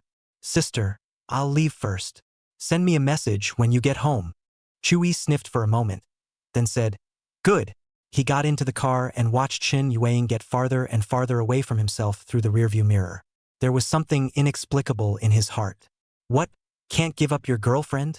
Late-night internet taxi drivers are more chatty than during the day. Because if you don't talk, you get sleepy. Chui. Half an hour later, he finally made it home. The parents are asleep. He went up the stairs as gently as he could. The first time, he sent a message to Shen Yueing. Home already, good night. He was in such a hurry because he was afraid that the opposite side was waiting all the time. It's 1:30 at night. You should be asleep, right? She was so sleepy in the car that she fell asleep. But those two words came as promised. Sister, good night. Chui somehow wanted to reply something to her. Eventually gave up. Turning to the photo album, he opened it to look at the pictures of the meteor shower. He shot quite a bit in those 2 hours. Picked one of the best ones to post to my friends. Memorialized this unforgettable night. At 7:30 in the morning, Shen Yueing got up. She's going back home today. The red sports car drove into the inch-by-inch Autumn Hill Villa area. The security officers did not stop. In the large villa, Shen Yueing did not see her father's figure. Lin Shuyan was waiting for her to come back for breakfast. Mom, Luna, sit next to me. Various kinds of delicate pastries were brought up by the maids. After Shen Yueing took her seat, she said, Luna, haven't you always wanted to go abroad to a better business school to further your education? Your father talked to me about it yesterday. Chapter 59. Something more important. Both me and your father will eventually put his life's work in your hands. You want to go to a better college to further your education? We're all for it. The arrangements for studying abroad are pretty much done. There's only one optional graduation ceremony left over here now, too. Why not go early and get acclimated to the foreign environment? Shen Yueing knew that she was bound to face this problem ever since she received a message from her mother last night asking her to make a trip home. Mom, I have another consideration in this matter. Are you going to give up your ideals for so-called love? Lin Shuyan's face showed disappointment. I confess, I did not do my duty as a mother during your childhood. Always too busy with company business to be there. But I have an obligation to monitor when it comes to critical choices. I don't see any reason for you to stay in the country. Studying abroad is your ambition and our expectation. A situation that all 3 parties would be happy to see. As for the interests of outsiders, I don't consider them. And there's a statute of limitations on this love thing. But the realization of the ideal will last you a lifetime. You must do as you are told. It is my will and your father's. There's no room for negotiation. Lin Shuyan remembered something from the old days. When she was in college, she coincidentally had a crush on a guy. But that guy already has a girlfriend. She had her pride and it went away. But after graduation, the man called to ask her out to dinner, trying to pull a project for the Lin family in the name of a classmate. Lin Shuyan still can't forget that pleasing face. She couldn't help but ask herself why she had ever held a fondness for such a person. It's ridiculous. Turns out that the so-called heartbeat, love, is nothing more than that. Money will tear away its deceptive disguise. Now my daughter is repeating the same mistake. Lin Shuyan naturally wouldn't sit idly by. If necessary, she will resort to means. Waiting for my daughter to go and meet a wider world and better people. I'm sure I'll be able to let go of the obsession in my heart. That's right. In Lin Shuyan's eyes, Chuyi's family background was completely unworthy of his own daughter. Before she met Chui, Shen Yueing's life plan was indeed like this. But she seems to have found something more important. Mom, I want to stay. What exactly is so remarkable about him that he's worth paying that much for? I don't agree, and neither will your father. The conversation between mother and daughter ended on a sour note. Before Shen Yueing left, Lin Shuyan said something to her. If you don't think of yourself, think of him. I'm not sure what your father will do when he finds out about this decision. After tossing and turning late into the night last night, Chui almost missed the early 8. The cicadas chirping in the campus trees add a little more annoyance to this hot summer day. It seems like you can't make up for all the classes you flushed out over the holidays. One lesson after another. It caused some of the dorms to take group naps. And next week is exam week. How much fun college students had over the holidays, and how much pain they're in now. Chu-yi received a message from Ning Mengyao after he finished his lunch at the cafeteria. Schoolboy, come to the club room and help organize the books. I'm too busy to do it alone. Good. Actually, if Ning Mengyao didn't say anything, he was also going to go to the activity room. When Chu-yi rushed to the club, he found that Shin Yueying was also there.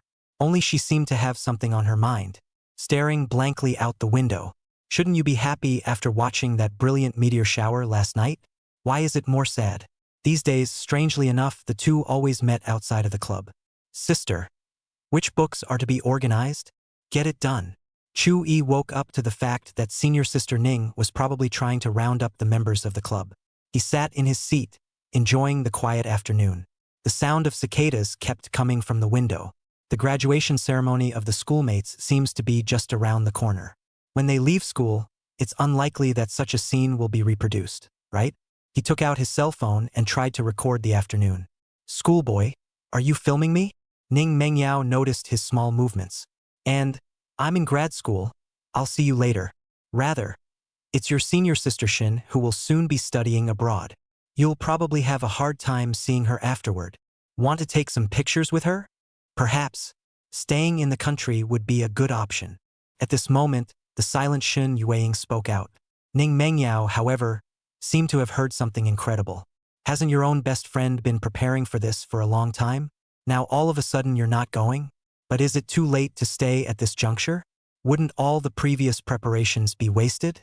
Chu-yi had an intuition that the words of the senior sister seemed to be addressed to himself. The lunch break was short. He left with that question in mind. Who had expected that someone would soon answer this query for him? But what you get is the heavy truth. 6 o'clock in the evening. Lin Shuyan called, identified himself, and asked him to meet him at a certain coffee shop near Tianhai University. Chu-yi deliberated for a long time and decided to go to the appointment. He arrived at the coffee shop without having to look for much. At a glance, he saw Lin Shuyan. The beauty of both mother and daughter was too much. Hello, auntie. The two men sat opposite each other.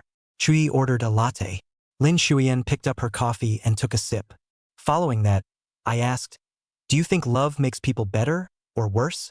Chu-yi didn't understand why she asked that. He felt that this one in front of him was even more difficult to deal with than Shin Juinhao. At least that business legend doesn't hide his face and opens up when he sees himself. And he couldn't guess Lin Shuyan's intentions. Better. He picked a positive answer. And yet I don't think the love between you and my daughter is what you say it is. Chu-yi didn't have much of a reaction. But Lin Shuyan's next words made him unable to remain calm.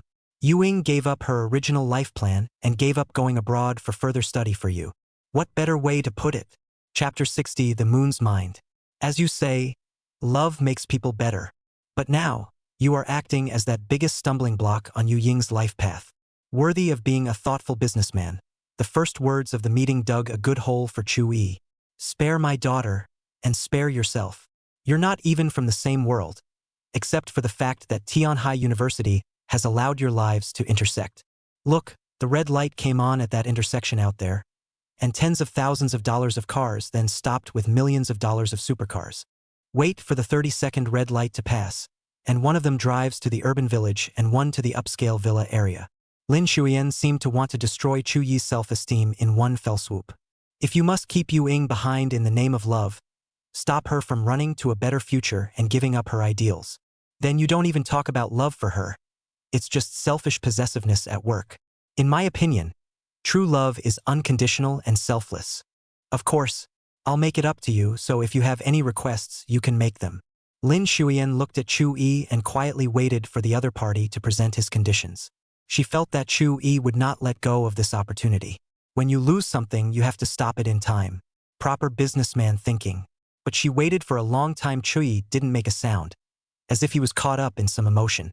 When Lin Shuyan saw him in this state, she got up and left. She was sure that the inferiority complex in Chu-yi's heart would defeat him next. Never had the courage to leave my daughter behind again. And there's nothing wrong with what one says. Love, the catalyst for a good life. Instead, it is a stumbling block that prevents one of the parties from running towards the ideal. I'm sure that's why he didn't say a word. Inside the coffee shop, customers come and go. Chu-yi sat in that position for a long, long time. Mister, it's 9:50 now, and in 10 minutes, my store will be closing. A clerk came up cautiously and said. He heard a little bit of what Lin Shuyan said when he was serving coffee. Then have the presence of mind to notice. A story of a poor boy in love with a rich girl slowly unfolds in front of him. In fact, it was obvious from the woman's dress that her family was not from an ordinary background. The coffee I ordered was just a sip and I stopped trying. Probably wouldn't normally come to a coffee shop of this caliber. Listen quietly to the conversation between the two. He even felt sad for the strange man in front of him. Misalignment of the two families. Pressure from the woman's mother's conversation. Girlfriend is going to study abroad. According to a realistic example. This going is a complete disappearance from each other's lives. All that was once good can only be recalled in dreams. The clerk even felt like kicking him out. Isn't that a little too cruel? But he had to get off work too. There's just so much hopelessness in the world. Sorry, I'll go now. Chu-yi woke up from his trance. Pay up, get up and leave. The clerk watched his lonely back disappear down the street. At 10 o'clock, there was still rolling traffic on the roads, and the streets have thinned out with pedestrians. Chu-yi didn't expect his senior sister to give up going to a better business school to further her education for her own sake. 6 months in the club. He had heard many times, so many times Ning Mengyao lamented that she wouldn't be able to see her best friend anytime soon. Usually at this time, Shen Yueying would say that she would always return to the country. Chu-yi also knew that his schoolmate had been preparing for a long time to go abroad. Who would have thought that she would give up her ideals for herself? When did she fall in love with herself? Was it when you had no one to turn to in the infusion hall? Or was it when he himself heard her call in the middle of the night and fed her medicine? Who wouldn't want to keep that light around that has redeemed them? Chu-yi was no exception. Just, he wasn't happy about it at all. Why should this love come at the expense of the other's ideals? In Chu-yi's mind, Shen Yueying has always been a representative of nobility and elegance. It's like the moon in the sky, not bound by any constraints. Can one really leave her behind for one's own selfish desires? Unconsciously, Chu-yi then returned to the familiar streets. Open the door. The lights are on. Willow Wei was sitting on the couch in the living room watching TV and seemed to be waiting for him. Yoshi, have you had dinner out yet? No. Chu-yi was always bad at lying to his mother. Then I'll heat up your meal. A few minutes later, a green vegetable, a steamed pork chop, and an eggplant with meat foam were on the table. This is his family, relatively ordinary and wonderful. Mom, what's bothering you? Nothing. He barely managed to eat a few bites of his meal, then cleared away the dishes and headed upstairs. Lu Wei looked at her son's back with infinite sadness and sighed slightly. Chu-yi stood in front of the window within his room, looking at the bright moon in the night sky. There were dark clouds covering it and only half of it was faintly visible. The cell phone in his pocket rang. He looked at the caller displayed on the screen, and a few moments of excitement and a few moments of despondency welled up inside him. Still, the subconscious made him pick up the phone. He wants to take this call. Hey, schoolteacher. It's so late. Aren't you going to bed yet? Fang Kai. Both Shin Juanhao and Lin Shuyan took turns communicating with her. An ultimatum was given. Shen Yueying, who was carrying a huge amount of pressure, only wanted to hear Chu-yi's voice. Then there was this late-night phone call. Something's on my mind and I can't sleep. At this moment, both of them looked at the bright moon in the sky in unison. The call channel was quiet. Could hear each other breathing. It was like going back to that night. The sick Shen Yueying slept on the bed, and although she could not see Chu-yi, who was playing on the floor, she was extraordinarily at ease. Perhaps sometime in the future they don't say meet. Even sending love through the bright moon at the same time is a luxury. Across the ocean, day and night are reversed. Chu-yi looked at the bright moon in the sky and made up his mind. Hokage. The words he had just organized were interrupted by Shen Yueying. Chu-yi, I owe you a trip. I was going to give it back to you later.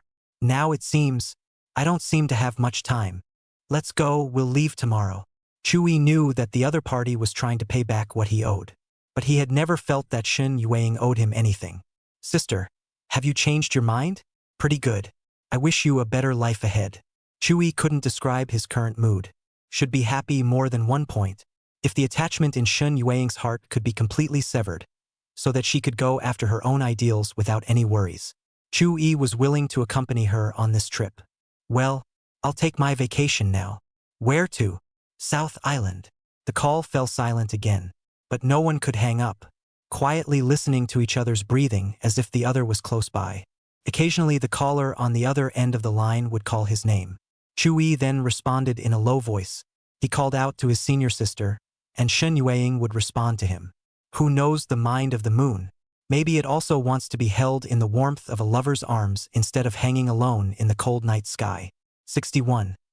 Final journey. Early morning. Chui, who had something on his mind, woke up early. The cell phone is dead and turned off. I don't remember when I hung up last night, or maybe I didn't hang up at all. All sorts of memories swept over him, and it was as if he'd woken up caught in the giant spider web of life. Don't want to move. But last night the two made a deal and bought tickets. At 10 o'clock, a direct flight from Tianhai City to South Island. Chui charged his cell phone and shortly after turning it on, he received a message from Shen Yueying. Up. Pick me up when you're packed. I'll wait for you at home. Right? No need to ring the doorbell. I gave you the key last time. Remember to use it. Chui looked at the messages that popped up and replied briefly. Good. He instantly went to wash up and then packed his bags. A man's luggage is nothing but clothes, papers. It doesn't take long. A backpack will fit. Chui opened the drawer, which contained a beautiful satin hairband and a photo album. On top of the album lay a key tied with a red string. He picked up the key and looked at it for a long time, then put it in his pocket, put on his backpack and set off. Arriving in front of that two-story apartment, Chui remembered Shen Yueying's instructions. Didn't ring the doorbell. Instead, he took out the key and inserted it into the lock hole of the gate. Gently rotate. There was a loud pop, and the door opened. It's a wonderful feeling, as if behind the door is someone's world. You own the right to break in. Chui pushed his way in. Dining table, refrigerator, kitchen, sofa. Everything is so familiar. He couldn't help but think. Waiting for schoolmates to leave the country. Is she going to sell this house? The new owner is bound to erase all the layouts here. Those few days and nights together will only exist in memories. Walking up the stairs, he breezed to the master bedroom. What came into view was a wonderful figure that was busy. Shen Yueying doesn't seem to be the same today. The long hair was pulled back casually, and that innate sense of nobility was on full display. But the clothes on her body were a change from her usual elegant and noble style. It's all about everyday home clothes that look extra mature and sensible. The soft fabric outlined her long and delicate curves, and that's what makes it feel even more real, as if she wasn't some Shen family's daughter. Instead, it was a female college student who was getting ready to go out on a trip with her boyfriend. Do you want me to help you, sister? It's pretty much packed. Shen Yueying closed the suitcase, turning to look back at Chui. Your luggage? Just this one backpack? There's not much to bring except 2 sets of clothes. Well, get whatever you need to get over there. Mr. Chu, please watch your collar in the future. Shen Yueying moved closer and stretched out a pair of flawless, dexterous jade hands, carefully helping him straighten his collar. That tone is like a couple in love. Girls can't bear to blame their careless boyfriends, only to be reminded with a patronizing tone. The distance was too close, and Chui could smell the unique fragrance. The first time Shen Yueying helped him straighten his collar, he actually didn't feel much. But now, those dexterous hands stroked across his heart with infinite tenderness. The schoolmate in front of me was a different person than she was on the phone last night. She seemed to be really looking forward to the trip. That's more like it. A satisfied look appeared in Shen Yueying's flowing, beautiful eyes. The two men closed the windows in the apartment, checked the plumbing and electrical rounds, and headed out. Chui helped her with her luggage, and she didn't refuse. Upon arrival at Sky High Airport, get your boarding pass, security check, and check in your luggage. After the procedures to go through, Shen Yueying and Chui sat in the waiting hall, looking through the glass at a rack of behemoths outside. One of them was a blue-painted airplane. It's a passenger plane on the South Island tourist line. Chui couldn't help but feel the vagaries of fate. Tried to go to Spring City myself, didn't make it. It turned out to be a journey to the South Island after an interval. Simply a very different path. But the moods are all the same. We are going on a trip. Have fun. Okay? A flirtatious and pleasant voice rang in his ears. I've heard that the seawater in the South Island is much clearer than in Tianhai City.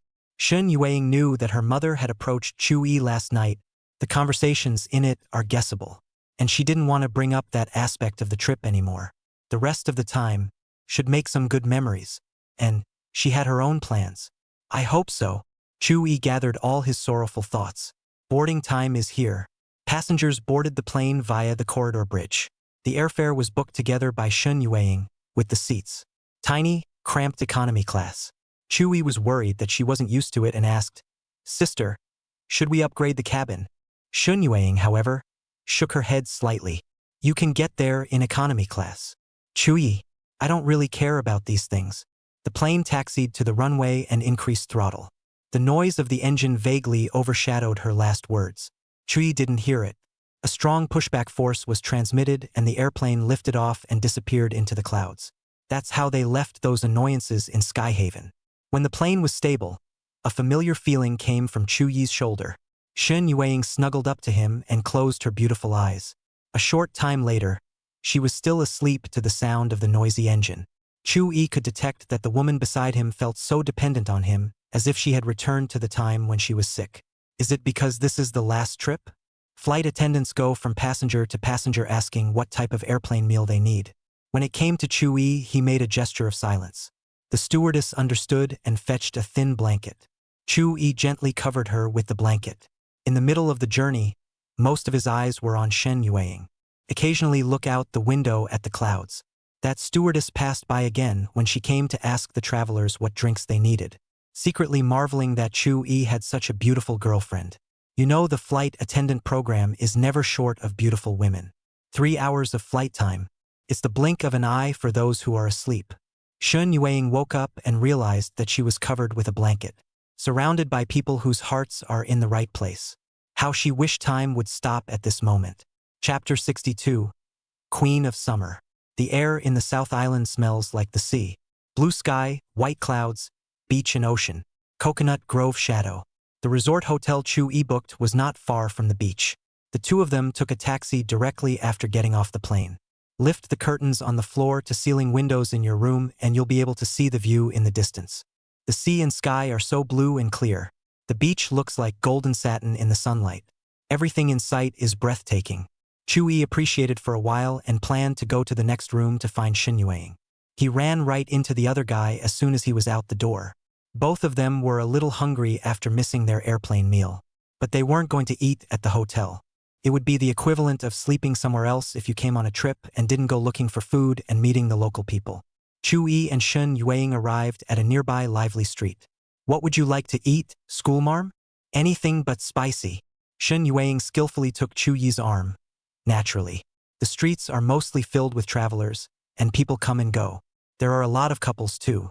In the eyes of the onlookers, Chu-yi and Shun Yueying were nothing less than a pair in an army of couples. As she walked, Shun Yueying was attracted by the aroma wafting out from a not-so-small noodle shop.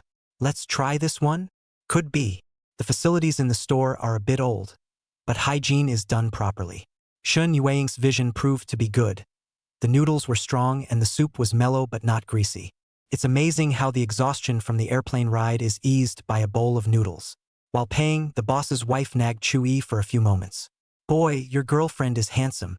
The girls who come to visit now run to that upscale restaurant down the street. She's willing to eat a $10 bowl of ramen with you." "Hardly. Trust the great mother's vision and cherish it." He nodded under the eager gaze and admonition of his boss's wife, then paid $30. Chu-yi looked back. Shun Yueying was sitting on the seat waiting for him. She didn't fit in with the slightly outdated old store. It was like the snow lotus of Tianshan Mountain blooming on the yellowish grass. One should have taken her to the fancy restaurant down the street. Thoughts flew by in a flash. "Go! What did the boss's wife say to you?" Shun Yueying quietly took Chu-yi's arm again. Intimate gestures make onlookers blush. "Do you want to hear the truth, schoolteacher, or a lie?" "To hear the truth, of course." Chu-yi summarized what the boss's wife had said to him. "She asked me to bring you back next year." Chu-yi had expected Shin-ing to respond with silence. But she was not expected to lift a smile of moving beauty. "Yeah." Such a cool response. Chu-yi couldn't tell the meaning of this trip. Is it a final goodbye or a date? He only knew that at this moment, the woman holding his arm was called Shun Yueying. Next, the two started buying some vacation essentials, like bathing suits, sunscreen. There's nothing to buy sunscreen for, the store just goes in. Wait to buy a bathing suit. Chu-yi looked at the doorway benches sitting flush with men, and knew that this ladies' swimwear specialty home shop, although there is no sign. But there should be an unspoken rule that only girls are allowed. Shun Yueying, who was holding his arm, smiled charmingly and came to his ear and whispered, "Schoolboy, want to see schoolmate in a bathing suit?" Chu-yi was confused. The charming whisper was so fluffy that it was as if an electric current was turning over the whole body. He suddenly remembered that Shan Yueying hadn't called herself schoolmate for a long time, now deliberately brought up in such ambiguous discourse. There's something about it that's hard to describe. Chu-yi had seen Shan Yueying's most vulnerable side and her gentle side, and now, having seen her flirty side as a woman, each side is so charismatic. It's overwhelming. Is this how mature and sensual older sisters take on younger students? One can look forward to it a little bit. Shun Yueying sensed Chu-yi's body tense and let go of his arm in a happy mood, and walked into the ladies' swimsuit store alone. Chu-yi found a seat and sat down. The men here are eagerly awaiting their girlfriends or wives to come out. It was as if those two words of Shun Yueying were still echoing in his ears. I had thought that senior sister Ning had flirted with herself so often that she had become immune to such things. I didn't realize that she wasn't on the same level as senior sister Shun at all. School sister Shun's words were like a light feather that teased around in her heart. Shun Yueying didn't bother to let Chu-yi wait more, and came out after entering the store for about 5 minutes. He also purposely gave those 2 paper bags to Chu-yi to hold. Sister to brother, no less, is a descending blow. Finally, she accompanied Chu-yi to buy a pair of swim trunks, all complete, back to the hotel to get ready for the beach and enjoy the view. In the room, Chu-yi looked out at the sea and the beach through the floor-to-ceiling windows. This mile is the best beach in the South Island, bar none. But in the face of such a beautiful view, his heart had long been stirred by a certain imperial sister. The phone vibrated and a message came. "Schoolboy, come here a minute." 6 short but thought-provoking words.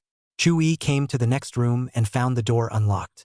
Twisting the doorknob, what came into view was a shapely, delicate figure looking out the window. After hearing the voice, Shun Yueying turned around. Falling in line, he asked, "Does it look good?" Chu-yi looked at the beautiful woman in front of him, who was so beautiful. Bathing suits aren't exactly revealing or even conservative, but her beautiful face and her swan-like jade neck were enough to attract people. Not to mention a touch of sexiness added to the originally noble and feminine temperament. The skin is frosty and snowy, tall and perfectly curved like the distant mountains in spring, and those extremely long legs that used to be hidden in long dresses, as if it were a flawless work of art. Chu-yi felt his nose get hot. Answering the question, he said, "Sister, you'd better change your set. Could it be that Hokage doesn't want anyone to see me in this swimsuit? Okay, all according to you. I'll change the set." Shun Yueying smiled, seemingly satisfied with this performance of Chu-yi. Who in the world doesn't want their beauty to charm their sweetheart? Chu-yi breathed a sigh of relief. Maybe she really did not want other people to see her in this beautiful, sexy form, like her schoolmate said. When Shun Yueying came out again, she had already changed into a more conservative swimsuit. Even the beautiful jade-like back was hidden, but she is still beautiful and untouchable. Chu-yi realized with hindsight that the original swimsuit was specially worn for himself. This is the one that sister wants to wear out. Beach. There are whole family outings where parents build beach castles with their children. There are couples who are sweet. Most of the people who can come to visit at this time of the year are from wealthy families. The face is still quite capable. However, as soon as Shun Yueying made her appearance, she became the center of attention on the beach. Like a summer queen, noble and sexy. The snow-white skin was unblemished by the sunlight. After picking a good location, Chu-yi went to the store to rent umbrellas and beach chairs and buy some drinks on the side. But just after paying, he saw that Shun Yueying on the beach seemed to be in a bit of trouble. It's a bit of a stalker's tale for a man to come and strike up a conversation. It was clear that Shun Yueying had coldly lowered her face. He rushed over. "Eh, you haven't gotten your stuff yet." The boss couldn't yell at him. Shun Yueying's beautiful eyes lit up when she saw the arriving Chu-yi. "If you want my contact info, get it from my boyfriend." The guy who hit on him saw Chu-yi, who was taller than him, more handsome than him and had abs, coming. The face was resentful. "Sorry to interrupt." Chu-yi didn't even have time to make a sound. He ran away. His height was a natural suppression. "Hokage, is everything okay?" "It's okay." Shen Yueying enjoyed this feeling of being protected. Chu Yi felt that from now on, his senior sister couldn't take a step away from his side. A scourge-level beauty is not fit to appear in public. He pulled Shen Yueying's wrist and went back to the rental store to get something. Shen Yueying didn't resist and stayed by his side, like a couple in hot love who can't be separated. The beach left their footprints in pairs. First put up the parasol, then unfold the beach chairs. The small table was set with chilled coconut milk. Facing the sea, the blue water is like the sky. This moment alone was worth a 3-hour plane ride. Not going for a swim? Shen Yueying saw Chu Yi guarding himself without moving an inch. Obviously, he would have loved to take a dip. Don't worry about me if someone comes along again. I would say I already have a boyfriend. If he keeps pestering me, I'm going to call you names. When the time comes, you come to the hero's rescue. Go on. Shen Yueying didn't want to bind him. Sister, let's go together. Seeing that he was not assured of himself, Shen Yueying indulgently said, Good. The blue, clear water is cool with a touch. Instead, the heat of summer became a companion. Chu Yi felt that Shen Yueying was like the legendary mermaid queen. It's the most beautiful view of the sparkling sea. They're late today.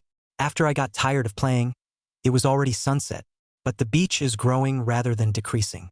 The setting sun melts gold. The azure-colored sea was paved with a golden glow.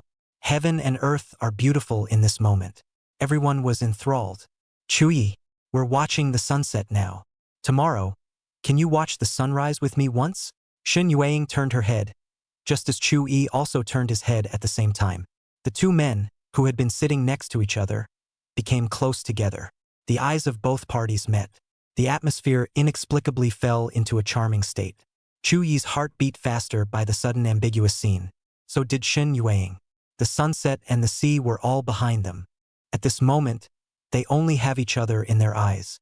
Chu Yi uncontrollably moved closer, so close that both could feel each other's breath. Shen Yueying's breathing was disorganized, and 1,000 beautiful faces were flooded with an even more beautiful evening glow in the sky. As the two get closer, she slowly closed those brimming beautiful eyes and opened her heart to Chu Yi. Chapter 63 Flowers Falling in the Wind. The setting sun casts a golden afterglow over everything on the beach. A man and woman caught in an ambiguous atmosphere are on the verge of a watery grave. Shen Yueying, who had her eyes closed, felt herself completely wrapped in Chu Yi's aura. It was as if that kiss was going to fall the next second. Suddenly, an innocent girl's voice rang out, breaking the perfect atmosphere. The little girl who was building a castle on the beach with a toy shovel pointed at them. Mommy, those brothers and sisters over there are kissing Are they the ones who are pulling the hook to be together forever? Shoo! The young woman hurriedly signaled the girl to be quiet. Shen Yueying wanted to turn her head, but she didn't expect to botch it. By mistake, he kissed the corner of Chu Yi's mouth. This unexpected kiss, as if the petals of a flower on a branch, slowly drifting down to the water. A ripple. Both men parted, both picking up the no longer cold coconut milk, their eyes drifting. The touch on his lips, however, seemed to burn into his heart. Rolling and rolling. The always calm and elegant Shen Yueying also became a bit shy. Unfortunately, Chu Yi didn't bother to look at his own schoolmate's flavor. It's more beautiful than the golden sea. Watch the sunset over the ocean. The crowd on the beach dispersed. After Shen Yueying finished her dinner, she proposed to rush to the next scenic spot and go hiking to see the sunrise. Chu Yi did not refuse. The South Island has a strong tourism industry. There are still tour buses leaving on time in the evening. Chu Yi sat on the bus, looking out the window at the flickering scenery. He felt as if he and Shen Yueying were a couple suffering from a terminal illness. Not for this world. Race against time. It was as if the schoolmistress was going to spend a few days with herself on a lifelong journey. Watch the sunset and the sunrise. This tight schedule made him feel like Shen Yueying was going to leave him the next second. The moving bus did not turn on its interior lights, all by the flickering shadows of the lights outside the car window. The trip, was it a date or a deathbed farewell? In the darkened carriage, Shen Yueying seemed to have sensed the thoughts in Chu Yi's heart, snuggled up against his shoulder as always. As if to say, I'll always be there for you. Chu Yi smelled the unique fragrance of her body, and an inexplicable power was soothing his anxious heart. Coming to a new viewpoint, there was one suite left in the hotel at the foot of the mountain. No choice. There is a strong sense of defensiveness between men and women, but Shen Yueying had full trust in him. If Chu Yi wanted to do something to himself, during the 3 days of illness, he could have torn off the mask of hypocrisy. Do what you want to do. There was no strength in himself to stop it. But Chu Yi didn't do anything bad. So that's how they got into this suite. The pajamas with soft fabric betrayed Shen Yueying's perfect curves. After bathing, women are at their most beautiful. The average man doesn't get to see them in this state. It's like an untainted lotus blooming. Chu Yi also took a shower. The two of them were making tea and drinking it on the balcony. Since I have to get up very early tomorrow to climb the mountain or I won't make it in time for sunrise. The brew is a floral tea with a calming effect. The orientation of the balcony doesn't allow for the moon to be seen, but it's enough. I did the rundown. Travelers who have visited the South Island say that the sunrise at Mount Pearl Cliff is not to be missed. Finish this drink and go to bed. Shen Yueying once again made a cup of flower tea for Chu Yi. The graceful movements are such a pleasure to watch. What's more, there's a tenderness embedded in it. Maybe the sunrise on empty Pearl Cliff isn't that beautiful. It's only the climb that adds a filter to it. Hokage, this trip will last a few days. We'll go back to Tianhai whenever you say. What? You're tired of spending just 1 day with me? Which is? Chu Yi denied it repeatedly. Shen Yueying picked up the teacup and took a shallow taste of the flower tea. The two fell back into the middle of silence, but not awkwardly. It's a very comfortable way to spend time together. Companionship and freedom go hand in hand. Good times are always short. You have to get up at 4 a.m. to hike in the footsteps of the masses. Empty Pearl Cliff is not so bad. Some of the higher mountains require getting up in the middle of the night. After saying goodnight to each other, Chu Yi and Shen Yueying returned to their respective rooms.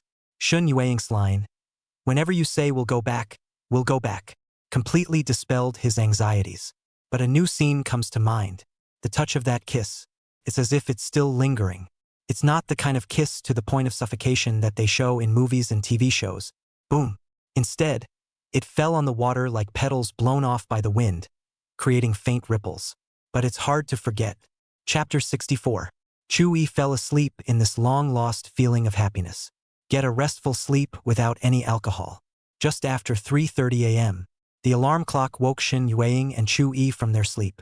They pack the necessities for the hike. I bought the same punch bowl last night and it looks like a couple's outfit anyways. Exit the hotel and head to the ticket office. A black mass of travelers, all to hike up the mountain to see the sunrise. Mtjuya is not famous compared to those famous mountains, but its shape is quite imposing. From the base of the mountain, it takes 2 hours to reach the top. As soon as you enter, there are steps that you can't see the end of. There are some solar streetlights installed in the scenic spots on the road, and Chu Yi and his team also brought their own headlamps. The old rule is that travelers who are just starting to climb the mountain are talking and laughing. Toward the back of the room, the talking became quieter. In the slightly lit dark night, Chu Yi and Shen Yueying walked side by side. With people around you, steps with no end in sight didn't seem like a big deal. Compare that to other travelers whose giddiness turned into complaints. How much farther? For their part, they are at peace. Even started to imagine how beautiful the sunrise would be from the top of the mountain. Hopeful. Holding each other's hands together at some point. Maybe when Shen Yueying almost stepped off the steps. Or was Chu Yi walking too fast when he slowly stopped? It's all irrelevant. The important thing is that they didn't give up on each other or complain about each other. Even if I'm tired, even if there are more steps than I can count, I'm still moving forward with determination. After walking for more than an hour, when we reached the halfway point of the mountain, Chu Yi noticed that Shen Yueying's footsteps were getting slower and slower. Frowning. At first I thought it was because she was tired, but judging by the way she was walking, it didn't seem that simple. What's wrong with you, schoolteacher? It's okay. Let's go. It'll be sunrise time soon. Can't miss it. Let me see your right foot. When a man should be tough, he should take the initiative. That's something Chu Yi does very well. He squatted down and lifted up a section of Shen Yueying's pants.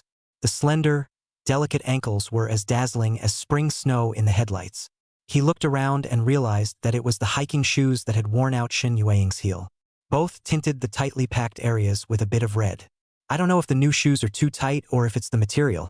Continuing to go on will only make the trauma bigger and bigger. In this case, take one step and it hurts. Hokage. We just passed the start of the second section of the gondola. Why don't we forget about it this time and wait another hour while we watch the sunrise from halfway up the mountain? Then take the cable car down the mountain. No, Chuyi, I don't want to give up. I made up my mind before I came to climb this mountain. Windy or rainy, I will walk to the top of the mountain. Walk me up, will you? In my eyes, you're a man who won't give up in the middle. There was firmness in his own schoolmate's pleasant voice, and his gaze did not flicker. It was as if she wasn't the one who had just slowed down from the pain. Chuyi sighed. Come what may. He bent over and turned his back toward Shen Yueying. Come up here, schoolteacher. I'll carry you. You can't catch the sunrise if you walk up slowly. Shen Yueying also did not poke at his excuse. Since her intended lover cared about herself, of course she had to seize the opportunity. Taking 2 steps forward, a pair of jade arms wrapped around his neck. Chuyi only felt a burst of fragrant soft and warm touch coming from his back. Hurrying to collect his thoughts, he got up and took a step. Schoolboy, am I heavy? To hell with it, she's back to calling herself a schoolmate. Not heavy. But, sister, can you stop talking in my ear? If this goes on, I really don't have the strength. As the saying goes, a good woman is not 100. Her long, delicate frame didn't look heavy. Shen Yueying looked at Chuyi's reddened ears and teased his heart. But she's a woman who knows what she's doing. It was abandoned. Put me down when you get tired later, understand? She said softly. Aha! Fellow travelers saw the scene and felt that Chuyi was bursting with boyfriend power. I can't believe I'm climbing a mountain with my girlfriend on my back. Gradually, Shen Yueying realized that Chuyi's neck was already sweating. Chuyi, put me down. I'll walk by myself. It's holding up. After traveling a little further, Shen Yueying could already hear Chuyi's panting. Firmly down. But it's not good to move around on the steps, and if you're not careful, both of you will roll down. Don't push yourself. I've got a minor foot problem. Just bear with it. Her heart ached for Chuyi and her tone became gentle. Hokage, I'm not sure why you're so insistent on going to the top of the mountain. But the moment I carried you on my back, I also felt that something was waiting for me at the top of the mountain. Soon. I don't want to give up now either. Believe me, Chuyi has a habit of running at night. Every once in a while he would try his limits. 1 lap and then another. By the toughest moments, the heart was beating wildly and the body was as heavy as lead. Giving up is only a moment away. Persistence, however, requires great fortitude. Besides, it's nowhere near that point.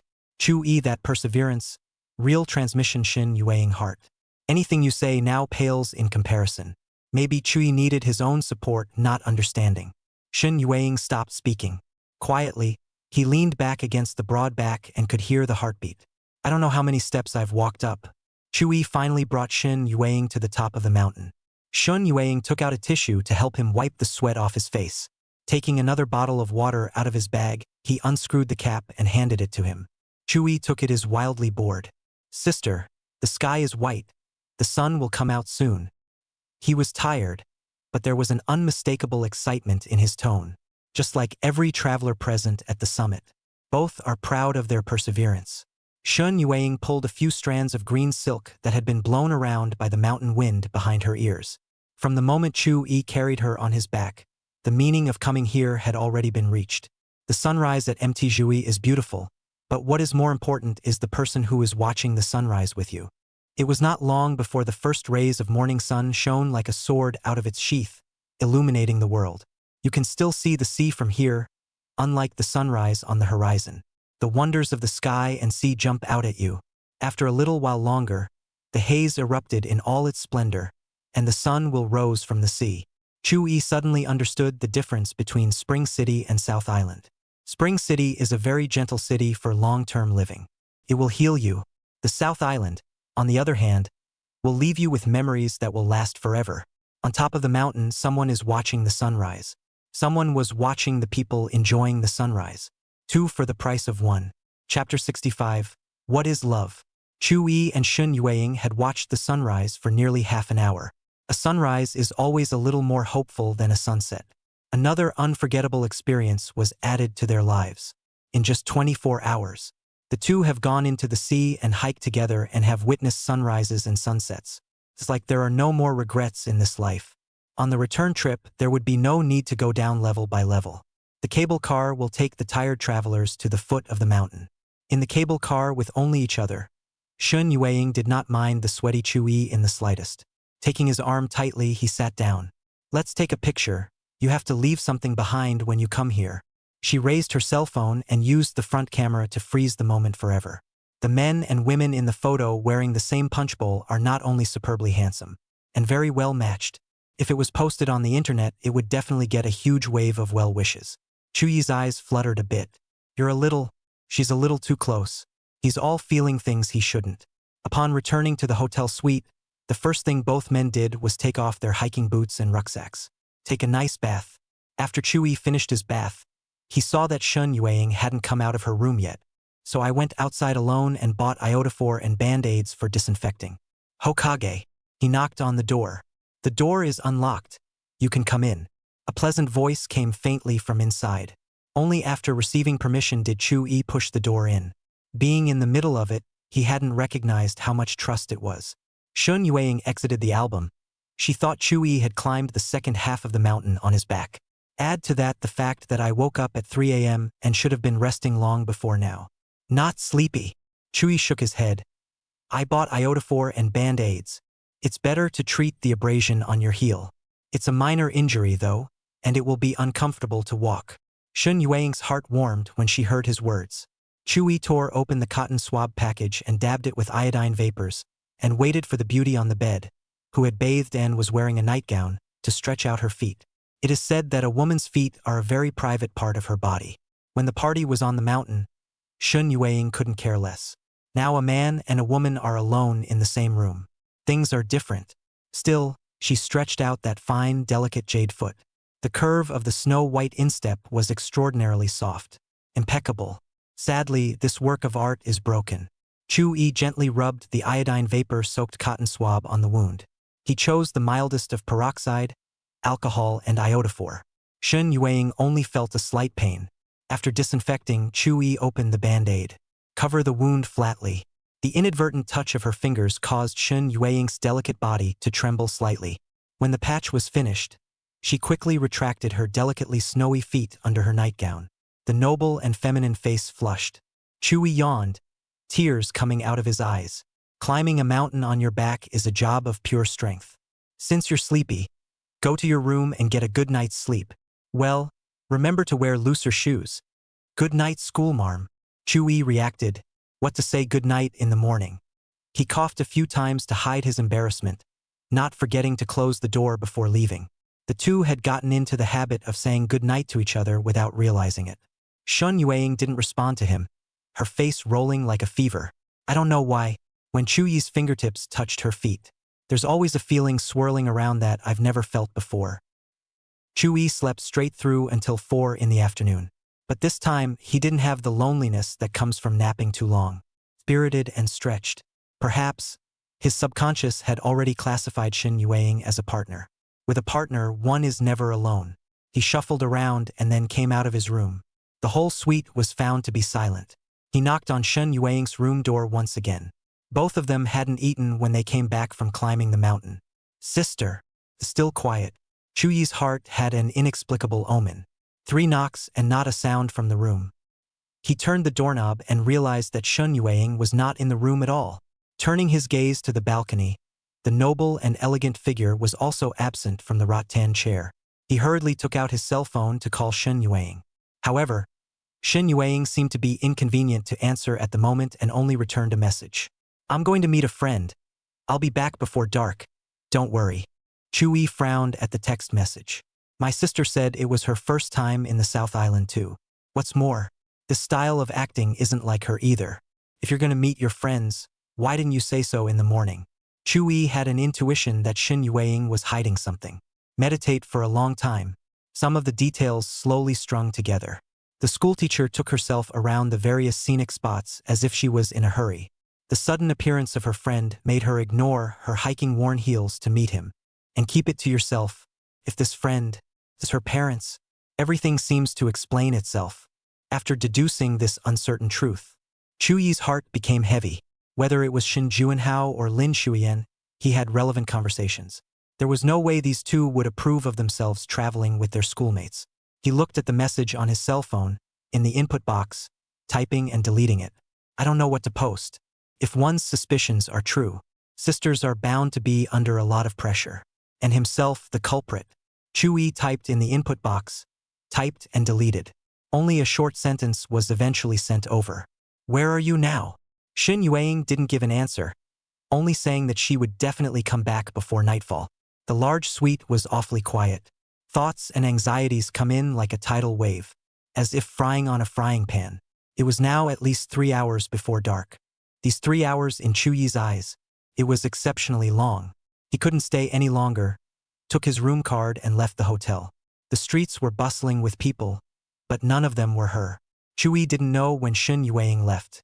He wanted to go near the South Island airport, but he was worried that if he went there, his schoolmate would be back just in time. Miss each other. Waiting. How hopeless it is. Tired of walking down the street, he came to sit in a candy store. This position still allows you to see people coming and going on the street. This one is for table 2. Hurry up and serve it. Don't rush me. I'm busy as a gyroscope. If I had known that following you in the first place would be a laborious life, I wouldn't have married you. Every day I can't get one more waitress to be recruited. The boss's wife made to complain about the boss. Chu-yi, whose attention was originally outside the window, heard the conversation between the two and thought of many things without reason. If you are bold enough to leave your schoolmates behind, at some point after the spark of love passes, the two fight. Will she regret it as much as the boss lady in front of her? Regret giving up on your ambition to study abroad? By then, how can one make up for this twisted part of her life? There doesn't seem to be any way to make up for it. Compared to being with yourself, it's full of instability and unknowns. It's obviously better to go after your aspirations and further your education at a top business school. Chu-yi couldn't help but think, what is love anyway? Is it the selfish possessiveness that prevents a favorite from getting better? Maybe. Love is becoming. At this moment, Chu-yi both wanted Shin Yueying to come back and did not want her to come back. The sugar water that the boss's wife served him, obviously with honey, was extraordinarily bitter. Chapter 66. Going to live an ordinary life with you. After the break, come out of the candy store. Chu-yi continued to walk aimlessly through the streets. It turns out that a bustling city can really become empty because of one person. 5 o'clock in the afternoon. 6 points. Chu-yi seemed to be lost, took out his cell phone to turn on the navigation, and desperately ran back to the hotel, because she said she'd be back before dark. Yet when he panted and pulled out his room card to open the door, the suite remained as quiet as it had been before he left. There's no one in there. Chu-yi came to the balcony. The sun was now entering the sunset. It's beautiful. The sky is filled with clouds. Instead, he wished time would pass slower, a little more. The huge golden sun will slowly sinks. Unable to retain. The world is always full of facts that are not subject to your will. Both things and people. Time passes by. The cell phone sitting on the coffee table didn't budge. The door of the suite, too, came with no movement of being opened. Chu-yi just quietly watched the sunset. From aesthetic to final afterglow to total darkness. The expectation in his heart was slowly dying out. But everything has to come to an end. This trip too. Chu-yi picked up his cell phone that was not on silent mode and dialed Shin Yueying's number. Still, as before, no one is getting through. An airplane with navigation lights on flew over the night sky. Perhaps, Hokage is now on a flight back to Tenkai. The idea was uncontrollably crazy. Turns out you're not as dashing as you thought you were. The ending that was clearly foreseeable 1,000 times over in the back of my mind. It's great that your older sister is studying abroad.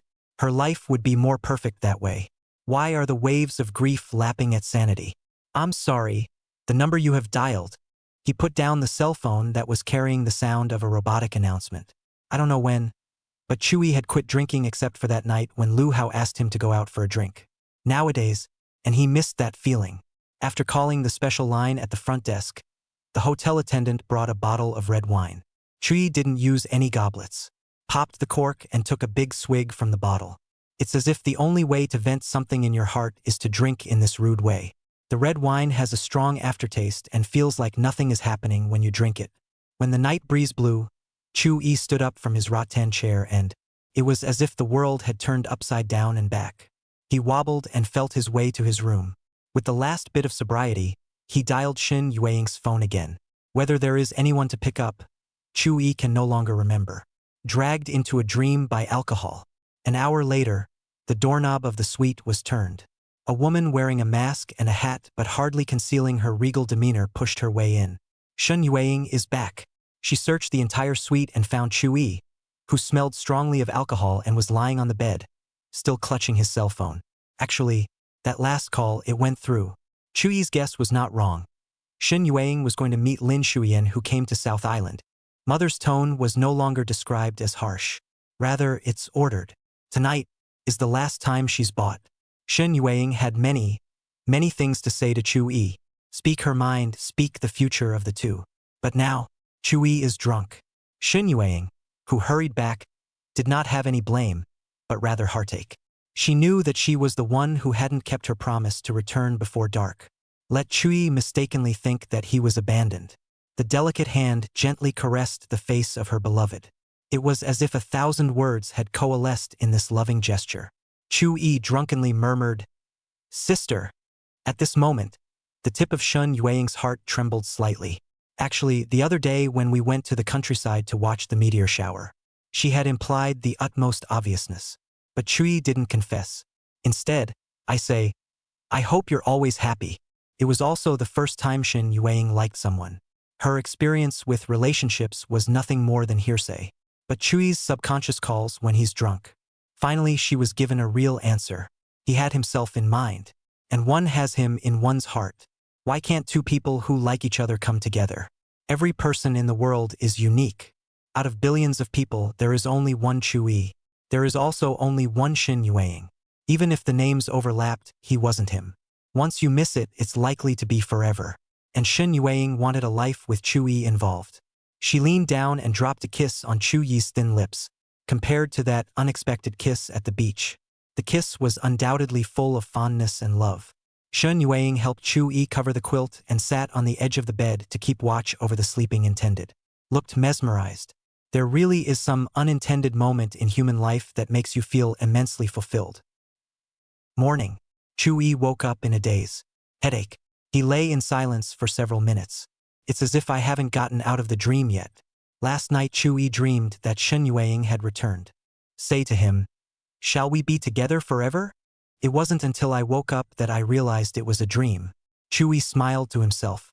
Sitting up, his mouth was dry and he wanted to get a drink of water, only to find a glass of water sitting on the nightstand.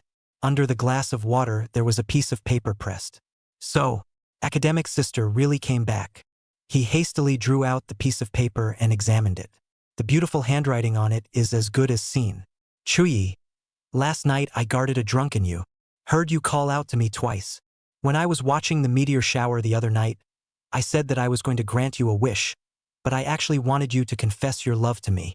And you said you wanted me to be happy forever. I'm happy and sad. Happy because you wished for me. Sad because you can't understand such an obvious hint. I was wondering if you didn't get it or if you didn't want to get it, and I finally got my answer last night. You seem to have a pessimistic attitude toward love. So much so that the ego is shielded to a point of obtuseness. By the time you read this, I'll probably be on a plane out of the South Island with my mother. That doesn't mean it's over. Remember I gave you a key? If you like me too, just bring it to me. I'll be waiting for you in that room. As long as you're here, I'll have the courage to go and live an ordinary life with you.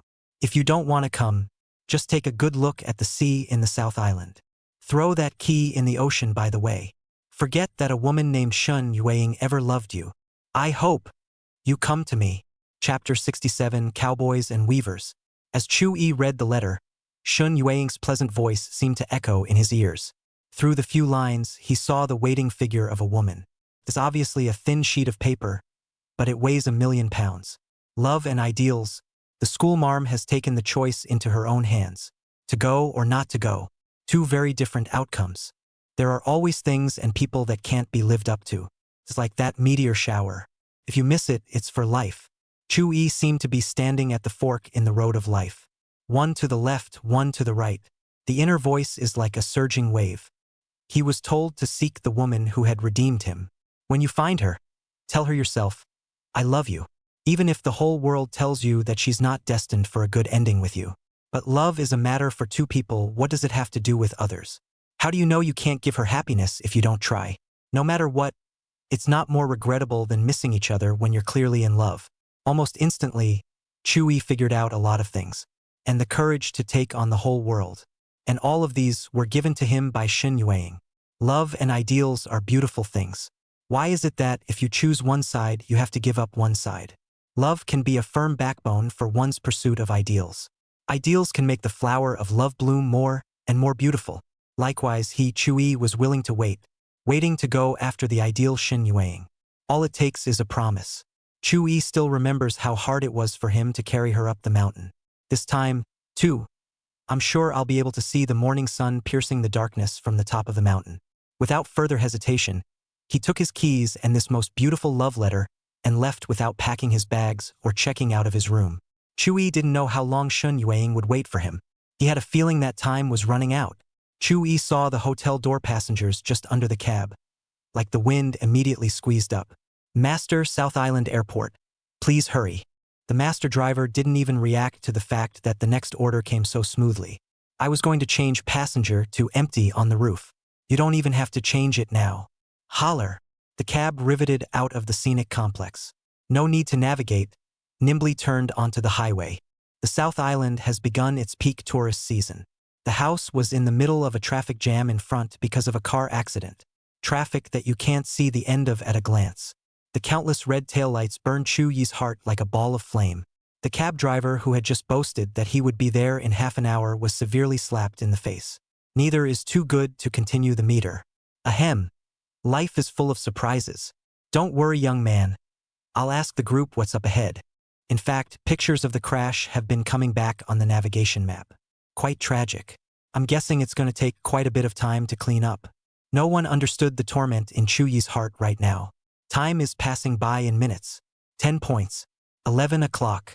That feeling is not as bad as taking a knife to your body. Chewie, who had always refrained from placing his hopes on vain things, now actually begin to fantasize about a helicopter that will come whizzing by and throw down a rope to save them. He stared straight ahead at the car. It was as if the next second, this dragon of cars trapped on the highway would move.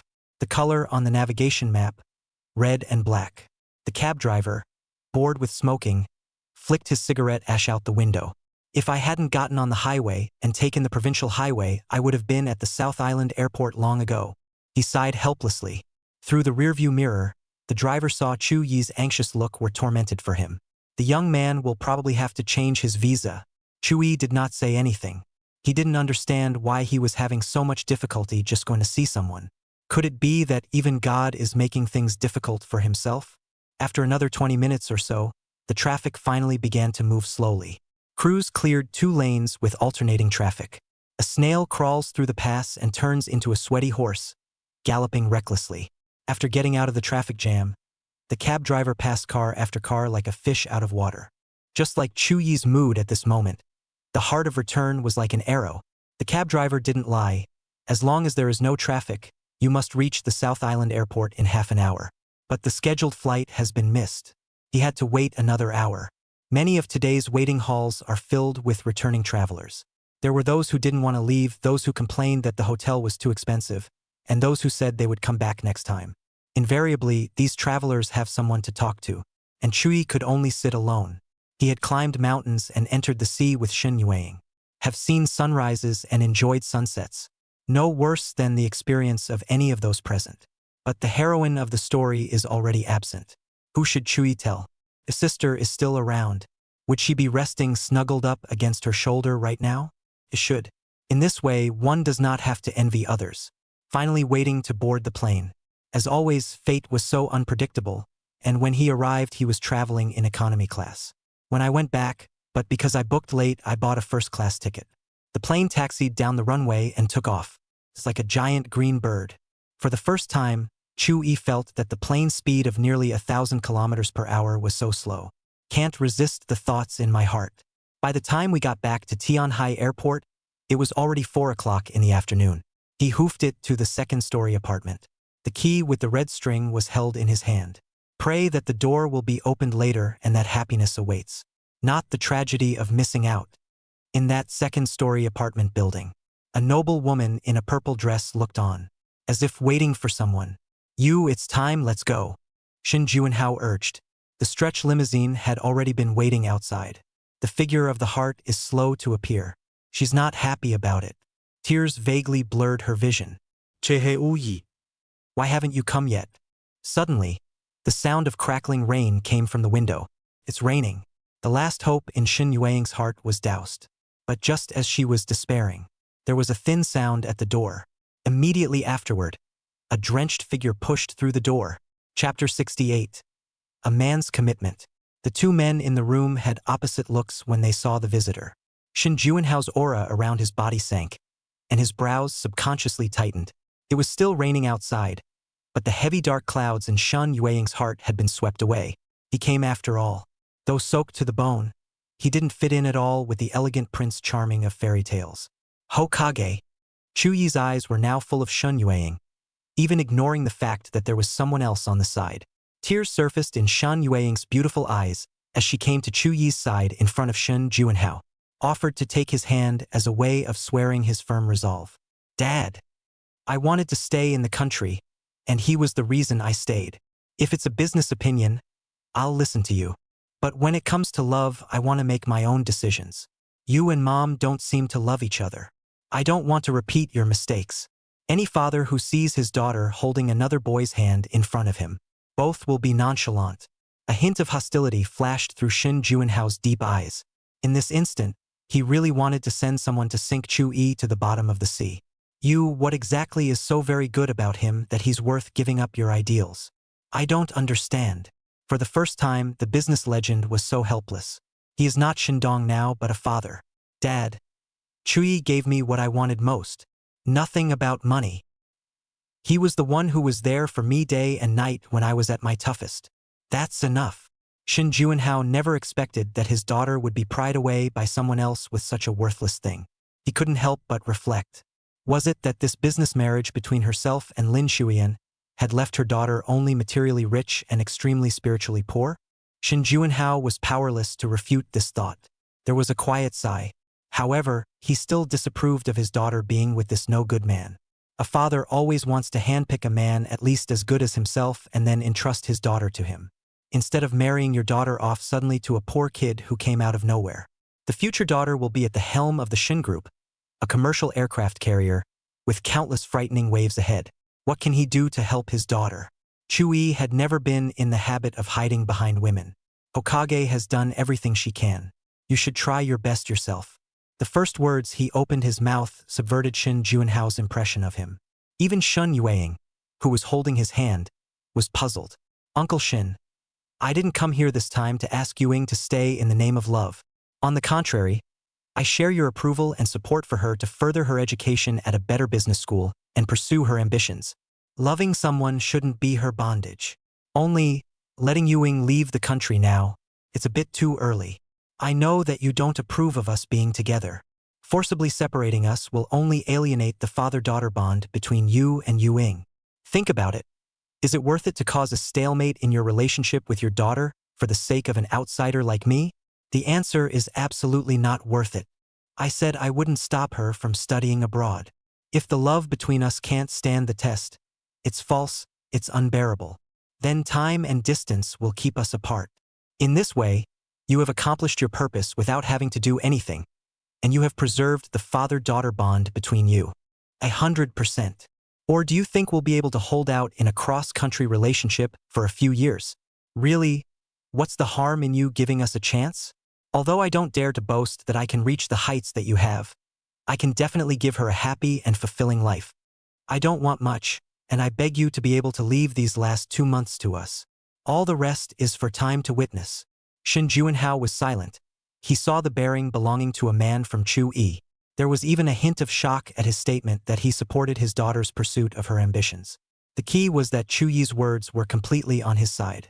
Let your daughter resent herself for the sake of an outsider. Is it worth it? Totally not worth it.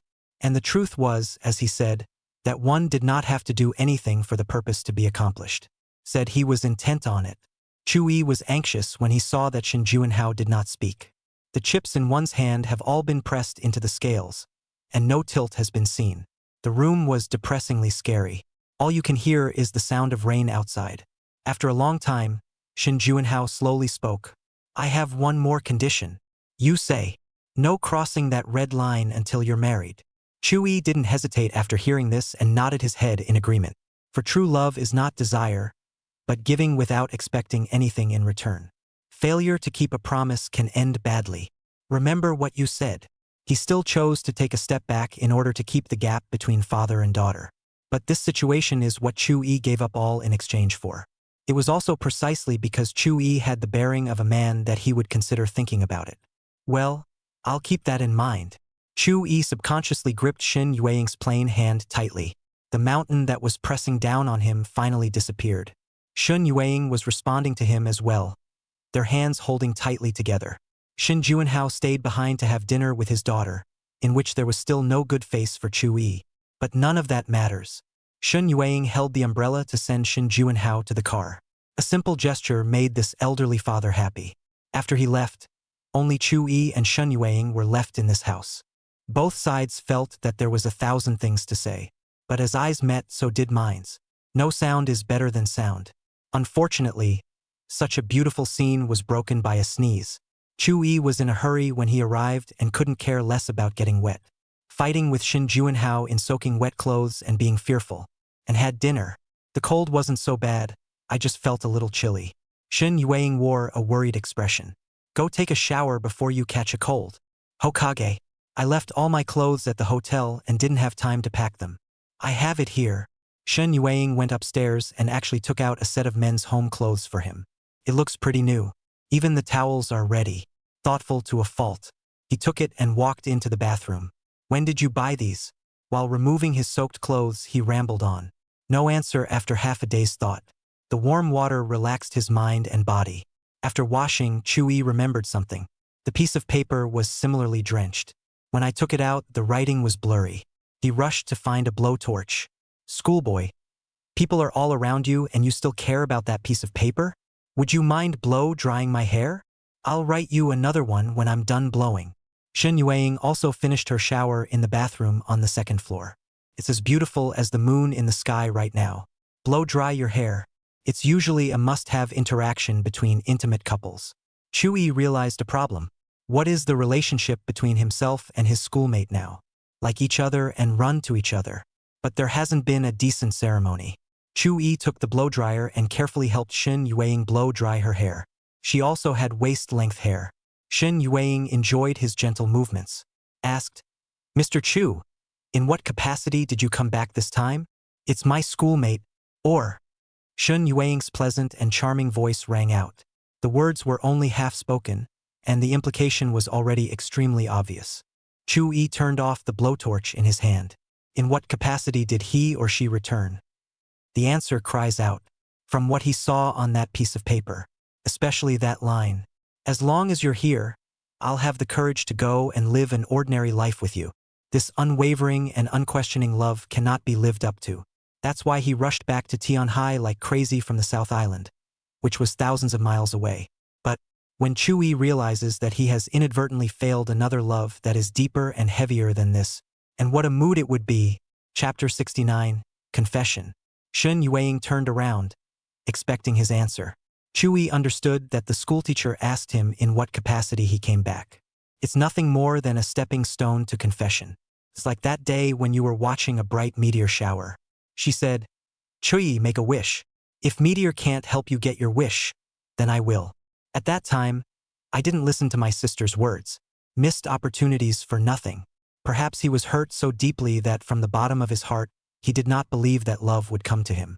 If one suddenly and with hindsight understands the meaning of these two sentences late at night many years later, will there be no recourse? To fault someone is not something to be taken lightly, because what you're missing out on is a life with her in it. Luckily, sister didn't give up. Use the "owe you a trip" excuse. Take yourself to the South Island. Look over the mountains and the sea. See the sunrise and sunset. It took 2 people to get to this point. All of this, Chu-yi only woke up now. The schoolteacher had taken 100 steps toward herself. What reason would one have not to seize this opportunity? Do you really have to make her confess to you before you'll stop? In the letter left behind, the schoolteacher had already confessed once. It's time to take your turn. He took a deep breath. Seriously and a little nervously, he said, "Sister, I like you. Can you be my girlfriend?"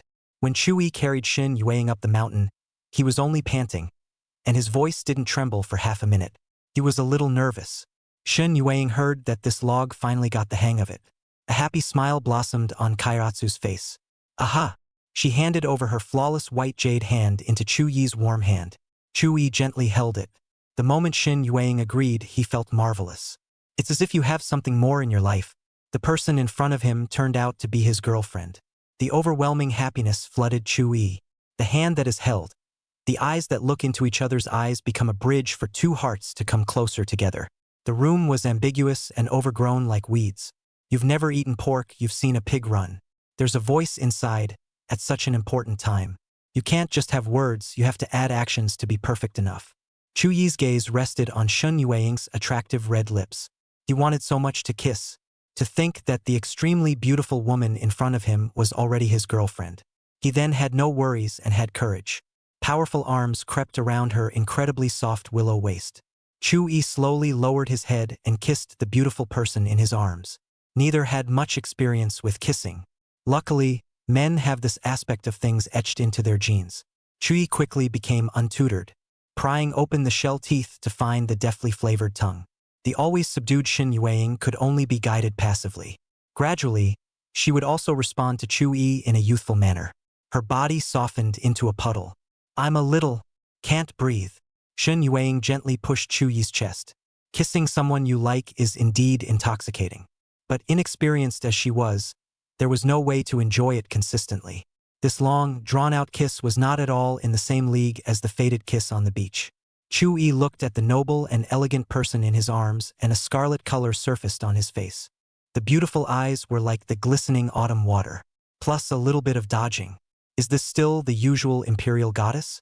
Honestly, the kiss was great, but it was also boringly short.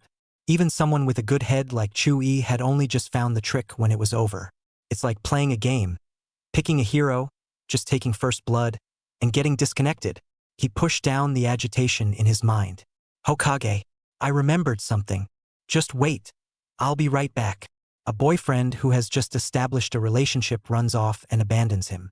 And once a woman falls in love, no matter how calm and collected you are on a regular basis, it's all wishy-washy in this situation. Shin Yueying thought about it. Could it be that he had terminated the kiss and made Chu-yi unhappy? Kissing also falls within the realm of girlfriend obligations.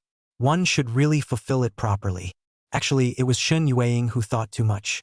This long kiss that stopped halfway did leave Chu-yi extremely unfulfilled. Getting angry over that little thing is never going to happen. I can't kiss tonight. I'll kiss tomorrow. People with girlfriends are just so arbitrary. He left in a hurry because, when others confess, they always bring a bouquet of flowers. Though the odds are that the schoolteacher won't mind that sort of thing. But Chu-yi hopes that someday when she sees someone else confessing their love and giving their girlfriend flowers, she will remember that she received a bouquet of flowers in the first place. Blessings, no need to be envious. Originally, Chu-yi could have used his cell phone to have someone sent to him through the platform. But the flowers for confession, it is better to buy them yourself to be more sincere. He went to the nearest florist and bought the most expensive bouquet of roses. Then hurry back again. It was more tense than it had been this morning back in Tenkai. In the bedroom, Shin Yueying was worried when she saw Chu-yi's delayed return. The next moment he burst in with a bouquet of roses that were ardent and fiery. "Sister, for you." Shin Yueying took the bouquet of roses and gently sniffed it. The aroma lingers on the tip of the nose. Growing up, there have been many boys who have sent flowers to Shin Yueying. She refused them all. Turns out to be true to the saying, everyone loves flowers, unless that bouquet is from someone who doesn't like it. Shin Yueying's heart had sweetness surging through it. "Thanks." She keeps these delicate roses in a vase in her living room. Otherwise, without water to moisturize it, it will be yucky by noon tomorrow. She couldn't afford to give it up. After placing the flowers, there was an extra touch of flirtation in the atmosphere of the two getting along. It's that phenomenon of looking at each other and then dodging like a subtle electric shock. Chu-yi offered to watch a movie together in order to alleviate this wonderful awkwardness. Shin Yueying readily agreed. The two seemed to go back to those days. In the dimly lit room, the curtain on the wall dropped and the projector became the only light. Shin Yueying snuggled into Chu-yi's shoulder as usual. It was undeniable that she had a deep sense of dependence on Chu-yi. Although occasionally will go as a mature and sensible school sister to Chu-yi this year under the school brother flirtatious. And Chu-yi, in a quiet way, took her white, plain hand. It's delicate and warm to the touch. One can't help but play with it. Shun Yueying indulged these small actions of his and did not make a sound. Time slipped by without a word. It was late at night and time to go to bed. Chu-yi couldn't help but remember when Shun Yueying had asked him to go to bed. Plus his girlfriend was snuggled right up against his shoulder and could smell the ethereal body odor. Bloodthirsty youths with juvenile scenes began to pop into their heads. Ahem. He touched his nose sheepishly. If we really stay here, there's no guarantee that someone won't get killed. After all, Chu-yi wasn't a willow. It's getting late. I'm going back to the next room. Learn. Chu-yi paused and thought it was time to change his name. My girlfriend, good night. The words were a little meaty to him, but falling in love involves hitting the ball hard and straight. Say what you have to say. This beautiful woman beside him is his girlfriend. Shun Yueying felt her face burn a little. Wait. Before Chu-yi could come to ask, the soft red lips had already kissed up. In a dimly lit environment, one's senses are sharpened. Chu-yi exclaimed in his heart. Senior sister, you're playing with fire. Chapter 70. Who is it? As we all know, kissing your girlfriend yourself and your girlfriend actively kissing yourself are two completely different feelings on a psychological level. It's simply about loving and being loved. The projector was the only thing left glowing in the dimly lit room. Chu-yi turned passive into active, guiding this goodnight kiss. The two figures embracing each other slowly collapsed onto the large soft bed. There was the sound of clothes rubbing together slightly if you listened closely in the room. This time the kiss was much longer than the last. Shun Yueying seemed to have found the trick to breathing through her nose when kissing. Nonetheless, she panted a little as her lips parted. While Chu-yi's breathing became thick and hot, the two of them collapsed on the soft king-sized bed. Shun Yueying's brimming beautiful eyes containing light, and Chu-yi, who was staring at him, was running gasoline through his veins at the moment. A little goes a long way. Shun Yueying finally realized that she was playing with fire. Originally, she only wanted to make up for compensating her boyfriend for interrupting that kiss at confession by herself. Who would have guessed that it would have evolved into this scenario? Chu-yi. Shun Yueying's voice carried a hint of showing weakness. But how does a voice that melodious sound like acquiescence? The knot in Chu-yi's throat slid. As far as the eye can see, there is the most beautiful view on earth. 1,000 beautiful faces. A snowy neck as graceful as a swan's. He was on the verge of turning into a hungry wolf. Thankfully, the last string of sanity didn't snap. Shun Yueying sensed the fiery breath moving away from her. After the heat, it's hard not to lose it. Even apart from that promise. Himself and his schoolmate just got together. Just so anxious. Though it was true that he could have used some verbal coaxing in that atmosphere earlier. Gentleness in movement, half pushed to reach the goal. But is the schoolteacher willing to surrender her most precious possession so soon? Love is between two lovers. He turned off the projector, leaving only a night light, and left after saying good night to Shun Yueying again. The faint light vaguely outlined the delicate curves of the woman lying on her side on the bed. Shun Yueying's heartbeat hadn't slowed down yet. In that atmosphere just now, Chu-yi's gaze at himself was extremely aggressive. Not like the usual him. Shun Yueying had thought that her body was about to be handed over in a haphazard manner. Truth be told, she wasn't quite ready for that. More or less uneasy, so gently shouted Chu-yi's name. As a result, he hardened the desire in his heart. Let yourself go. Shun Yueying was reminded of a saying at this moment. Love is restraint and patience. This was something that Chu-yi had already demonstrated to her. Chu-yi went to take a cold shower before returning to the guest room. He went to bed and tossed and turned. The thought of a schoolmate becoming his girlfriend. Chu-yi just couldn't help but be in a stirring mood. Sensible again. He recognizes that this journey of love has only just begun. There is no telling how many difficulties and trials await them ahead. It was as if the calm sea was full of undercurrents. At any moment, the little ship could hit the rocks and sink. Love brings happiness to Chu-yi and at the same time brings troubles. He was confident that he would go all the way with his schoolmate. Chu-yi and Shun Yueying slowly fell asleep in various thoughts. Do they end up separated in a sea of people, or do they stick around until the end? No one can give an answer.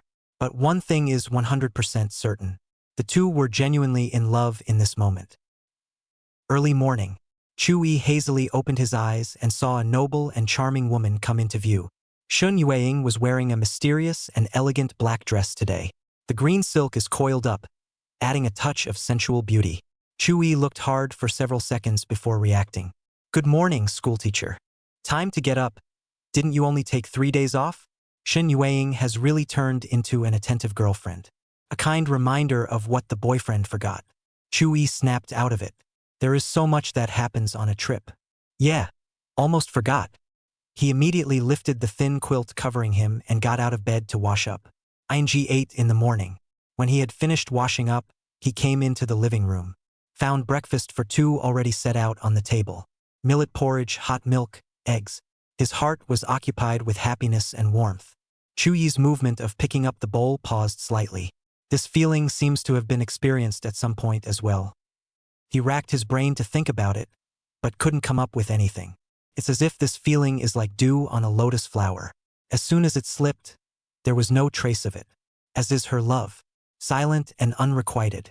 Chui, you forgot that rainy evening with a gentle, virtuous woman. Made you a far more substantial dinner than this breakfast?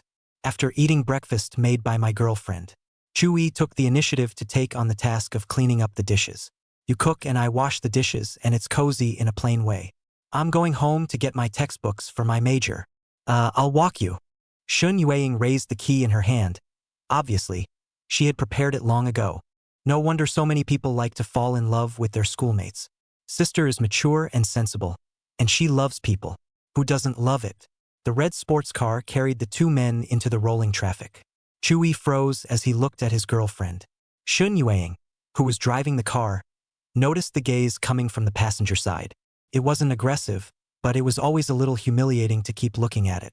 She remained outwardly subdued, but the ears were slightly red. Today Shun Yueying did use more effort to dress up than usual.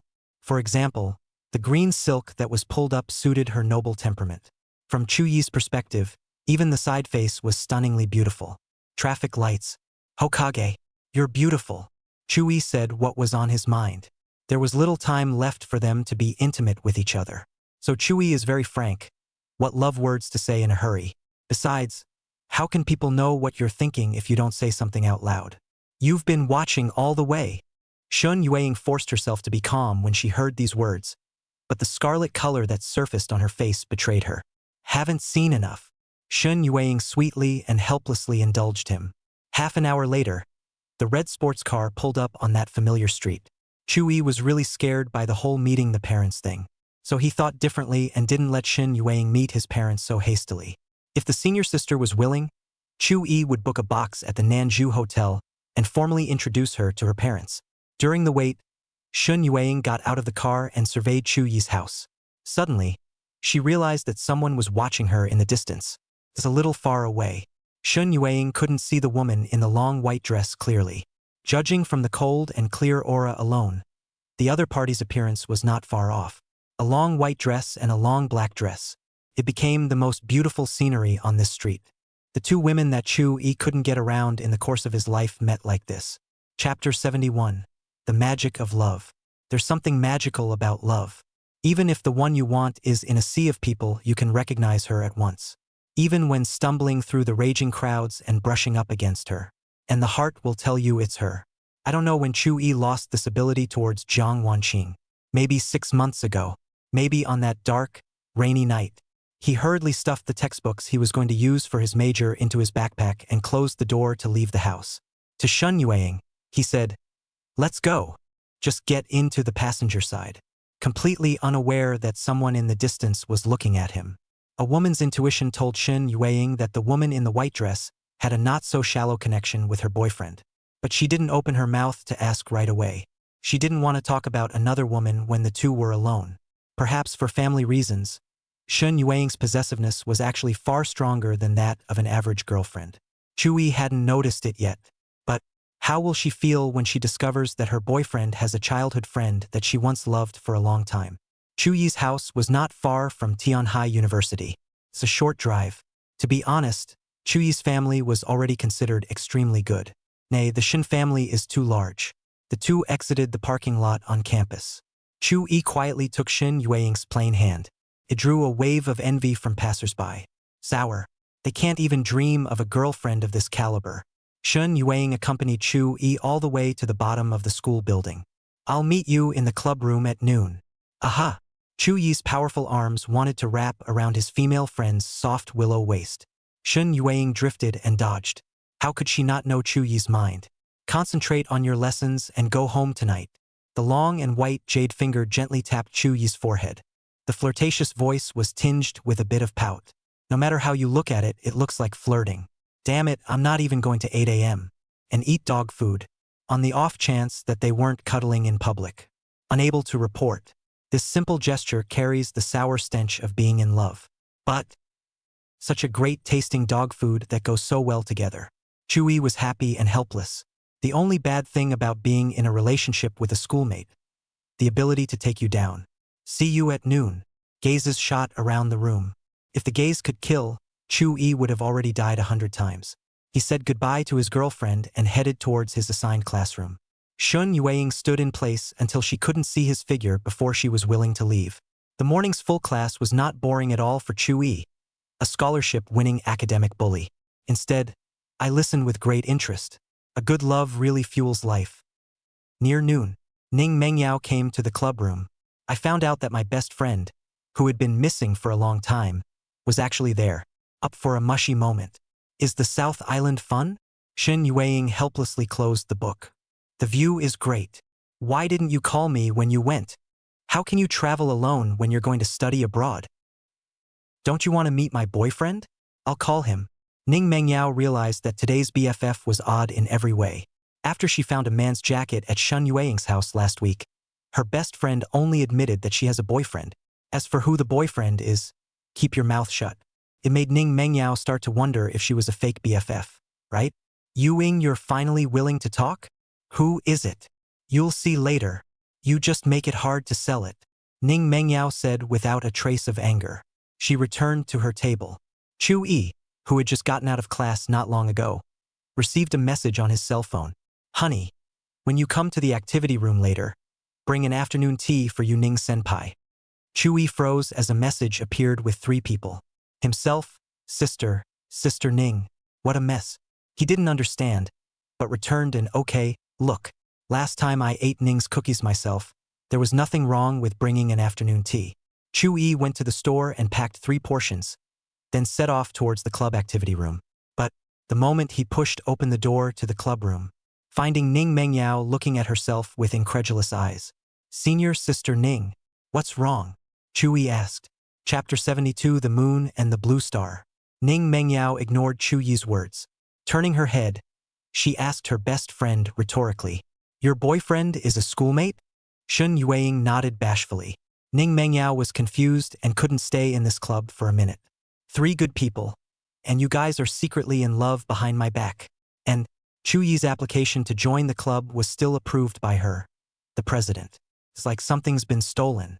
Ning Mengyao felt that she had lost both her good girlfriend and Chu-yi, her schoolmate. Chu-yi took out the dessert and black tea from the paper bag. Your own girlfriend is certainly a priority. Then to Sister Ning. Ning Mengyao took a sip of black tea and had to accept the cruel truth.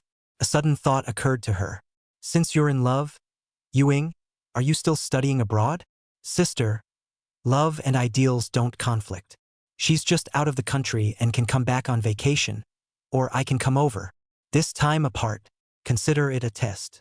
Chu-yi snatched the answer first. He didn't want to leave this dilemma to Shin Yueying. Ning Mengyao looked at him seriously. I've never been in a relationship, but I've been in countless previous ones. Even the moon, if it gets too far away from the blue star, it goes out of its established orbit. Not to mention the people?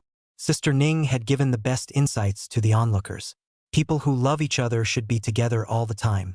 Like stars and planets attracted to each other in the vast universe, traveling together in the unknown darkness. Chu-yi admitted that she was right, but the bureau thought better of it. If the schoolmate had fallen out with her family, given up her ideals and the rich life she was supposed to have for her own sake, is this love still love? She loves you and is willing to give up a lot of things. You can't help but think of her. Even if the worst comes to the worst, the love between the two cannot stand the test of time and distance. Her vision will still be realized. Won't end up with nothing. This was also Chu Yi's lowest level of logic. The best outcome, of course, it's both love and ideals. Buzz. Chu Yi's cell phone vibrated and actually received a message from Ning Mengyao. Your senior sister Shin is easy to soften. Soften her up a few more times and she might stay. I put in a good word for you and foolishly sang the opposite. It's not a crime to be selfish in love. She's too good. Although I stayed in school for graduate school, in the future, your sister Shen went abroad and found a better one to dump. You don't come looking for me to cry. Who told you not to listen to me? Chu Yi read the strong concern. He replied with a verse indicating his attitude. If love lasts forever, how can it last forever? Go tell that to your girlfriend. Inexplicably, Chu Yi felt that Ning Mengyao was angry. The lunch break wasn't long. Chu Yi has class this afternoon. When the class was over, he realized that his girlfriend had been abducted by Sister Ning. Shen Yueying called to say, today your senior sister Ning is going to stay at home. Chu Yi heart regret. It seems that the heart misses alone time is gone. But he just sighed a little. The two are good girlfriends, shopping and all. Anyway, it's good that Yueying is happy. Love. Just a part of life. And family, friendship, career, ideals, and so on and so forth. Chu Yi won't try to bind the one he loves. On the phone, Shen Yueying used the term darling for him. It greatly made up for his loss. Nightfall. Detached second-floor apartment. In the bedroom, the two beautiful women, each with their own unique style, had already bathed. Sitting on the edge of the bed in her elegantly soft nightgown, Ning Mengyao kept asking her best friend how she got together with Chu Yi. Shen Yueying had no choice but to speak briefly. Ning Mengyao nodded after hearing this. It's meant to be. It does deserve to be together. Schoolboys got such a strong fixation. After living with you for so long and traveling in pairs, I can't believe I'm still holding it together. Ning Mengyao's topic jumped suddenly. I guarantee that if he gets a taste of it, he'll never let you go as willingly as he is now. She surveyed her best friend's perfect curves and was truly envious. As a woman myself, I marveled at it. I'm afraid the schoolboy is sinking in minutes. How far did you get with him? Chu Yi ate very little for dinner, because later on he's going for a night run, carrying Shen Yueying on his back to climb the mountain in the South Island. He was tired and sweating profusely, so want to work out again. It's not that he's in poor health, it's that Chu Yi is too hard on himself. Other people climb a mountain alone and consider it a success when they reach the top. He's good. He climbed the mountain on his back and wasn't satisfied when he made it to the top. Half an hour later, he changed into sneakers and gym shorts and set off. The route is well known and a full lap counts as 3 kilometers. Night running was a habit he had long ago. The original intent was to get a good workout and protect someone. The night was quiet and there was a breeze blowing. Things on this street were all too familiar. There are memories everywhere. Chu Yi could only speed up his pace to keep his mind free. But what's coming can't be avoided. 2 laps into the run, the streetlight ahead. There is a cold and absolutely beautiful woman. She's waiting. Chapter 73. Chu Yi's footsteps gradually stopped. The 2 men who were once inseparable in their respective lives meet on this most familiar of streets. Now they look at each other like strangers without words. The 2 streetlights were close together, a few steps away. The pair of childhood sweethearts in the eyes of the world could never get any closer. The wind at night was like a fond memory of their 20 years, invisible but real. Jiang Wanqing wanted to say something, but realized that there was no way to talk about it. It was difficult to even call his name softly, as he had done before. Chu Yi walked forward in silence. On the verge of missing it, he heard a familiar voice ring out. Chu Yi. Who was that girl who brought you back today? There was no way for Jiang Wanqing to not care that every move between Chu Yi and Shen Yueying carried a unique atmosphere. Déjà vu. It's like the old her and him. In the short few breaths of waiting for Chu Yi to answer, Jiang Wanqing's heart seemed to be pinched by a large invisible hand. She was afraid of hearing news that couldn't be undone. But some people, lost is lost. No matter how good it once was, she still heard the last thing she wanted to hear. She's my girlfriend. We've been together since yesterday. If we turn back the clock 10 years. At that time, neither Chu Yi nor Jiang Wanqing would have believed that they and the other would come to this point. 20 years as a childhood friend. How many 20 years are there in a lifetime? The best years of your life are included. They were supposed to share a bath of love and then enter into marriage, as the world says. The reality is quite the opposite. Jiang Wanqing, who had always been as cold and clear as snow, suddenly could not see clearly. Tears blurred her vision uncontrollably. These two words, like the sharpest knife, went straight into the heart. That feeling of losing the most important person hurts to the bone. Chu-yi skimmed his eyes and looked at the path he was going to take, stepping forward. Walk out some distance. The wind delivered her choked words. Chu-yi, once you was in love with me, right? Kang Wanqing was not questioning the incomparably beautiful past of the two. She's like the person who can't accept reality and carves her way through memories. Pray for an overdue answer. Now about all this, and what's the use? Chu-yi said softly without turning around. Just like that bouquet of birthday party roses. Long since withered. Kang Wanqing may never know what she missed that night. Not just a bunch of dainty roses. It's not just Chu-yi's birthday party either. Instead, it's a life with Chu-yi. But none of these old things Chu-yi wanted to talk about anymore. He could answer Jiang Wanqing, I loved you. This is the truth. Chu-yi really loved a young girl in school uniform for many years. But now he has someone who is truly unbeatable. Love is a word that can only be said to her now. Otherwise, this love is not flawless and pure. Chu-yi stopped stopping and walked in the direction of his home. There is a stone bench at the corner of the road. It had been there for as long as Chu-yi could remember. Once when Chu-yi ran at night, a young girl with a high ponytail would sit and wait, watching him hold on lap after lap. The young girl would also carry a blue water glass with her. When Chu-yi finished running, she would hand over the cup of water and would use a tissue to help Chu-yi wipe the sweat off his face. But I don't know when they got separated. Leaving the stone bench in place. Chapter 74 Warm as Water. Chu-yi returned home. Sitting in the living room, Lu Wei said, Fang Xiaoqing came to look for you. I told her you went for a night run. See her. Aha. Said that you can't know a son like his mother. But her son's short answer kept her from guessing the follow-up. When Lu Wei still wanted to pursue the question, Chu-yi had already gone up to the second floor. He stripped off his gym clothes and let the warm water wash the sweat off his body. Get out of the shower and dry your hair. Chu-yi picked up his cell phone and found that there was no text message from his schoolmate. Then I thought of calling her. In retrospect, the two were together minute by minute when they were in the South Island. The accommodation is also in a suite. It's amazing how raging the thoughts are now that we're briefly apart. Chu-yi's thoughts might have reached Shen Yueing. He was just about to call when the video call screen popped up. It reads, Schoolmarm. The two had been boyfriend and girlfriend for a full 24 hours. Chu-yi didn't have time to change his memo. But Shen Yueing's note to him was never schoolmate. Chu-yi picked it up decisively. A noble and elegant woman came into view.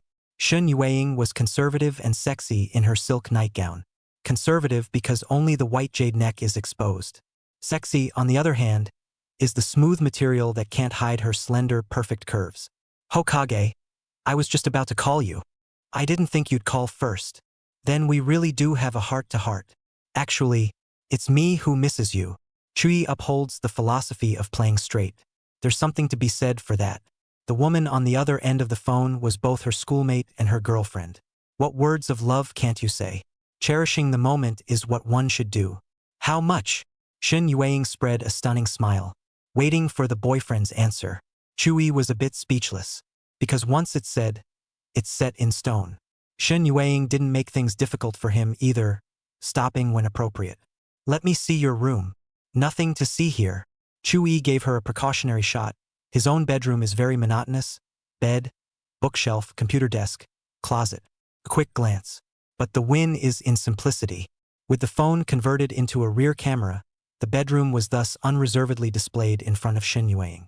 Before he could finish his tour, another nice voice came from the other end of the phone. Yuing, what are you doing standing alone on the balcony? It didn't even need to be recognized. Chu-yi heard it. The sister Ning. Honey, I'll see you tomorrow and we'll talk. Shen Yueing's charming voice was slightly helpless. Aha! The phone was hung up on.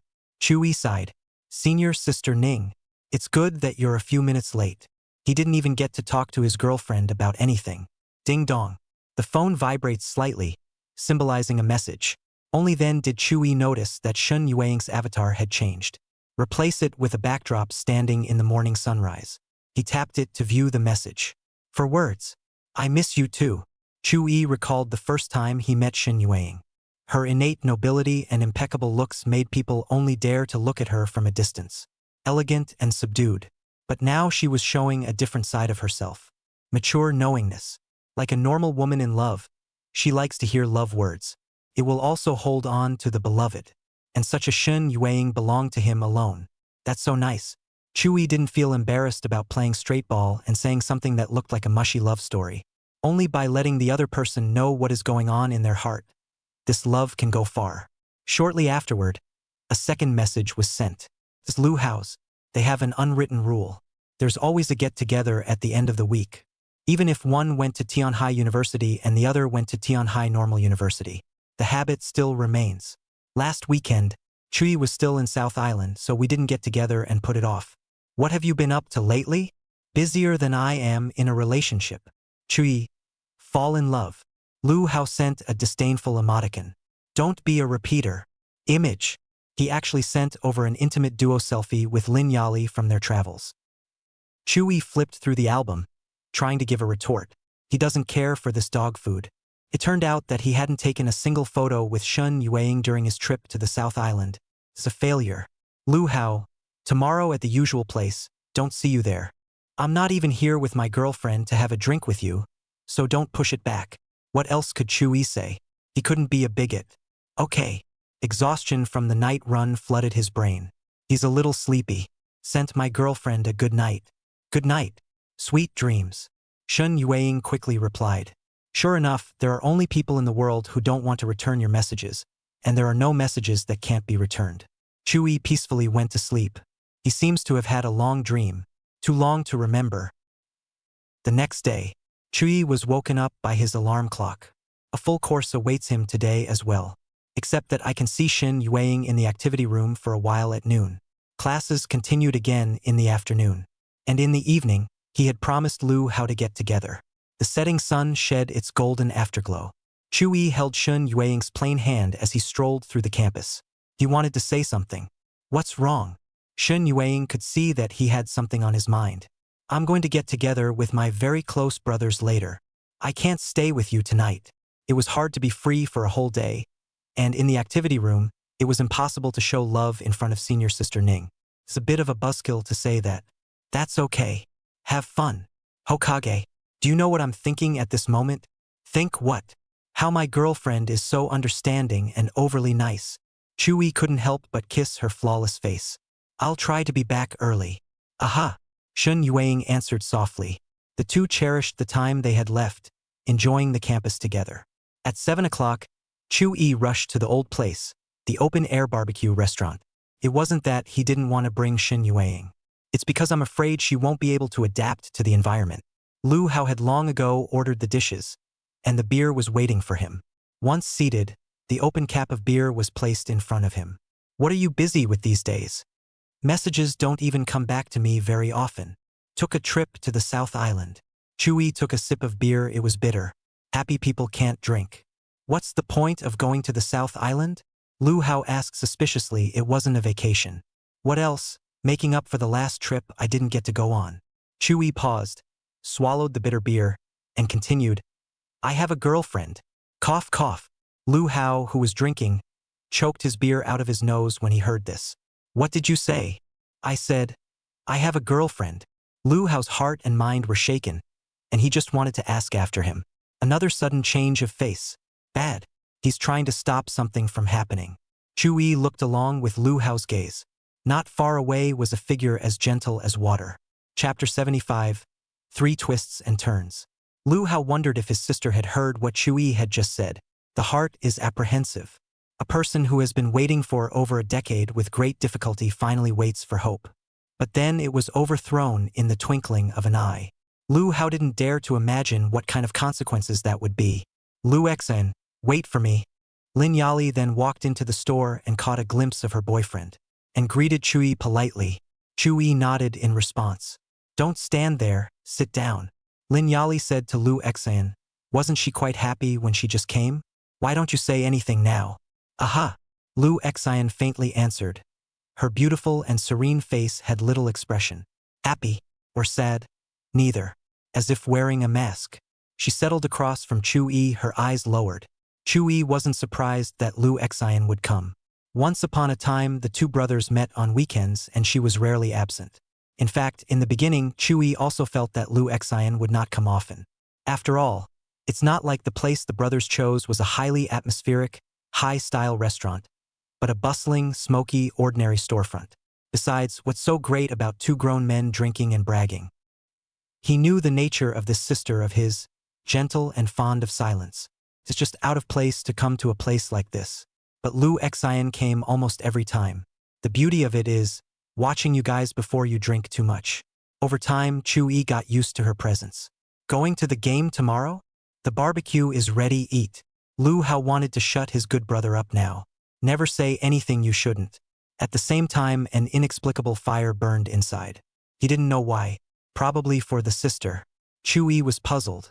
The person who had just had a big grin was now looking over his shoulder. And there was Lu Xian sitting across from himself. There was also silence. Murphy, they've had a sibling rivalry? It shouldn't. Lin Yali also felt that the atmosphere was depressing. Obviously, there was a buzz of people around them in cups and glasses. She gives a wink boyfriend, only to realize that he doesn't give a damn. Lu Hao was racking his brain for an excuse to break up the party. If he had known that this was the situation, he wouldn't have called Chu-yi to come even if he had died. The eerie atmosphere was spreading. Chu-yi was unable to understand when he saw Lu Xian pick up the beer and pour it into the glass. Secretly, the brothers were really negligent. I forgot to order a drink for Lu Xian. He beckoned the waiter to bring a bottle of orange juice. Unscrewed and poured a glass, replacing the glass of beer in front of Lu Xian.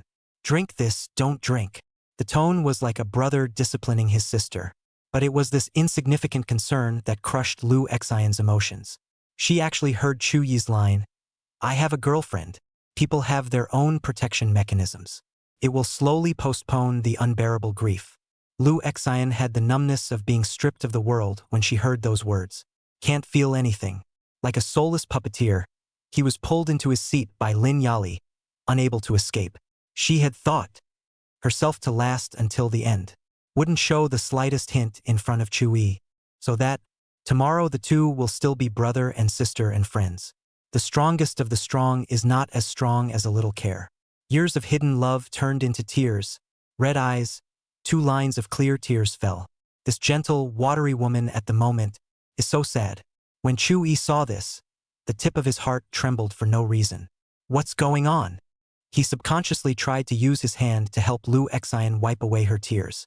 Reacting, he panicked and looked for a tissue. Before he could get a tissue, the enraged Lu Hao then pulled his collar. And you have the nerve to ask what's wrong? Chu-yi, I don't understand if you really don't know, or if you're just pretending not to know. Anyone with eyes can see that she likes you. In the past, there was Jiang Wanqing, so I won't say anything. But what about now? You've fallen out with Jiang Wanqing. Even if it's TM's turn, it should be Lu Xian's turn, right? And then you ended up going and getting a girlfriend from who knows where. Then Lu Xian's waiting for so many years has been eaten by dogs? You tell me. His sister's weeping tears greatly stimulated Lu Hao's sanity, because he knew how much his sister had loved the asshole in front of him for so many years. An enraged Lu Hao ed Chu-yi to the ground with one punch. The corners of his mouth were broken, dripping blood. Compared to the physical pain, Chu-yi was more shocked by the fact that Lu Xian liked himself. The punch had a lot of power. He's a little dazzled, but see a lot of things clearly. The 3-course meal on that rainy night, the gentle knee pillow on the grassy slope, and she was happy when she was only given a ground-up mahogany hairpin. At that time one was still saying in one's mind that she was very cozy. The answer to everything was ushered in. This love in the name of brother and sister has finally surfaced. Turns out that what one wants has always been around. The sudden punch drew stares from all around. Lu Xian couldn't care too much and rushed to Chu-yi's side, wanting to help him up. Brother, it's my own business to like him. You don't have to do me any justice. Love, that's it. Looking at his sister who was protecting Chu-yi, Lu Hao's anger slowly receded. Some remorse. Anymore, you shouldn't have hit anyone. Brother Chu-yi, is everything all right? Don't worry. It's just the corner of your mouth. Chu-yi said while getting up from the ground. Lu Xian assisted him. Then take a tissue and wipe the blood from the corner of his mouth. Chui looked at her reddened eyes. His heart was a mess. The store owner came immediately, claiming to call the police to deal with it. But Chui only said that it was just a playful game between friends, and that he had hit a little too hard by mistake. No need to make a big deal out of it. The boss just stopped. So much for a good potluck. Lu Hao let his girlfriend accompany his sister back first. Chui stood on the street, his eyes looking at the oncoming traffic without any emotion. Lu Hao walked over and shoved a pharmacy bag into his hand. Lu Xian bought it for you. Two big men just standing in the street, watching the traffic go by. Blame me? Complain and I'll throw 2 punches. Promise not to fight back. Lu Hao said. Chui shook his head. Our 10 years of brotherhood. It's not enough to be broken up by a single punch. Sometimes I wonder if there really is a set destiny in the world. It would be ironic if it did. Once upon a time you stood up for Lu Xian and saved her. She's in love with you, you're not in love with her. You love Kong Wanqing and you're devoted to her. And she doesn't value you. You see, everyone is screwed. Chui, if in the beginning Lu Xian didn't call you brother, are you just not going to treat her like a sister? In that case, you have 2 ciphers. Even if Jiang Wanqing doesn't know how to cherish you, Lu Xian will still love you. As if to give himself comfort, Lu Hao asked himself, how could it not go together? Chui did not say anything. Since childhood, he had protected Lu Xian like an older brother. It turned out that the one who hurt her the most, instead it was herself. How ridiculous.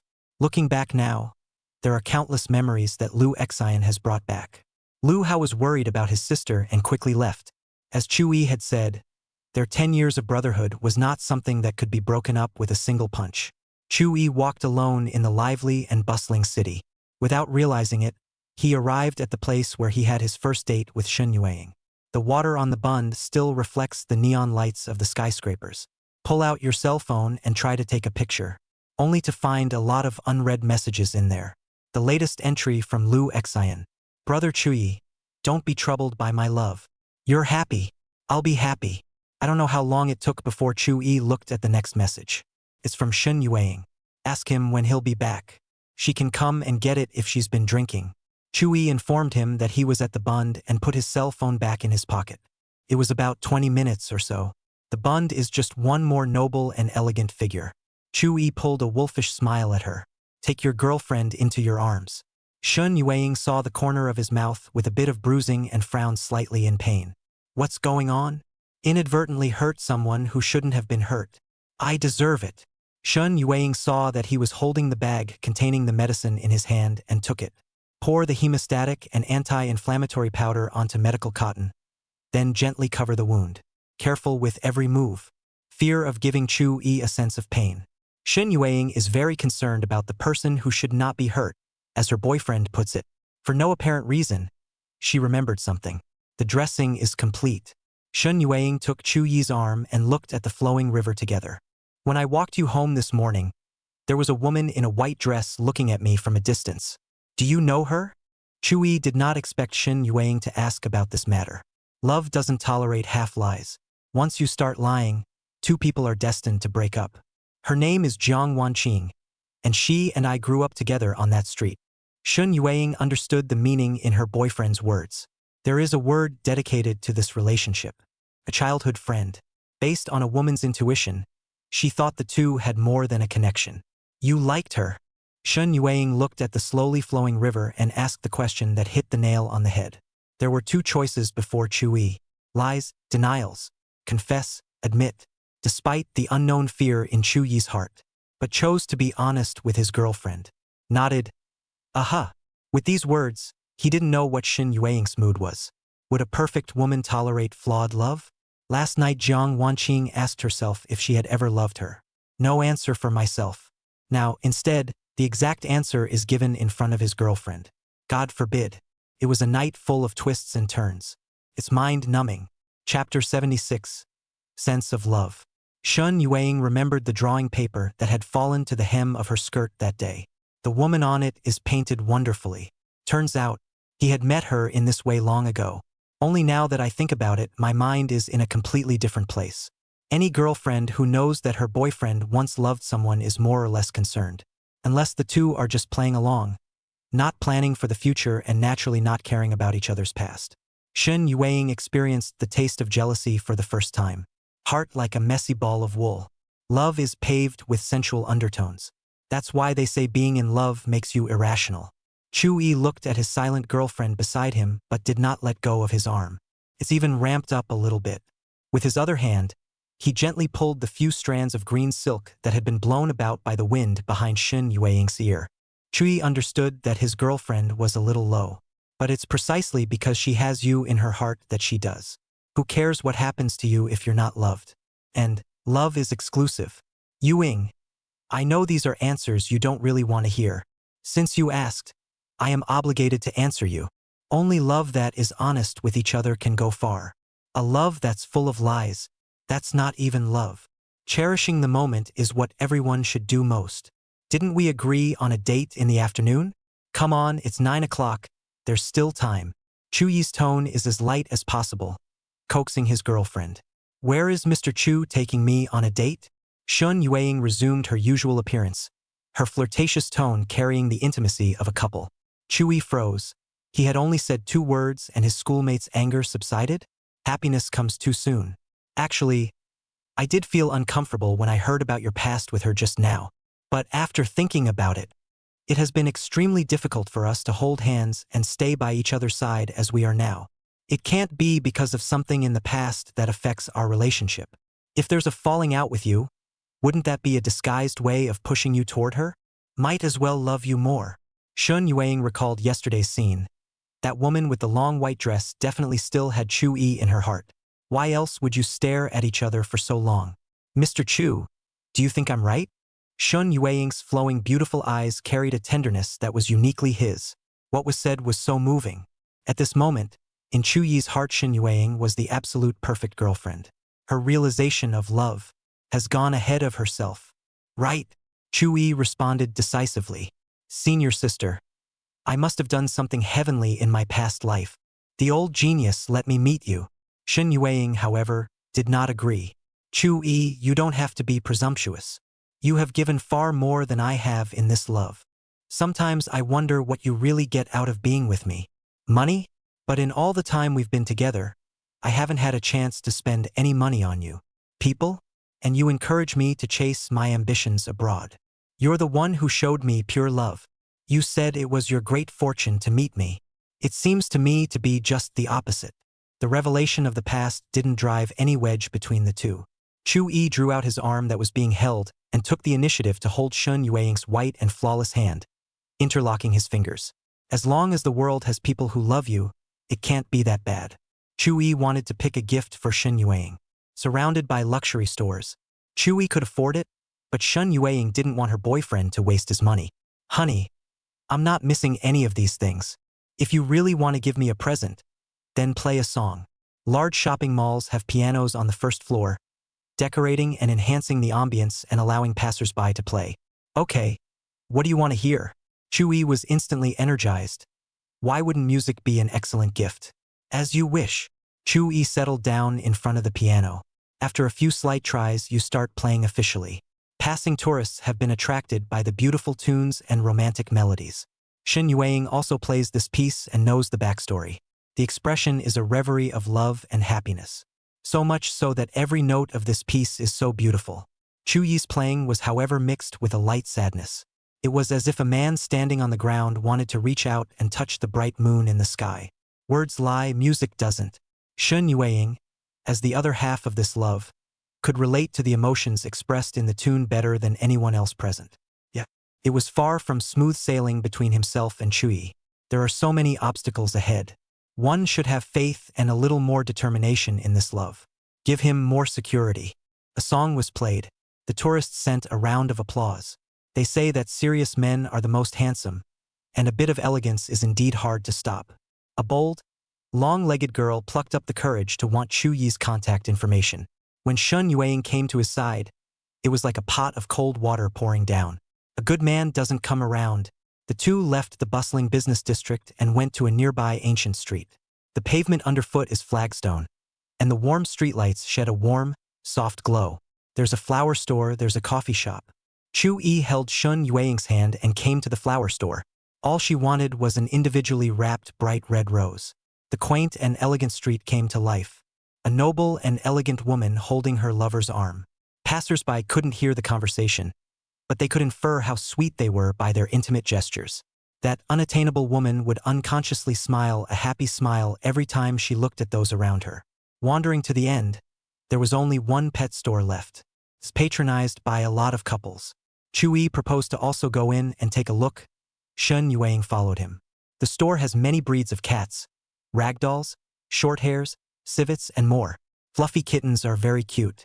Sister, when you come back we'll get a cat. Chu Yi somehow got the idea. Shun Yueying shook her head slightly. When he felt slightly lost, Shun Yueying slowly said, Chu Yi, my heart is small.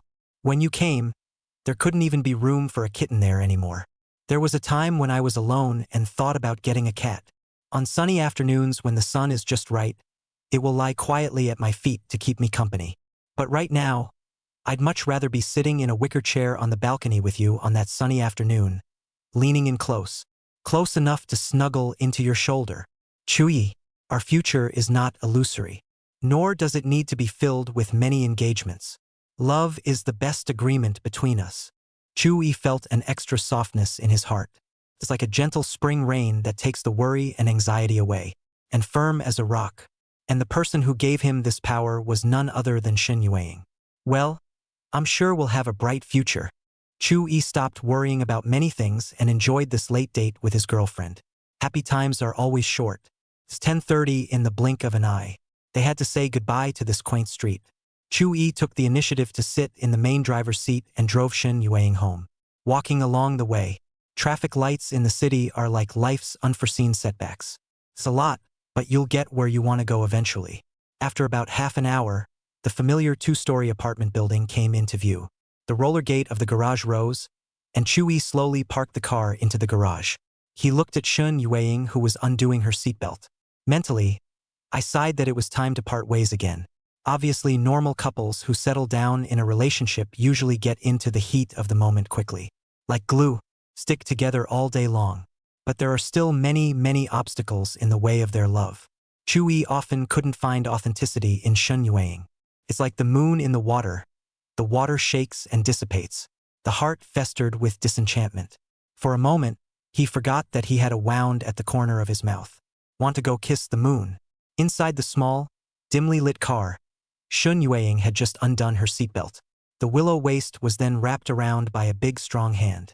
Sister, remember what you said yesterday morning? In the ambiguous atmosphere, Shun Yueying's heartbeat could not help but accelerate. A touching blush appeared on the face of 1,000 beautiful women. Chapter 77, 3 words. Shun Yueying certainly remembered what she had said. Yesterday morning, Chu Yi tried to kiss her on campus, but she drifted away. Concentrate on your lessons and go home tonight. This verbal promise is long overdue. Nah, there were too many twists and turns in the middle and it dragged on until tonight. The car was now off and parked, the two of them alone in the small space. It's unlikely that anyone will bother. There is a place and a time. He was mesmerized as he looked at his near, regal and dignified girlfriend. Unpowdered, yet beautiful. One step further and he could kiss her red lips. Inexplicably, Chu Yi reached out and swept his hand over her jade neck that was as graceful as a white swan. Shun Yueying's delicate body trembled slightly, but she didn't make a sound either. Let him do whatever he wanted. Just as he was about to drop a kiss, a white finger stood up in front of his thin lips. You still have a bruise on your lip. The beautiful atmosphere was instantly broken by this one fact. Chu Yi turned into a deflated ball. A long sigh. At the same time, it rattled his stomach. At dinner, Chu Yi didn't have time to eat anything before a series of changes occurred. Later, he even accompanied Shun Yueying to go shopping. Hunger is par for the course. All right, when you're healed, kiss as much as you want. Honey, your stomach is protesting. Shun Yueying saw Chu Yi's somewhat lifeless appearance and said with favor and helplessness, it says it wants to eat a loving evening meal made by a schoolmate. The dialogue between the two is quite like a husband and wife singing in unison. The car reeked of the sour odor of love. Well, get out of the car. Shun Yueying readily agreed.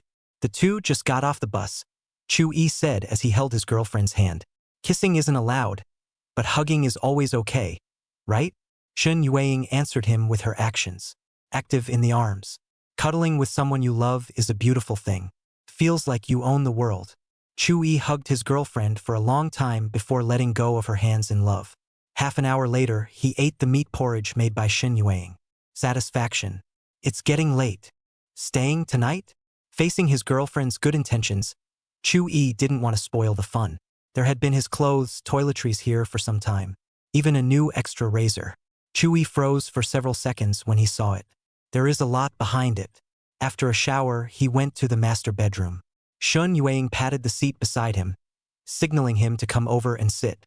Chu-yi thought his girlfriend had something to say. As a result, she just snuggled quietly to herself. This moment is a light that many people dream of.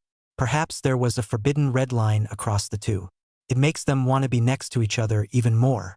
The beauty is fragrant and soft after the bath. The heart and soul of the people.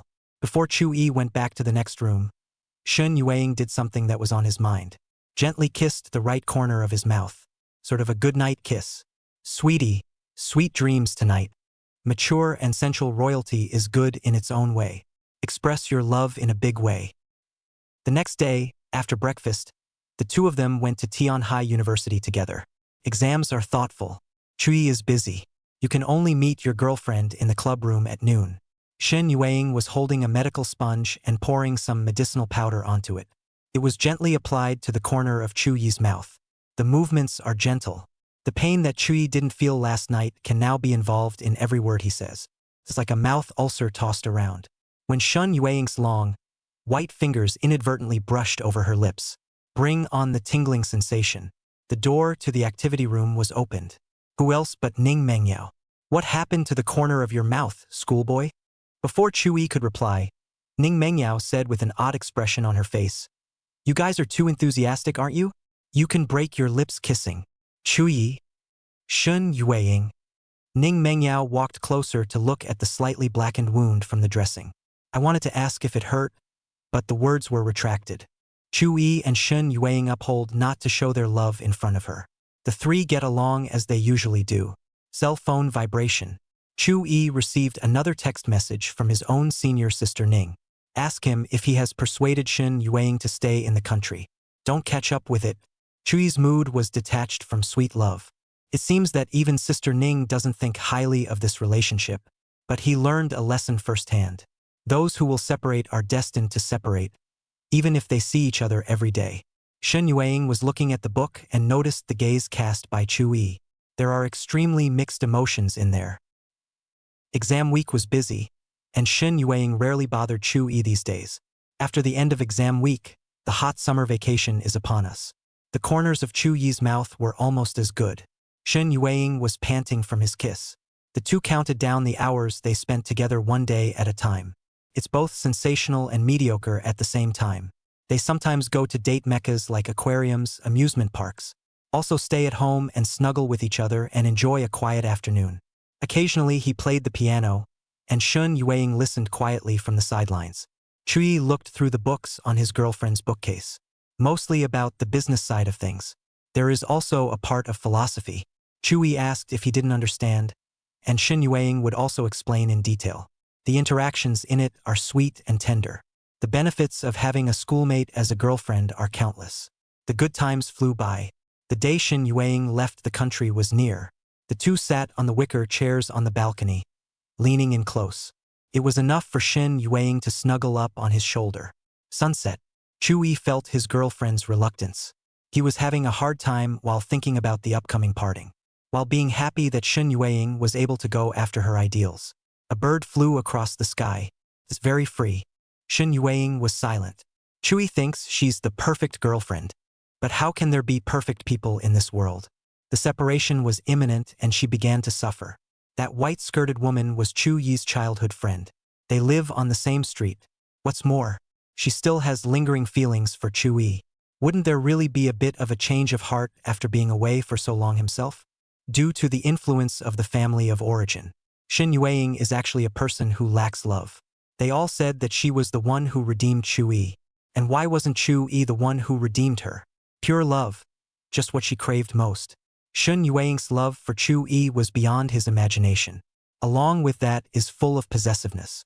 Once upon a time, he thought of going to a normal life with him, but his angry father has a million ways to ruin Chu Yi's future. Thought about it for a long time. On this fine evening, she made a firm choice. Before leaving the country, give Chu Yi his most precious thing. I want to hear you say those 3 words, Shun Yuang said softly. Chu Yi thought his girlfriend was upset about their uncertain future. Without hesitation, he took Shun Yuang's hand. I love you. Chapter 78. An unexpected encounter. The gently blowing wind bears witness to this bumpy yet true love. Life is so fickle. In the end, they are slowly worn down by time and distance, each returning to the sea of people. Still a keeper. No one can guarantee what the future holds. At least, this moment Chu Yi and Shun Yuang loved each other. They kissed in the glow of the setting sun. Time flows like water. Shun Yuang's day to go abroad is scheduled for this weekend. She has had chores to attend to in recent times. It's been a long time since I went on a date with Chu Yi. Late afternoon, not manic. Great for going out. Shun Yuang had dressed up carefully. Green silk coiled up in a long elegant dress and high heels. Charming. The departure is imminent and she wants to show her most beautiful side to her beloved. Honey, we're not driving this time. Take the subway. Chu Yi nodded. His girlfriend could do whatever she wanted with the little time she had left to spend together. How could he not know that Shun Yuang was trying hard to make good memories? For a long time to come, they'll just have to live with the memories. After locking the door, Chu Yi kissed his girlfriend who was dressed up. Before setting off for the subway station a few hundred meters away, the last thing you need in a subway station on a summer vacation is a college couple. Chu Yi, who was being held by Shun Yuang's arm, became the envy of many people, especially the intimacy that naturally flows when they talk. The sour to watch. But again, not jealous, more envious and blessed. This subway was not too crowded. Chu Yi easily found a seat with his girlfriend. Shun Yuang looked across the glass. The reflection shows the two of them holding hands and sitting close together. Chu Yi realized that there were many gazes in the carriage looking this way. No way. The girlfriend herself is gorgeous. And dressed up today. The noble and elegant temperament cannot be hidden at all. He let go of Shun Yuang's hand and turned to quietly wrap his arms around her waist. It's as if he's swearing an oath of sovereignty. This little thought could not be hidden from Shun Yuang. Beloved is jealous of himself. It's also a different kind of happiness. She cooperated by sitting a little closer. With the right person, it's never a dull ride on the subway. When you leave the station, you're in the Skyview shopping district. Hokage, I didn't realize you were so easily jealous before. Shun Yuang called Chu Yi many names. Mr. Chu, Chu Yi, dear, schoolmate. Each designation has a corresponding scene. Chu Yi also didn't deny that he was a bit jealous just now. Who asked my schoolmate to be so pretty? Shun Yuang thought that he would hold his face and weasel out a little. It turned out to be a one-bite admission. There was a rather proud look in his voice. Said with a straight face. Suddenly, Chu Yi detected the soft feeling of a touch on his side. Don't be jealous, okay, honey? The favored ones are emboldened. Chu Yi reluctantly said, okay. Only the raised corners of his mouth simply could not be suppressed. So much for flirting between lovers. Snooze. When I passed by the long-established summer butterfly dessert store. Shun Yuang is going in for a stroll. Chu Yi didn't say anything. Just a silent nod. He'd been in this sweet store many, many times. Inside, he knows the layout, the types of desserts like the back of his hand. The automatic glass door opens. The woman who handed out flyers outside the store last time saw a familiar customer who hadn't been there in a while. Just wanted to say welcome. But she saw Shun Yuang, who was holding Chu Yi's arm, was first marveled at her nobility and beauty. Then there was a few quirks in her gaze. Look to another part of the store. Chapter 79 Undeniable Reasons. In the female shopkeeper's perspective, Chu Yi had often patronized with a cold and absolutely beautiful girl before. They give the impression of being a good match. Later, that cold and absolutely beautiful girl didn't know if she was busy or what. Chu Yi was the only one left to pack the dessert. Still that girl's favorite chestnut cake. Then later, she happened to run into this regular customer while handing out flyers. Want to recommend some new products or ask him why he stopped patronizing recently with his girlfriend. Obviously, I've been here every weekend before. As a result, before he could ask, Chu Yi left. Today that cold and absolutely beautiful girl came to visit after a long time. He also went into the store back and forth. None of this matters. Aren't they boyfriend and girlfriend? Broke up? The female sales clerk looked at Chu-yi and then at Shen Yuang. It was hard to say, welcome. The store has a large space with many dessert cabinets. It made Chu-yi, who had just entered the store, not immediately see the white dress. It's a small world again, and on the contrary, Chu-yi meets someone he shouldn't while on a date. Since understanding, Jiang Wanqing has had Chu-yi with her in every summer. But this year, they'd gotten separated at the sound of the cicadas. No longer can they be in the shape as they once were. There is a saying, people always know how to cherish only after they have lost. After the little boy who had grown up with her left her life, Jiang Wanqing felt that the world had become bleak. She revisits her old haunts to pick up the memories scattered among them.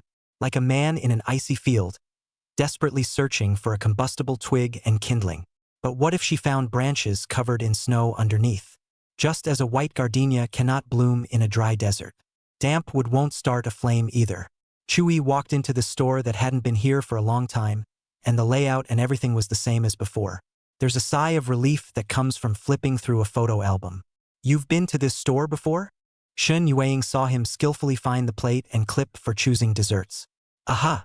Then please ask Mr. Chu for a recommendation. The two men looked and chose. Until you walk around a certain corner. A woman with a cold temperament and a stunningly beautiful face came into view. This pair of childhood friends finally meet in their hometown. Jiang Wanqing looked at Shen Yuang, who had taken her place beside Chu-yi. Hearing about it and seeing it are two different things. That night, Chu-yi said he was with Shen Yuang. Her heart ached, but nowhere near as painful. So much like a heart attack. Jiang Wanqing's eyes turned red, but no tears fell. Her tears may have dried up many nights ago. The person you've been thinking about day and night is close by, but it's too late to say anything. Chu-yi didn't say anything either. What can I say? Like in the movie where the hero and heroine break up and then run into each other one day and say, what a coincidence. As if nothing had happened? He took Shen Yuang's hand and walked towards the cash register. Chu-yi. Behind him came a call etched in memory. But he didn't look back. Jiang Wanqing felt that this must be heaven's punishment for not knowing how to cherish herself. What could be more painful than losing your favorite person? There's not even a chance of redeeming it. After leaving that dessert store, Chu-yi waited for Shen Yuang's inquiry. But it wasn't his girlfriend's breaking and entering that he was waiting for, or make a scene. Instead, it's a gift. When she passed by a certain men's clothing brand specialty store, Shen Yuang picked out several sets of summer clothes for Chu-yi. Summer is almost at an end. Fall clothing has hit the shelves a bit as well. Shen Yuang bought him a few more sets. While it's nice to have a girlfriend help you pick out your own clothes, it's clear that buying too much. Sister, just buy 2 sets. Shen Yuang gave a reason that Chu-yi could not refuse. Let them keep you company on the days I'm not with you. I want you to think of me every day when you open your closet. Chapter 80, Wants to Marry You. There are naturally a lot of customers in men's clothing boutiques of well-known brands. Chu-yi gained the envy of all the men present. Even though they also have girlfriends or wives with them, Shen Yuang personally selected the clothes and let him try them on in the changing room after matching them. When he came out, he would also customarily straighten his collar. There was a delicate tenderness in the movement. She seems to be following through on her promise to love you one more time. Chu-yi's heart was almost melted by this thoughtfulness. He couldn't help but begin to think about their life after they were married. Imagining the day Shen Yuang became his wife. He knew that his girlfriend would only get busier when he returned home. Because the huge Shen group is waiting for her to take over and take care of. Such happy times are extremely rare after all. Chu-yi had never been so eager to have a successful career, even if he hadn't graduated from college yet. Responsibility and a good love are the guiding lights on a man's path to growth. It is the motivation to overcome difficult failures. What are you thinking about? So mesmerized? Shen Yuang saw him dazed. Wanted to marry you. Chu-yi came back to his senses and subconsciously blurted out. Hearing these explosive words, Shen Yuang's movements gave a slight lurch. The noble and charming face flushed a few shades of scarlet. Blush is the best rouge for a woman. Usually, she would occasionally tease Chu-yi with the title of schoolmate. Now instead, she's being teased by her year-old boyfriend. Sure enough, sincerity is the strongest must-have skill. It took Chu-yi an afterthought to realize what he had said. But he dared to do it and say it. No shame at all. The customers who were secretly focusing on this side were shocked in their hearts by Chu-yi's undisguised straight balls. Serves you right for having such a pretty girlfriend. Kid. He's handsome and has a mouth like honey. What woman wouldn't be fooled by you? You've been coaxing her around? Sister. You buy so many clothes. I can change one set a day for 7 days without a repeat. Enough already. Shun Yuang's heart lake was now being blown by the wind, causing ripples. Can't be bothered to pick out a dress. Scan the checkout and leave the clerk a time and place for delivery. Nothing to take. Chu-yi naturally took his girlfriend's snow-white, flawless hand. It's like holding fragrant, soft, warm jade. Shun Yuang's heartbeat uncontrollably sped up a few points. Put yourself in the shoes of someone you like who's gawking. You ask her what she's thinking. Subconsciously she said, I was wondering when you logs would marry me. There are no more beautiful words of love than these. It's my turn to give you a gift. Chu-yi laughed. Love is mutual. Instead of giving unilaterally. The two of them came to the jewelry store, and Chu-yi bought a very delicate necklace for Shen Yuang with his manuscript fee. Shen Yuang refused the clerk to put it in a box. Honey, help me put it on. Chu-yi came behind his girlfriend, his green silk coiled up. The hands were worn quickly from front to back. The exquisite necklace and Shen Yuang's slender and elongated jade neck intersected, embellished with elegance. She gently stroked the pendant part in the mirror. Mr. Chu, I like this gift very much. Like it. Chu-yi looked to another glass cabinet. It wasn't a necklace that was sitting there, but a ring. But the word marriage was too far away for him and her. Right now there is a super dilemma in front of us. There are countless couples who have been defeated by time and distance. Chu-yi didn't know what the future held. I can only believe that I will one day be in the presence of my family, friends, and guests. Put the wedding ring on your girlfriend's ring finger, thus becoming the most important person in each other's lives. Chapter 81. Dreamlike Romance. In the blink of an eye, the two of them had been strolling around for over 2 hours. Honey, let's take a break here. Try the dessert, by the way. Shen Yuang stopped by a wooden bench on the street. Aha! As he sat down, he noticed the elegant and attractive heels. It is a symbol of beauty and bondage. It's hard not to feel uncomfortable when you've been shopping in it for so long. Let's go home if you're tired, sister. Shun Yuang took his arm and said, It's good to rest for a while. It's still early to go home. It gives the illusion that the date was terminated halfway through. She doesn't want to. Sister, you're actually pretty without heels. Shun Yuang realized that the man beside her was always so attentive. There will be insight into your state. Couldn't hide it if I wanted to. You don't like it? Love it. My girlfriend looks like a princess going to a dinner party in heels. But I care more about you being hard than vanity. A pair of high heels brings out the love between Chu-yi and Shun Yuang. Shun Yuang wanted to keep her most beautiful side in Chu-yi's heart, so put it on. Chu-yi, on the other hand, was heartbroken that she was too tired to do so. The more my Mr. Chu knows how to heart his girlfriend. A matter of course. After resting for a while, Chu-yi brought Shen Yuang to a shoe store, bought a pair of comfy girls' sneakers. Shun Yuang didn't expect Chu-yi to personally help her take off her high heels. He was seen half crouching on the ground, lifting the hem of his skirt a little, holding the soft ankles in place. The touch from the large warm hand was obvious. To engage in such intimate behavior in a store, even if it's an otom who's always been mature and subdued. There were also a few shynesses. The woman selling shoes had envy in her eyes. Chu-yi, on the other hand, didn't care that his girlfriend had just helped him pick out his clothes and straighten his collar. What's the point of helping her take off a high heel now? Having a girlfriend like that and not spoiling her is what's wrong with your brain. Running to each other is called deep love. I'll do it myself.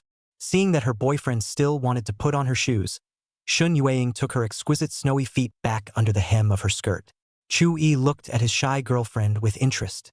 Turns out that imperial ladies can be shy too. Rare, unrivaled comfort follows when you change into sneakers. The two went to another movie at the theater.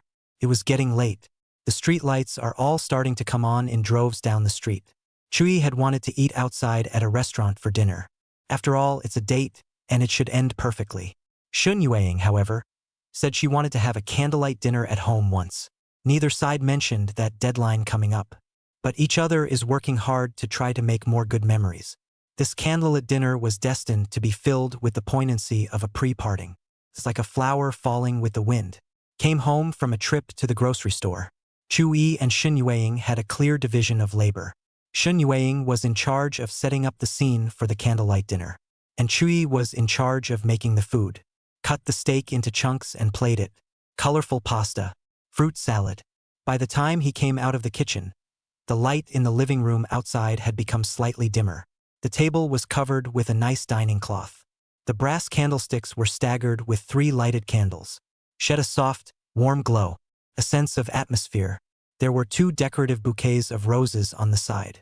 1 white bunch, 1 pink bunch. The red wine is poured into the decanter. The crystal-clear goblets reflect the dancing candlelight. This scene is as romantic as a dream. Shin Yueying did not choose to sit opposite each other. The 2 leaned in close. Pouring the wine, the 2 goblets touched slightly. Shin Yueying, who had drunk red wine, was even more charming. Movers and shakers. Watching beauty under the lamp. Mistiness has a fatal attraction. The seductive red lips had a little more shine from the red wine. Charming. Brother, I can't get enough just by looking at me. Extremely. Chu-yi felt that tonight's schoolmate was so provocative. It gave him the urge to do something bad. The flickering candlelight was like his heart, gently stroked by invisible hands. A bottle of red wine, 1/3 of which was drunk by Shin Yueying. The rest all goes to Chu-yi. Both were in a slightly tipsy state. When dinner was over, Chu-yi cleaned up the dishes. Then he rushed off to find a girlfriend to stick it to.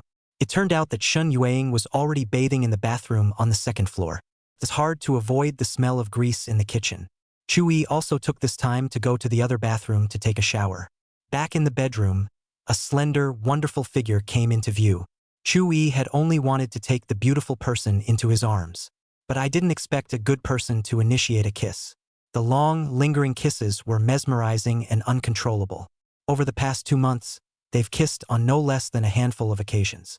But never have I been as physically and mentally involved as this. Perhaps it was the drinking. Chu-yi felt that his girlfriend was extraordinarily proactive. He was also a little disoriented. Hokage. Chu-yi ended the fiery kiss with the last of his sanity. Shin Yueying's beautiful eyes were sparkling, like autumn water. Chu-yi, take me. Chapter 82. No regrets. Chu-yi's heart slowed down a beat. The woman in his arms was a beautiful woman, and a blush rose on her 1,000-beautiful face. Perhaps the aftertaste of the red wine has not yet worn off. And it was this that gave her the courage to drop all reserve on the eve of parting. Chu-yi had promised not to cross the red line, but it was moving toward him. He thought many, many thoughts in that moment. The raging waves of impulse slapped against the cliffs of sanity, rolling down countless debris. Precarious. Who can refuse to go and have love for each other in a situation where 2 people are in love with each other? At this very moment, as long as Chu-yi took some initiative, he would be able to completely get the person his heart desires. Denial? The thought was dismissed before it could rise. Girlfriends purposely work up the courage and let go of their inhibitions by drinking and wanting to give themselves the most precious thing they have. To refuse would be tantamount to slamming the thought to the ground. He could sense that his schoolmate was very insecure these days. Perhaps it was because of the upcoming separation, when the 2 would be separated by an ocean. Or maybe it's because of something else. Only 2 seconds had passed. Shin Yueying, however, felt like she had waited for a century. Today, I saw Jiang Wanqing's performance at the dessert store called Summer Butterfly. Shin Yueying was even more certain that she still loved Chu-yi, a childhood friend, plus the fact that he will be away from Chu-yi for a long time. Even the most sensible woman is always prone to suffer after falling in love. So before she left, she wanted to make a lot of things final in this way. Leave no stone unturned. Shin Yueying knows that Chu-yi is a responsible man. If he hadn't, he wouldn't have declined his invitation to sleep on the floor that night. At such a critical moment, Chu-yi's eyes were rather less fiery, even though the blood running through his veins seemed to have turned to gasoline. Turned into a blazing fire, turning sanity into ashes. He works out hard and is at the right age for blood. It is impossible to be at peace with your beloved. Chu-yi reached out his hand to caress her flawless face, his voice hoarse from the fire. Breathing also became heavy. Hokage, are you sure? The mesmerizing scent of her body lingered on the tip of her nose. He felt like he could barely contain himself. No regrets. No regrets. Chu-yi did not ask again, nor did he need to ask again. Gently kissed his girlfriend's tantalizing red lips. The big warm hands were no longer disciplined. The emotional Shen Yueying seemed to be the embodiment of nobility and femininity. She seemed like the most perfect masterpiece from heaven. Chu-yi moved down and kissed his girlfriend's slender and graceful snowy neck. Shen Yueying turned into a puddle of spring mud, indulging him in everything. Gradually, the two of them clasped their fingers together. The moon is all shy and hiding in the dark clouds. The following morning, the sunlight coming through the window was very mild. Chu-yi slowly woke up. He turned his head to see the person on his pillow before he believed that everything last night was real.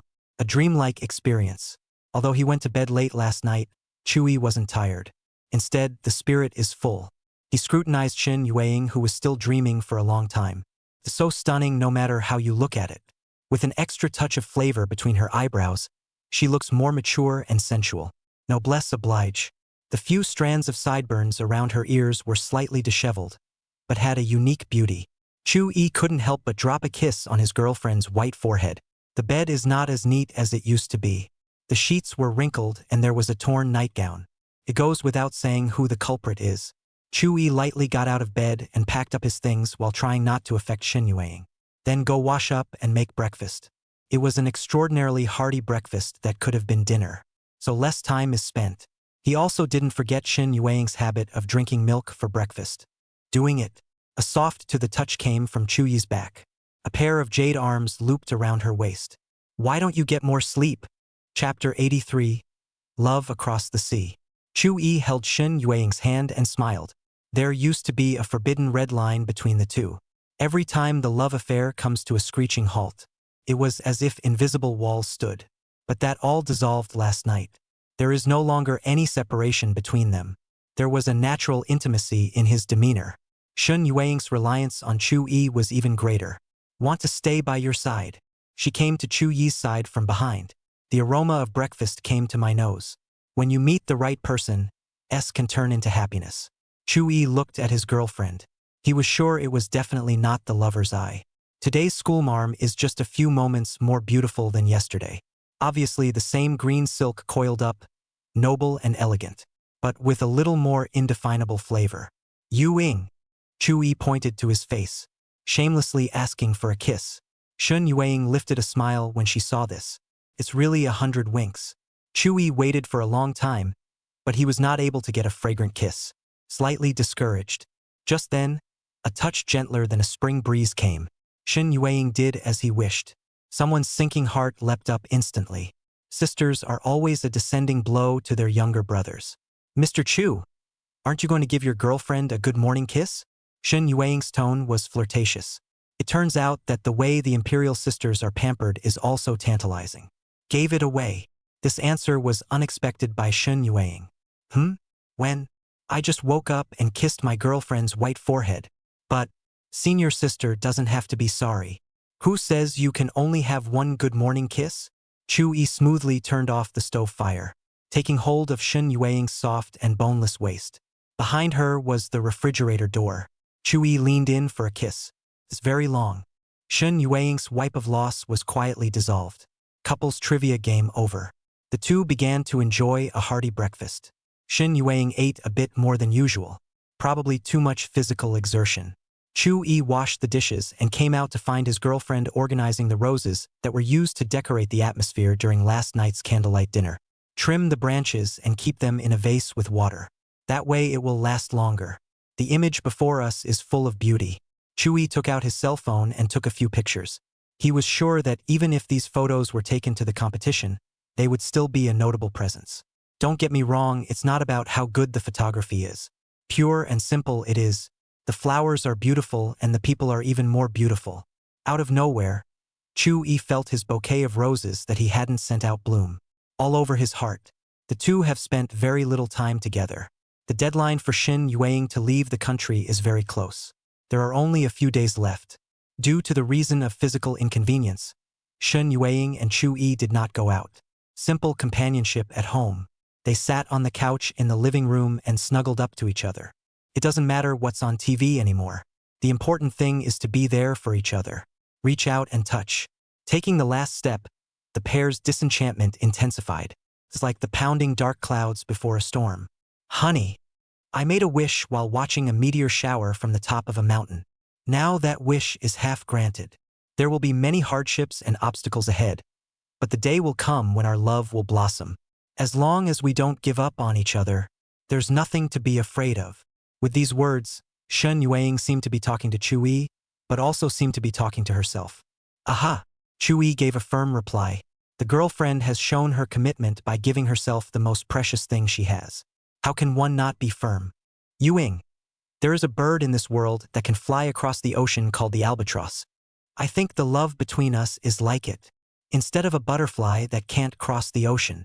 Chu-yi's words full of conviction made Shen Yueying's heart feel at ease. She snuggled into Chu-yi's shoulder, quietly enjoying the remaining time. Almost a week went by in a flash, and Shen Yueying has arrived at the day to leave the country. Chapter 84. A better version of yourself. The last night, Chu-yi and Shen Yueying turned out the lights and shared the same bed. It wasn't as loud as expected, but very quiet. Chu-yi swept Shen Yueying into his arms, hoping to burn her scent into his memory, the kind that even time can't erase. Shen Yueying also lay quietly in the arms of her loved one. Each knows what's on the other's mind. Yueying. A pair of slender jade hands cupped Chu-yi's face tenderly. The faint glow of the night light spilled down, so close that they could only see each other dimly. Chu-yi felt an incomparably warm and soft touch land on his lips. As a kiss from a schoolmate, slightly dispersing the uneasiness in his mind. It was hard to tell the difference. In the future, on lonely nights, remember that across the ocean, there is a woman who loves you silently. Won't forget. Shen Yueying's words reminded Chu-yi of that ancient verse. I wish that your heart is like mine, and I will not fail to live up to my love for you. All one can do is to wait firmly for her return. He returned a kiss that landed on Shen Yueying's white forehead. Since that night, Chu-yi sympathized with her physical discomfort and did not cloud rain again. Their skin to skin is more like proof of love, instead of pure impulse. Shen Yueying was fond of her lover's embrace and silently felt the warmth in it. As the night grew thicker, Chu-yi was never able to sleep. It was hard to fall asleep smelling Shen Yueying's unique body fragrance, but have bad dreams. He dreamed he was walking down a road. Run until you're torn up and can't catch your breath. None of them could even get a little bit closer to Shen Yueying. Gradually, she went further and further away until she was out of sight. Chu-yi jolted awake and was relieved to find his girlfriend right next to his pillow. Shen Yueying seemed like she had just fallen asleep not long ago, and her brows were slightly furrowed even in her dreams. The sky was already lit up with fish-belly white. Chu-yi wanted to hug her, but he couldn't bear to bother. In a few hours, she's due to leave for a faraway land. One more look is one more look. At the time of dawn, Shen Yueying, who hadn't slept for long in her lover's arms, gradually woke up. The two had breakfast as usual. It was about 9 o'clock. A stretch limousine was parked outside the house. Shin Juinhao is here, a repeat of the scene from 2 months ago. But Chu-yi was unable to leave her behind again. Such a sunny morning was the backdrop for parting. Chu-yi wants to send Shin Yueying. Shin Juinhao didn't refuse. All things should come to an end anyway. He didn't believe that his daughter had gone to see the wider world and still liked this poor boy in return. After a few years of cross-country romance, it was only a matter of time before we broke up. A car worth tens of millions of dollars driving on the road, other cars vaguely keep some distance. Skyhaven Airport looms ever closer. Its silhouette could be seen from afar, and the Shin family's private jet was presumably ready. No traffic on the road today, except for a slight delay of a few minutes at the traffic lights at various intersections.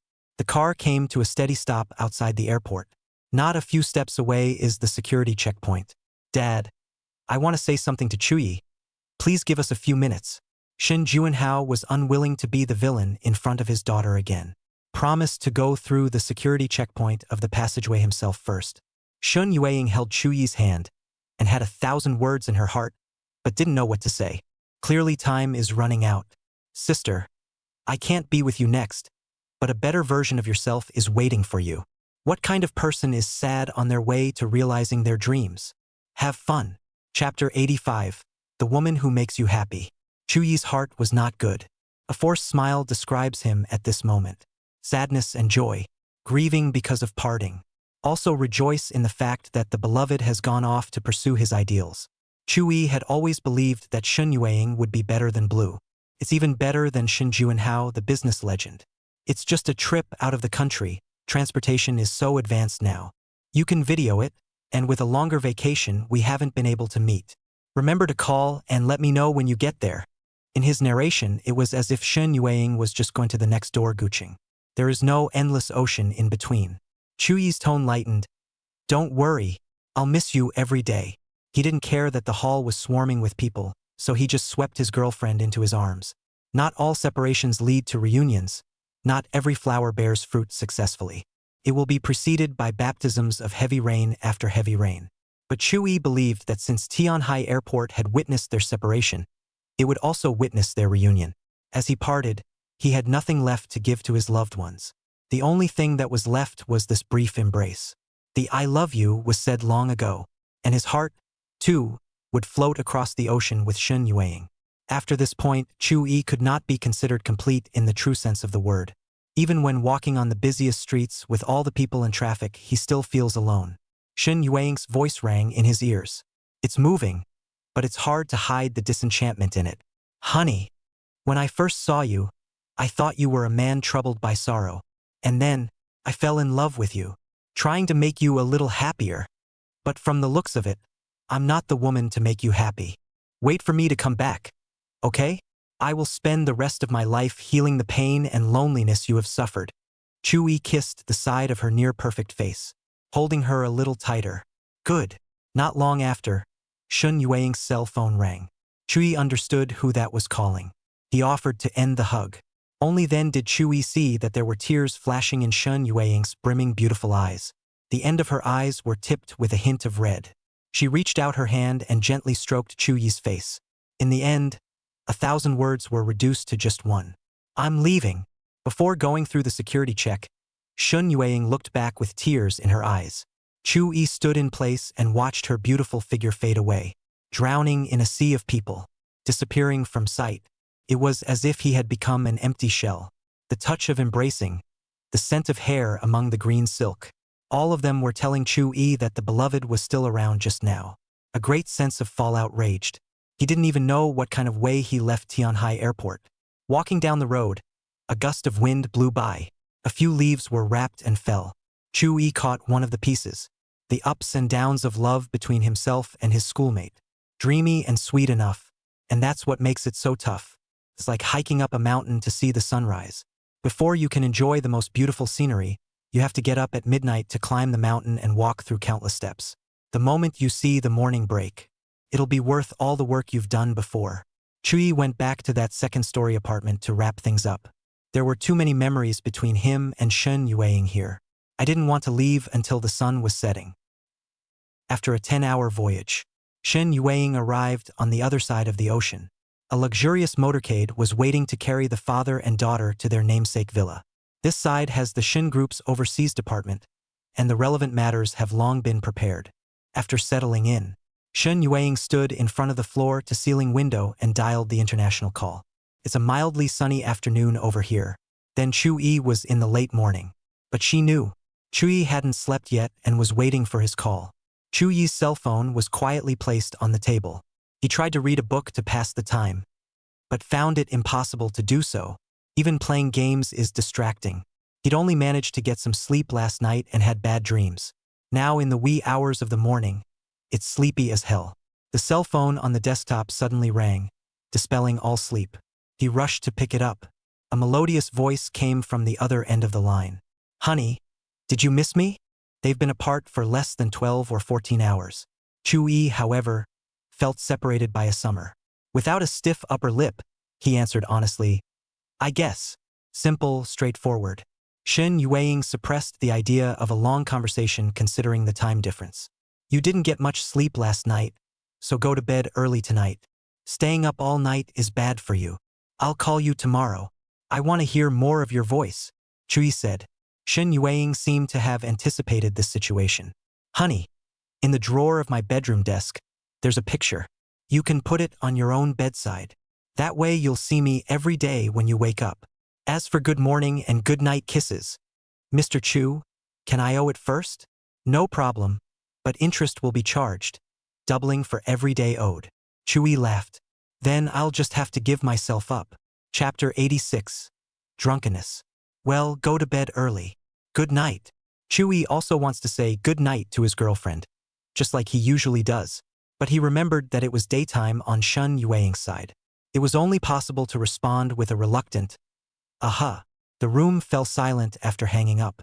After some light-hearted flirting, he was in a much better mood. Sleepy and sleepy. Not long after Shin Yueying left the country, Chui also ended his summer vacation. Back to the college campus. Lu Xian also returned from the Jiangnan water town. His life seems unchanged on the surface. Class is in session, class is out. Half a year ago, there wasn't a woman named Shin Yueying in his life. 6 months later, it only exists in the heart. After finishing his lessons, Chu Yi came to the clubroom. It was clean, obviously someone had cleaned it. The window seat was empty. The curtains were blown by the wind. A flash of memories came to mind. Chu Yi came to his seat and sat down to stare, slowly falling asleep on the table. Because of the time difference, he always stays up in the middle of the night, messaging his girlfriend across the ocean. It made Shin Yueying angry in a rare way. Said he didn't know how to love himself. Up to this point, in addition to a specific period of time, Chu Yi could not be in contact with his beloved. He slept for a long time in the clubroom. It was dusk when I woke up. Chu Yi hazily raised his head and opened his eyes. A woman was found sitting in the window seat. The afterglow of the setting sun spilled over her in a beautiful way. So like an old friend. Schoolboy, awake from your nap? The voice was nice, but it wasn't her. Chu Yi finally saw that it was Ning Mengyao.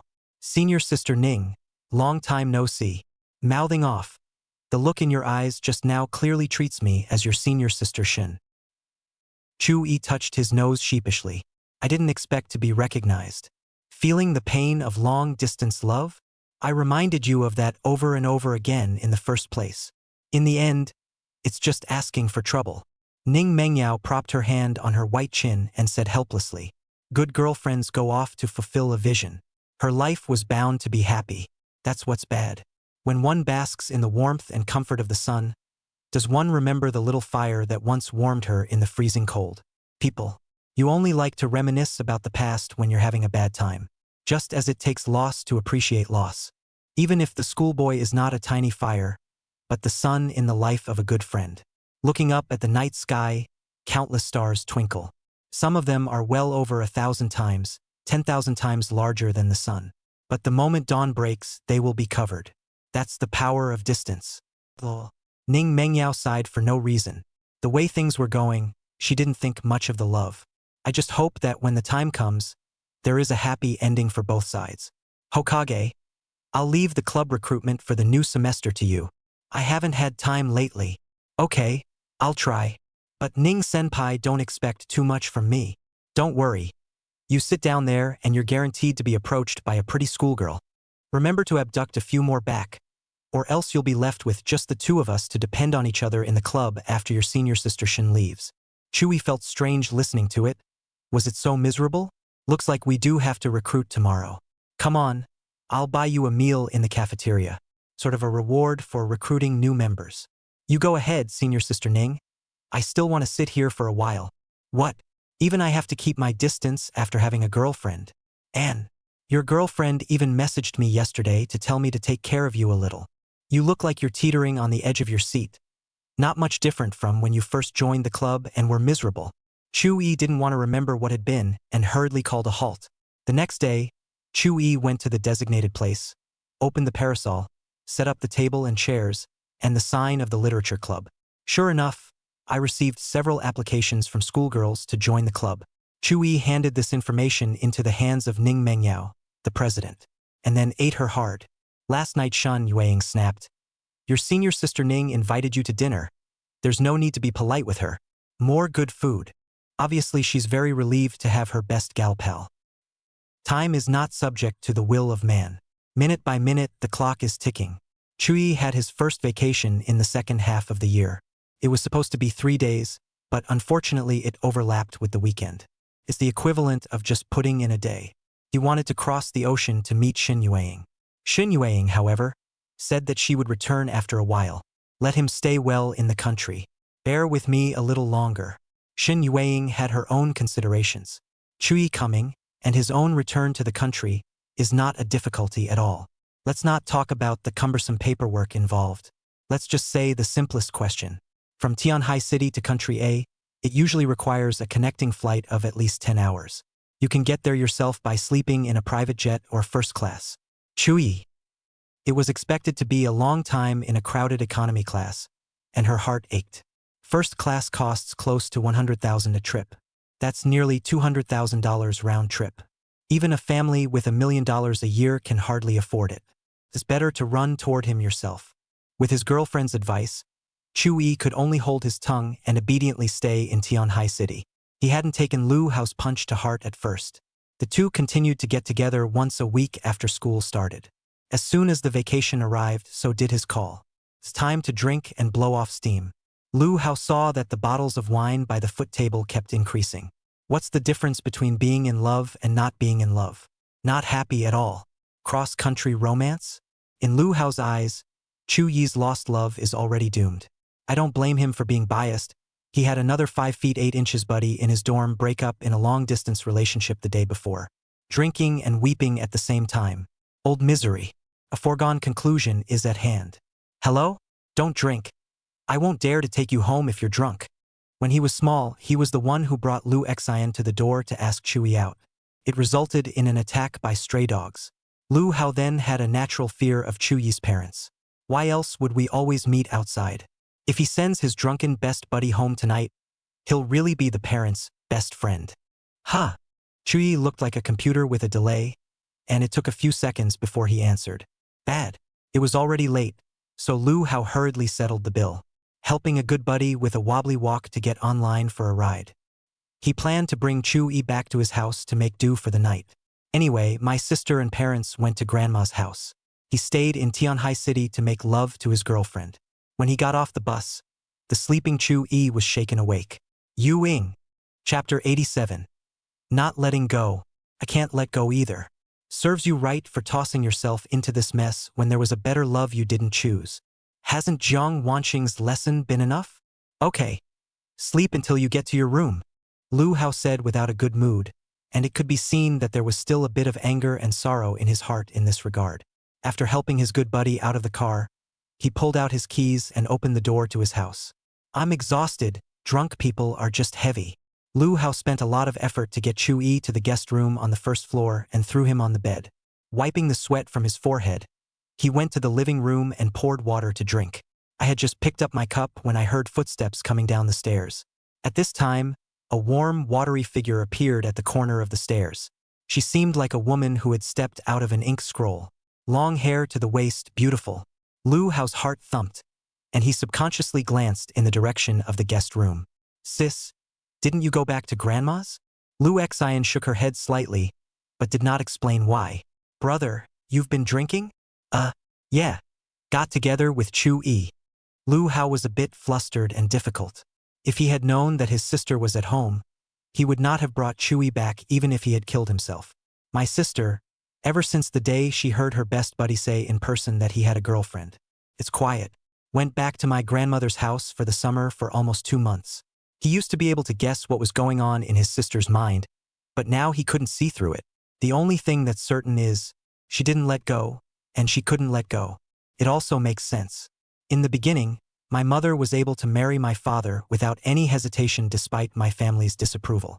I'm afraid my sister, who inherited her mother's appearance and nature, is even more stubborn. Not to mention that she had sort of grown up with Chu-yi. This love has long been deep in the marrow of the bones. It accompanied her through the best years of her life. From the moment Chu-yi stood up to protect her, it was destined that in her sister's heart, her own brother might not be as good as Chu-yi, because Chu-yi did what he failed to do. Thinking of this, Lu Hao was speechless and picked up the kettle to pour water into the cup. 2 wild sips, very bitter. He inexplicably thought of Jiang Wanqing. If my sister and Jiang Wanqing made a switch in the position of Chu-yi's heart, where are all the regrets? Kang Wanqing, you must be regretting it now. It's no use just drinking water. I'll go make you a sobering soup. Ah, okay. Lu Hao froze. When did he get this treatment? But like a man in the back of his head, he didn't think deeply about it, just begged his sister to go upstairs when she was done with her work. Get through the night in peace.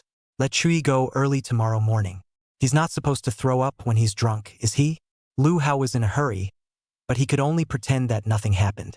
Sitting on the couch playing with his cell phone, Lin Yali asked if he had arrived home yet. He replied that it arrived. Lu Hao wanted to tell his girlfriend about it, but his sister and girlfriend seemed to be on good terms. It's hard not to show up. Thought better of it and held back. At the same time, the cell phone in Chu Yi's pocket lit up its screen. It was a text message from Shen Yueing. But drunkenly, he was doomed to not be able to view it. It didn't take long to cook the sobering soup, and Lu Xian served him a bowl. Lu Hao lamented in his heart that the sister who had clung to him as a child was back. But Lu Xian just sat down on the couch in the living room. There was no will to go upstairs. Since you're staying in Tianhai, do you want to go shopping with Yali tomorrow? Aha! Lu Hao pulled left and right to no avail. He snapped out of it and realized that his icy sister was afraid that she had sensed the end. It's just a matter of not caring.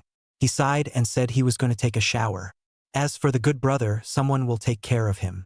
After Lu Hao went up along the stairs to the third floor, Lu Xian got up from the sofa, walking towards the guest room that my brother had looked at several times.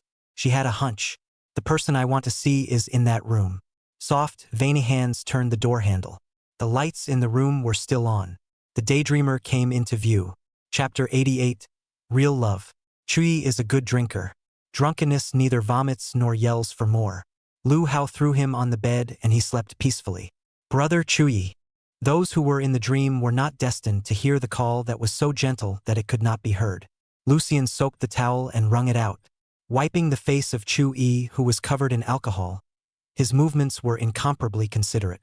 It took a little more time to help him out of his jacket and shoes, so that Chui could sleep easily. After Lu Xian finished this, she took the basin and towel away, but it came back quickly. The two of them were the only ones left in the silent room. She sat on the edge of the bed quietly gazing at Chui, her bright eyes filled with tenderness. Obviously so close, but so far apart. Lu Xian seemed to recall something.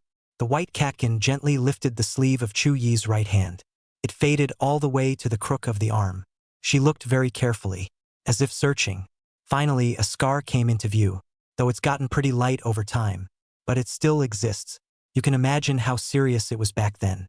Reason told Lu Xian that after years of touching again, Chu Yi would no longer feel the pain. Her fingertips, but she didn't have the courage to touch it. When she knew that Chu Yi had a girlfriend, Lu Xian's heart was like a knife. After waiting for so many years, it was hard to welcome hope, and in the blink of an eye it was dashed. Later, she found a reason to paralyze herself. As long as he's happy. But would a happy person really be able to drink spicy, throat-stinging alcohol and really get drunk as they are now? It's not like he's in any position to comfort. I can only watch as he drinks away his sorrows. If only he had been braver and conveyed that long-buried heart in the first place. Does it make it possible to be with him in a dignified manner?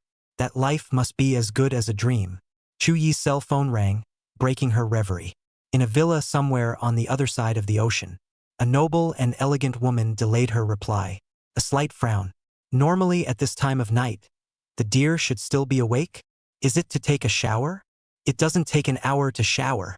Shen Yueing dialed the international call holding such a doubt. The phone still hasn't been picked up. Her heart was in turmoil without warning. Could it be the last time he banned his darling from messaging him in the middle of the night? He's a little angry? Shen Yueing understood the thoughts in Chu Yi's heart. How could she not? But it's not worth it if you burn your body out over it. Think about it. Shen Yueing dialed Chu Yi's phone again. Cross-country relationships don't allow for any hard feelings. Even if it's small and small.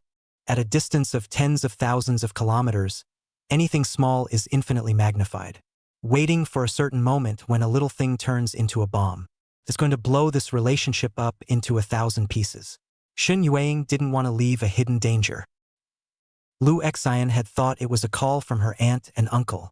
Picked up the phone only to realize the note displayed on the screen was, "Sister." Through Lu Hao, she probably knew something. And what schoolmate would call at night if they weren't lovers? The call? She can't answer it. Once it's picked up, it brings endless suspicion to their relationship. Imagine at night you call a loved one. The person who answered the phone, however, was not a lover, but a person of the same sex. She told you, Chui is drunk and is resting at my house tonight. What would be the mood on the other end of the phone? The seeds of doubt take root. The countdown to a sparkling, flawless love is instant. One must say, wouldn't it do her more good than harm to take the call? Perhaps this was Lu Xian's love for Chui. Another opportunity was presented to her and she willingly gave it up. Lu Xian understood that Chui could no longer afford to be hurt a second time. The phone rang and rang. Her bright eyes dimmed a bit. It seemed they really loved each other. So, brother Chui, go and embrace the happiness that belongs to you. Shen Yueying listened to the robot prompt. All sorts of thoughts come and go. She wanted to make a trip back to Tianhai right away. Chapter 89. No answer. Brother Chui. A beautiful morning accompanied by a moving voice. Chui slowly woke up from his dream, and the first thing he felt was a headache, thirsty throat.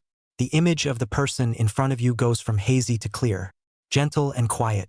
It was only when he saw Lu Xian that he intermittently remembered what was going on. Probably drunk last night, Lu Hao brought himself home.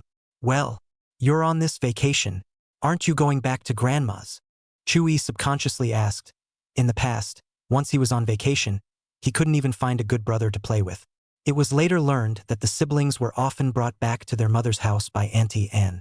Staying in Tenkai once in a while. It's also nice. Brother Chui, drink some water.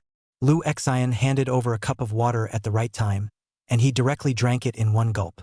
More. Chui shook his head, the sleepiness and remaining alcohol gradually receding. He's starting to wake up. Breakfast is ready. Get up. Chui lifted the covers and got out of bed, realizing that his jacket had already been removed. According to what he knew about his best buddy, he didn't bother to mind his own business on such trivial matters. Throw it on the bed at most, see if you throw up and be done with it. It wasn't that I didn't care, but something so considerate in this house was 100% Lu Xian's doing. I'll just fold the quilt. Lu Xian took the two corners of the quilt from Chui. Fold neatly with skillful movements. Chui looked at her back and remembered the scene where she fell into tears. At that time, he thought that he was going to lose another relationship of many years. But since the end of summer vacation, Lu Xian hadn't avoided herself. It's often possible to meet up. He would also call himself Brother Chui. It was as if that night had never existed at all. She had only brotherly and sisterly love for herself, not love. But some things can't be fooled. Right now, for example, she's helping herself to a quilt. A lot of things from the past can be detected as well. What's wrong? Lu Xian folded the quilt and pulled the drooping green silk back behind her ear. Turning around, he found Chui slightly out of his mind. Is Lu Hao up yet? Well, my brother, he's having breakfast. Chui came to the living room and found his good brother leisurely drinking kanji. There were also several styles of breakfast on the table, including xiao long bao xiao long bao. Fragrance. Yo, you awake? Hurry up and get cleaned up. Breakfast is pretty good today. Lu Hao stuffed a small dumpling into his mouth vaguely. Although Chui didn't come to Lu Hao's house much, he could still find out where the bathroom was. The reason he doesn't come around much is definitely not because it's far. On the contrary, the two families are quite close. Every time Chui came to play, Lu Xian's mother, and Yue was always extraordinarily kind to him, even more than Xiao Suyun. It made Lu Hao look like he was sent by charging the phone bill. Chui sensible, good brother already for sister often jealous of his own. Keep it up and the vinegar vat will collapse. And so it was that he rarely came. A brand new set of supplies sat on the vanity. After washing up, Chui landed on the dining table. He wanted to do it himself and have plenty of food, but Lu Xian had already served him a bowl of millet porridge. Drinking it warms the alcohol-ravaged stomach. The headache has dissipated quite a bit as well. What's the plan for today? No, wanted to stay home. In that case, come all the way here and play the game with me later. And then go play ball. It's been a long time since the two of us brothers have been in a group like this. Okay. After finishing breakfast, Chui subconsciously touched his pocket. Empty. Brother Chui, I left your cell phone on the nightstand in your room. Last night, someone called you a lot. Lu Xian looked at him anxiously and lowered her eyes. Chui rushed back to his room and picked up his cell phone to take a look. The screen was full of missed calls. He immediately called back, only to find no answer. Counting the time difference, it's only 8 p.m. over there. The school marm goes to bed early, but not as early as 8 o'clock. Angry? Chui hurriedly gave a brief account of last night's original story in the form of a message. Show that you were drunk and didn't intentionally not answer her calls. A few more calls and still no answer. Unbeknownst to him, Shun Yueying was already on her way back. Chapter 90, The Great Artist. Lu Hao left Chui at home to play the game. Also called his girlfriend to come over and go shopping with his sister. Lin Yali's tone instantly became nervous when she heard that she was going to her boyfriend's house. After all, not everyone is like Chui. The relationship is not yet fully established. The other party's parents met all over the place. If you were a bit more timid, you wouldn't have been able to withstand the pressure and find an excuse to run away. Lu Hao comforted, "My parents aren't home, so don't worry about coming over. Besides, a pretty daughter-in-law always meets her mother-in-law one day. Come on." One set of nice words after another, Lin Yali just couldn't refuse. These two brothers just aren't single material. One can coax, the other plays straight balls without restriction. Okay. Hanging up the phone, he sent a red envelope in passing for the fare. Chui was late in waiting for Shun Yueying's message or phone call. Playing games are distracting. The living room echoed with Lu Hao's complaints. About half an hour later, the doorbell rang. Lu Xian got up and went to open the door, bringing Lin Yali in. When Lin Yali saw Chui in the living room, his face was slightly odd. Is Lu Xian still willing to go shopping when he's around? Your own boyfriend is so redundant. Besides, Lu Xian wasn't much interested in shopping. Unpowdered, but beautiful. Occasionally she was a little jealous. So it was that Lin Yali stayed behind to chat with Lu Xian. Lu Hao was witty enough to take the time to care about his girlfriend for a few moments while his character died. She wasn't angry either, and was even there as an audience. Lin Yali is the kind of girl who can play games with her boyfriend, and Lu Xian may share a white head. There is a lot of debate on the internet about whether games or girlfriends are important. It doesn't exist here at all. That's why it's important to find the right person for a relationship. Afternoon. Chui still hadn't received any calls or text messages from Shun Yueying. Converting the time difference, it was already late in the morning over there. It's long past time to go to sleep. Lu Hao dragged him to play basketball. Knowing that Lu Xian couldn't let go of someone, Lin Yali offered to go along as well. In the large indoor ballroom, they became the brightest scenery. Lu Xian's gaze stayed on Chui, doused a lot of people's minds. He's got a crush on someone. Wouldn't it be asking for trouble to go up and ask for contact information? Let's just forget about it. After playing a game, the panting opponent tapped Chuyi's shoulder. I envy you, kid. You're happy on the court and in love. Coming out of the dugout, the sun had begun to set. Today Lu Hao found a little bit of the old feeling. Once upon a time, he and Chuyi strung through the streets and alleys, their quiet and clingy sister following like a cute pendant. Memories of the past come flooding back. He couldn't help but feel. Have dinner at my place before you go? Stayed out late last night, so I'm going back early today. Chui ball tossed to the good brother. To the siblings. Gone. Lu Xian would like to say a word. Brother Chui, goodbye, but couldn't say it. Chuyi's back was fading away. Don't look. The people are far away, Lu Hao reminded. The wind blew the emerald green leaves, and Lu Xian's green silk. They all speak without words. Nightfall. Chui dialed the phone and it showed that the other party was off.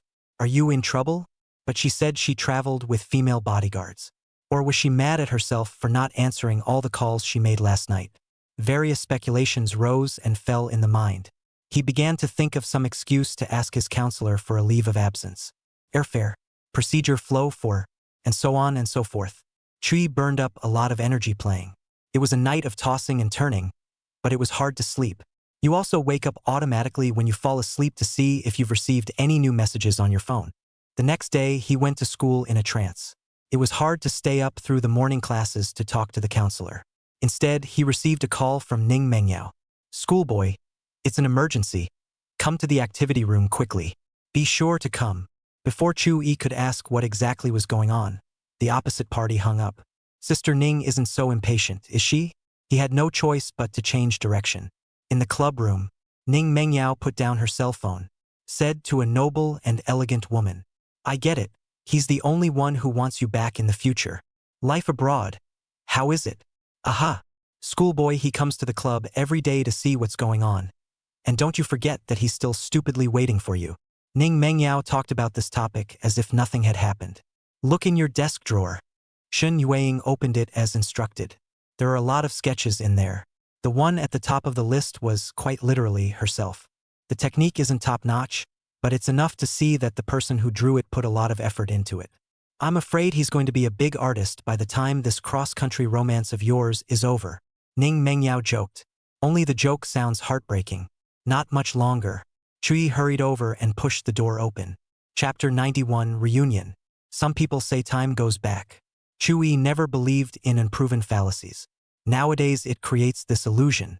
The moment he pushed the door open, he felt like he was back 6 months ago. In that seat sat a woman with a beautiful and noble temperament. The curtains rolled slightly, and she smiled sweetly, and outdid the whole fall. Can you imagine what it feels like to have the person you've been thinking about day and night suddenly appear in front of you? The mind is going to be flooded with waves of joy. Ning Mengyao saw the doorway for a moment to react. Frozen Chui. With a sigh, he left of his own accord.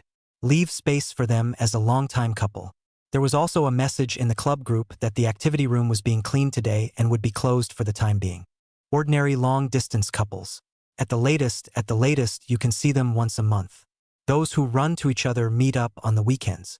But for Chui and Shen Yueying, a couple in a cross-country relationship, just waiting for the plane and flying across the ocean is enough to burn up the weekend. Not to mention all the other red tape. They hadn't seen each other up close in over almost 3 months, despite the weekday messages, phone calls, and transatlantic videos. But in the end, we can only look at each other across the Milky Way like the cowherd and the weaving maiden. Chui even felt that the facts before his eyes were like a dream. She looks even more beautiful and graceful than before, obviously having a good time abroad. Love will make one feel happy, and chasing an ideal will make a person get off their ass and become good. Chui didn't care if there were other people around. Taking 3 steps and making 2 steps forward, he held Shen Yueying tightly in his arms. The familiar aroma, the soft touch were all telling him that this was not a dream. Shen Yueying embraced him as well. Honey, it's been a long time. Shen Yueying's pleasant voice was half tenderness and half happiness. Why did you come back all of a sudden without a word in advance? Chui refused to let go, afraid that the person in his arms would disappear. Don't you like surprises like this, Mr. Chu? Besides, we've been apart long enough, it's time to meet. I missed you. This sentence made Chui feel that all the waiting was worth it. Drink less in the future, okay? After all, I'm not around to take care of you. Listen to you. Chui was finally willing to end this hug with infinite thoughts. Turning to hold his girlfriend's white hand, the two left the club room and strolled through the campus together. Enjoy the feeling of being right next to each other. A new semester is upon us, and another wave of new students has arrived at Tianhai University. The youth of the scholars is the most beautiful scenery on campus. The boys walked in groups discussing topics. The girl in the plaid skirt has a slim waist and is innocent. It's like the fluttering, colorful butterflies in the flowers. They will not perceive at this moment what wonderful bliss they are in, until you step into the world and see who you once were as a spectator. On a business trip one day, which coincided with the start of the school season, the college student next to my seat complained to my companion about the abomination that is early 8s. Exam weeks, hard work. Hard to earn credits. It was at that moment that he realized how great college life was, and never to return. There was a couple having trouble on the side of the road. The reason for this is not known, but the girls were seen leaving in another direction. The boys went after him. Faintly, I could hear the words baby and other mushy words being said. When a girl is angry, she won't listen to whatever a guy says. The boys looked helpless. Chui thought he was going to give up. The next second, he kissed the side of the girl's face. You're crazy. People come and go here. The girl's face quickly reddened and her temper was long behind her. Witnessed this conflict Chui, thankful that his girlfriend has always been very tolerant of his own. And Shen Yueying feels more and more indebted to Chui. The scene before him was more aptly described as flirting. It's a very common scene between couples, but he couldn't even give that to Chui. More often than not, he was the one walking around campus alone, spying on other people's happiness. He could have done without envying the others, but chose to keep it for himself. just when Shen Yueying thought that Chu-yi was going to make a request for a kiss as well. Chu-yi, however, did nothing, being separated for so long that holding each other's hands could make him happy to the point of oblivion. Afternoon, Chu-yi has 2 high math classes. For the first time, he, a good student, entertained the idea of taking a vacation and skipping class. Because Shen Yueying was not destined to stay in Tian High for long. Maybe it's the night, maybe it's tomorrow, maybe it's the day after. She would then rejoin Oceania. Chu-yi didn't want to ask, didn't dare to ask.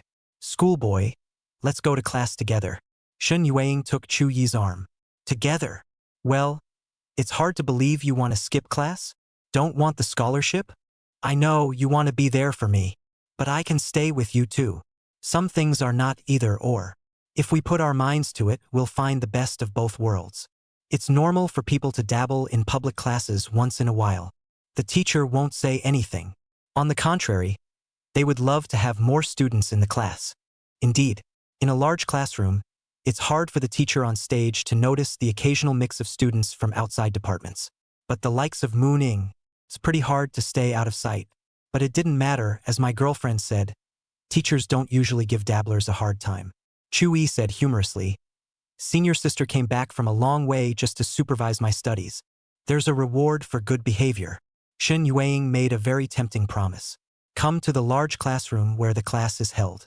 Even though Chu-yi and Shen Yueying were seated in the back row, they attracted the attention of many people. The old professor on the stage kept up the tradition of slate writing. He still found Shen Yueying, the student who was dabbling in class, and said a question in class.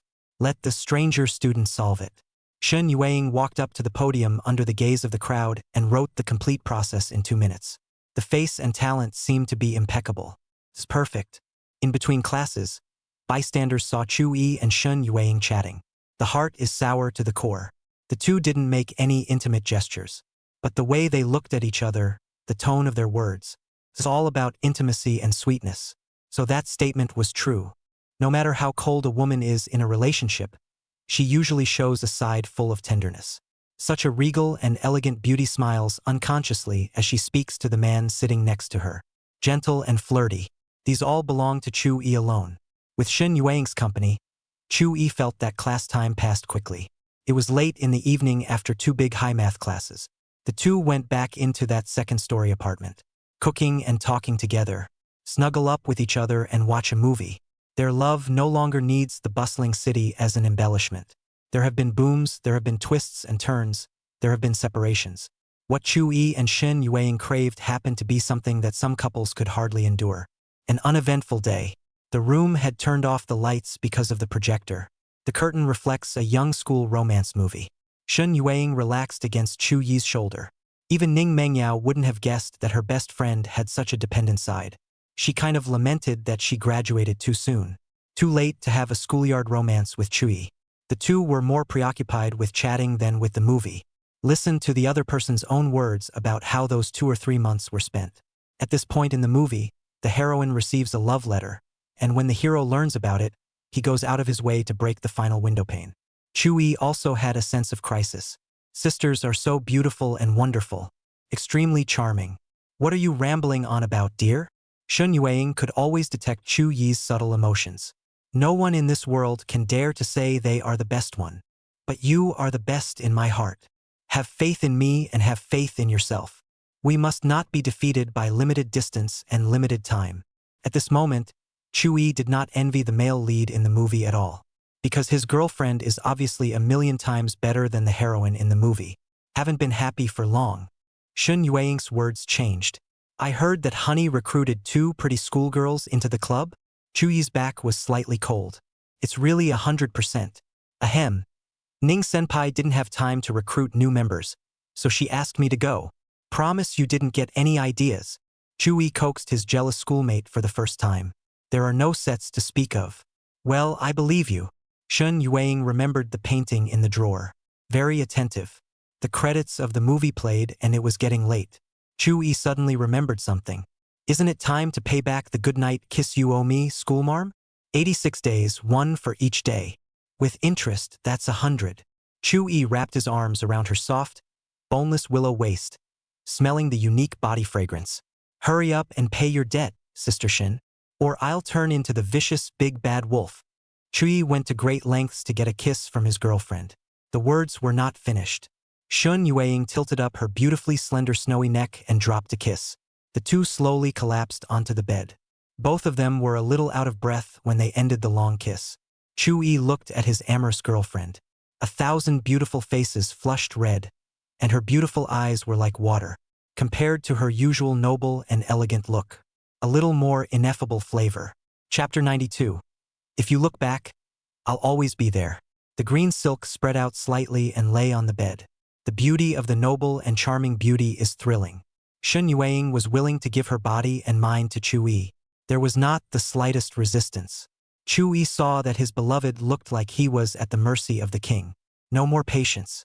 He kissed Shun Yueying's delicate earlobe, and whispered in his ear the thoughts of these days. Ear to ear.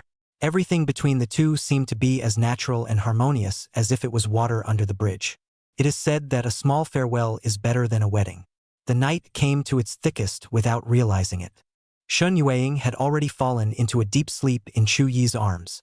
There were a few strands of green silk wet with fragrant sweat, carrying a knowing beauty. Chui was also sleepy, but he couldn't afford to go to sleep. Her time by her side was too precious. Looking at it, I couldn't help but kiss it again. Only then did he close his eyes in contentment. This sleep Chui slept well. Dreamless. Shun Yueying woke up earlier than him. Chui can see his girlfriend with eyes full of tenderness when he opens his eyes, and happiness swoons silently. He wanted to stay in bed and continue to emote, and he was afraid that Shun Yueying was hungry. So they got up, washed up, and made breakfast. After the two of them finished breakfast, Shun Yueying went to take a shower. Chui helped her blow dry her hair. The mirror in front of her reflected an extremely well-matched pair of mates. Beautiful long hair as smooth as satin with a fragrance if anything. Shun Yueying enjoyed this moment, enjoying Chu Yi's attentiveness and thoughtfulness. Even though his hair-raising skills were really not good, Shun Yueying didn't mind. Honey, what's wrong? Chui is struggling and pouring his heart out trying to get his girlfriend a graceful hairstyle. Not much real-world experience. I'm leaving today, 11 o'clock on the plane. The happiness and joy that filled his heart were all shattered by the impending separation, into shards of glass, sharp and solid. The short time we were together seemed like a beautiful dream, difficult to hold in your hand. But Chui didn't want to show any sadness. Since we can meet with full joy, we can also part with a smile. Her own emotions affect her. It's just adding to the sadness. 11 o'clock. There's still time. Next time it'll be my turn to find you. We'll see you again soon. Chui comforted his girlfriend and himself. Aha! Shun Yueying looked at him through the mirror. Honey, hold me again. I don't know when Shun Yueying also learned to play straight ball. Perhaps it was the infinite longing that made her drop her reserve. On the eve of parting, she was undoubtedly extremely attached to her lover's embrace. Chui embraced Shun Yueying into his arms from behind, sniffing delicately at the unique scent of her body. How I wish time would stop. This moment turns into eternity.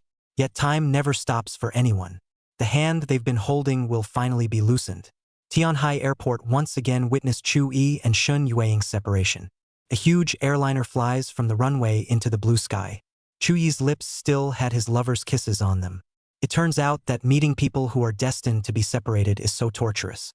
There is much more sadness than joy in it. Chui walked aimlessly outside the airport for a long time. It was back to the apartment to look for the traces left by Shun Yueying, in exchange for some comfort that is better than nothing. Fall to winter. It's turning cold and you can see white smoke on your breath. But there's still some time before winter break arrives. Classes are still going on. After breakfast, Chui went out with the bag that put books and computer on his back. There was another woman besides him on the cold, windy street. Simple winter wear with great layers. Absolutely beautiful face, cold and clear temperament. It gives the street all the color it needs. Once she was the irreplaceable person in Chuyi's heart. Now there was only silence between the two. He walked alone and at some point became side by side. Jiang Wanqing had the illusion that it was like yesterday. So many years of good times came flooding back. Chui, must we become that most familiar stranger to each other? Chui did not respond to her. The more valuable a relationship is, the harder it is to get it back when it breaks up. A friend? How can someone who has truly loved return to being a friend? Walking through the intersection. 30-second red light. Jiang Wanqing's gaze fell on the scarf that Chu Yi had hastily put on. It has folds on it.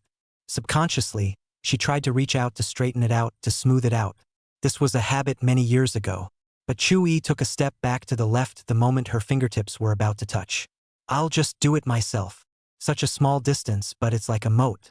The boy who had been with her since she was a little girl was no longer hers.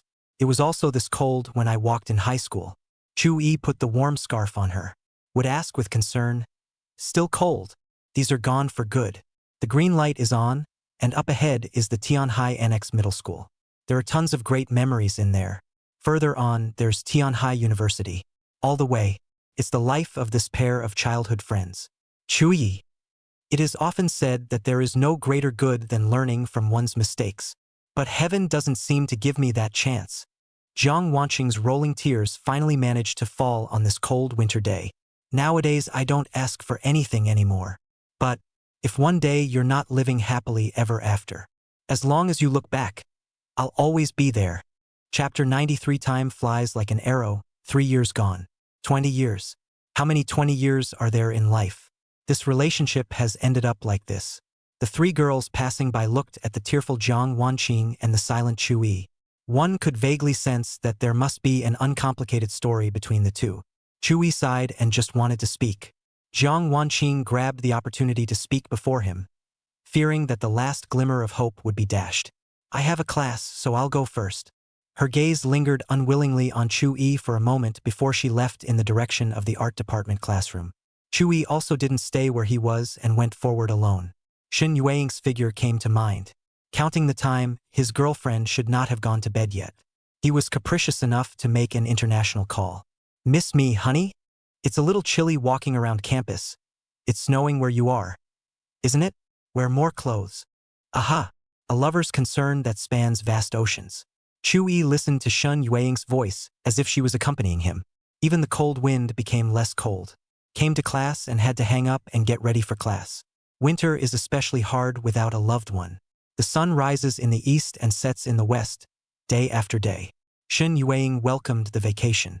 The sky-scraping couple gets a brief reunion. Every time Chu Yi sees his girlfriend, he realizes that she has become more and more beautiful and better. He was glad that he hadn't stopped Shen Yueying from pursuing her dreams in the name of love. Mutually redeeming love can be found. The two kept running into each other. The world's largest ocean could not prevent them from meeting. The road to pursuing your vision isn't smooth either.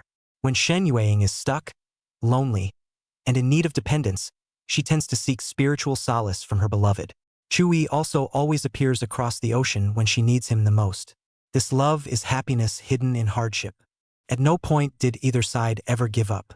A year later, Chu Yi finished his studies. A good university is not just about the faculty, but also about the connections and circles within it. There are 4 years like-minded classmate Lu Peng invited him to go to Wuching together to start a business. Chu Yi's love for Shen Yueying destined him to not live a quiet life. After going home and explaining the idea to my parents, Lu Wei doesn't support it because she doesn't want her only son to leave her side. Even though Wuchang is right next door to Tianhai City. But she didn't object the fledgling would eventually leave the nest and soar into the sky. After hearing the plan, his father, Chu Ting, expressed his affirmation. Nodded. It's good for young people to go out and make a go of it. At the end of the night, he handed a card to his son. There's a decent amount of money in there, which is enough when it comes to startup capital for a business. Things fear comparison the most. The Chu family was compared to the Shen family, and the gap between them was enormous. And yet, it doesn't mean his family is bad. And just like that, Chu Yi's life came to the next stage. A new company is registered and born in Wuchang. Despite the fact that the company's R&D software meets the needs of its users and has technological innovations. But the process of promotion is still so difficult with competition and restrictions. The hardest time was when the startup team almost collapsed. It was still Chu Yi who came forward to gather people's hearts. In the 2 years since then, the company has experienced difficulties both large and small. The company's software, however, has become popular. Appears in people's daily lives with great stickiness. The company entered the public eye. The career is on track. The time has come for Chu Yi's love to return. This summer has been as hot as the summer 3 years ago. Shen Yueying informed the flight information early. There's still some time before the flight arrives.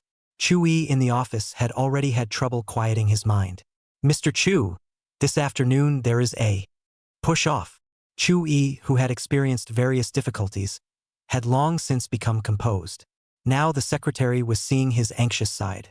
Chu-yi skipped the driver and drove to Tianhai Airport alone. I don't know if it's true what they say, good things come in small packages. I can't believe the traffic jam. Luckily, it was harmless enough to get there in time. He met someone who was unexpected and reasonable. Shin Juinhao. Chu-yi gave a polite greeting. He suddenly realized the deeper meaning of his girlfriend's call to pick him up. Except for the thoughts. More than anything, I want to declare it to my parents. 3 years later, we're still together. And we'll be together forever after. A noble and elegant woman appeared in the crowd's view. She's so beautiful. Chu-yi's heartbeat missed a beat.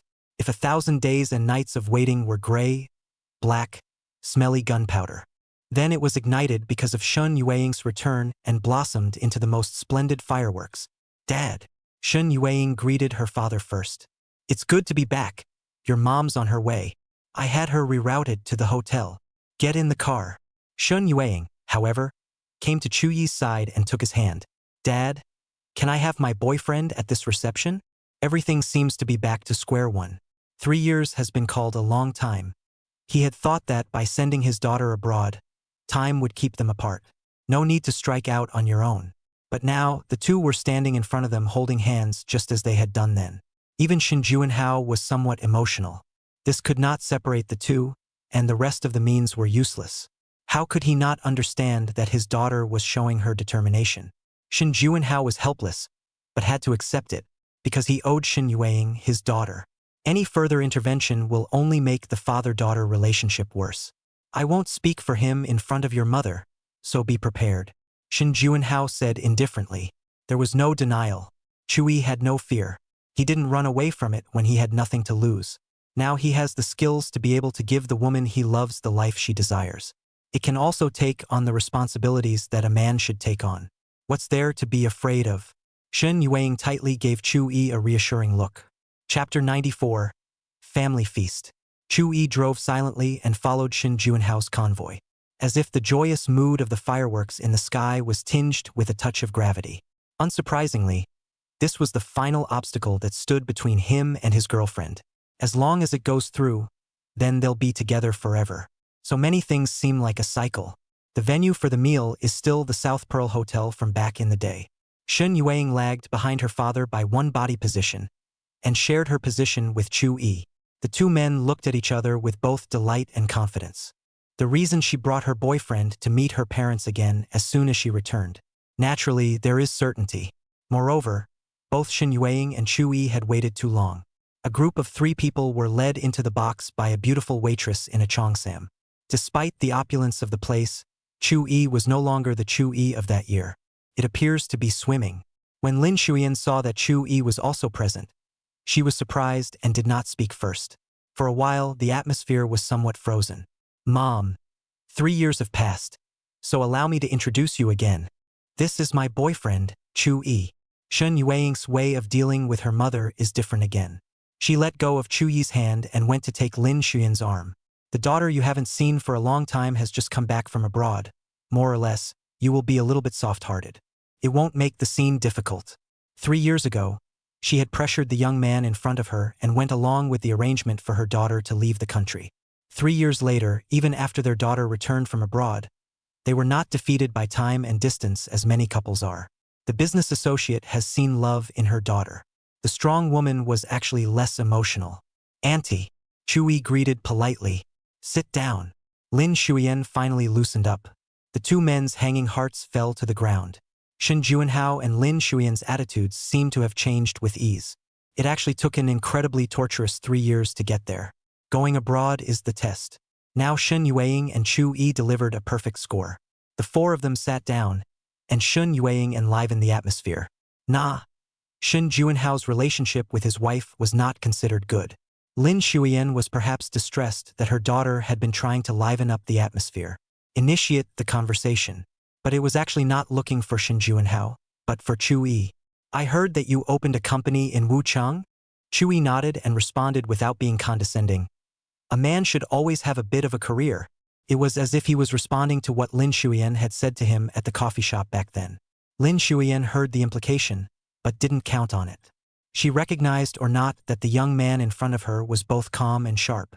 He was no longer the silly boy who could only talk about future and love in the face of his own pressure.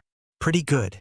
To be able to receive such an evaluation from Lin Shuyan proved that Chu Yi's company really had a good prospect for development. She didn't have to tell any lies. A mother-in-law never looks at her son-in-law as harshly as her father-in-law. In the back, Lin Shuyan told Chu Yi not to be too formal and to eat more. It rather made him feel flattered now. Chu Yi looked at the cold-faced Shin Juinhao, offering to pour him a drink. There's no shame in that. You want to marry someone's daughter, you should lower your stance a bit. He also didn't want Shin Yueying to be caught between love and affection. Shin Juinhao didn't embarrass the scene either. Pour and drink. The meal was inexplicably cordial. A few drinks down, Shin Juinhao actually asked Lin Shuyan if she wanted to move back in. Chu Yi ate his food silently and transformed into an air person. Shin Yueying understood that both her father and mother were the kind of people who had a tough attitude and were strong when it came to strength. Now one of the parties is actually quietly bowing down. Maybe it's influenced by something money can't buy. Lin Shuyan gave her answer after a while. Tell me more. Shin Juinhao knew that if his wife didn't immediately refuse, it was almost a yes. It's just that there are other people there who need a step. Shin Juinhao signaled Chu Yi to pour the wine, and Chu Yi did not complain. Father-in-law, father-in-law. No way. Two big men after a few more drinks.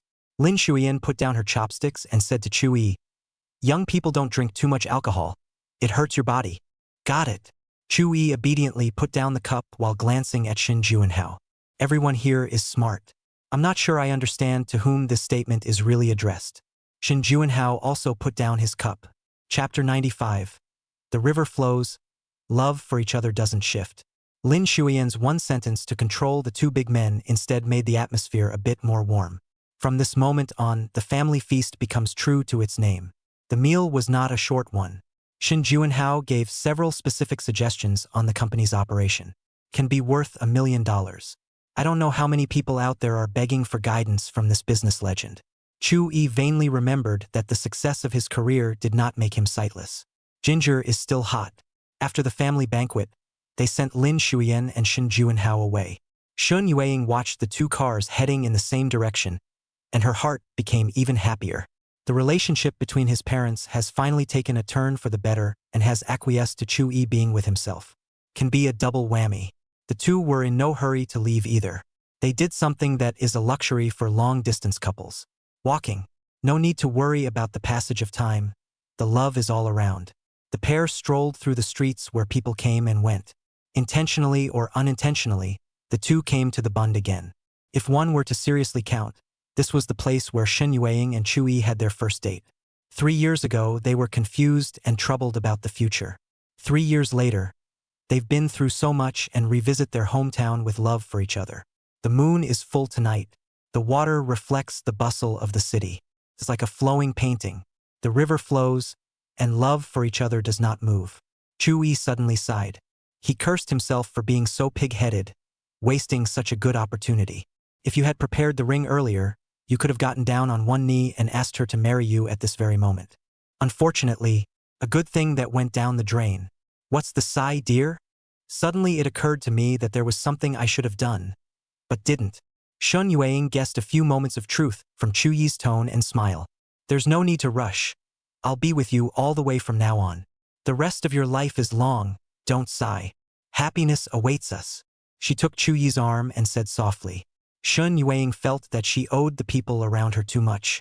Chu Yi had waited for himself for 3 years. Now returned, it was her turn to love him. Aha! Chu Yi threw off the colorful night scene and looked at his lover. That torturous time is over. A new life arrives. No more miles apart. There's no need to be so afflicted yourself. It's time to relax a bit. The two of them enjoyed the river view for a long time. As the night wore on, it was time to return to that second-floor apartment. Chu Yi has been drinking, so naturally he can't drive. Shin Yueying took the keys and sat in the main driver's seat. When she left the single apartment and the red sports car to Chu Yi. It's just that Chu Yi is hardened against soft food. The house is cleaned frequently. The car is regularly maintained and just not used. After Shin Juinhao and Lin Shuyan's rounds of pressure, he held his breath then. Now there is an extra black coupe in the garage that goes well with the red sports car. The cars all appear to be in pairs. Shun Yueying finally returned to the place her heart had longed for. The layout of the house hasn't changed at all. After bathing, Shun Yueying snuggled up to Chu Yi and talked about some interesting things when she was studying abroad. The conversation turned to the present. Dad said for me to go to the group in a couple days. Honey, maybe the rest of our lives aren't like what you think, where we get to stick together every day. I've long been mentally prepared for this. After all, my schoolmate is the future female president of Shin Group. Focus on work during the day and return to the arms of your loved ones at night. That's enough to make life worth living. It takes both love and career to cash into happiness.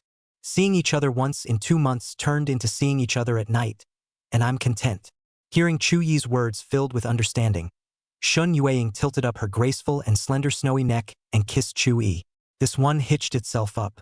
The dragonfly turned into an incredibly long and passionate kiss. After the kiss, Shun Yueying's face was like peach blossoms.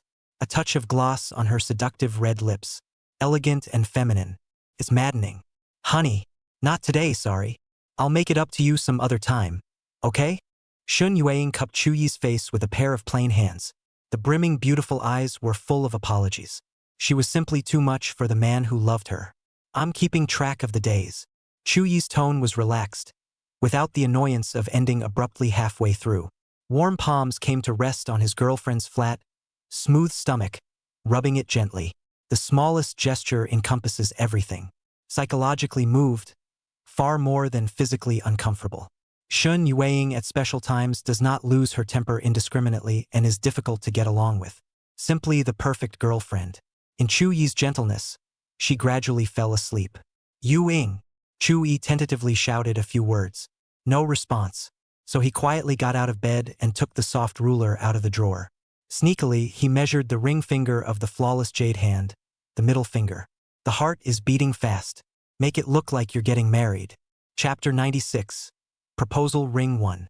Chu Yi was afraid of remembering the wrong size, but also took a picture with his cell phone to make sure it was safe. After sneaking through all of this, his heart couldn't help but feel a little more hopeful about the future. Gently wrapping his own girlfriend's soft and boneless willow waist, he smelled the ethereal body odor. 1,000 days and nights of waiting alone, of loneliness, of waiting, all dissipated. He started picking out the proposal location in his head. Is it the South Island where we climbed into the sea together? The Bund at night? Is that the intersection in Tenkai University? Whenever I think of a location, I can't stop the associated memories from flooding back. The corner of Chu Yi's mouth lifted slightly, then quietly kissed the sleeping Shin Yueying. Such a day is just too much happiness. So happy that he has nothing else to ask for.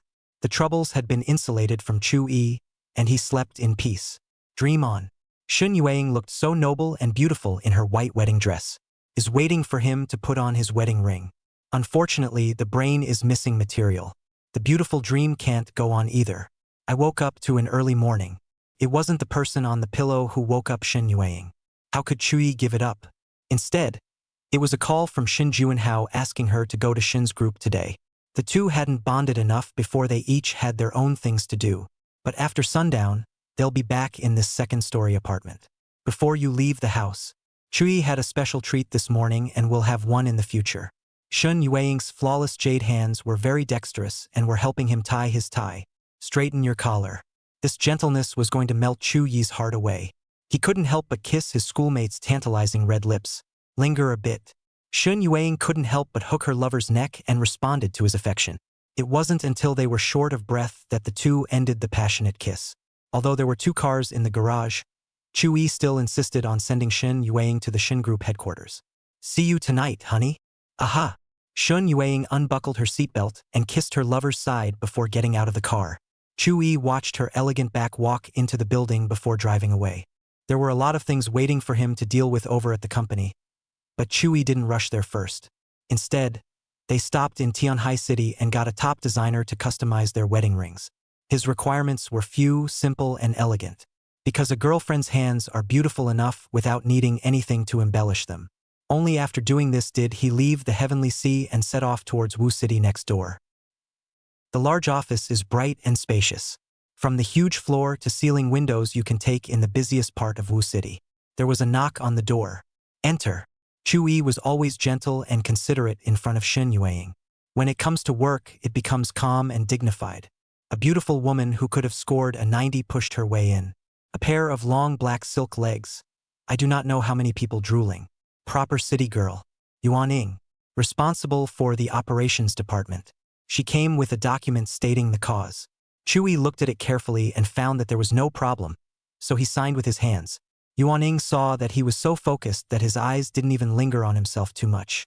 Is he really so unattractive? Hairstyles, dresses, perfumes, lip glazes, stockings, high heels. Every detail is meticulously dressed. When she looked in the mirror, she felt impeccable. Walking around the company, you are greeted with a lot of attention. How come it doesn't work at all with the president? Chu-yi is young, handsome, and rich in gold.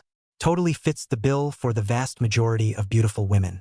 It's no surprise that it's being targeted. But the fact that he could wait for Shen Yueying for 3 years said it all. What Yuan Ying didn't know was that, feelings aside, her legs, which she was so proud of, would also fall flat on their face in front of the rightful owner. Anything else? Seeing his subordinates hesitating, Chu-yi asked out loud. No. Yuan Ying, facing her rather intimidating boss, is afraid to show her numerous small thoughts. There was a gut feeling that he was sure to fail. A pang of despondency came over her, not the kind of despondency she liked.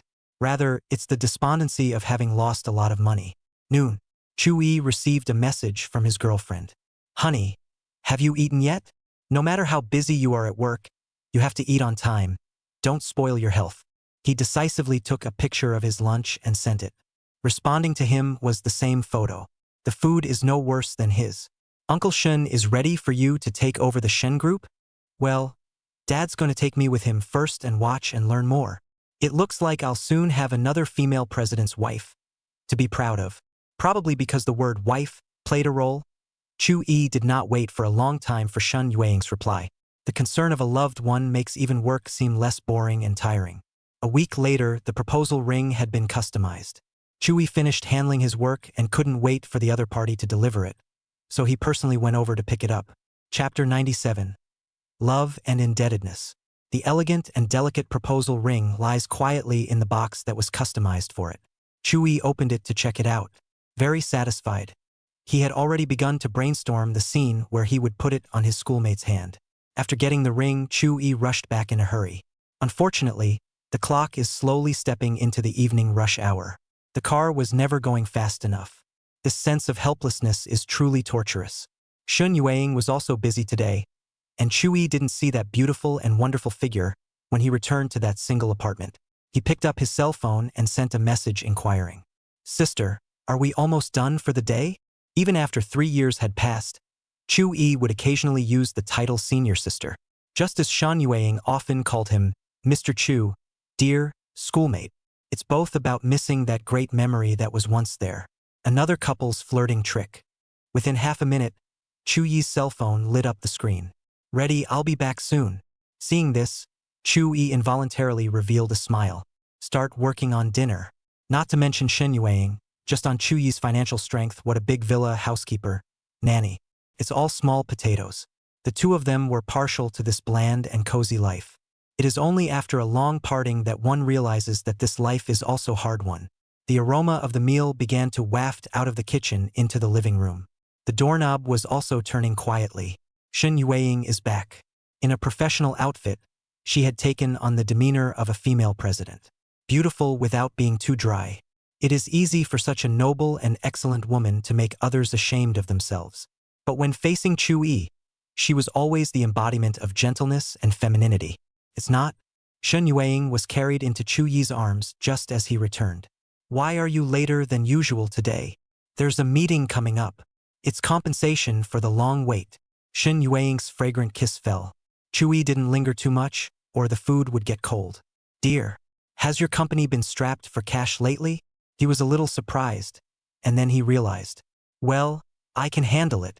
Chu-yi gave her a delicious piece of steamed fish. Good companies are short of money, and big people give it away. It's not like we're in a crisis.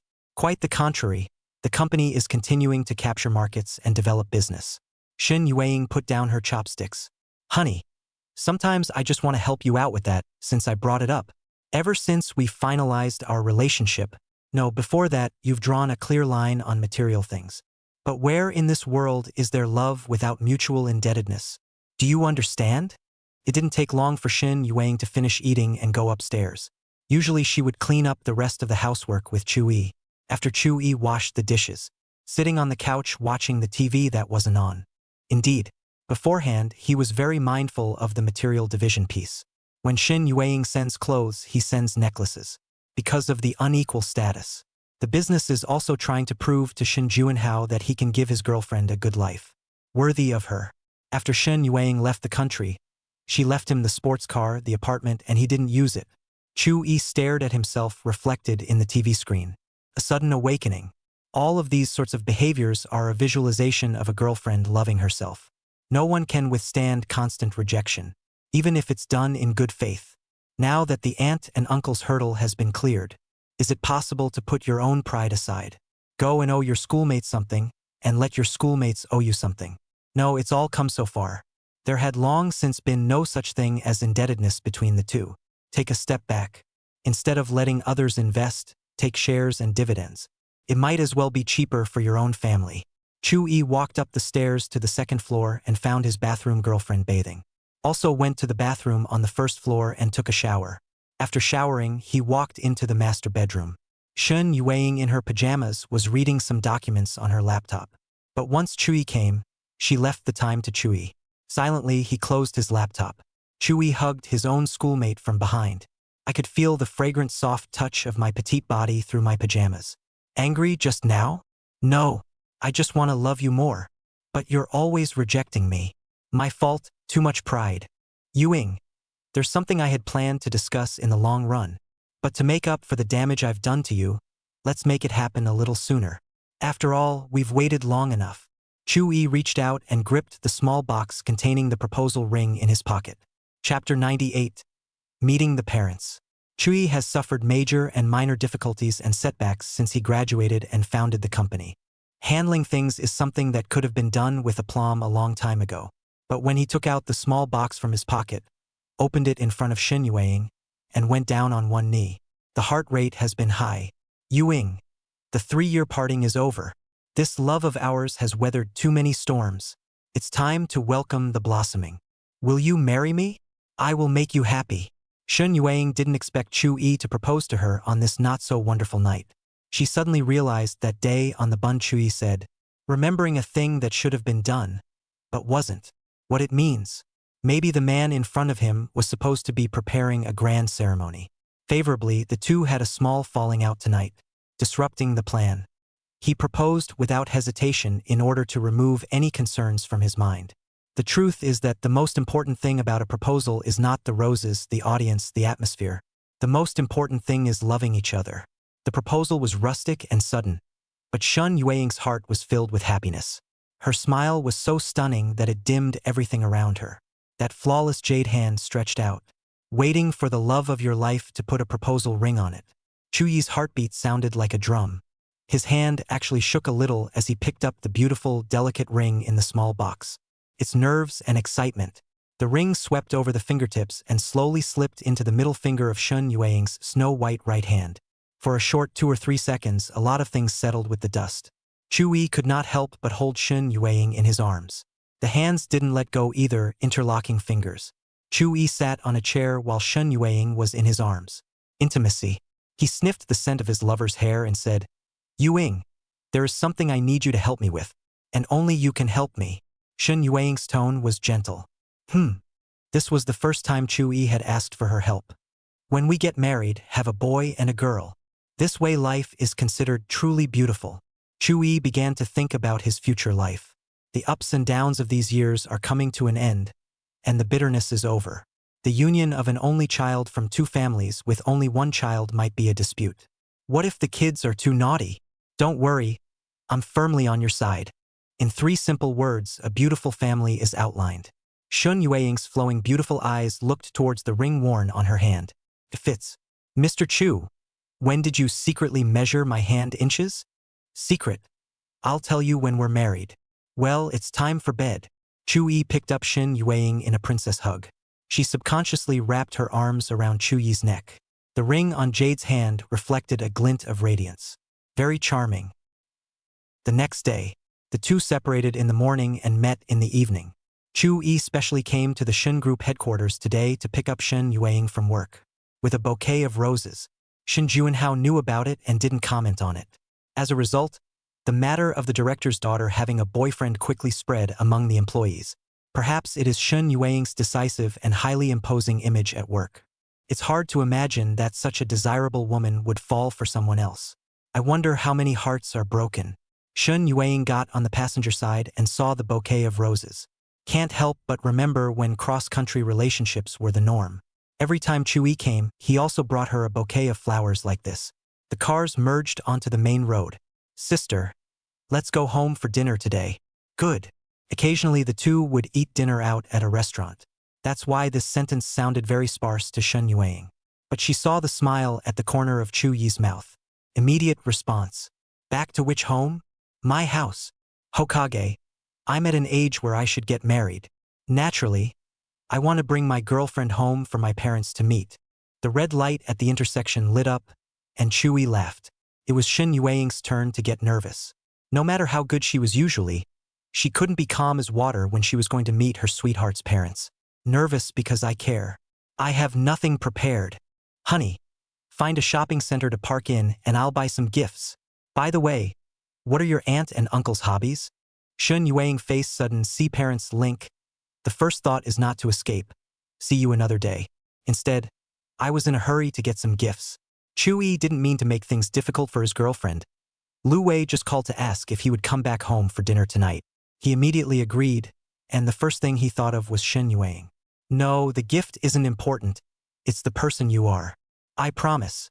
My parents will be very happy with you. Chu-yi comforted. Nonetheless, Shin Yueying let him go around in circles. Time is short and there's no picking. She bought a few bottles of expensive wine for Chu Ting and a few pieces of jewelry for Lu Wei. Shin Yueying's tutelage dictated that it was impossible to come to the door empty-handed for the first time. After last night's little conflict, Chu-yi didn't stop. Let her buy. Willow Wei made a nice dinner. Sometimes it's not always good for kids to grow up. Once upon a time that little boy didn't know how many times a day to call out for his mom. The house is not cold at all. But from the time he graduated and went to Wuching to start his own business, his son's time home was greatly reduced. Didn't my son just say he'd be right back? Chu Ting, who was sitting on the sofa, asked, pretending not to care. The words just fell. The door was then opened by someone outside with a key. Lu Wei Chu Ting's attention was drawn. Both had just finished dealing with the state of their work. Chu-yi was wearing a suit and Shin Yueying was wearing a professional outfit. Inexplicably paired. Dad, Mom. This is my girlfriend, Shin Yueying. Chu-yi took her hand as a sign of support. Good day, Uncle and Aunt. Shin Yueying's demeanor was generous. Willow Wei was stunned for 2 seconds, not sure what she was thinking. So did Chu Ting. My son's girlfriend came so unexpectedly. Even the candidates are this unexpected. Don't be polite. Come in and sit down. Lu Wei said gently to Shin Yueying. Mom, this is the gift Yueying bought for you. Chu-yi handed a couple of fine paper bags to Lu Wei. How do you let someone break the bank on their first visit? It doesn't break the bank. Just take it, Auntie. Willow Wei now had a lot of questions in her mind to ask her son. It can only be suppressed for the time being. Dinner was scrumptious. Chu-yi directly took the white wine bought by his girlfriend and gave it to his dad. Although after the success of the business, there was no shortage of expensive wine in the house. It's the thought that counts. At the same time, he gave Shin Yueying food. Willow Wei didn't inquire as if she were checking up on her family either. It was to let Shin Yueying eat more and care about whether she was tired of working. No pressure at all. It gave her the feeling of facing a gentle elder. There's really no need to ask. Those who are so capable of possessing gravitas, even when dining, are very proper in their every move. Not something that can be raised in an average family. After dinner, Lu Wei specially prepared fruits. To Shin Yueying, she said, It's getting late. Why don't you stay tonight? Chu-yi tried to excuse his girlfriend by saying that he was dating. After all, he knew all about the constraints of meeting parents. I didn't expect Shin Yuang to agree directly. Willow Wei helped her prepare her room on the second floor. Toiletries, clothes, what should be there is there. That's when my elderly father, who was sitting on the couch, spoke up. Do you's parents approve of you being together? Used to disagree. Now it's agreed. Dad, remember a couple years ago when you asked who sent me home? I'd say it's one of the schoolmates in the club. Now you've seen it, haven't you? Shu Ting nodded. He wanted to ask something else, but left it at that to avoid a tangent. There's no use asking. The reality is in front of us. Chapter 99. Wedding Photos. After talking to his father, Chu-yi immediately went to find his mom. Mom, what's your first impression of your future daughter-in-law? Satisfied? Willow Wei saw her son with a big smile on his face. Hesitantly and dotingly, he said, very good, very satisfactory. Son, you've met with Yu's parents? Both couples worry about the same problem. I've met Yu, and Yuing she's agreed to my proposal. Mom, just relax 100 times. Hearing my son say that, Willow Wei swallowed the words that came to her lips. Yuing bought you several pieces of jewelry. Remember to wear them when you have time. All right. Xiao Yu is here for the first time. She must be bored on the second floor. So hurry up and go up and keep her company. That won't do. Lest you nag me in your mind about having a daughter-in-law and forgetting my mother. Chu-yi's heart was well aware of this.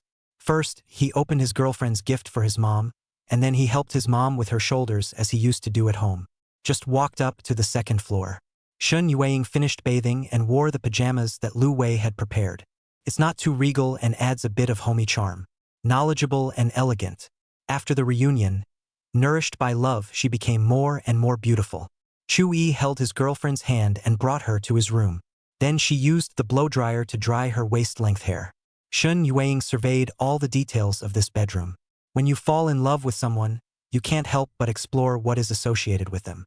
Sister, before I went upstairs, I went to ask my mother about her impression of you. What did Auntie say? Shun Yuang's tone was mixed with nervousness. She said she was pleased with you impeccably. This answer from Chu-yi is to help his girlfriend ask for it. Seek peace of mind. She also said that she wanted grandchildren. Willow Wei had actually said that. Shun Yuang saw Chu-yi bring up the matter of the child again. But she did not have any shyness. The more one desires something, the more one lacks something. Chu-yi may not have wanted as many children as he did. The child is just a parasite. It sends the result of love and symbolizes a happy and fulfilling family. After all, he had made him wait too long. Owe him so much. Chu-yi also just said that the matter of having a child is not destined to be so fast. The girlfriend also has to inherit a huge family business. Become the helmsman of this commercial mothership of Shun's group. Busy. After blow-drying that waist-length hair, Chu-yi exercised his boyfriend's privilege. Sitting beside Shun Yuang, he tenderly stroked the delicate green silk. Love it. Her own schoolmate was perfect, and she couldn't pick any flaws in her body. It's been a while since I returned home. Not to mention Chu-yi, Shun Yuang also felt that this bland and cozy life was happy like a dream. Wanted to hold on to him for the rest of his life. The night is deepening. Chu-yi was dead set on keeping Shun Yuang in the master bedroom and not letting her go to the guest room.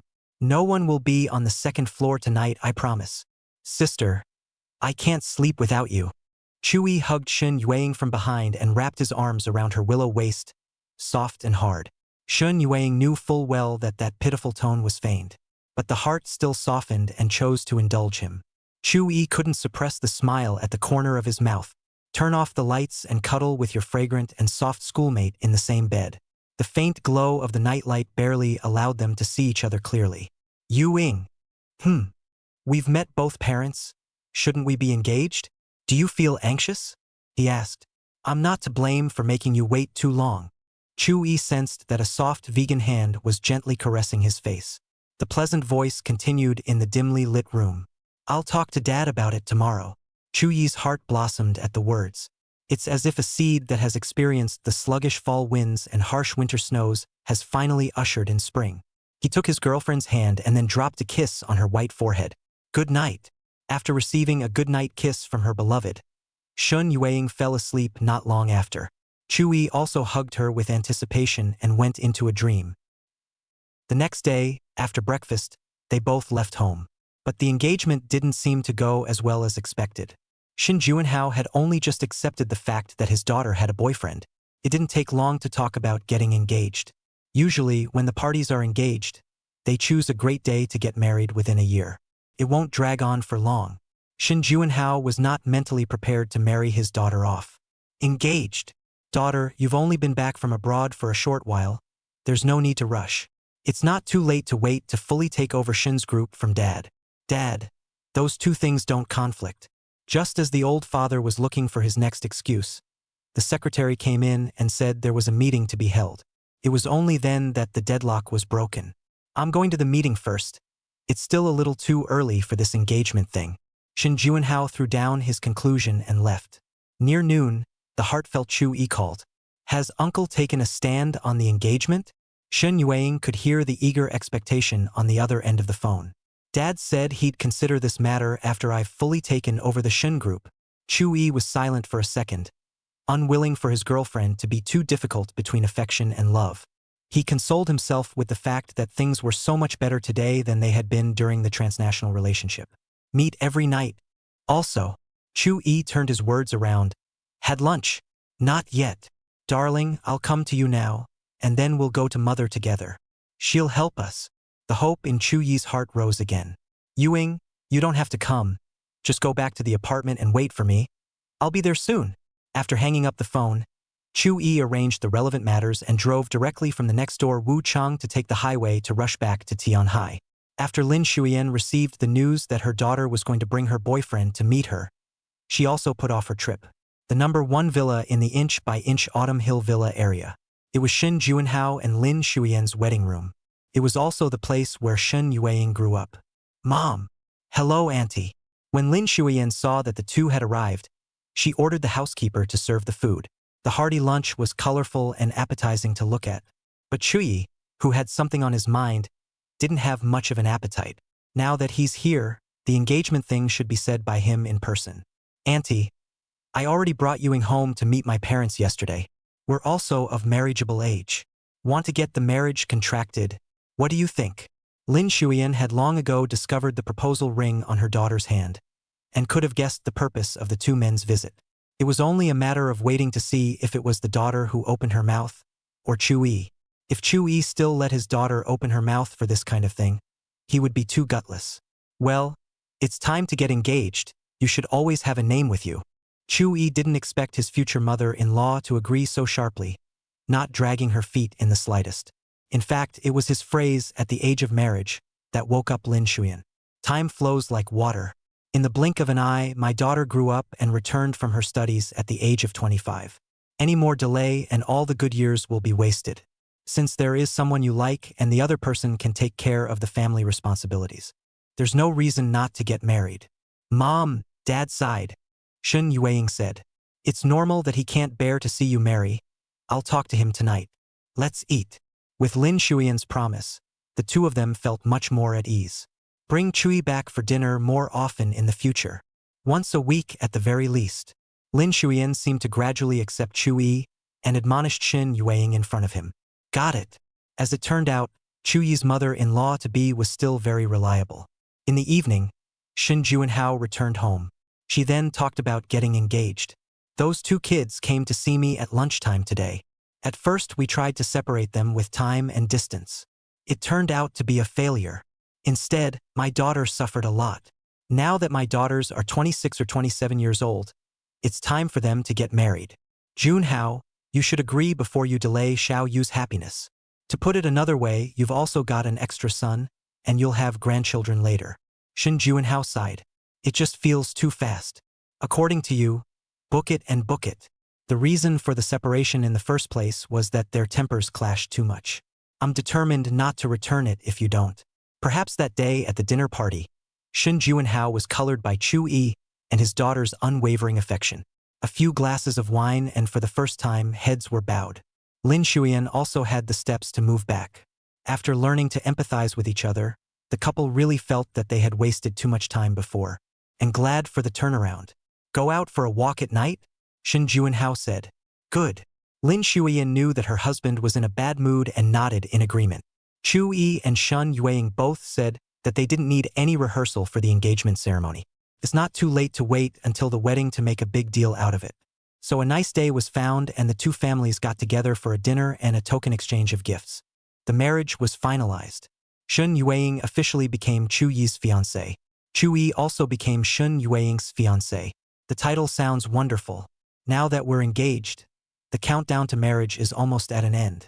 After a professional consultation, a great auspicious date was picked. Early October. It's about 4 months away. The two fought for their careers during the day. Return to the arms of your lover at night. Time passes day by day. Even after hiring the best wedding team, there are still some things that the unmarried couple has to do themselves, like taking wedding photos. The day of the wedding photo shoot was windy and sunny. Chu Yi, who had changed into a suit and dress, waited patiently. Suddenly, the wooden door carved with floral patterns in front of him slowly opened. Chu Yi then saw the most beautiful woman in the world. Shun Yueying in her wedding dress is like a fairy in the heavenly palace. Noble and holy, flawless and dreamlike. The long skirts look like flowing clouds. Chu Yi was lost in thought for a long time. Am I beautiful? No doubt. The moment Shun Yueying took Chu Yi's arm, the photographer could not help but press the shutter. The wedding photo shoot went exceptionally well. There is no need for any guidelines at all. Just the intensity of the love revealed by their staring at each other outweighed everything else. On the way, the photographer asked Chu Yi to pick up his fiancée in a princess hug. The scene is extremely beautiful. Shutter clicks. Happiness is then fixed for eternity. After a couple sets of photos, the session was over. The woman photographer said, "You are the most compatible and beautiful couple I have seen in all my years in the business. May you have a long life." Before even officially entering into marriage, I received heartfelt blessings. Thanks. Chu Yi and Shun Yueying were both happy. Returning from the outdoors to the indoors, Shun Yueying let go of her fiancé's arm. "Honey, I'm going to go change, so wait here for a while. Let me see more." Chu Yi held his fiancé's hand in time to keep her from leaving. "Good girl. Wait until your wedding day. I'm afraid you'll get tired of it." "How come? Even if I look at it for the rest of my life, I'll never get tired of it." Shun Yueying came to his ear and whispered, "I'll wear it every day after marriage as long as you want to see it." A kiss was then delivered. Is Mr. Chu satisfied? Another perfumed kiss and a promise. Chu Yi also had no choice but to compromise. He realized that after a few years, his senior sister was still able to hold him steady as a junior. The day after the wedding photos were taken, Chu Yi and Shun Yueying went together to meet up with Ning Mengyao inside one of the coffee shops in the shopping center. "Yueying, you really are getting prettier and prettier. Is this the magic of love?" Ning Mengyao tasted a mouthful of coffee and found it slightly bitter, so they added sugar and gently shook it with a spoon. Anyone could tell that Shun Yueying was definitely a happy woman. Glowing. It makes her look even more stunningly beautiful. "Hokage, the flowers are well raised. Where are the wedding photos? Quickly let me see it." Chu Yi sent the photo to Ning Mengyao on his cell phone. It happens to be that princess hug pose. She saw it and murmured, "How enviable. Congratulations to your lovers." "Mengyao, can you come be my maid of honor?" Shun Yueying asked. "Exactly.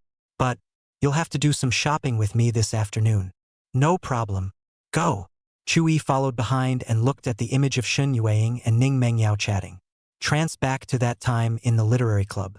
Now that all three have graduated, I wonder what the light is like in the clubroom. All the way through the shopping, Shun Yueying bought him a lot of things, such as ties, shirts, and the watch. Thanks to Ning Mengyao's blessing, he also saw the image of his fiancée wearing a cheongsam. While walking past an old cheongsam store, Ning Mengyao, who knew how good her best friend's body was, proposed to go in and take a look. Shun Yueying wasn't too interested in cheongsams. As a result, my best friend said, "The schoolboy will be mesmerized by you. A woman is a woman. This is the law of the millennium." Hearing her say this, Shun Yueying was somewhat moved. Walking into the store, the smell of the last era hits you. A seamstress of about 50 with visible gray hair came to entertain. From the looks of her temperament and bone structure, she seemed to be a beauty in her youth as well. She looked Shun Yueying up and down and nodded in satisfaction. There was no price negotiation after asking for the purpose of the visit. Instead, she recommended a cheongsam for Shun Yueying to try. When she came out of the changing room, Not to mention Chui, even Ning Mengyao was a bit mesmerized. The woman in front of her was noble and dignified. The body is wonderfully shapely. Every step was so graceful and swaying, with endless rhymes. The brimming beauty of her eyes could seduce the soul with just one look.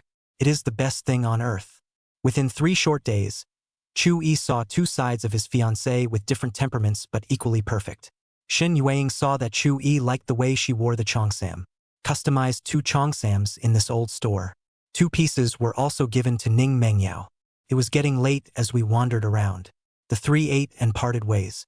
If it had been in the past, Ning Mengyao would have definitely gone to stay at Shen Yueying's house. Talking about the heart, talking about the night. Now that the 2 are getting married, they must be as good as new. There are many inconveniences. She was too embarrassed to go and be a light bulb, and she didn't want to. In the apartment, Shen Yueying snuggled into Chu Yi's arms. I met up with my best friend today and was in a great mood. Honey, have you chosen your best man yet? The first thing that flashed through Chu Yi's mind was the word Lu Hao. After graduation, even after he went to Wuchang to start his own business, their relationship did not fade. Time to get together and drink. Especially during the startup phase, he called every now and then to ask if there was a shortage of money. But Lu Hao doesn't seem to want to come as the best man. Among the reasons, Chu Yi didn't force himself. Well, the list is set. Shen Yueying sniffed and her heart settled a few points. It's getting closer and closer to the wedding date. She was looking forward to the day she became Chu Yi's wife. Next time, Chu Yi's business is advancing with each passing day, and the company continues to swallow up large swaths of market users. Unstoppable. And Shen Yueying slowly took over more duties from her father. After a busy day, the 2 find their own light amongst all the lights. It is like a ship adrift returning to a peaceful harbor. Chapter 100, The Wedding Day. If anything, marrying the woman you love is like winning a big battle. Then today is the day of Chu Yi's march and triumph. The big wedding day. Chu Yi woke up early. He was in a stirring mood last night and only squinted for a moment in the dead of night. But the gods are in full bloom. People are happy when they are happy, let alone when it is one of the 3 great joys in life. The man in the mirror was straight and well-built. Young but unassuming. Dressed in a straight groom's tuxedo, the boutonniere next to his collar stood out. Even the shoes are shiny. Only the tie was slightly rusty. Well, it's all about the bride being spoiled. On weekday mornings, Shen Yueying would help Chu Yi tie his tie. Chu Yi would also help her blow dry her long hair after her bath. But now the bride is waiting for him to take her home. Chu Yi surveyed himself in the mirror one more time, fearing that there was something he hadn't organized properly. The rest of the rites of passage have parents to help keep them in check. The luxurious motorcade was ready, decorated with flowers, red ribbons. The festive atmosphere is alive and well. As for the wedding room, Chu Yi and Shen Yueying have their hearts set on that small 2-story apartment. But it was fiercely vetoed by both parents. Shin Juanhao wanted to send it, but Chu Yi politely refused. He bought himself a villa in one of the top villa areas in Tianhai.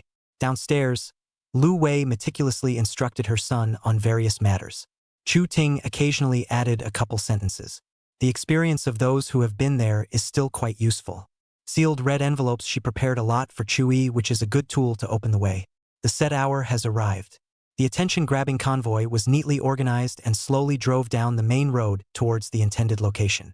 It's an auspicious day and one of the few holidays in the second half of the year. When the onlookers saw the vast welcoming caravan, it was as if they were also dipped in a few wisps of joy. Silent blessings are sent. Along the way, there were a lot of cars that actively avoided the road and made a convenient trip. People are always extraordinarily forgiving of beautiful things. Yesterday Chui looked and looked at the weather forecast, worried about a scanty downpour that would leave the happy event in the wet. But the sky is the limit. 3 years of longing, watching, and waiting have finally been rewarded with a sunny, breezy day. It was all worth it. The receiving caravan arrived smoothly at the Shin family home. The place is also overflowing with joy. The best man's group was ready to go through fire. Naturally, they heard about the two's grueling journey to love each other.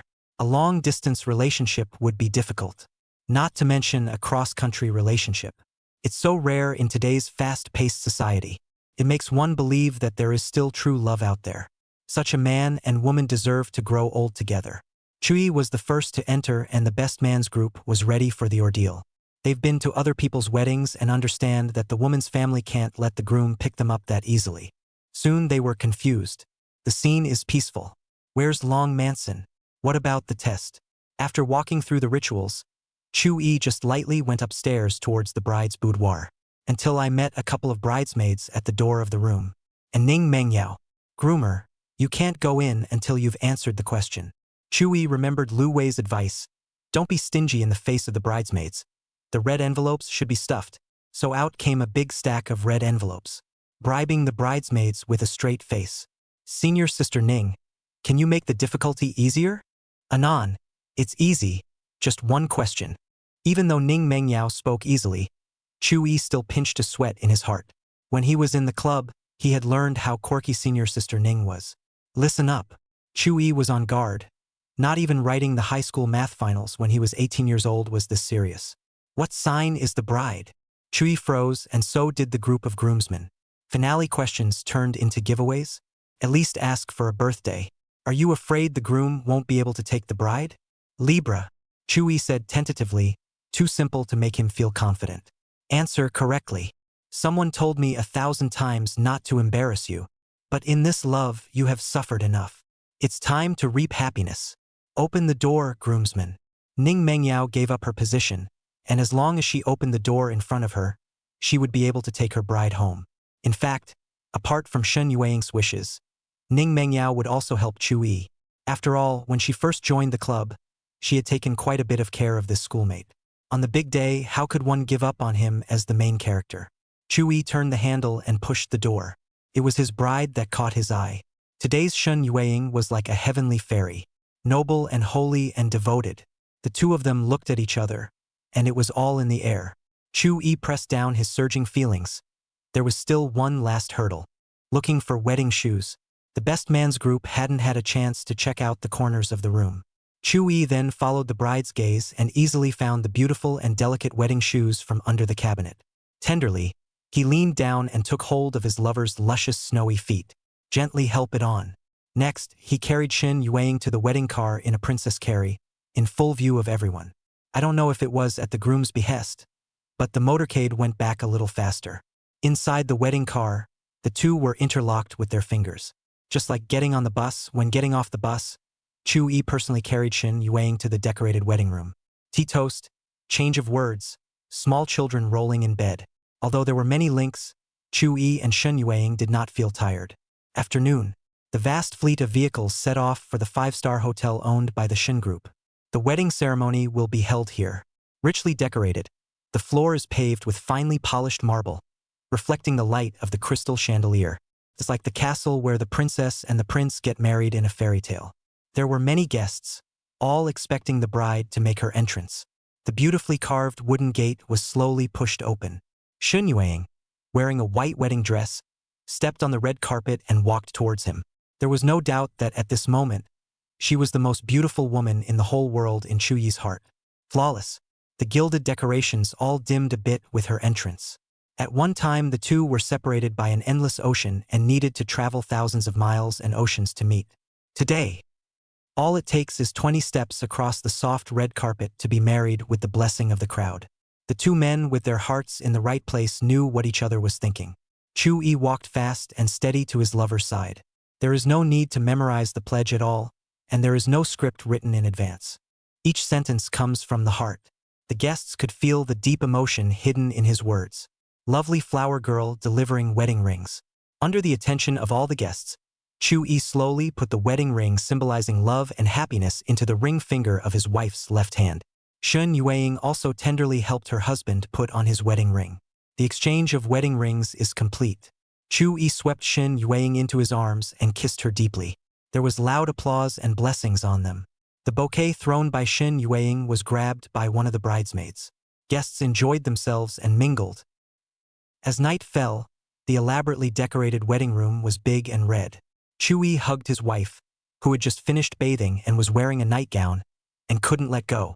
Yueying, today has gone by as if I was dreaming that way. Kiss me and see if I'm dreaming? Wedding night, does darling just want a kiss? Shen Yueying snuggled into his broad chest. Of course it's more than that. I also want you for the rest of your life. The sincere words of love added to the already charming atmosphere. The two men's eyes converged, slowly approaching kissing together as if in ecstasy. Shen Yueying couldn't help but hook onto Chu Yi's neck. The two gradually collapsed onto the red wedding bed. The moon is beautiful tonight, and even more beautiful are the people. Chapter 101. Walking together for the rest of our lives. For this wedding, among the people Chu Yi knew, only two did not come.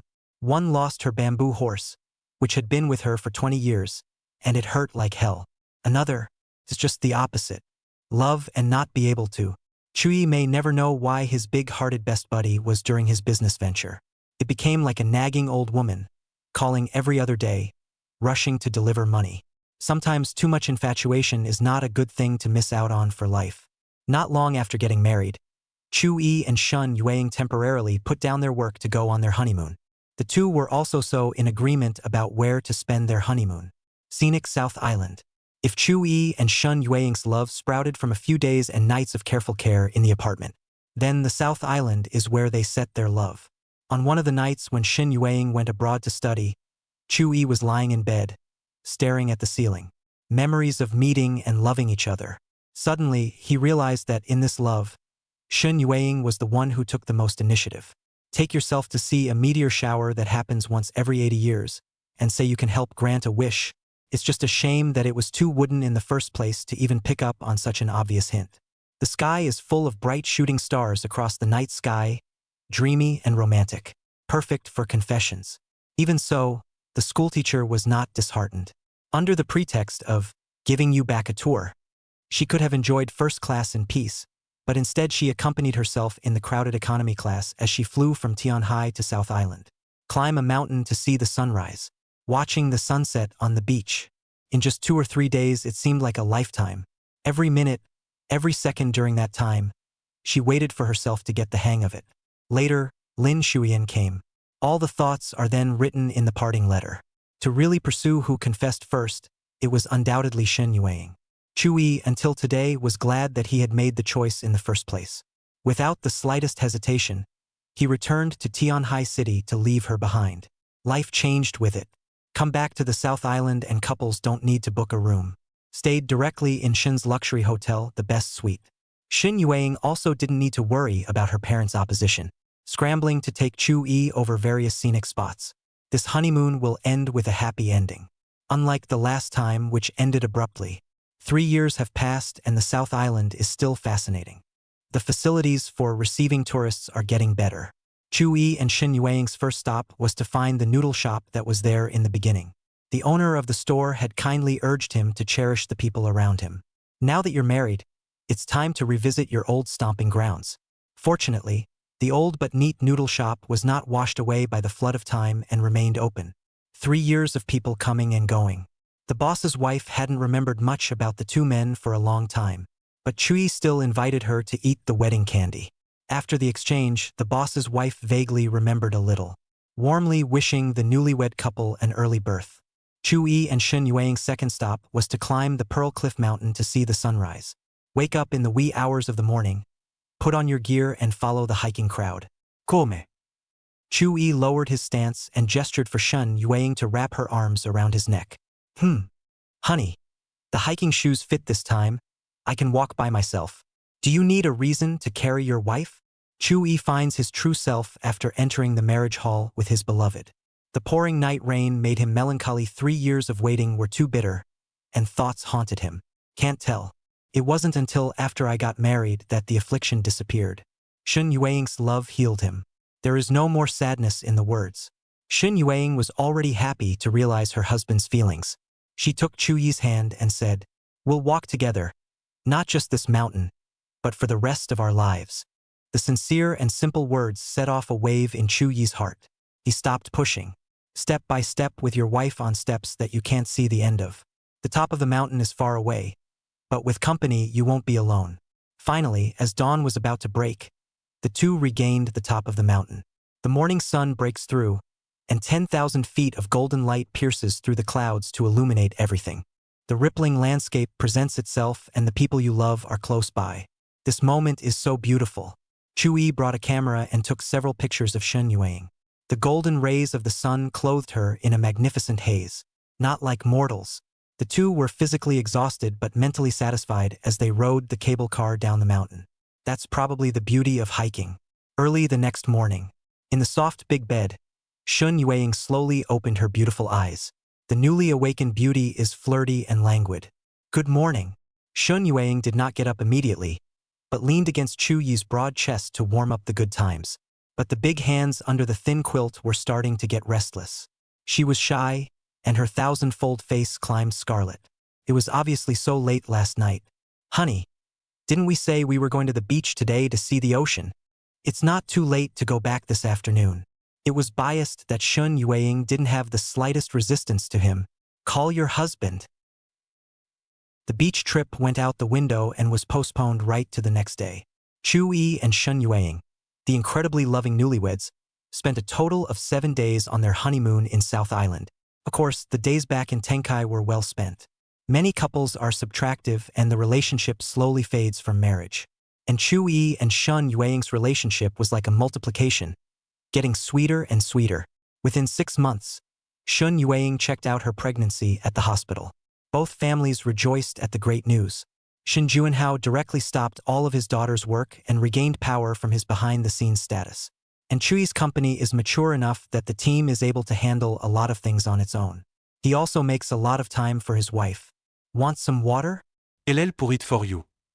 Chu Yi was simply holding it in his hands for fear of dropping it, and holding it in his mouth for fear of melting it. Here. Shun Yueying smiled helplessly and happily. There's no need to be so nervous. It's not even showing yet, she said, taking her husband's hand to the flat belly area to feel it. Be careful. Day by day. 10 months is a long time to say and a short time to say. On that drizzly night, with the baby's loud cry, mother and daughter are safe. The arrival of their daughter added too many colors to Chu Yi and Shun Yueying's life. Even the years have become gentle. A few years have passed. Chu Yi and Lu Hao brothers finished their drinks and went back to their respective homes. Chu Yi just opened the door of his house. An extremely cute little girl then struggled to get down from Shun Yueying's arms. Running towards him. Daddy, why are you so late? Actually, Chu Yi had already come back early enough. It's only 9 o'clock. But 9 o'clock is as late as night in a child's world. Chu Yi picked up his daughter as soon as he could. Dad went to a party with Uncle Lu, the same uncle you took you to see last time. Remember? But Uncle Lu doesn't seem to like me. Chu Yi's hand that gently patted his daughter's back paused slightly. Seeing that her husband seemed to be unable to manage, Shun Yueying wanted to go over and carry her daughter over. How? Uncle Lu also asked Dad to bring you a present. Voilà. Chu Yi took out a kitty doll from his pocket with one hand. Like it. Like. What a great move to lend a hand. 10 minutes later, Chu Yi used a bedtime story to get his daughter into dreamland. Drinking the antidote soup prepared by Shun Yueying, he went to take a bath. Take a shower, blow dry your hair and get into bed. Holding his fragrant and soft wife, happiness crept in. Honey, where's my present? The flirtatious and pleasant voice rang out, and he realized only afterward that he had come back to patronize his daughter, made his wife jealous. He took his daughter, who was sleeping sweetly, into the crib next to him and tucked her in. Leaning down, he kissed those tantalizing red lips. The early morning sun is always so pleasant. A family of 3 gathered around the table for a hearty breakfast. Happiness was in the air. A new day begins. End of the schoolgirl line. I've often wondered what to do with the extras about Lushan. Not all childhood sweethearts are defeated by Skyfall. If Chu Yi's childhood friend was not Jiang Wanqing, but Lu Xian, how happy would they have been? In the next world line, there was no Shun Yueying or Jiang Wanqing. Lu Xian exclusive. Perhaps there will be a love story where a childhood friend wins over Skyfall. Chapter 1. A rainy day with you. Chu Yi sat in the front row of the classroom, listening to the old professor's high math class. Class is over in a few minutes. This concludes the day's program. That would have been good news. But the rain was beating against the window, and he didn't have an umbrella. It doesn't look like it's going to stop anytime soon either. Chu Yi sighed silently. A few minutes later, the bell rang for the end of class. He gathered his books helplessly, with a laptop in his backpack. The students were also complaining about the sudden rain. Some people were contacting their boyfriends in different majors to deliver umbrellas. Others are contacting roommates who have skipped classes and are in the dorms. Amidst the tumultuous sounds, Chu-yi did not get up from his seat. He was waiting for the rain to stop, for the laptop in his backpack. Watching the raindrops slide down the window, fuming. Zhao Xiao, who was sitting next to her, knew that Chu-yi didn't live on campus and was just about to say, "I'll bring you an umbrella after I go back to the dormitory." A gentle figure walked in against the crowd. Serene and beautiful. It's like a stunning woman walking out of an ink painting. The eyes of the crowd converged. And she had 2 more umbrellas in her hands, obviously, to pick up. Who is it? Who is so blessed? It's raining with such a beautiful girlfriend to deliver the umbrella. Simply envious. Brother Chu-yi. Hearing a familiar and gentle voice, Chu-yi sniffed and looked over. Mixed feelings. Why are you here when it's raining so hard? Literally chiding, the tone was soft. When Lu Xian collected her umbrella, her beautiful and attractive face was stained with a few drops of water. Chu-yi naturally reached out to wipe it with his fingertips. Like there's nothing wrong with that move. Purely subconscious behavior. The subtle touch made Lu Xian couldn't help but blush at the base of her ears. The crowd in the classroom watched the scene before them. It seemed to have been forgotten that it was raining outside. What's with this pure love vibe? Tummies are full. And what's with the intimacy that comes out in the way you hold your hands? I looked at the schedule when it started raining and realized you had a class. Lu Xian's words made all the boys present envious and jealous. If I had such a gentle, caring girlfriend, it wouldn't be impossible to live 10 years less. Wiping away the water droplets, Chu-yi picked up his backpack. If Lu Hao knew that you braved the rain to give me an umbrella, he'd probably come to settle the score with me. Just don't say it. Lu Xian and Chu-yi talked and walked out of the classroom side by side. The crowd saw in them a very close, natural feeling. It's like one of those childhood sweethearts you see in movies when you grow up together. Holding their umbrellas, the two walked out of the imposing school gates along the main street. By the way, you'll be going back to Jiangnan with Auntie In for the next vacation as usual? Aha! Lu Xian wanted to say something. It seemed to have something to say. As she walked, she suddenly remembered that Chu-yi's birthday seemed to be coming up. What would be a good gift for yourself? Reflections on the occasion. Careful. She was caught off guard and yanked into a warm embrace. A speeding sedan passed the waterlogged section without slowing down. A big splash of murky water. Even though Chu-yi had one hand covered with an umbrella and one hand protecting the person in his arms, it was also half wet. It was only then that Lu Xian, who was lost in thought, reacted. It's okay. Chu-yi loosened his arm and surveyed Lu Xian's entire body. Seeing that the white dress was not stained with half a stain, the hanging heart was put down. Chapter 2, Heartbeat After the Rain. The blue short sleeves on Chu-yi were splattered with a large amount of rainwater, which was inevitably mixed with mud. I thought it would be nice to give out umbrellas on a rainy day, but it turned into this. Every time he would protect Lu Xian very well. After all these years, it never seems to change. Chu-yi looked at the vehicles that had long since escaped. The mood wasn't so bad, as long as Lu Xian was fine. No need to wipe. Chu-yi stopped her from using the paper towel she had brought along to help her wipe away the mud. Just take a shower at home. Come on, let's go, or we're all going to be in the soup. The mood of the people around him fell. When you like someone, you will always be tugged at the heartstrings. It was still raining. Chu-yi immediately went to the door of the house. Lu Xian, the rain seems to be getting heavier. You can eat at my house before you go back. A guy inviting a girl home for dinner is a very intimate gesture. Even a couple in love will think twice. But they grew up together, 2 childhood friends. Both parents are close again. Little things like eating at each other's houses. Chu-yi did it in 1st grade, especially after he stepped forward and was injured protecting Lu Xian in the park back then. Lu Xian mother, and Yui treated him as a son. And when Lu Hao and Lu Xian came to play at Chu-yi's house, they would also be left behind by Lu Wei for lunch. Lu Xian hadn't even finished her sentence when she was interrupted by Chu-yi. Come on. He naturally held Lu Xian's wrist and it drew a tremor to the tip of the heart of the gentle beauty holding the umbrella. The rest of the words could no longer be spoken. I'm so happy you came to deliver the umbrella today. It was just a little hiccup. It's not your fault. Promise me to be happy, okay? Chu-yi said as he pulled out his key to open the door. The 2 soggy umbrellas were placed outside the door, arranged in a piece rather like a pear. Mom, you child, How did you get like this? Lu Wei was halfway through her sentence when her attention shifted from her son's body. Xiao Xian is here too. Hello, Auntie. Lu Xian softly greeted. I made soup. Stay for dinner tonight. Chu Yi had already gotten used to the feeling that he was ignored as soon as Lu Xian appeared. Self-conscious, he went upstairs to shower and change. Lu Xian sat down on the sofa in the living room, where every detail was familiar to her. Messaged my mom about eating at Chui's house. And Yui didn't even call, the level of reassurance was evident. Have some fruit first. Xian, do you have a lot of classes today?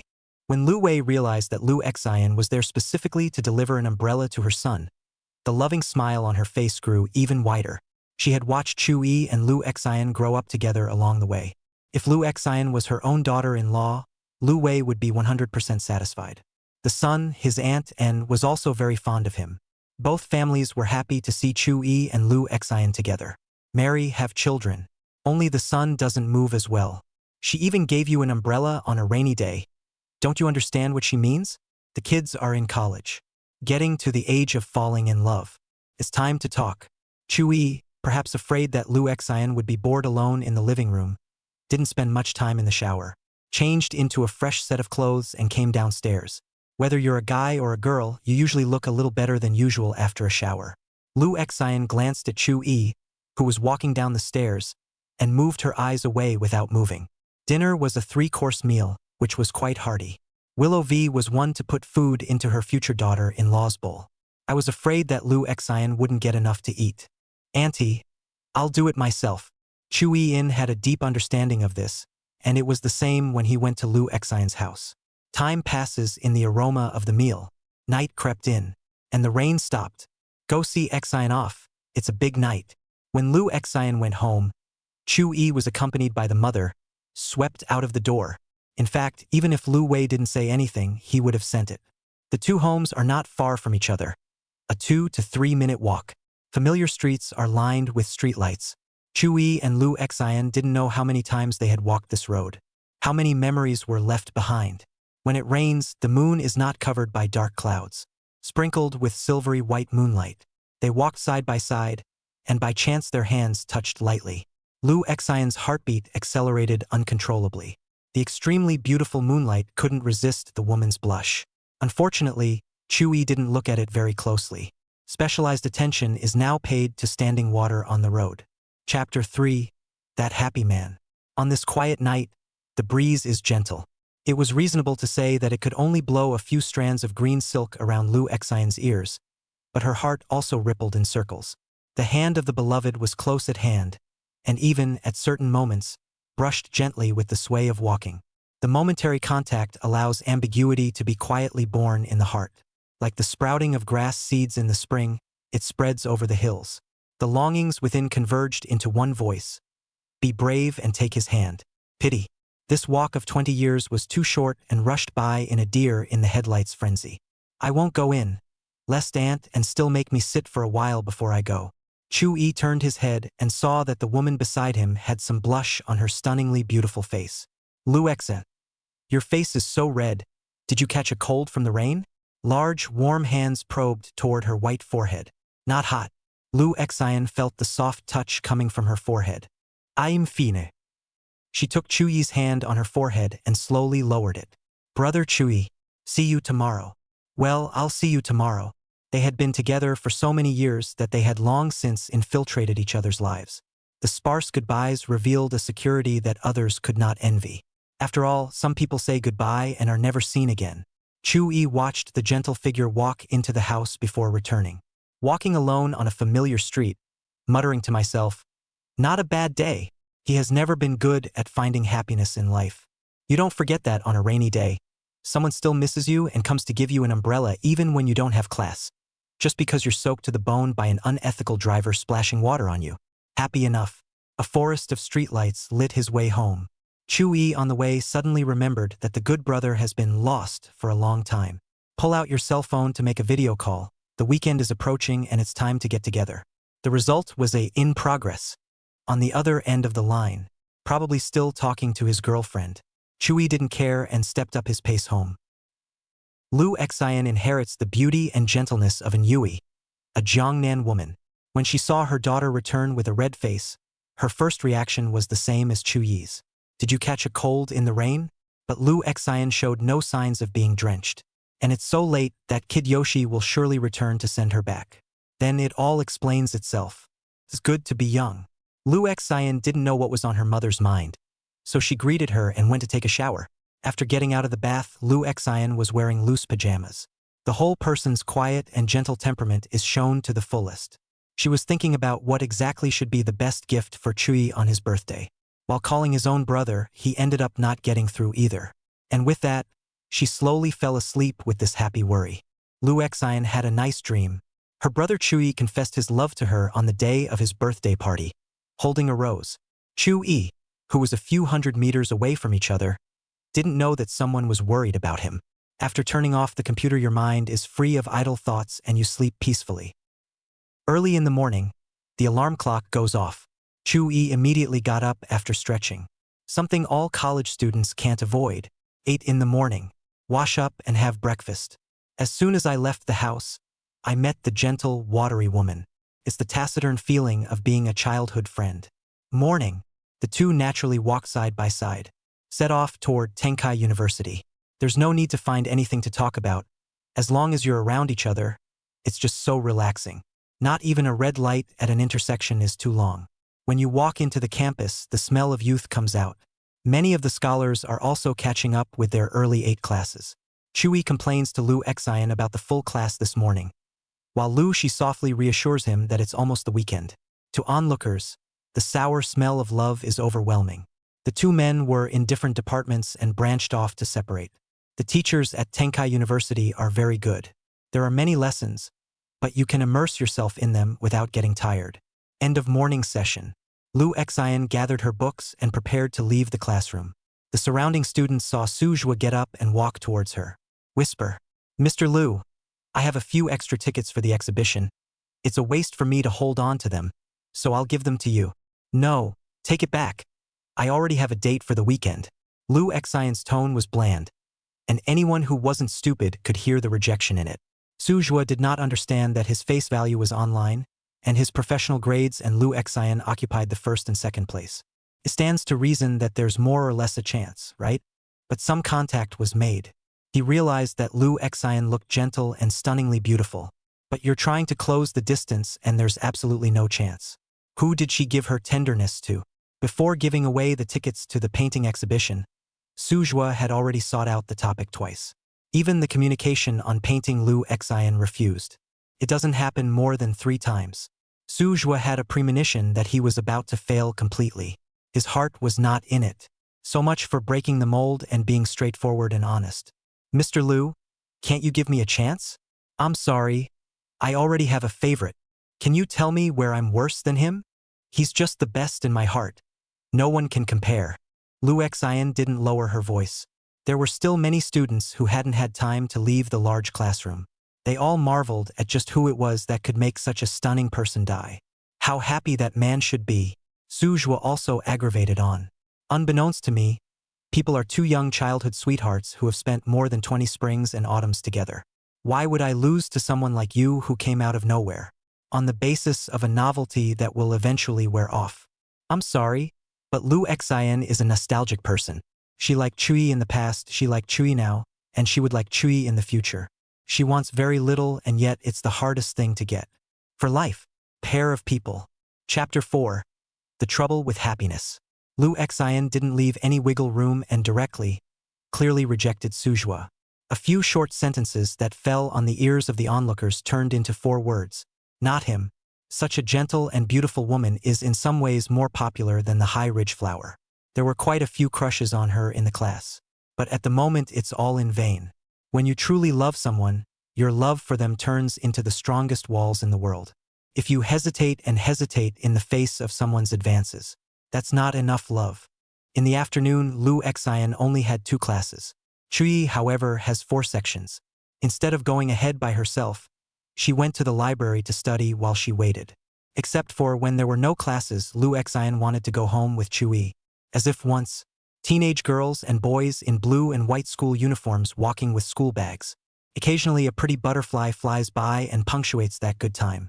Even after college, Lu Xian wanted to keep the habit. Chu-yi swims in the ocean of knowledge, but even a fish will feel tired after swimming for so long. The bell rings and the day's classes are over. He was finally able to catch his breath. And yet things still come to me. A number of students have recently proposed a class group activity. Chu-yi, what do you suggest? The old professor on stage had just left when his own class president came to the door. Chu-yi was a member of the class committee, and if he really wanted to organize a class event, he would have to contribute. Solicit ideas from your classmates and then vote on them. At that moment, he saw the gentle and beautiful figure out of the corner of his eye. Chu-yi just kind of skimped on his time. I don't want to keep Lu Xian waiting. Quickly and methodically provided a program that, squad leader, I have things to do. We'll discuss it in the group tonight. Yishu's eyes dimmed slightly when she saw Chu-yi leaving in a hurry. In fact, she knew how this thing worked, drunkenly. Unfortunately, the moment that gardenia-like woman appeared, Chu-yi then hoofed it to her. The two walked down the school building. The sun had begun to set in the west as we strolled through the campus. The sun is warm. Something on your mind? Chu-yi asked, as he was almost at the school's entrance since he started leaving the school building. Lu Xian didn't say anything. He kind of missed being a kid and being able to easily coax Lu Xian with a crispy, crunchy chocolate ball.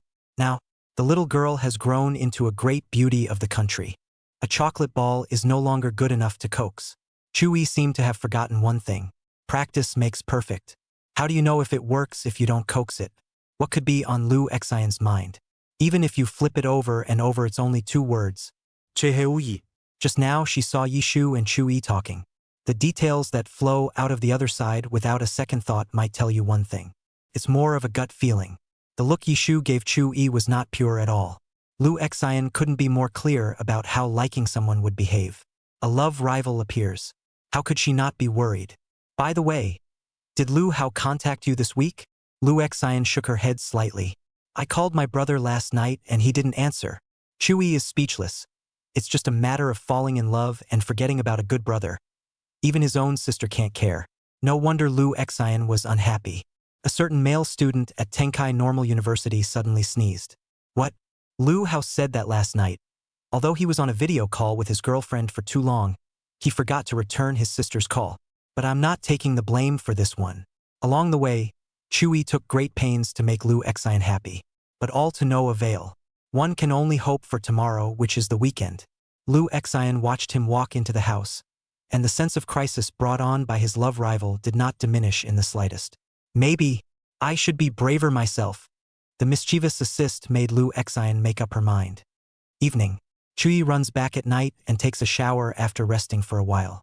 I grabbed my phone after my shower to find that the class group had already started voting. Very lively. I was just about to speak when I got a voice call from my best buddy. Urge him to game online. Could be that love really delays getting the knife out. The roles are switched. The brother's center field was shredded by the opposite team. Lost the game in less than 20 minutes. But Chu-yi didn't care. You don't have to stay with your girlfriend tonight? Yes, right away. Chu-yi didn't know what to say for a while. It's nice to be in love. You bachelors wouldn't understand. Okay. I don't get it. Tell you something. My sister was confessed to today. Chu-yi's heartbeat inexplicably missed a beat. What? But Lu Hao seemed to be deliberately changing the subject. Down first. My girlfriend asked me to take a walk in the playground. Wait. Intra-team voice interruptions. A silence. Not long after, Lu Hao held Lin Yali's hand and pretended to say, Someone's not going to be able to sleep tonight. Chapter 5 Into the Arms. College playgrounds are always bustling with nightly runners and people sitting on the grass. There are devices for singing. Even the air carries the scent of youth. Couples are even more everywhere. Every time Lu Hao saw such a scene, he felt that it was not a loss to stay at the school. After walking with his girlfriend for a while, he finally got up and thought that his good buddy was in a hurry. So he took out his cell phone and ignored the message Chu-yi had sent earlier. It's Saturday tomorrow, so let's all hang out. Remember to bring Lu Xian. The end. Lu Hao dialed his sister's phone again, with a heartfelt tone. Because it was too late to video with his girlfriend last night, he didn't even return Lu Xian's call. In a nice voice, he told his sister about the plan to go out together tomorrow, focusing on mentioning that Chu-yi would be there as well. After hanging up, Lin Yali looked at her boyfriend with a strange look. You're not a sister Khan, are you? What are you thinking about? Lu Hao held his girlfriend's hand without any good humor. I was on a video call with you for so long last night that my sister didn't even call back when she called. Now I'm a bad brother who has a girlfriend and doesn't want a sister in her eyes. That's it, and you're still jealous? Lin Yali was a little embarrassed by what was said. I was overthinking it. To say sister control, that's a much more appropriate title for him. After all, Lu Xian also calls him brother. Lin Yali had already met Chui earlier and naturally understood who the boyfriend was referring to. Lu Xian had just ended the call when an Yui came knocking on the door. Is something on your mind today, daughter? A sad face and not much food. Trouble with Yoshi? It's not what you think. Lu Xian hurriedly denied it. It's good that it isn't. Your grandmother just called and told you to make sure you go back next vacation. Her old man misses you and your brother. Good. Don't stay up late, go to bed early. And Yui left the bedroom. But tonight, going to bed early is a luxury for Lu Xian. The presence of a love rival is hard on her mind. Chui was just as unable to sleep. Who confessed to Lu Xian? Does her preoccupied look today have anything to do with that confession? This pair of childhood friends just worry about each other. I hope the darkness passes early. Looking forward to meeting tomorrow. Some things have to be said face to face. Early in the morning, Chui, who slept very late last night, slowly woke up. Get dressed, wash up, and eat breakfast. Also got a message plus location from a good buddy. The positioning target is the largest amusement park in Tianhai. And remind him not to forget to bring Lu Xian. 8:30 in the morning. Chui came to Lu Xian's house clad in just the right amount of sunlight. Aunt Anne, has Yoshi had breakfast yet? Eaten. Lu Xian happened to come downstairs, and today she was extraordinarily beautiful. A white dress, as elegant as an orchid. The pulled-up green silk added a bit more noble flavor to her gentle temperament. Obviously, there's been some careful grooming. Hearing that the two were going out together, and Yui even told them to have fun. No blocking at all. In a crowded big city, a taxi may not be as fast as the subway. And the subway station is not far away. The childhood friend and the bamboo horse who each have something in mind want to say something. All that's left is the noise of the subway running. It wasn't long before a mother got on the bus with her little girl. Chui and Lu Xian then gave up their seats to them. That mother said thank you several times. The doors closed and Lu Xian crashed into Chuyi's arms when the subway started without standing still. Chapter 6. Better than the thousands of the world. At the moment Lu Xian fell into Chuyi's arms, the sound of the subway running, the voice announcements in the car seemed to disappear without a trace. It's like entering another warm world. A small accident so that the two people all night long to hold the heart, tossing and turning like a bright sun shining under the ice melting. Feeling the soft to the touch and the unique aroma, his heart was in turmoil. Chui and Lu Xian looked at each other, seeing their own reflections in each other's eyes. A few seconds later it skimmed away again like an electric shock. If this accident had happened in a quiet and unoccupied place, maybe Chui would not be able to hold himself. Lean in for a kiss. 20 minutes or so later, the subway arrived at the station. Lu Hao and Lin Yali came one step earlier and waited for them at the entrance of the amusement park. Just after buying the ticket, Lu Hao is going to part ways. We'll go our separate ways. You take Lu Xian and have fun. Yali and I have other plans. Meet here when you're tired of playing and go to lunch. Chui didn't object and nodded his head saying okay. The four separated in pairs. Merge into the rolling mass of people. Do you think they'll be able to poke through that window today? Lin Yali asked Lu Hao. She had known the cause and effect last night during her walk on the playground. Understand that today's visit to the amusement park is for fun, mainly to set up Chui and Lu Xian. I have to say, childhood friends are just enviable. She and Lu Hao had a crush on each other at the entrance military training, and it didn't take long for them to develop into a couple. It's been 2 years since we've been in a relationship if we're counting full time. But whenever she saw Chui and Lu Xian appear side by side, that indefinable feeling between them, clearly not a couple, but better than a couple. If I really had to describe it, it would be that the two would walk hand in hand for the remainder of their lives. Never give up on each other. This extreme security is something that couples, and even couples, crave. Chui and Lu Xian obviously didn't do anything, they just stood together and it beats the boisterous confessions of others and the kisses that are like glue. It is better than the world in a million ways. Maybe, as a childhood friend. Lin Yali was overcome with emotion. Even if she was in love herself, she couldn't help but spy on Chu Yi and Lu Xian's love. The flower of their love is absolutely gorgeous once it blooms. Lu Hao smiled confidently when he heard his girlfriend ask this. Definitely. Chu Yi was estimated to have gone to bed at 3 or 4 in the morning last night, and finally made it through the long night to see the person he wanted to see. Who else can hold it? Didn't you notice that he didn't object when I said to go separately just now? Maybe they've all confessed successfully by now and are holding hands together as they swim through this paradise. Baby, do you want to ride on the carousel? I'll take your picture. In the middle of talking, Lu Hao and Lin Yali came across a tour program. Chu Yi and Lu Xian walked companionably in the amusement park where people came and went, attracting the attention of many passers-by. Like Lin Yali said, they were too good for each other. Walking through amusement ride after amusement ride without even bothering to experience the fun of it. The pair of childhood friends were rather silent today, yet both held back a lot of things to say, and the bustling streets were clearly out of place. Chu Yi now just wanted to find a quiet, undisturbed place to talk frankly with Lu Xian. Along the way, the most towering and spectacular Ferris wheel in this park comes into view. I've heard that there are many boys and girls who will confess their love to each other when the Ferris wheel turns to the highest point. Tends to work out. Chapter 7. The Ferris Wheel. Let's go on the Ferris wheel. It's too noisy here. There's a different view from up there. Aha! Lu Xian never refused Chu Yi's requests. Over the years, most of the time it was Chu Yi who gave, nursing her through all these years of spring and fall. Be there for each other. Lu Xian looked up at the most visible Ferris wheel in this amusement park. The hard-to-conceal fondness in Yishu's gaze when she talked to Chu Yi came to mind. She didn't want someone to snatch her brother Chu Yi away from her and drift away from there. Looking back, he had long been an integral part of his life. In this way, Lu Xian carries the courage and sincere love and Chu Yi together on the Ferris wheel car. Slowly leaving the ground, blocking out the clamor of the crowd on the ground. Through the window, you can see the landscape in the distance. Quiet atmosphere. Not exactly spacious. It was as if the whole world was left alone with two people. Near the top, they actually spoke at the same time. I heard.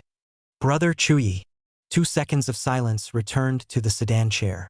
In Chu Yi's impression, Lu Xian is always so gentle and quiet, like a Jiangnan woman holding an umbrella in a scroll. Never before had he been so preoccupied as today, as if he had something very important to tell himself. And yet it is difficult to speak. He had no reason to think of the news his good brother had told him last night. Go ahead. As soon as Chu Yi's words fell, a leisurely cell phone ringtone sounded, shattered the inexplicable atmosphere of the sedan chair. The Ferris wheel has turned to its highest point, far away from the raging crowds below. But the conversation between the two was still disturbed. Lu Xian looked at her cell phone, and the word grandma was displayed on the screen. She cast an apologetic look and picked up the phone. Chu Yi's gaze looked through the window to the blue sky and white clouds, to the skyscrapers in the distance.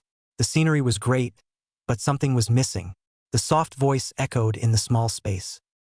He listened to the conversation quietly, expecting the call not to take too long. Be able to leave some time for yourself. They say that the Ferris wheel is a good place to confess your love, but Chu Yi didn't get happy on it. The Ferris wheel continues to rotate past its apex and the car slowly descends. The two were to return to the clamor of the crowd, but nothing was said that should have been said. The hang-up of the call was accompanied by the movement of the crew opening the cockpit door.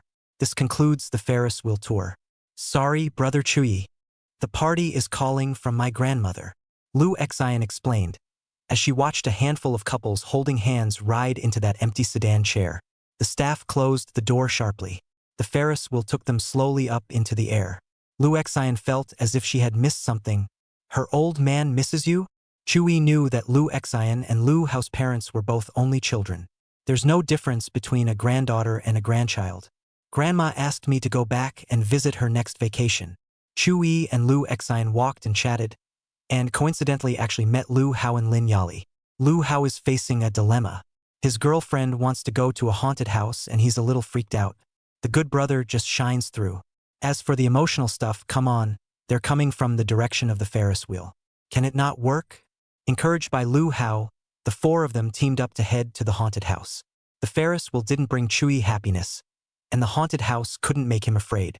Chu-yi was bland and took the lead, almost always holding hands in such special circumstances. Lu Xian was actually scared, but when she thought that Chu-yi was by her side, she had nothing to fear. Instead, he delicately felt the sensation of holding hands with his beloved. Lin Yali was so frightened that she hugged Lu Hao tightly, occasionally letting out a few exclamations of surprise. By the time she got out of the haunted house, she had a sense of gratitude that she had been robbed of her life. She was clearly the one who said she wanted to go to the haunted house, and she was the one who was scared. It was close to noon when the four came out of the amusement park. Found an okay restaurant for dinner. After enjoying the food, the next item is naturally shopping. Lu Xian wanted to keep an eye on what Chu-yi was interested in. Instead, he seemed distracted, not even taking a sip of the drink in his hand. That's how the afternoon went. At sunset and dusk, Chu-yi and Lu Xian set off on their return journey. Back to that familiar street. The sky was gorgeous with flaming clouds, and the golden afterglow of the setting sun spilled over the surrounding buildings, resembling an oil painting. Their childhood sweethearts strolled through the painting. Chu-yi turned his head to look at Lu Xian, whose hair was glowing with light. I heard. Someone confessed to you yesterday. Chapter 8, Blossoms. Lu Xian was brewing what to say, but she didn't expect Chu-yi to speak first. She didn't want Chu-yi to misunderstand if she liked someone else. This kind of misunderstanding is often fatal. One thought can usher in a different life. Lu Xian's usually gentle tone unexpectedly took on some urgency as she explained. I refused. A breeze blew, ruffling a few strands of green silk around her ears. Because the person I like is you. At this moment, the golden sunset glow not only shines on this familiar street, but also shines into Chu-yi's heart. To be honest, I tossed and turned all night last night after Lu Hao told me that someone had confessed to you. Rambling until 3 a.m. I can't believe I had the idea to meet you late at night. The fear is that we'll just drift away, and the memories we once had will only be left behind in the form of photographs. Lu Xian, I want to walk hand in hand with you in a life full of unknowns until the end. Will you be my girlfriend? This pair of childhood friends missed the Ferris wheel, but were greeted by majestic and gorgeous fire clouds. They embraced each other in such beauty. Over 20 years of love has blossomed. Happiness overwhelmed Lu Xian as she held Chu-yi's hand and strolled through the street full of memories. Brother Chu-yi, what does dear girlfriend have to say to me? Chu-yi looked at Lu Xian's warm and beautiful side face with a hint of scarlet. This roiling cloud of fire is nothing to sneeze at. Love makes people stupid. Both men took the long way around in silence. Don't want to part so soon. But there is no road that can't be traveled. After going around in circles, Lu Xian's house is right in front of her. Chu-yi finally understood why his good brother chose to live in school after falling in love. Partners who fall in love can't wait to spend every minute together. In the past, when Chu-yi and Lu Xian parted ways, they always thought that they could see each other tomorrow. No need to get attached. But after the relationship is established, it becomes attached. Wasn't there a hot movie released recently? Shall we go see it tomorrow? Chu-yi turned his reluctance into anticipation for tomorrow. Aha! Lu Xian softly answered. Chu-yi whispered something in her ear, then pointed to the side of his face. The soft woman beside him then dropped a kiss. From a distance, it couldn't be sweeter. Even though Chu-yi was a bit unfulfilled, he understood that this was already Qingmei's limit. Of course, it would be a different story if the two shared a room. Chu-yi watched her walk into the house before leaving. Back at her own home, Willow-wei had almost finished making dinner. He washed his hands sharply, then washed the dishes and served them. Willow-wei asked him where he went today and if he had a good time. Mom, Lu Xian and I are in love. Hearing their son's words, Lu Wei and Chu Ting were not surprised in the slightest.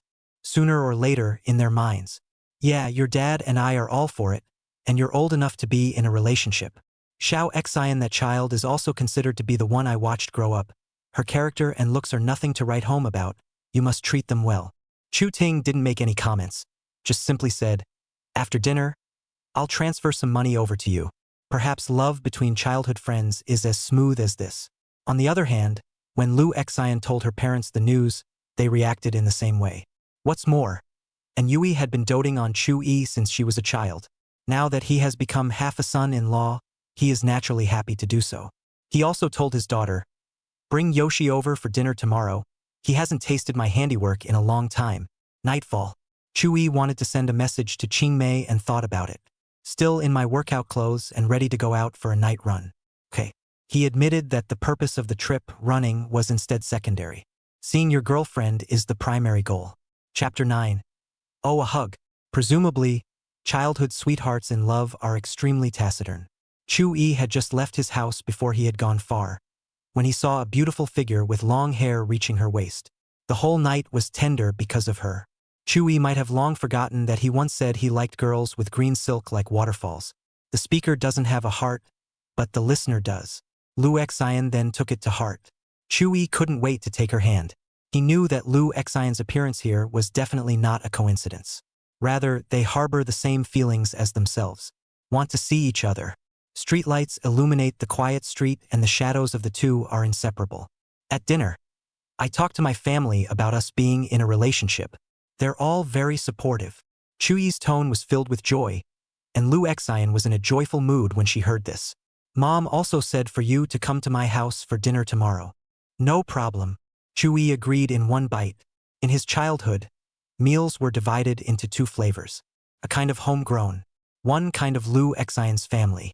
It should be from elementary school. Chu-yi in Lu Xian's home, rubbing meals. Meeting each other's parents is the least of it for a childhood friend. The two of them held hands and strolled for some time, and Chu-yi, who was wearing sportswear, seemed to have put the matter of running at night behind him. Lu Xian knew that he had the habit of running at night. Don't want to hold him back from working out. Brother Chu-yi, I'll wait for you here. Go do what you need to do. As she passed a bench, Lu Xian stopped. I just want to walk with you tonight. Look how beautiful the moon is. Chu-yi shook his head slightly, refusing to let go of his girlfriend's hand. The night is beginning to fall. We still have a lot of time. Brother Chu-yi, you don't have to accommodate me too much. Seeing his girlfriend so understanding, Chu-yi's heart was melting.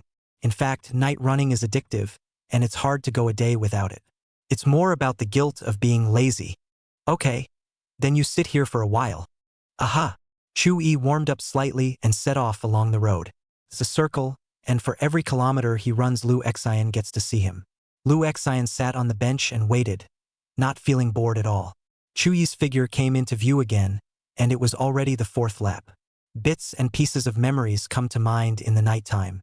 When they were in school, some adolescent boys tried to get Lu Xian's attention by playing pranks. But Chu-yi would always protect her well. The only time Chu-yi fought was for Lu Xian. He also stood up for himself in the face of stray dog attacks, regardless of his safety. Lu Xian felt that the heavens had been too kind to her. Being able to meet the man of my destiny early and now being his girlfriend. Chu-yi hurriedly ran 5 kilometers and stopped, not wanting to make his girlfriend wait too long. Lu Xian thoughtfully handed over a water bottle that had already been prepared, and even used a paper towel to help him dry the sweat on his face after he finished drinking the water. Thoughtful to the point of impeccability, Chu-yi felt that the exhaustion had all disappeared. Because of leaning too close, Lu Xian night wind sent Lu Xian body unique body fragrance, as if the blooming gardenia general. Covered in sweat, Chu-yi thought of something and quickly made the case for going home to take a shower. Although Lu Xian was reluctant, she still nodded her head in agreement. Chu-yi dropped her off in front of the house and went home sharply. You're back so early? Don't you want to accompany Xiao-yi for a longer walk? And Yui saw that her daughter was a bit frustrated. Aren't young people supposed to fall in love like glue? Full stop, my daughter had only been out for an hour. It's not even 8:30 yet. Lu Xian felt like something was missing tonight. Walking together, holding hands, but she still wanted a hug, or maybe a kiss from her sweetheart. Even something like a dragonfly will do. Maybe their childhood sweethearts really did have a heart-to-heart. This small regret had just been born when it was viciously annihilated by the message sent by Chu-yi. Dear girlfriend, I owe you a hug tonight and I'll make it up double tomorrow. Chapter 10. Sweet, sweet love. Chu-yi in the bathroom stood under the shower and let the warm water wash over him. It's soothing. There are no idle things to hang on to. After taking a shower, I opened my cell phone to see that the love money from my dad had arrived. Tens of thousands of dollars. Followed by, tell me when you're done using it. Chu Ting also knows that contemporary young people spend a lot of money on relationships, and is afraid that his son will be embarrassed in front of his beloved girl. Give enough at once. A few tens of thousands of dollars is more than enough for two people to go on a normal trip. I have struggled for so many years not to let future generations live a good life. But Chui didn't need his father to worry about it. Scholarships aside, the manuscript fees alone were enough to cover his expenses. He hadn't asked the family for money in a long time. Chui accepted the money.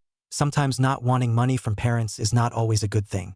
He was going to use the money to buy his father a fancy belt. The best of both worlds. The date displayed on his cell phone reminded Chui of his own approaching birthday. Actually, he doesn't care if it's a birthday or not. If Chui wanted to organize a birthday party, then he should be trying to do something with it. When he was little, Willoway had shown him the marks left by a cesarean section. Not quite understanding, he remembered that image fondly. So instead, every year on my own birthday I would get my mom a gift. Gave away skincare products last year. This year, just send clothes. Chui, who was always at home collecting clothes, of course knew the size of his mom's clothes. Opened the shopping app and ordered dad's belt and mom's dress, and a jade hairpin. He had always felt that Lu Xian, whether it was her gentle and elegant temperament or her stunningly beautiful face, both are great for holding hair with a pin. In the past, there didn't seem to be any reason to give her a love token like a hairpin, but now that the relationship was established, there was no longer any need for any reason. This bright jade hairpin was absolutely beautiful on her. Someone had a picture in their head. If you change into a long dress, holding an oil paper umbrella standing in the misty rain of Jiangnan, it is perfect. Perhaps Chui was looking at computer accessories on the shopping software. The pervasive big data actually pushed him videos on short-form video software that had videos about computers as well.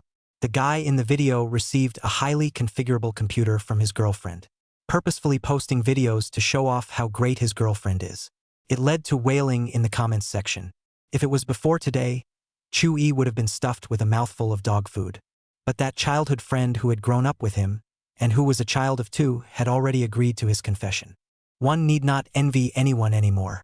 Of course, Chui wouldn't take the girl in the video and ask Lu Xian to send him a high-end computer. In his eyes, Lu Xian's tenderness was a treasure like no other in the world. It's enough to have this. In fact, as long as Chui sent it over, Lu Xian would buy it. She's a proper hidden rich girl. It was only because his good brother often borrowed money from Chui after he fell in love that he subconsciously thought Lu Xian's family was similar to his own. The next video is a blogger's visit to a maid store. The pretty maid gave him a knee pillow and then pulled out his ears. This one can be had.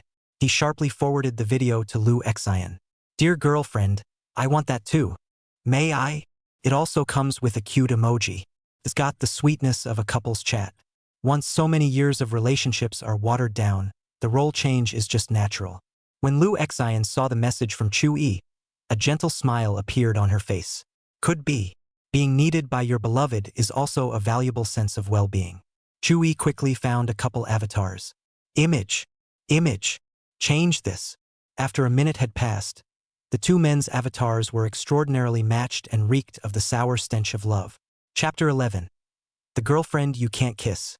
Happiness always goes by so fast. The two chatted late into the night. Chui knew that Lu Xian didn't have the habit of staying up late and took the initiative to end the chat. The cell phone was thrown towards the bed and the person slumped into it. The room was dimly lit with the lights already out. He stared at the ceiling, suddenly remembering something. Although he and his girlfriend had established a relationship, a proper kiss didn't seem to be in the cards. Other couples would probably have taken advantage of the atmosphere and kissed until they couldn't breathe when their confession was successful, right? Chui sighed. The places the two went to today were bustling with people. Even when the confession was made, it was on this familiar street with passers-by walking by. He knew that Lu Xian had a thin skin, and he didn't know how shy she would be when kissing in public. I'm afraid that the stunningly beautiful face is as red as a peach blossom. No, I'll have a chance tomorrow to try what it's like to kiss someone you like. Is it as riveting as the TV show above? Think about it. He picked up his cell phone again and started looking up the various do's and don'ts of kissing. In fact, some things are untaught. After Chui had properly replenished his knowledge, the time had come to 11 o'clock. Night running is inherently exhausting. The weight of my eyelids gradually increased and I fell asleep without my phone coming off the screen. He had a dream. In the dream, Lu Xian was holding an oil paper umbrella in the Jiangnan smoky rain. Beautiful like a painting, Chui wanted to kiss her.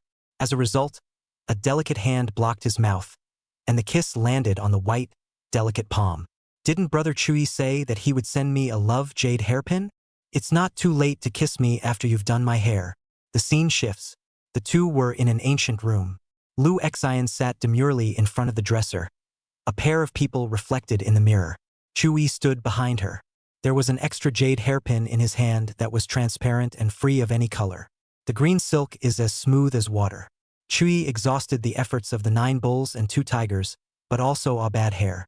Not to mention kissing. Anxiety woke him from his dream early the next morning. Morning light slanted into the room through the window. Add a splash of color. Someone's hanging heart dropped. Luckily it's a dream, or else he would never be able to kiss his girlfriend. Dreams are all the opposite. Buzz, came the vibrating sound from the cell phone. Open it up and check it out, it's a message that's warmer than the sunrise. Good morning, Brother Chui.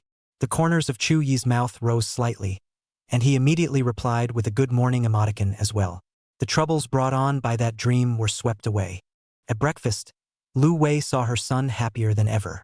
Seeing beyond the obvious, I'm sure the 2 kids are getting along just fine. At this rate, we might get married right after graduation. You should be able to have grandchildren yourself in a few years. To Willow Wei's surprise, her son didn't go out this morning. Because Chui had damn group work and other bits and pieces to do, so did Lu Xian. True love is based on not getting in the way of 2 people. Separately, they each work on what they need to do to improve themselves. When they gather, they tell each other how they feel and how much they love each other. It was only at around 2 o'clock in the afternoon that Chui finished his studies and went out to Qingmei's house. Aunt Anne. When An Yu saw Chui coming, she casually found an excuse to go out. Lu Xian's dad isn't home either. The pair of childhood friends who had already established their relationship were the only ones left in the large house. The atmosphere became ambiguous. Chui took the initiative and swept his gentle and quiet girlfriend into his arms. Smelling her wonderful aroma said, I owe you a hug for last night. Chapter 12. The Land of Tenderness. Last night I had a dream that had to do with my dear girlfriend. What dream? Lu Xian met Chuyi's blazing gaze and could vaguely guess what was going to happen next. Heart beating like a deer in headlights. 3 parts nervousness and 8 parts anticipation intertwined to create a fantastic experience. Chui realized that his own Qingmei looked good everywhere. Bright eyes and a beautiful face. Can't pick out any flaws. The blush on his face was as beautiful as the reflection of the setting sun in the water town of Jiangnan. He couldn't help but gently caress Lu Xian's face as he said, Of course it's about you. In my dreams, I want to kiss you, but I can never get it right. Lu Xian listened to Chuyi's so blunt words. Already the distance between the 2 people was getting closer and closer. Any closer and the tips of the noses are touching. Her watery eyes slowly closed, her fluttering lashes showing that she was not at peace. The beautiful people are posing as a gentleman to pick up the appearance. Chui and How can hold? A soft to the touch came from both of their lips, bridging the love in each other's hearts. At first, the kiss was as light as a butterfly. Gradually it became like a glue. Chui last night inquired about the kissing precautions, has long been put to the back of the mind. There are some things that are untaught. If I had to say that there's a prerequisite for kissing, it would be liking each other. Chui took the initiative, and Lu Xian would respond to him in a green and clumsy manner. For a long time, the lips parted. Lu Xian gasped slightly. He had just offered his first kiss, where would he be able to use his nose to change the skill of air? She felt there was something magical about kissing someone she liked. Mesmerizing, and slowly losing strength. Chui looked at Qingmei, who was leaning against his arms and didn't dare to look at himself, and laughed silently. The mind replayed what it had just tasted like. It's very much meant to be. But obviously his girlfriend didn't have as much lung capacity as he did, and had just had a long kiss. Wouldn't it be better to kiss her out of fear? Take your time. After a few moments, Lu Xian slowed down the scurrying deer in her heart. Brother Chui, didn't you say yesterday that you wanted me to take out your ears? That's so nice. Kisses with Aomame were followed by knee pillows plus ear pulling. Chuyi's happy smile was harder to suppress than AK. Lushan sat at one end of the couch and straightened her skirt slightly. Chui gently lay on his own Qingmei's slender and beautiful legs, as if he was in the clouds. The gardenia-like aroma lingers on the tip of the nose and is reassuring. Chui held Lu Xian's shapely willow waist with both hands. The ancients have long described this scene. Gentle country. Because of the close proximity, Lu Xian could feel the tingling sensation from Chu Yi's hot nostrils. It drew a slight tremor from her body. Brother Chu Yi, I can't pull out your ears like this. Please lie down a little better. Chu Yi did not give an inch and honestly followed Qingmei's words. You smell so good. Is it some kind of perfume you're using? I'll get a bottle of the exact same thing when I do, so that when I miss you someday and you're not around, I'll just sniff it. Lu Xian heard her sweetheart praise her fragrance. There was already a faint scarlet redness on the absolutely beautiful face, and as soon as Chu Yi boasted about it, it became rolling hot. It's beautiful. No perfume. And I'll always be by Brother Chu Yi's side. Gentle words are better than the sparkling spring water of Jiangnan. Chu Yi felt like he was about to die drunk in the gentle land. Chapter 13. The Knee Pillow. Last night, not only did Chu Yi look up the do's and don'ts of kissing, but when he said he wanted to use a knee pillow and pull out his ears, he said he wanted to use a knee pillow and pull out his ears. Lu Xian also watched several videos online to observe and learn. When those slender jade hands gently landed on Chu Yi's ear, a charming feeling went straight to the bottom of his heart. Chu Yi does great personal hygiene and is quite clean in the ears. Lu Xian softly blew a breath into his ear, and Chu Yi suddenly felt tingly, and his body was light, as if his soul was out of his body. She sensed that it seemed to be working. The same old trick. She watches videos where it's all knee pillows plus ear pulling plus lulling to sleep. Now that you don't have to pull out your ears, it's time for the next part. Brother Chu Yi, if you're sleepy, have a good sleep. The gentle voice was like a breeze in spring, brushing over Chu Yi's heart lake. He would have had a busy morning and half an afternoon solving group assignments along with other odds and ends. All the exhaustion came flooding back at this moment. Sleep. Half an hour. Call me in half an hour. Chu Yi barely remembers that this is the living room of Qingmei's house, and sleeping for too long in case Auntie Anne comes back and bumps into him would not be good. Aha! Lu Xian gently answered. It's good to have you. Soon after, Lu Xian realized that her boyfriend's breathing tended to be calm and rhythmic, and he was obviously asleep. She looked at Chu Yi, who was sleeping peacefully on her lap, and her happiness was as hot and majestic as the afternoon sun. Lu Xian is a person who knows how to cherish good things. She has insight into the value and meaning of each moment. Now, for example, the beloved is close by, and no one comes to disturb them anymore, except for the cicadas chirping outside the window. You can have him all to yourself before the sun goes down. When my temples turn gray, I will still think of this afternoon. At that moment, sitting in the wicker chair, she seemed to be young for a moment. Brother Chu Yi, meeting you, is the greatest fortune of my life. The tender voice counteracted the noisy cicadas, allowing someone to sleep more peacefully. Time flows like water. Chu Yi had a dreamless sleep and was full of energy. The first thing he smelled when he awoke was the gardenia fragrance of Lu Xian's body. Slowly, he opened his eyes. Hazy. A shapely figure was found sitting on the couch across the room. Brain just turned on. A little sluggish. My dear girlfriend, what time is it now? Lying on his slender legs, he still wanted to go and wrap his arms around Lu Xian's willow waist and warm up a bit. In a flash of lightning, he got a good look at the person sitting on the couch across from him. It's none other than An Yui. Chu Yi hurriedly erected like a spring, blushing once in a rare moment. Auntie Anne, you're back. Did you sleep well? And Yui's voice was laced with favor. Chu Yi didn't even know how to answer. She saw Chu Yi's embarrassment and comforted him. It's okay for young people to fall in love and get all mushy and affectionate. Stay home for dinner tonight. Auntie will make you your favorite braised pork ribs. And Yui said. She came back to see Chu Yi sleeping with his pillow on his daughter's lap. Such an intimate image. Her childhood sweetheart's love affair made her, as a passerby, envious. Thank you, Auntie. Chu Yi breathed a sigh of relief, and after An Yui got up from the sofa to go to the kitchen, he quietly took Lu Xian's hand. He certainly didn't blame his girlfriend for not waking him up. It's just that I've been too sleepy in my own gentle land. The lights are on. Chu Yi lightly dabbled in Qingmei's house. Steamed sea bass, chicken soup, braised pork ribs, etc., etc., etc. Plenty to go around. And Yui personally gave him food and told him to eat more. When Lu Hao saw it, he should again wonder if he was sent by charging the phone bill. Chapter 14. College campus time is like delicate sands, beautiful and easy to pass. Before you know it, the week is spent in a full program. Lu Xian's grandmother really missed Lu Xian and called on Yui several times to urge her to come home. When people get old, they only have the thought of their offspring left. Lu Xian returned to Jiangnan Watertown on a Friday afternoon when there were no classes, a weekend that was destined to be difficult for someone. Chui also had chores to attend to. The last time the class talked about having a group activity, they ended up voting on a neighboring resort. As a member of the class committee, he naturally couldn't be lazy. Various matters came up one after another, and he was so busy that he lost his head.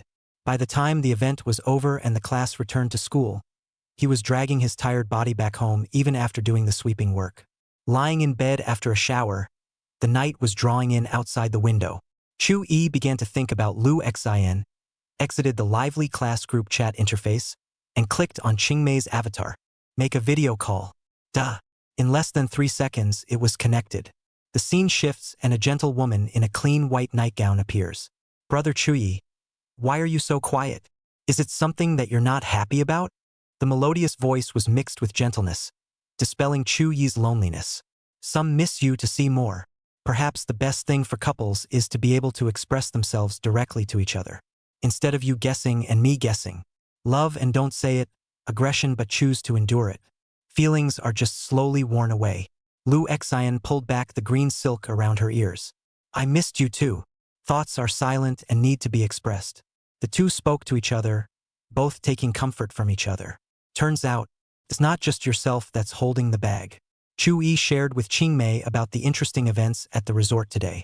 For example, how many fish were caught and how good the specialty meals were. That said, it's all the little things. But the desire to share is the very expression of love. Lu Xian quietly listened to him, hearing the joy and sorrow in his tone. It's not tiresome. How about you? How was your day? Chui asked.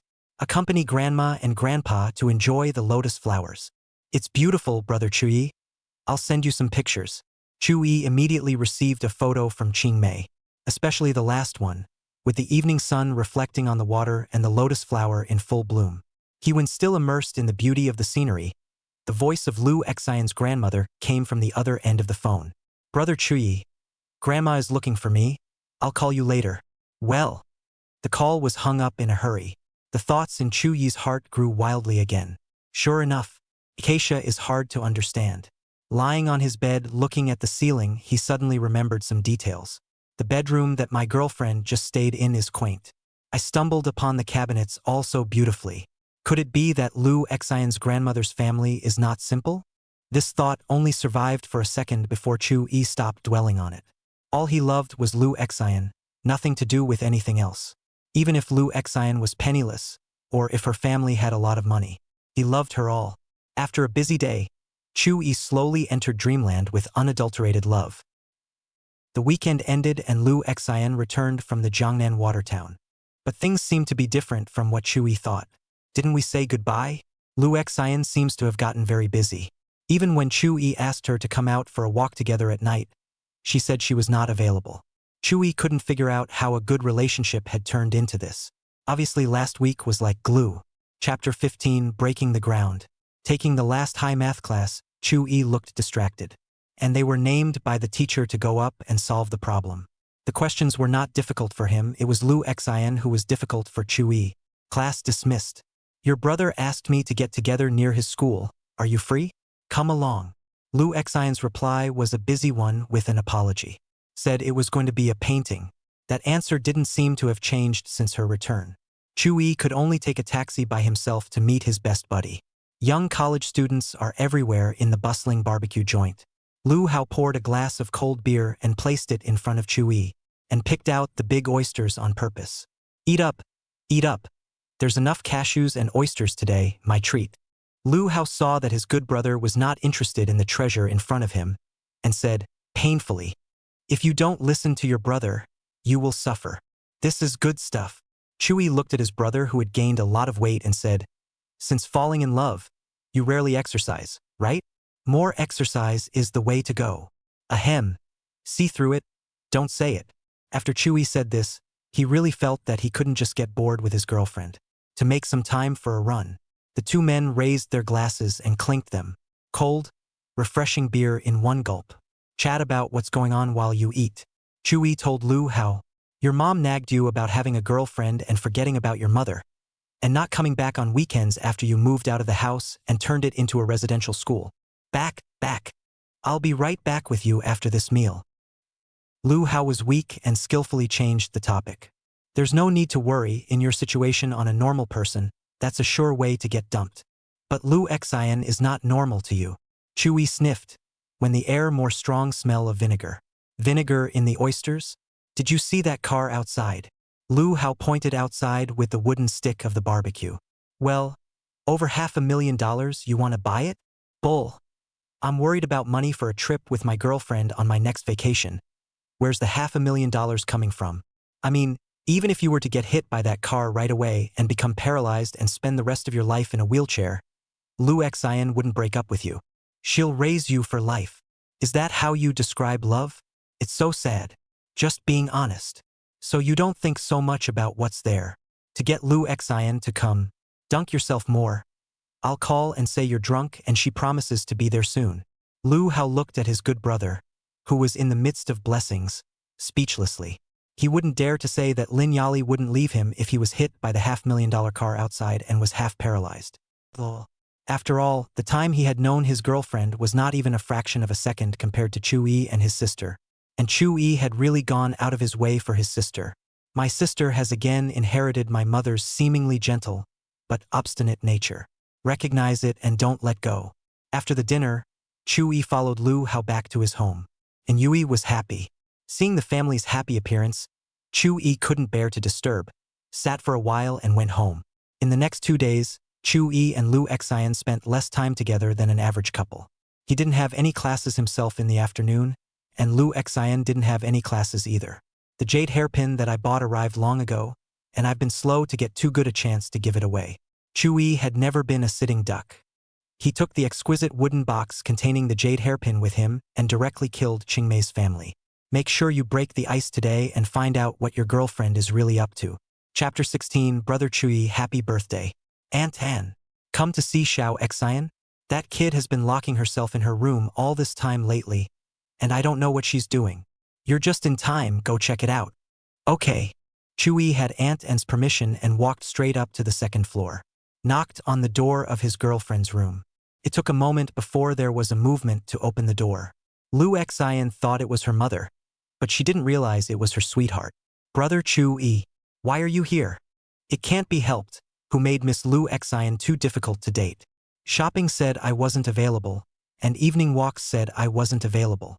Some people say this is a case of being dumped. It's not that, Lu Xian hurriedly explained. Oh? Then what is the beautiful Ms. Lu Xian busy with in her room every day? Couldn't even care less about the boyfriend. I can't tell you yet, you'll find out soon enough. Well, before Lu Xian could finish her sentence, Chui kissed her red lips. It seemed as if he was going to give vent to the thoughts with fiery, unbelievable kisses. At the same time, he was also telling Lu Xian how much he missed her in disguise. Long, lingering kisses kept entwining. Both were a little out of breath by the time it was over. Between glances, Chui saw watery tenderness from Lu Xian's bright eyes. He picked up his girlfriend in a princess hug. Lu Xian obediently wrapped her arms around Chui's neck. At the same time, there was a hint of nervousness inside. Brother Chui shouldn't be. A blush flew across her stunningly beautiful face at the thought. But things are decent. Chui carried her to the dresser and took out the jade hairpin that was contained in a wooden box engraved with a flower pattern. A gift for you. It was supposed to be given to you a long time ago. In the mirror, a gentle and virtuous beauty sits with a boy behind her, who wears her hair. The look of concentration. Lu Xian, at this moment, fully felt the thoughtfulness and tenderness of her beloved. Chui also bought the model to practice Oshiro just in case. The technique has become quite skillful. Well, is this gift satisfactory? Satisfied. The beautiful woman in the mirror, who had long hair at her waist, became a coiled green silk, a little more noble and elegant flavor. It is a national color. Let's go to the movies. The tickets are all bought. No refusals. Chui struck while the iron was hot to make a request that wasn't too much. Brother Chui. Lu Xian sent him a fragrant kiss.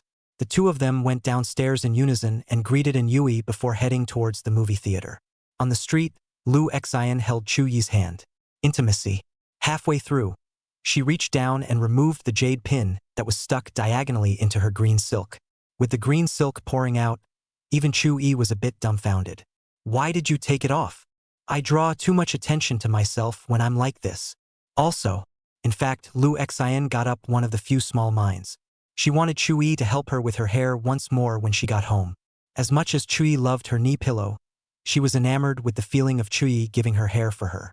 Walked into the movie theater at about the same time. Lu Xian leaned on Chu Yi's shoulder and quietly watched the screen. The movie is about a young man and woman, like each other but not brave enough. Missed by all sorts of accidents. Eventually the two went to different colleges, entered society, and dissipated into the crowd. A few years later, the drunk and the hero suddenly awakens to the heroine's cryptic confession. The heroine also finds the little note the hero put in her graduation gift that year. Unfortunately, this love has expired. The more Lu Xian looked, the more she realized how lucky she was. Love is all around. After the movie, the two went shopping and enjoyed the food. Make up for lost time. Chui's birthday has finally arrived. After breakfast, he took out the clothes he had bought for his mother, and the belt he had bought for his father. Willoway, though, complained, "I have enough clothes in my closet." The smile on his face couldn't be stopped. There are classes today. He grabbed his backpack and walked out of the house, and was greeted by a beautiful figure. Chu Yi walked quickly towards her. The warm morning sunlight poured over the two of them in a picturesque manner. So sleepy. Chu Yi pretended to yawn. Need a morning and evening kiss to wake up. That math is a slam dunk. Lu Xian is good at everything, but she just indulges Chu Yi too much. She looked around and there were no passers-by. Then he kissed Chu Yi on the side of his face. The two of them chatted as they walked towards Tianhai University, the atmosphere of which is the envy of onlookers. So like a match made in heaven. There's a state-of-the-art green plum to accompany you to the morning 8. Then it becomes a pleasure. Take a full course. The two returned home again hand in hand in the evening. Lu Wei asked Chu Yi to take Lu Xian home for dinner. For her son's birthday, she cooked a big, hearty meal. When it gets a little darker, it's time to light candles and make a wish for cake. Chu Yi made a wish. I hope everyone around me is peaceful and always happy. Mom and Dad's gift was a plain, unadorned red envelope. Get what you want for yourself. Brother Chu Yi, happy birthday. It's a gift. Chu Yi took the beautiful picture book. Turn the first page. It's the cute little boy giving the little girl a chocolate ball. The picture is very vivid. Skill and emotion go hand in hand. Turning to the second page, the little boy stood resolutely in front of the little girl in the face of the vicious dog. The number of pages represents the passage of time. The little girl became a girl in a blue and white school uniform with a high ponytail. Green plums are growing up for the first time. And Takashi, too, became handsome. It's a collection of memories of a lot of great moments. Chu Yi finally understood why Lu Xian was busy in the previous days. Suddenly there was the sound of rain hitting the window. It's raining. But that's okay. Lightning or thunder, rain or shine. Chu Yi, a ship adrift, had found a haven that belonged to him. And this picture book will add more great memories. When the rain clears, the happy life of Chu Yi and Lu Xian, a pair of childhood friends, will be as gorgeous as a rainbow. Concluded.